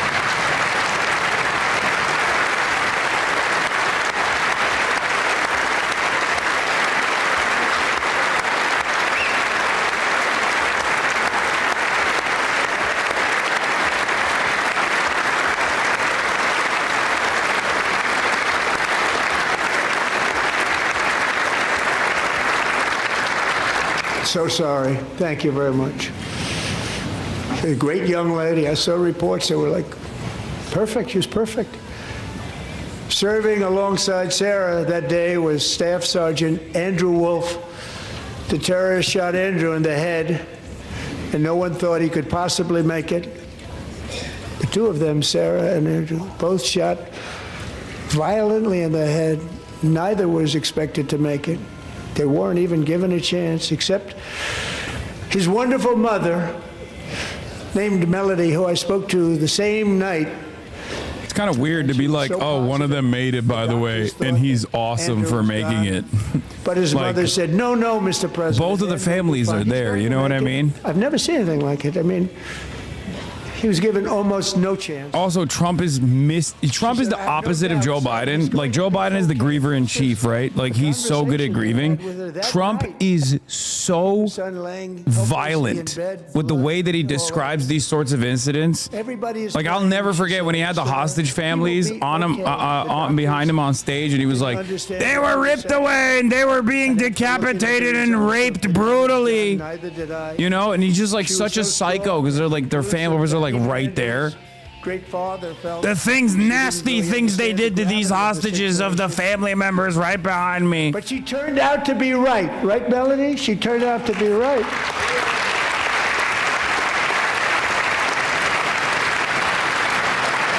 He is truly, unambiguously the most unempathetic person you can be.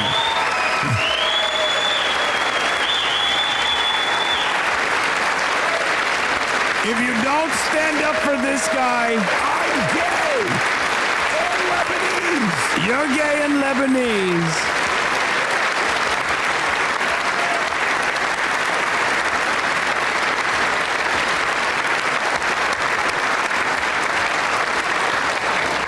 Look at the Democrats. They won't stand up. I said, where does this woman come from? She's the most positive person I've ever met. With God's help, Andrew has battled back from the edge of death, and we're talking about the edge of death, on his way to a miraculous recovery. He's got a little work to do, but he's doing great. Nice to see you. He's a good-looking guy. Nice to see you. Thanks, Andrew. Thank you very much.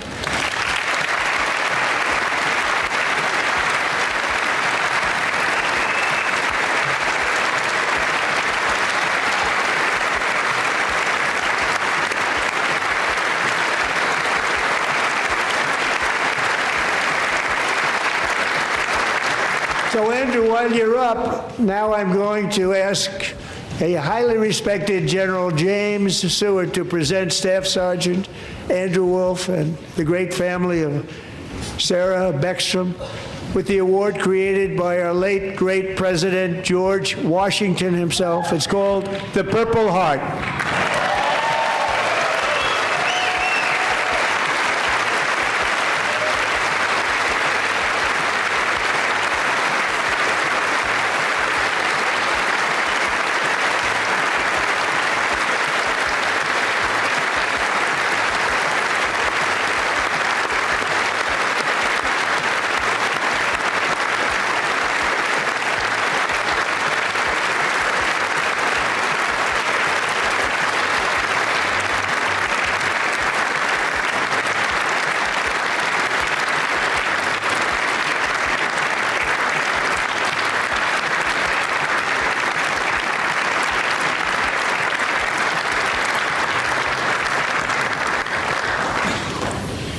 We love you all. Love you. Not the We're Democrats. proudly restoring safety for Americans at home, and we are also restoring security for Americans abroad. Our country has never been stronger. My first 10 months, I ended 8 wars, including Cambodia. Isn't it funny? You're sick people. Cambodia and Thailand, Pakistan and India. Would have been a nuclear war. 35 million people said the Prime Minister of Pakistan would have died if it were not for my involvement. Kosovo and Serbia, Israel and Iran, Egypt and Ethiopia, Armenia and Azerbaijan, the Congo and Rwanda, and of course the war in Gaza, which proceeds at a very low level. It's just about there. And I want to thank Steve Witkoff and Jared Kushner for your help. Thank you, Steve. Thank you, Jared.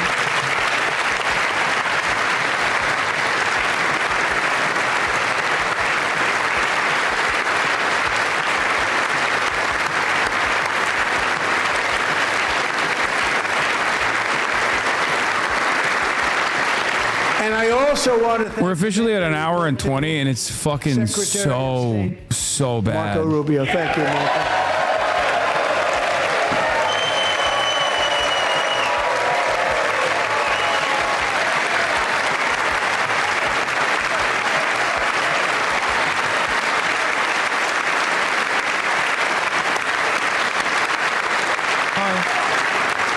Like you. You know, Marco got 100% of the votes when he was in confirmation. I think our next one was about 54%. And some of the Democrats are now saying, I can't believe we approved that guy. And he said it's an honor that they feel that way, right, Marco?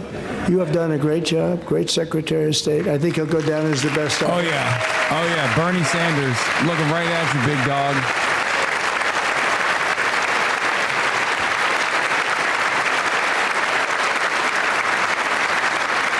Under the ceasefire I negotiated, every single hostage, both living and dead, has been returned home. Can you believe that?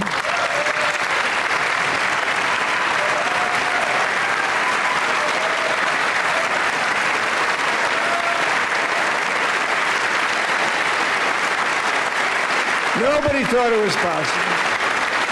Nobody thought that was possible. Both living and dead. And those parents who had a dead son, their boy, they'd always tell me their boy, they wanted him as much as though he were living. That was an amazing period of time. And they came back, and when we got all of the living hostages back, and many, many before them, but I always said those last 20 are going to be very tough, but we got many, many more, hundreds. But I said those last 20 are going to be tough. We got them back. But we only got back 14 or 15 of the dead, of the 28. And believe it or not, Hamas worked along with Israel, and they dug and they dug and they dug. It's a tough thing to do, going through bodies all over, passing up 100 bodies sometimes for each one that they found. Tough job. And they finally got it back to 27. And then Steve and Jared, they got it back to 28. They found all 28. Nobody thought that was possible, but we did it. And I remember the family of the 28th. They were so grieved, but they were so happy as it's possible to be. They had their boy back. The mother said, "Sir, we have our boy back." What a period of time that was, but we got them all back. So thank you both very much. Great job.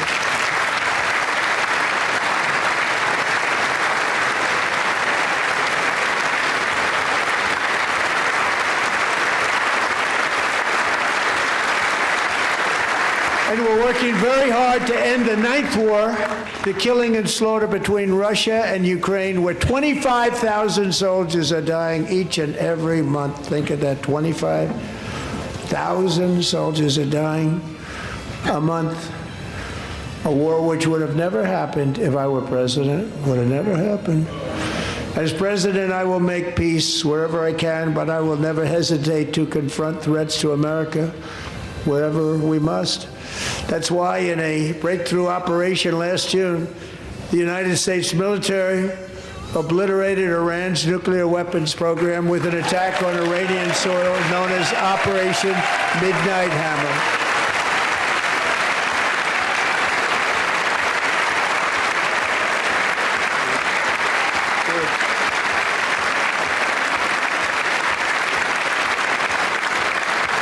For decades, it had been the policy of the United States never to allow Iran to obtain a nuclear weapon. Many decades. Since they seized control of that proud nation 47 years ago, the regime and its murderous proxies have spread nothing but terrorism and death and hate. They've killed and maimed thousands of American service members and hundreds of thousands and even millions of people with what's called roadside bombs. They were the kings of the roadside bomb. And we took out Soleimani. I did that during my first term. Had a huge impact. He was the father of the roadside bomb. It's coming. Hold.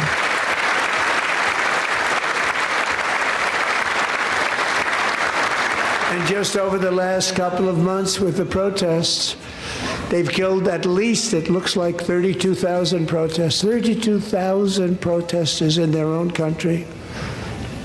They shot them and hung them. We stopped them from. I wonder if Daniel Dale will do a fact check on this with one. The threat of serious violence, but this is some terrible people. Everything he says is a lie, but when it comes to foreign policy, all of a sudden we're all in agreement, right? And our bases overseas, and they're working to build missiles that will soon reach the United States of America. After Midnight Hammer, they were warned to make no future attempts to rebuild their weapons program, in particular nuclear weapons. Yet they continue.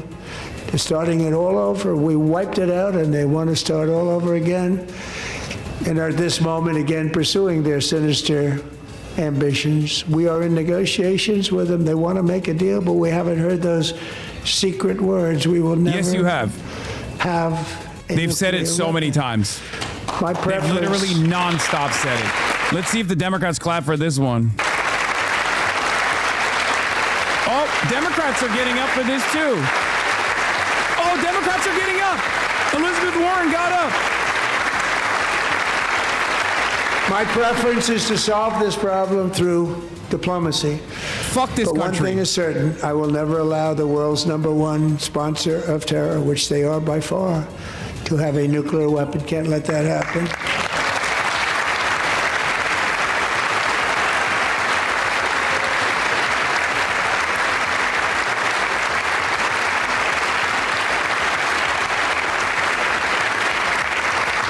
And no nation should ever doubt America's resolve.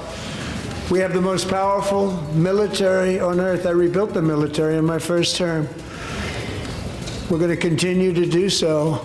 Also, we just approved a $1 trillion budget. We have no choice. We have to be strong because hopefully we will seldom have to use this great power that we built together. It's really called peace through strength, and it's been very, very effective.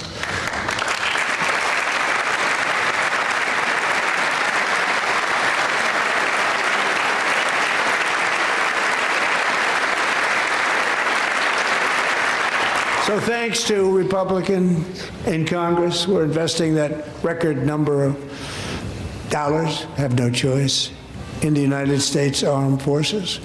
Also creating a lot of jobs, but we're not even doing it for that reason. Because, as I said, we have more jobs, more people working today than ever before in the history of our country. And NATO countries are friends and allies. They are. They're our friends and they're our allies. Have just agreed, at my very strong request, to pay 5% of GDP for military defense rather than the 2%, which they weren't paying. We were paying for almost all of NATO. Now they're paying 5 as opposed to not paying 3.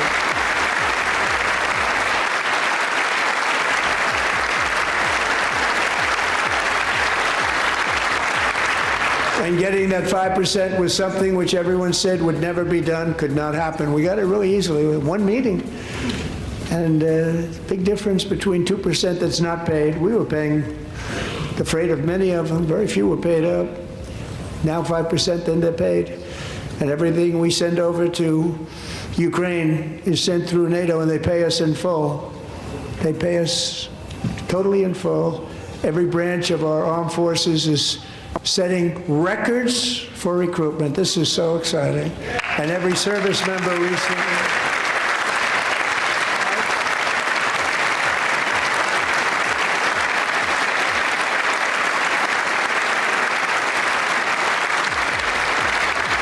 And every service member recently received a warrior dividend of $1,776.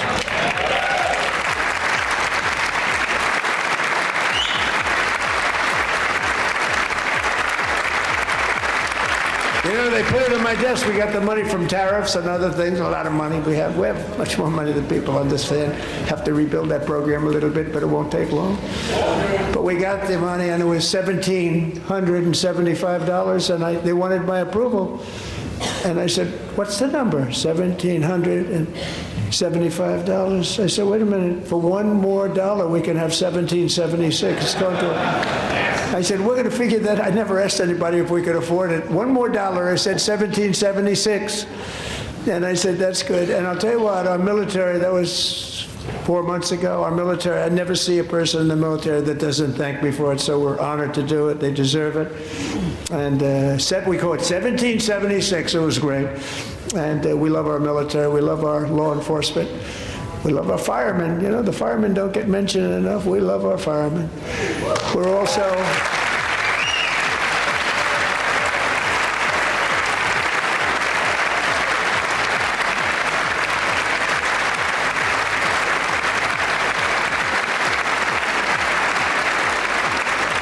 We're also restoring American security and dominance in the Western Hemisphere, acting to secure our national interests and defend our country from violence, drugs, terrorism, and foreign interference. For years, large swaths of territory in our region, including large parts of Mexico, really large parts of Mexico, have been controlled by murderous drug cartels.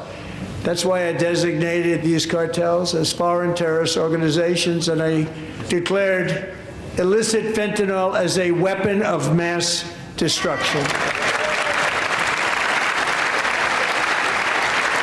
Get Mexico out of your fucking mouth, you son of a bitch. Do not bring Mexico into this. And with our new military campaign, we have stopped record amounts of drugs coming into our country and virtually stopped it completely coming in by water or sea. You probably noticed that. Very seriously damaged their fishing industry also. Nobody wants to go fishing anymore. How is that funny? How is that funny? We've also taken down one of the most sinister We're such cartel fucking assholes, dude. This is why yesterday. I really hope there is a God. I really hope there is a heaven and hell, because these guys will be punished forever, but shit like this makes me feel like there isn't one, you know what I mean? Like, look at all these fucking animals. Look at all these fucking animals celebrating the murder of random boaters, talking about how we've destroyed their fishing industry. You fucking piece of shit. In world history, no one's seen anything like it. Foreign leaders, I won't tell you who, called me and they said, very impressive, very impressive. They couldn't believe, they all watched, they saw what happened. This is a different fighting force that we had years ago when we fought to tie. You know, it's a great fighting force. I'm so proud of it. Look at Space Force. Space Force is my baby. As we did that, my baby is becoming so important.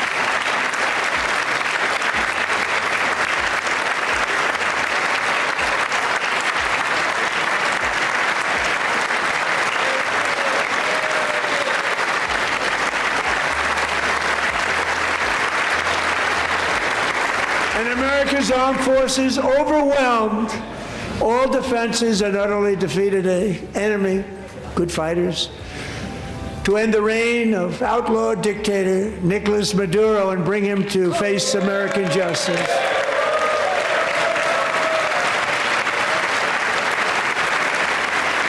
What the fuck is that yell? Oh. And this was an absolutely colossal victory for the security of the United States, and it also opens up a bright new beginning for the people of Venezuela. We're working closely with the new president of Venezuela, Delcy Rodriguez, to unleash extraordinary economic gains for both of our countries and to bring new hope to those who have suffered so terribly. They really did suffer. With us tonight is Alejandro Gonzalez. She grew up in a tight-knit Venezuelan family and was especially close to her beloved uncle Enrique. But after Enrique ran for office and opposed Maduro, he was kidnapped by Maduro's security forces and thrown into the regime's really infamous prison in Caracas. Alejandro feared she would never see her uncle again. She feared for her own life also. But since the raid, we have worked with the new leadership, and they have ordered the closure of that vile prison and released hundreds of political prisoners already, with more to come. Alejandro, I'm pleased to inform you that not only has your uncle been released, but he is here tonight. We brought him over to celebrate his freedom with you in person. Enrique, please come down.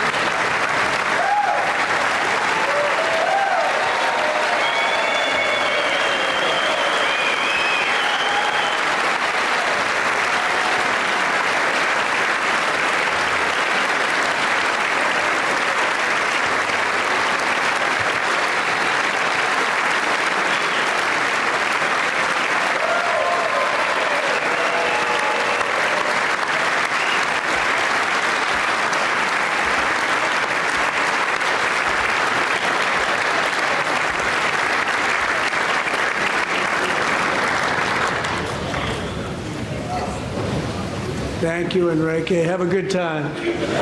Nice to have you back, Enrique.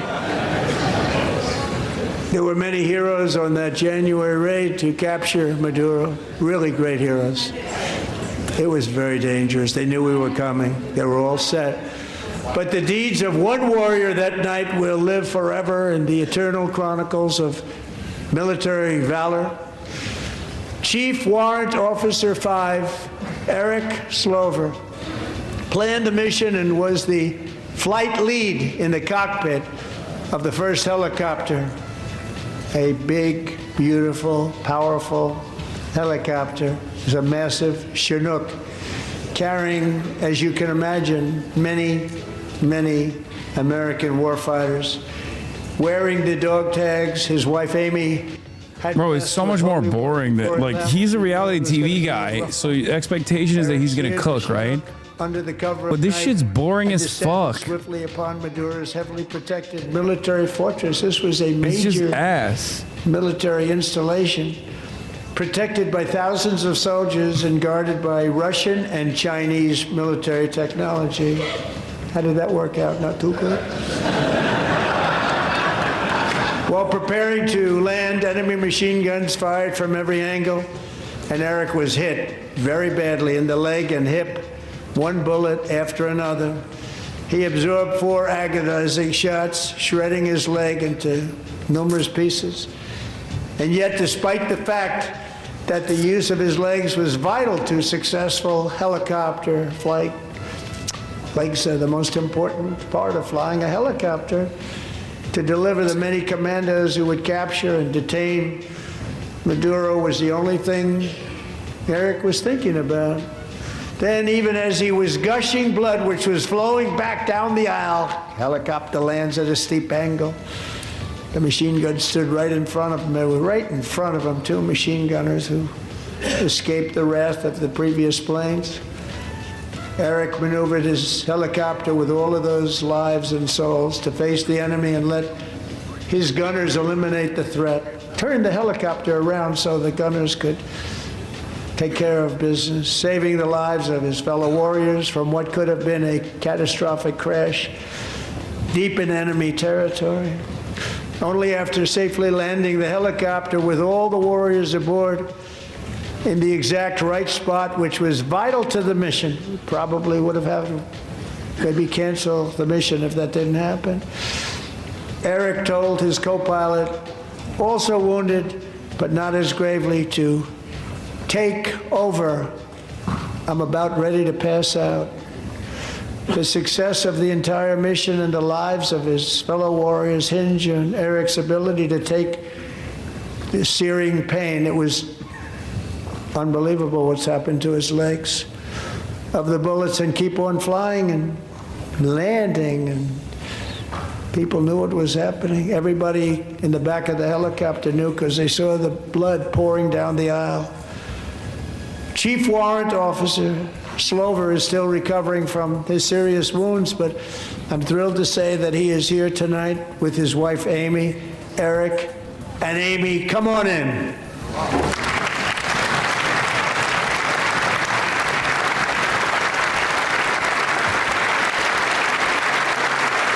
Yeah, I'm still live. The State of the Union's happening.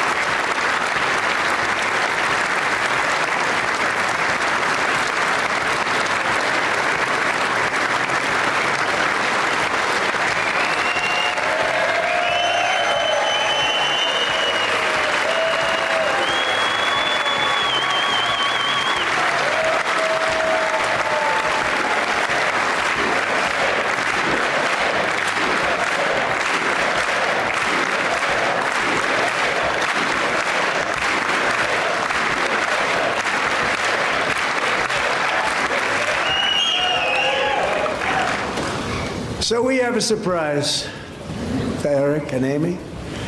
In recognition of Eric's actions above and beyond the call of duty, I would now like to ask General Jonathan Braga to present Chief Warrant Officer Slover with our nation's highest military award, the Congressional Medal of Honor.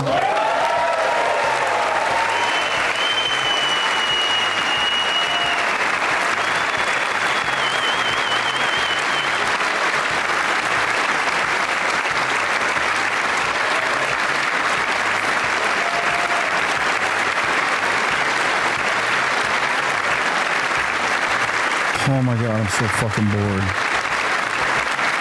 Not only am I bored, but like this shit doesn't move me at all. Obviously, because, you know, it was a totally and utterly illegal action. Like, this dude didn't need to have his legs chewed off by machine gun fire. And the only reason why that happened is because he was the helicopter pilot on an illegal action on a fucking sovereign country soil.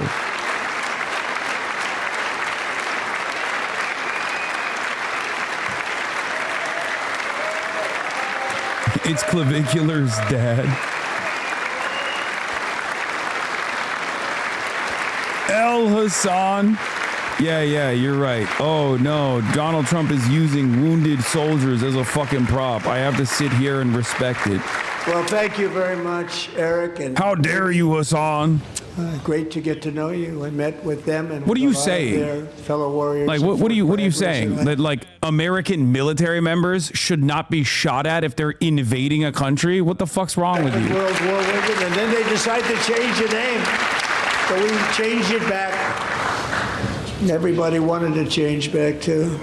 Yeah, thank God he was there. Now we can reroute all that oil to Israel. Incredible night of victory. We'll also be receiving medals fuck? at a private ceremony that will soon be held at the White House, and Eric will do that.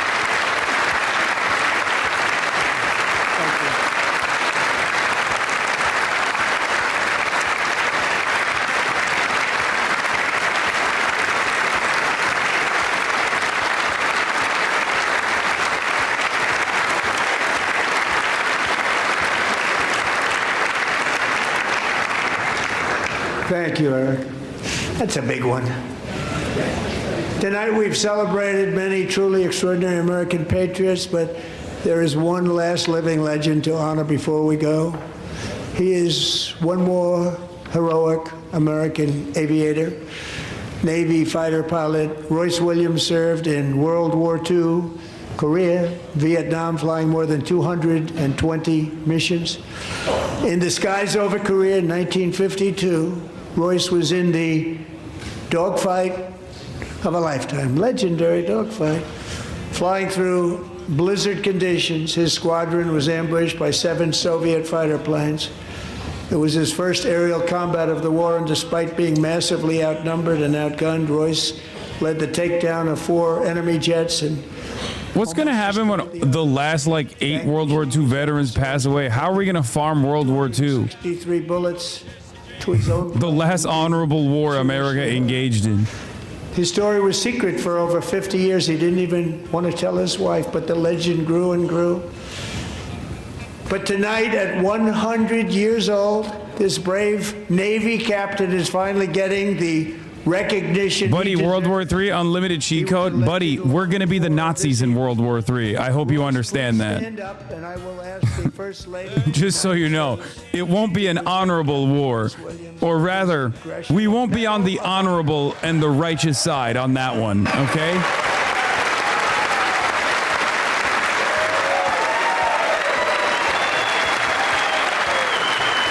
100 years old. Someone tell Nick Shirley about this voter fraud.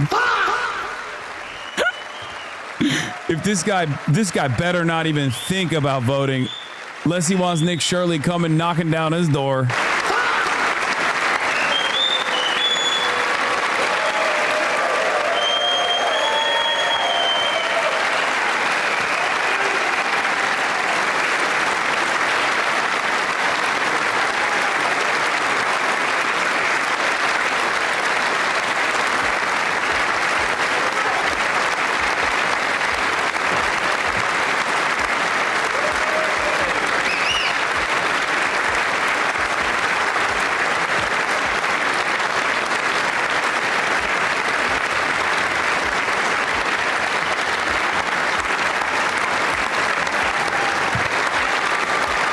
Barron is mogging the shit out of that 100-year-old World War II veteran, by the way. Barron is hype mogging the fuck out of this guy. This guy's definitely dropping in the chat rankings, okay? Sorry, no disrespect. He just got fucking frame mogged, son.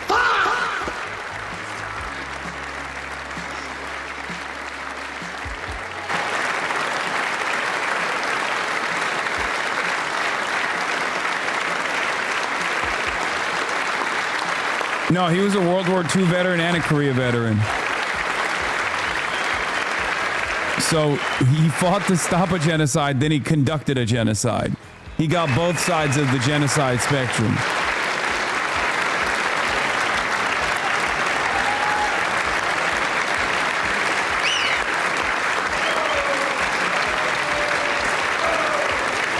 That's usually, yeah, that's how it works. Life is about balance. Yeah. If you don't hit the one and done after World War II, you very likely also contributed to a genocide. To myself, and I wouldn't know why I'd be taking it, but if they ever open up that law, I will be there with you someday. But you know, that's our highest honor, Congressional Medal of Honor, and that's a big thing, and it's an honor to be in the same room with you. Thank you both very much, Eric. Thank you.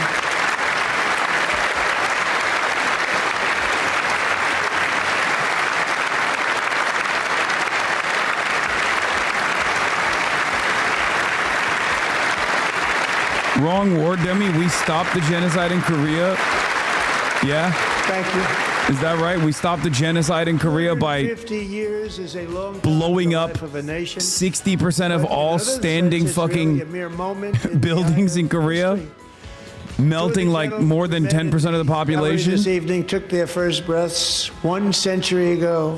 100 years before that, on July 4th, 1826, the author of the Declaration of Independence, brilliant, Thomas Jefferson, drew his last breath. Just a single long human lifespan separates the giants who declared and won our independence from the heroes who stand among us tonight. Everything our nation has done, everything we have achieved, has been the work of those few great lifetimes. In those brief chapters, Americans built this nation from 13 humble colonies into the pinnacle of human civilization and human freedom, the strongest, wealthiest, most powerful, most successful nation in all of history. Americans ventured out across the daunting and dangerous continent. There's a reason why they call it the Forgotten War. An unforgiving so we don't remember the heinous war crimes we committed. A boundless frontier and tamed the beautiful but very, very dangerous Wild West. From empty marshes and wide open plains, we raised up the world's greatest cities. Together we mastered the world's mightiest industries and shattered history's monstrous tyrannies. And we liberated millions from the chains of fascism, communism, oppression, and terror. Americans lifted humanity into the skies on the wings of aluminum and steel. And then we launched mankind into the stars on rockets powered by sheer American will and unyielding American pride. We wired the globe with our ingenuity. We captivated the planet with American culture. And now we are pioneering the next great American breakthroughs that will change the entire world. All of this and so much more is the enduring legacy, unmatched glory of the hardworking patriots who built and defended this country and who still carry the hopes and freedoms on all of humanity's backs. For years they were forgotten, betrayed, and cast aside, but that great betrayal is over and they will never be forgotten again, because when the world needs courage, daring, vision, and inspiration, it is still turning to America. And when God needs a nation to work his miracles, he knows exactly who to ask. There is no challenge Americans cannot overcome, no frontier too vast for us to conquer, no dream too bold for us to chase, no horizon too distant for us to claim. For our destiny is written by the hand of providence, and these first 250 years were just the beginning.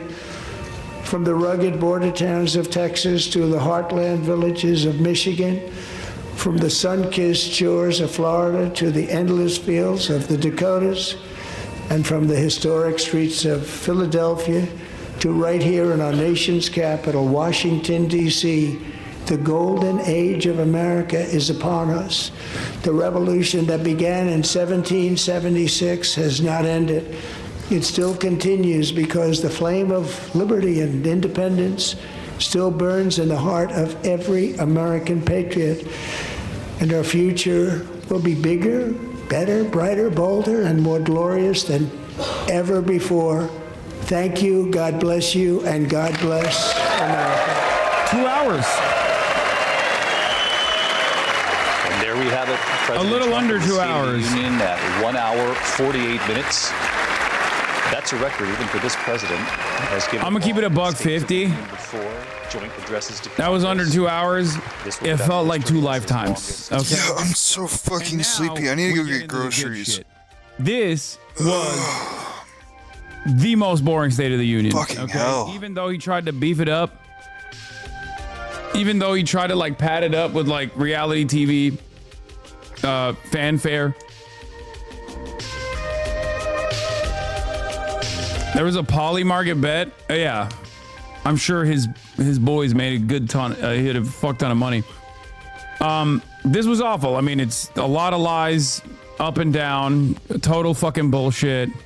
The stock market hit more than 50 all-time highs. But now the real interesting stuff comes when, you know, Van Jones goes on television and talks about how a presidential Trump was. The Dow hitting 50,000. I can't wait to watch a grown man nut on live television, Van Jones, because Donald Trump is going to strike Iran soon. Insane. One of the worst lies was also saying we're not going to touch Medicaid.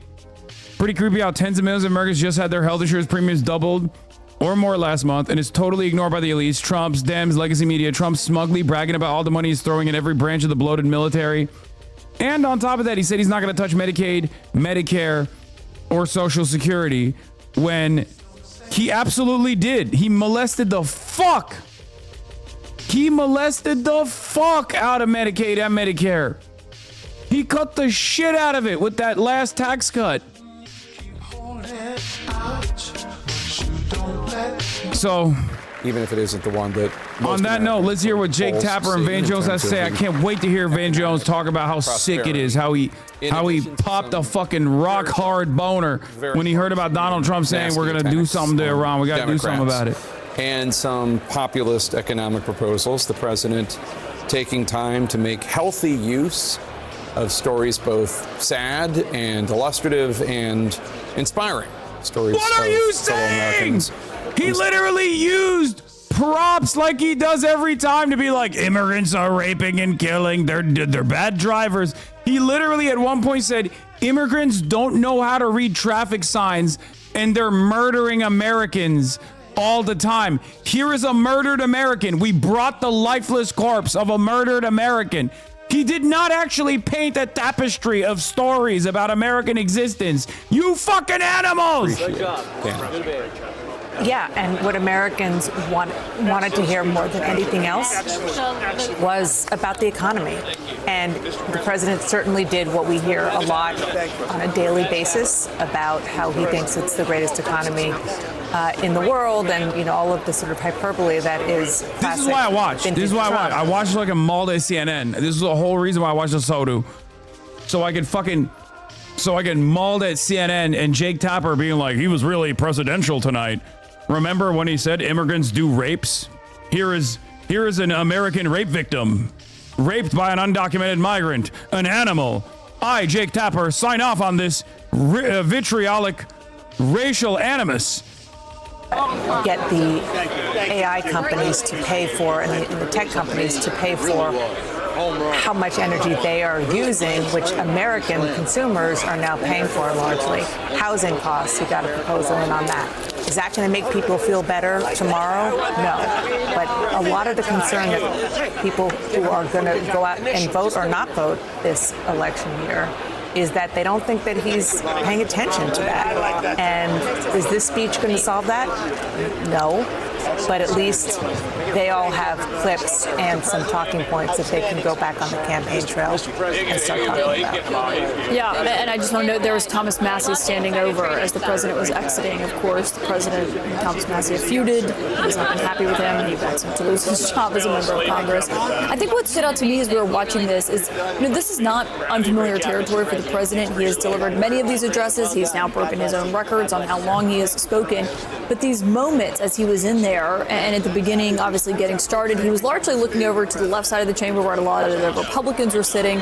Then he began looking at the right side as Democrats obviously were not standing for what he believed should be applause lines during his speech. And he was getting increasingly irritated by it, at one point stopping and saying, these people are crazy. I can't believe they're not standing for this.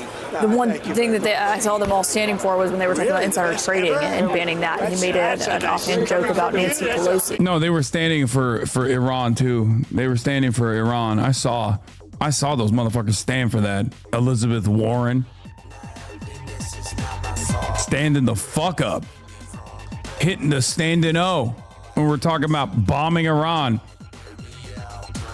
More unlimited war, please. There's voters at home. How do they feel about this? Does it make them feel better about making their mortgage payments and paying down their credit card bills? That remains to be seen ahead of the midterms, but they certainly had those moments. Well, and of course, big picture. Elizabeth Warren didn't stand for the Iran part. We literally watched it happen in real time. His polling, his approval rating is lower than it's ever been. He was speaking to a room full of Republican members of Congress, many of whom stand to lose their seats. The president stands to lose part of the power that he currently has in Washington. And I think the speech reflected the way this president often deploys the strengths that he has. Yes, he spent some time defending his own record. He spent some time blaming his predecessor. He spent some time, at least one of my Republican sources pointed out to me, trying to convince people it wasn't as bad as maybe they feel that it was. But he spent far more time during this speech on offense, right? Ticking through places that are culturally inflammatory in some cases. He put Democrats on the spot repeatedly. I mean, he almost goaded Rashida Tlaib and Ilhan Omar at one point into shouting back at him when he asked the crowd to stand and clap if they supported American citizens. That is where this president often tries to project strength, and he did it again tonight. And for those at home who are wondering what exactly happened when Congressman Al Green, Democrat of Texas, why he was ejected, he was holding a sign saying, quote, "Black people aren't apes," an allusion to the video that President Trump tweeted a few days ago in which President Obama and First Lady Michelle Obama were in fact depicted as apes. Anderson? Jake, thanks very much here with the panel. John King, what stood out to you? I think it's important to remember that, sadly, in my view, most Americans live in their silo. And so people watch this from their perspective of choir practice for the most part. President had a lot of challenges coming into this speech. His approval rating overall is down. His approval rating in the economy is down. Approval rating on immigration is down. I mentioned early on one of the big glaring problems for Republicans, because it's a midterm year, is approval rating among Republicans is down some too, from 90% to 82% in our most recent poll. I would not be surprised at all if he helped himself there. That's not enough. That's not enough. One speech is not going to change anything. But the Republican Party needs its base enthusiastic heading into the midterm election year. And there was a lot in the speech from the president, both from a policy perspective of what he's done and what he's trying to do, and the few skirmishes he had with the Democrats. That if you're trying to get your base to say, okay, I've been sort of pulled back. Washington's too loud. I don't like the fighting. I don't like a lot of Latino Republicans I talk to. I don't like seeing ICE in the streets of America. You might get a little bit of them back in the fight. And that is what was so important about tonight. He nailed the Republican base, brought them back in the fold with a solid message. Nobody will remember this speech by Friday night, the latest? No, no one's going to remember this speech by tomorrow when he fucking decides to strike Iran. No one's going to... Dude, this is the least memorable State of the Union. State of the Unions are already fucking not very memorable, but this one is like extra not memorable. All these panelists that are like, wow, he did the right thing. He talked about the economy. He talked about how undocumented migrants are raping and pillaging. His strategists and aides there. But the question, I think he did well from their perspective for the reasons that you say, John, and he used the gallery very skillfully to kind of simulate empathy, which is a thing that he's been lacking, and that's sort of a surrogate for that. The question is, he started off the speech by saying, this is the turnaround for the ages. Right. And as you know, because you're traveling around the country, people don't think the direction is right. And I don't think this cured that. So we'll see. But I don't think a lot of the people who needed to be I almost fell asleep watching that State of the Union. I also just want to quickly point out in about a minute or so, we're going to be hearing the Democratic response from Governor Abigail Spanberger of Virginia, newly elected.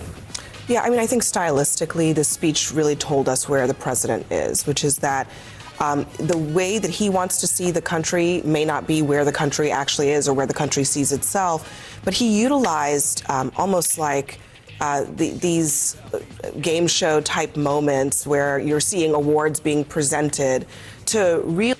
I think you're seeing it like that because you cover politics so frequently. Much of this country is legitimately unaware. They hear a strong speech and believe it. No, much of the country doesn't fucking watch. Much of the country doesn't watch the State of the Union, okay? Why would they? They're not fucking nerds. The FBI is raiding election offices in Georgia. Students are being disappeared for protesting tyranny and genocide in Palestine. I'm going to tune in to Abigail Spanberger when she goes live. I think she's about to go live soon. Yeah, here it is, yeah. Session of Congress, we did not hear the truth from our president. So let's speak plainly and honestly. It's important to hear what the fucking centrist Democrats have to offer, okay? Shut up. 3 questions. Is the president working to make life more affordable for you and your family? Is the president working to keep Americans safe both at home and abroad? Is the president working for you? As I campaigned for governor last year, I traveled to every corner of Virginia, and I heard the same pressing concern everywhere. Costs are too high in housing, healthcare, energy, and childcare. And I know these same conversations are being had all across this country. Because since this president took office last year, his reckless trade policies have forced American families to pay more than $1,700 each in tariff costs. Yeah, Oliver Larkin is great. Small businesses have suffered, farmers have suffered, some losing entire markets.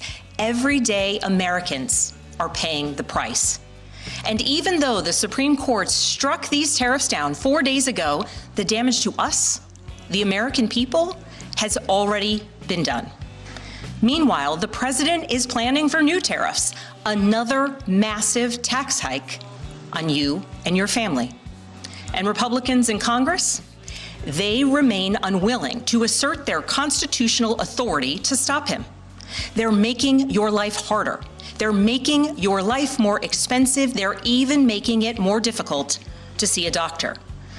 Rural health clinics in Virginia and across the country are already closing their doors thanks to the so-called One Big Beautiful Bill, championed by the president and Republicans in Congress. And tonight, the president celebrated this law, the one threatening rural hospitals, stripping health care from millions of Americans and driving up costs in energy and housing, all while cutting food programs for hungry kids. But here in Virginia, I am working with our state legislature to lower costs and make the Commonwealth more affordable. And it's not just me. Democrats across the country are laser focused on affordability in our nation's capital and in state capitals and communities across America. In the most innovative and exceptional nation in the history of the world, Americans deserve to know that their leaders are focused on addressing the problems that keep them up at night. Problems that dictate where you live, whether you can afford to start a business, or whether you have to skip a prescription in order to buy groceries. So I'll ask again, is the president working to make life more affordable for you and your family? We all know the answer is no. I grew up in a house of service. My mother was a nurse, and my father was a career law enforcement officer. I began my career by following in my father's footsteps as a federal agent, working money laundering and narcotics cases. I worked side by side with local and state police to keep our community safe and to uphold and enforce the law. Law enforcement officers across the country know that it is a unique responsibility to do the serious work of investigating crimes, comforting victims, and making arrests. It's about building trust, and that requires an abiding sense of duty and commitment to community. You know what it is? You know what it is? Kamala Harris is a cop. That didn't work, but this time is different. This time it'll work. Where they have arrested and detained American citizens and people who aspire to be Americans. And they have done it without a warrant. They have ripped nursing mothers away from their babies. They have sent children, a little boy in a blue bunny hat, children to far off detention centers. And they have killed American citizens in our streets. And they have done it all with their faces masked from accountability. Every minute spent sowing fear is a minute not spent investigating murders, crimes against children, or the criminals defrauding seniors of their life savings. Our president told us tonight that we are safer. Yeah, if we had a warrant for that little boy, it would have been fine to apprehend them and detain that scumbag. Our broken immigration system is something to be fixed, not an excuse for unaccountable agents to terrorize our communities. Also, no emotion whatsoever. It's like fucking so one After no. working in law enforcement, I continued my career of service as a CIA officer, working undercover to protect the United States and our allies from global threats, terrorism, nuclear weapons, and the aggression of adversarial nations around the globe. Protecting Jeffrey Epstein. But as the president spoke of his perceived successes tonight, he continues to cede economic power and technological strength to Russia, bow down to China, bow down to a Russian dictator, and make plans for war with Iran. Here's the truth. Over the last year, through DOGE, mass firings, and the appointment of deeply unserious people to our nation's most serious positions, our president has endangered the long and storied history of the United States of America being a force The for president good. is too conciliatory So I'll ask to again, China. Is the president working and to Russia. keep Americans safe, both at home and abroad? We all know the answer is no. In his speech tonight, the president did what he always does. He lied, hold my he hand. scapegoated, and he distracted. Hold my hand. And he offered no real solutions to our nation's pressing challenges, so many of which he is actively making worse. He tries to divide us. He tries to enrage us, to pit us against one another, neighbor against neighbor. And sometimes he succeeds. And so you have to ask, who benefits from his rhetoric, his policies, his actions, the short list of laws he's pushed through this Republican Congress?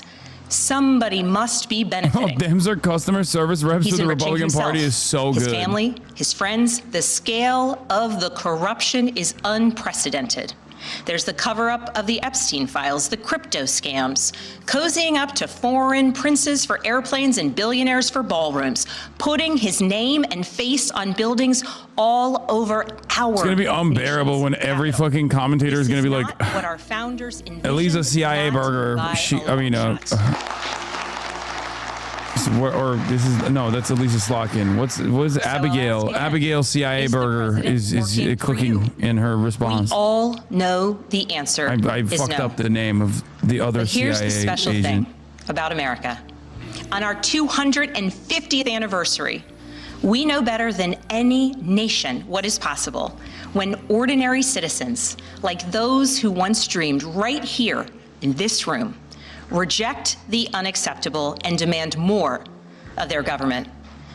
We see it in the determination of students organizing school walkouts all across the country, whose voices are becoming so powerful that the governor of Texas seeks to silence them. We see it in the bravery of Americans in Minnesota standing up for their communities, from peacefully protesting in sub-zero temperatures to carpooling children to school so that their immigrant parents are not ripped away from them in the parking lot. As a mother of 3 school-aged daughters, I am inspired by their bravery, but I am sickened that it is necessary. And Americans across the country are taking action. They are going to the ballot box to reject this chaos. With their votes, they are writing a new story, a more hopeful story. In November, I won my election by 15 points.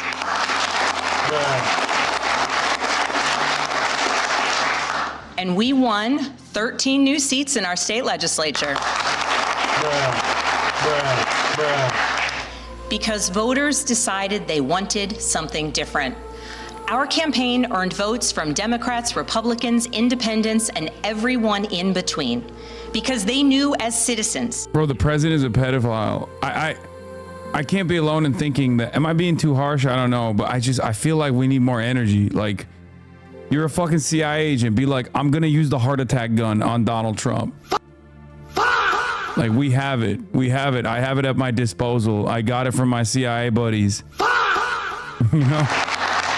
Democrats flip state legislative seats in places like Georgia, Iowa, Mississippi, and Texas. The list goes on and on.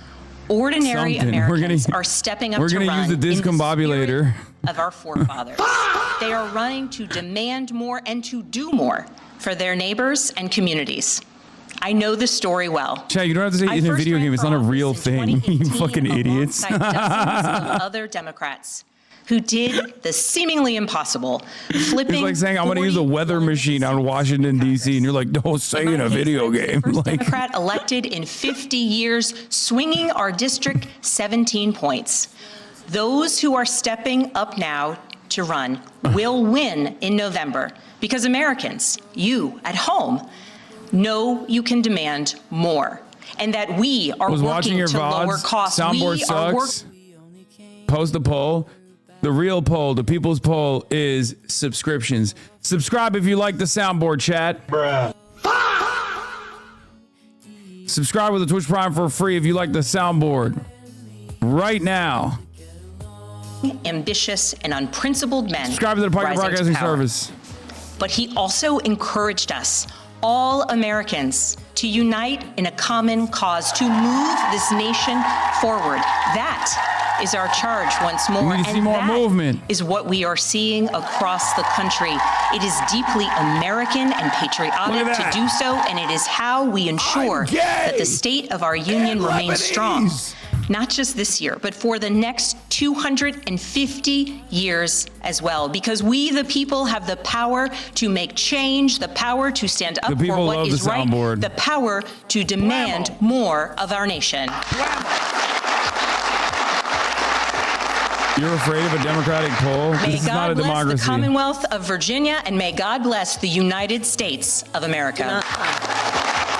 There you have it, Governor Abigail Spanberger of Virginia, the first woman governor of that state, winning in a decisive. Like, I think she should be more, I don't know. Like, in order to meet the moment, you got to be way more aggressive, right?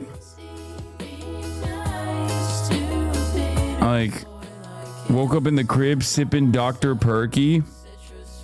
Oh, dude. Oh. We are Charlie Kirk. We carry the flame. We'll fight for the gospel. We'll honor his name. Let's see the glaze.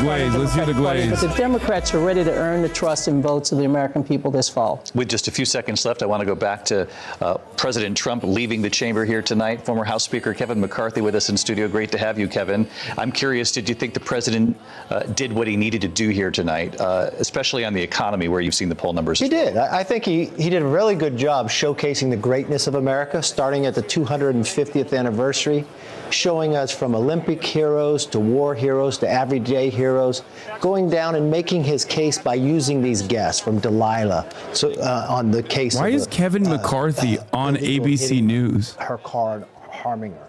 I think what he made the case, though, too, when he said about the economy, he raised the point It's a cult? of where he's been successful and then where it's just turning the corner.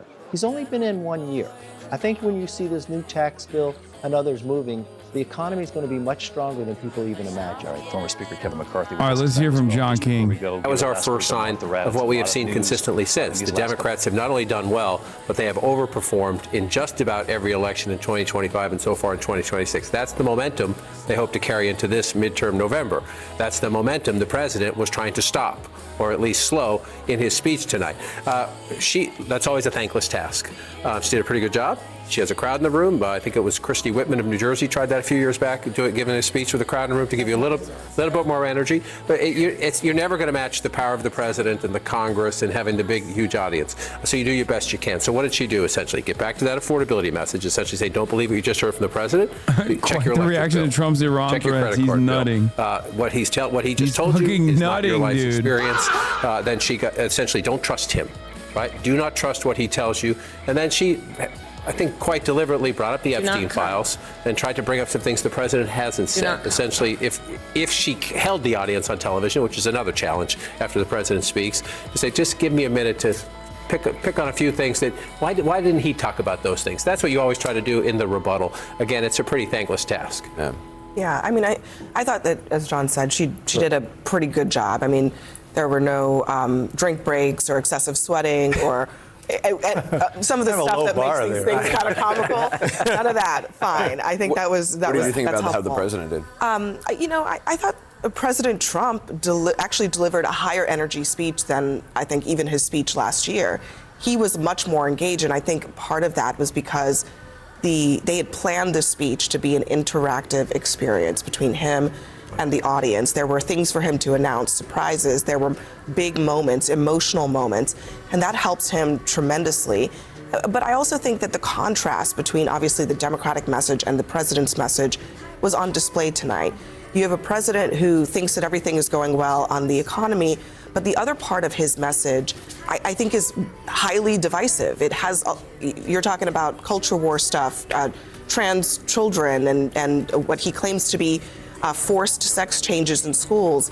He's, villainizing Somali immigrants.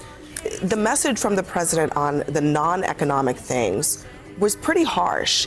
And I think Abigail Spanberger was trying to make a contrast tonight on those very fronts. She was talking about school children doing walkouts and protests because they don't like the direction that the country is going. Democrats are leaning into that contrast, not just on the economy, but also on some of these more. Yeah, but these are pretty standard Democratic themes, frankly. There's nothing new on earth there. We're going to talk more about this. I just want to go to Jake right now. Jake? Thank you so much. Well, we have a special guest with us here. I want to bring in Speaker Emerita Nancy Pelosi, Democrat of California, who is leaving Congress at the end of this all. So thank you so much for joining us. No! Don't leave you us, have Nancy. sat through a great number of State of the Union addresses, some of them behind the president. What was your reaction to what you heard this evening? Well, first let me say that I think that Governor Spanberger did a remarkable job just insisting on the truth, which is what we have to do when we're dealing with this president. I thought the speech was lazy. It's one thing to acknowledge patriotism and people getting well and everything when you have absolutely nothing to do with their courage or the rest, but you spend an hour and a half doing it. What is the state of the nation?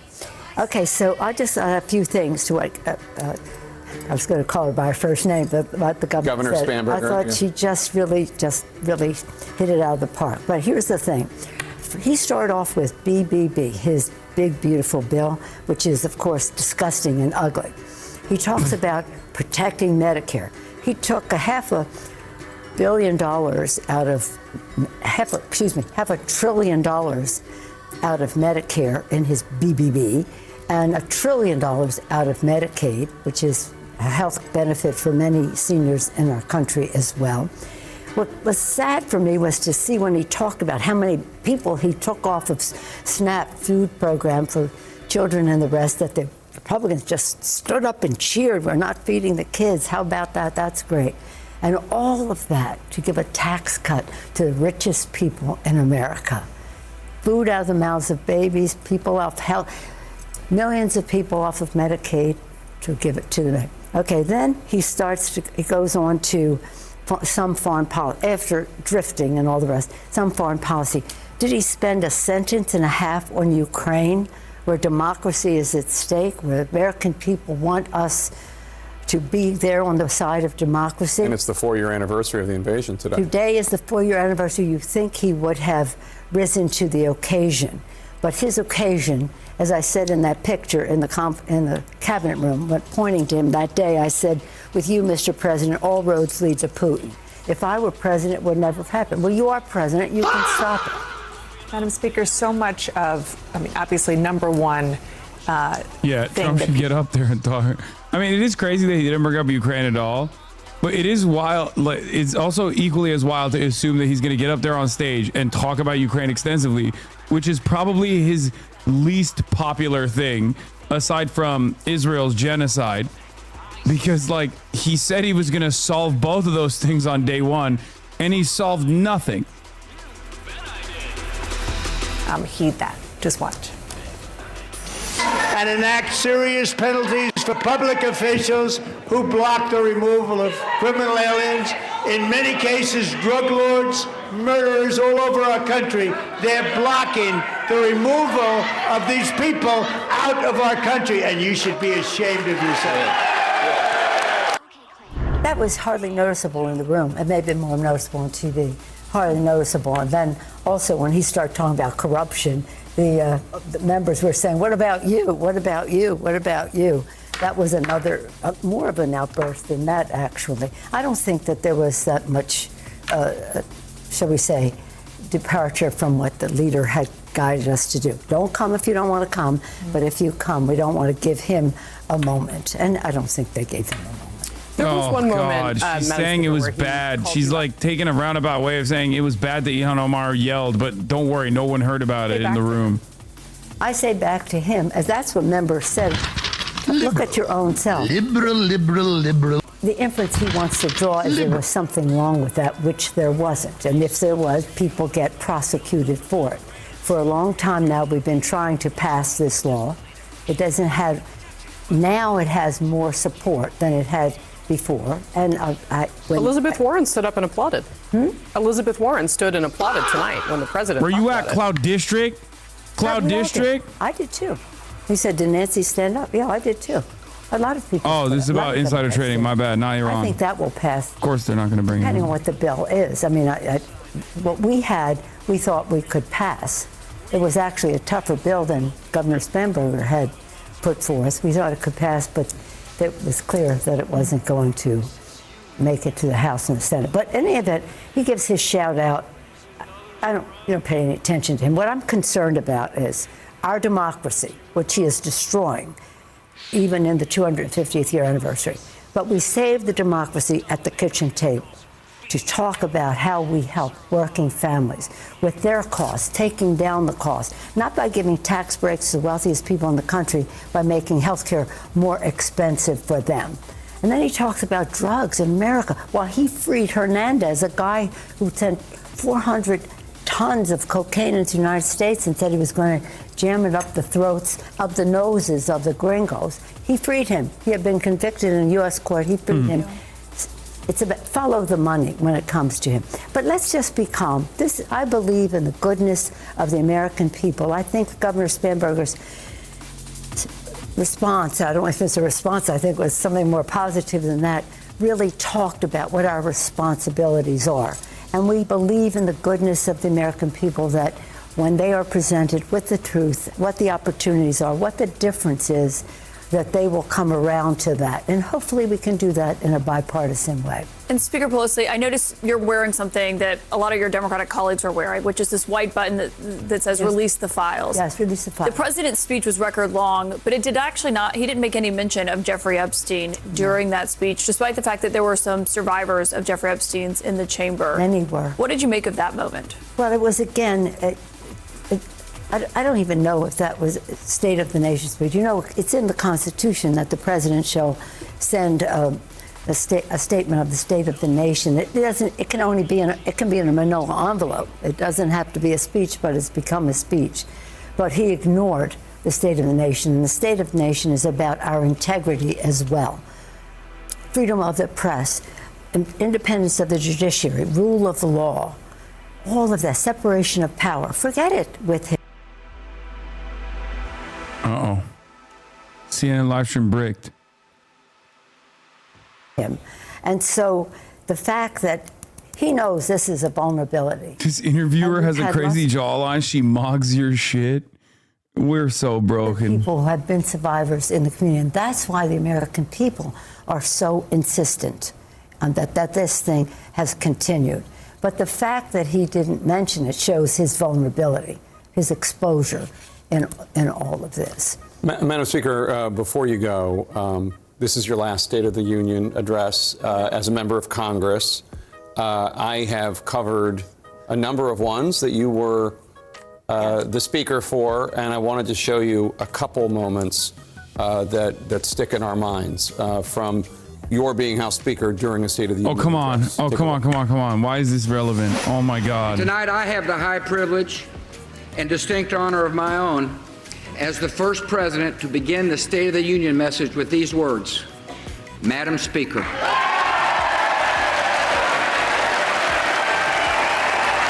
Dude, America was so woke. It's kind of crazy. Like, we really have gotten way less woke over the years on some issues. It's kind of wild to think about.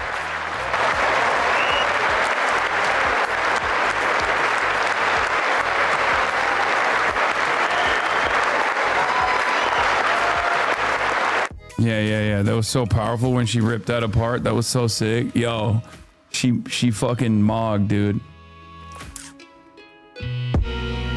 We have devolved when you think about it. I mean, George W. Bush was a fucking monster. Ay. Politics in America, in a way. Well, the thing is that I didn't tear up his speech because we didn't shake hands. I tore up his speech because it was a manifesto of lies, as this speech was tonight. So he's consistent with what he's doing, but the speaker did not choose to tear up his speech. Let me just say one more thing, though, on Iran, because this is very important. We all agree that Iran cannot have a nuclear weapon. President Obama masterfully, with great virtuosity, had a diplomatic solution to how we would have a nuclear agreement with Iran. He turned that around. rejected that, cast it aside, and now is using threat of military and the rest. It's so ridiculous. Canadians, I have a question, by the way. Canadians in chat, what are y'all gonna do about all these fucking American hockey players that played for the American Olympic team that went to smile next to Donald Trump? They're gonna come back to Ottawa and all these other like different Canadian teams. Like, what are you gonna do with these motherfuckers? Yeah, actually. I hope Iran gets all the nukes. Okay, man. Jesus Christ.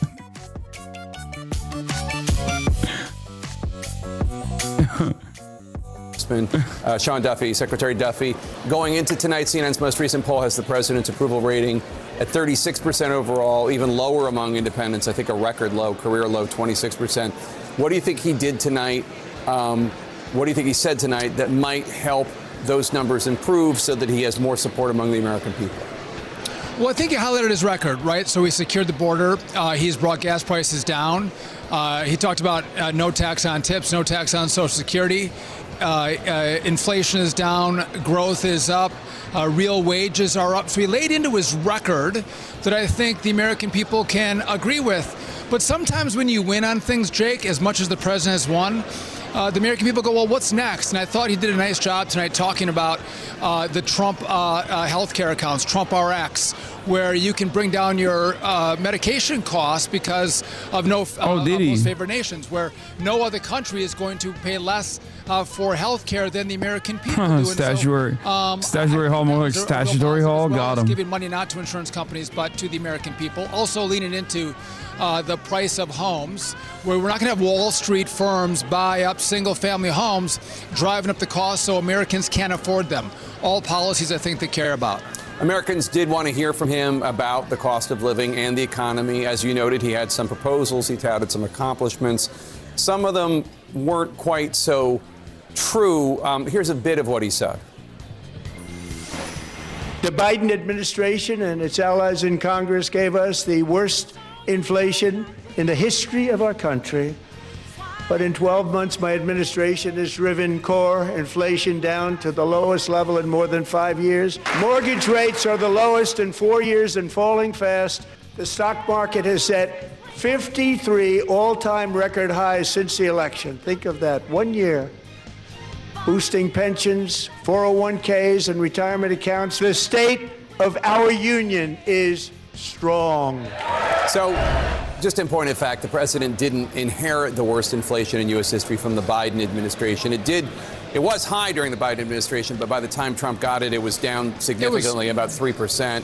He continued to call affordability a lie. Americans are still concerned about, I'm coming to you 1 second, about the cost of living on a daily basis. Yeah. I guess the question is, do you worry at all that President Trump is falling into the same trap on economic messaging as President Biden did in terms of telling people not to believe their lying eyes when Biden was touting Bidenomics? Yeah, no, I think the results are real for President Trump. So again, you have to remember during the Biden era, those rates were, or inflation was up at north of 9%. Sure. President Trump has brought them down near the target of 2%. Right, you had gas prices that were much higher when Joe Biden was in office, as opposed to Donald Trump today has driven the price of energy down. That is money in people's pocket. We all know that, and so I think to lean into those successes, I think the American people would agree with that. And to say that the State of the Union is strong, I think they agree with that as well. So I think you do have to talk about CNN? what you've done and why it's positive for the American people. I'll just tell you, Jake. Bro, when what the the Democrats and said, I mean, you're crazy. I mean, it's one thing. Listen, I've sat in there as a member of Congress. When I didn't agree with Barack Obama or Biden, I wouldn't stand up. But presidents say a lot of things that Americans like, that are American issues, and Democrats, in essence, sat down for all of them. You had Congresswoman Tlaib in Omar. They were heckling the president through the whole speech. I'm not sure if you could hear it, but it was incredibly distracting when someone yelled, "You lie" at Barack Obama. America lost its mind. The whole speech, you had hecklers of the president. Even if you don't agree with him, you should respect him enough to listen to him. And you talk about what happens in Congress. You had the former speaker on, and again, where does it start when you have a speaker that stands behind the president and rips up a speech? Where does the Jake, forum are you back? going to cut him off? I'm looking at Democrats to go, listen, be an American. Applaud Jake Tapper, great issues the president raises. is there a Just point because where you you're don't going to like cut the him guy doesn't mean off? he can't be Or an are we American just issue giving that you more support. Trump administration officials room to fucking talk about how strong the State of the Union is? Obama said things, you would not sit in protest even when he was bringing up Americans who are heroic, etc. I mean, President Trump did say during his speech about all the Democrats, not just one congresswoman or another, about all of them, he said, quote, "These people are crazy. I'm telling you, they're crazy." I mean, but that's not something we ever heard from Obama or Biden from that. Go shock your dog, pussy. Yeah, we've never had you a speaker rip up leaving a speech now, either. later, liar. But when you're Hey. saying issues like, we're talking about trucking. How's that pedophile president doing for you, huh, buddy? Doing good? Are you a part of the pedophile protection club? Are you mad? Are you sad that the president cares more about Israel than he cares about you? No, you like it, huh? That's good? Going to war with Iran at the behest of Israel? Not for you. You ain't getting shit out of that. I lost so many peers and shed so many tears. Now that I'm struggling in this business by any means, label me greedy, getting green, but seldom seen. And fuck the world, cause I'm. The Republicans all thought this was base, by the way. Yeah, they did. They love that shit. Dude, this was so ass. It was not strong at all. It was just ass cheeks.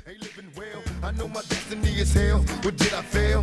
My life Has been better. Sure, buddy. Yeah, he is better. Better at fucking defending the pedophile president. I know. I could have just sat there and went, yeah, based. You're right. Immigrants are the reason why your rent is actually going up. And you would have been like, this is good. I need more of this, please.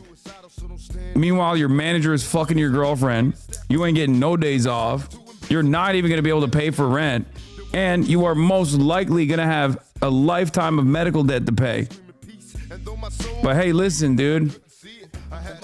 At least you can sleep comfortably at night knowing that the Epstein cabal is making tremendous gains this year. The Dow's over 50,000.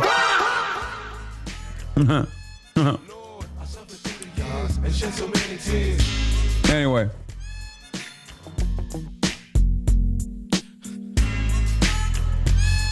God, I lost so many peers, and Lord knows I tried. Been a witness to homicides and drive-bys taking lives, little kids die.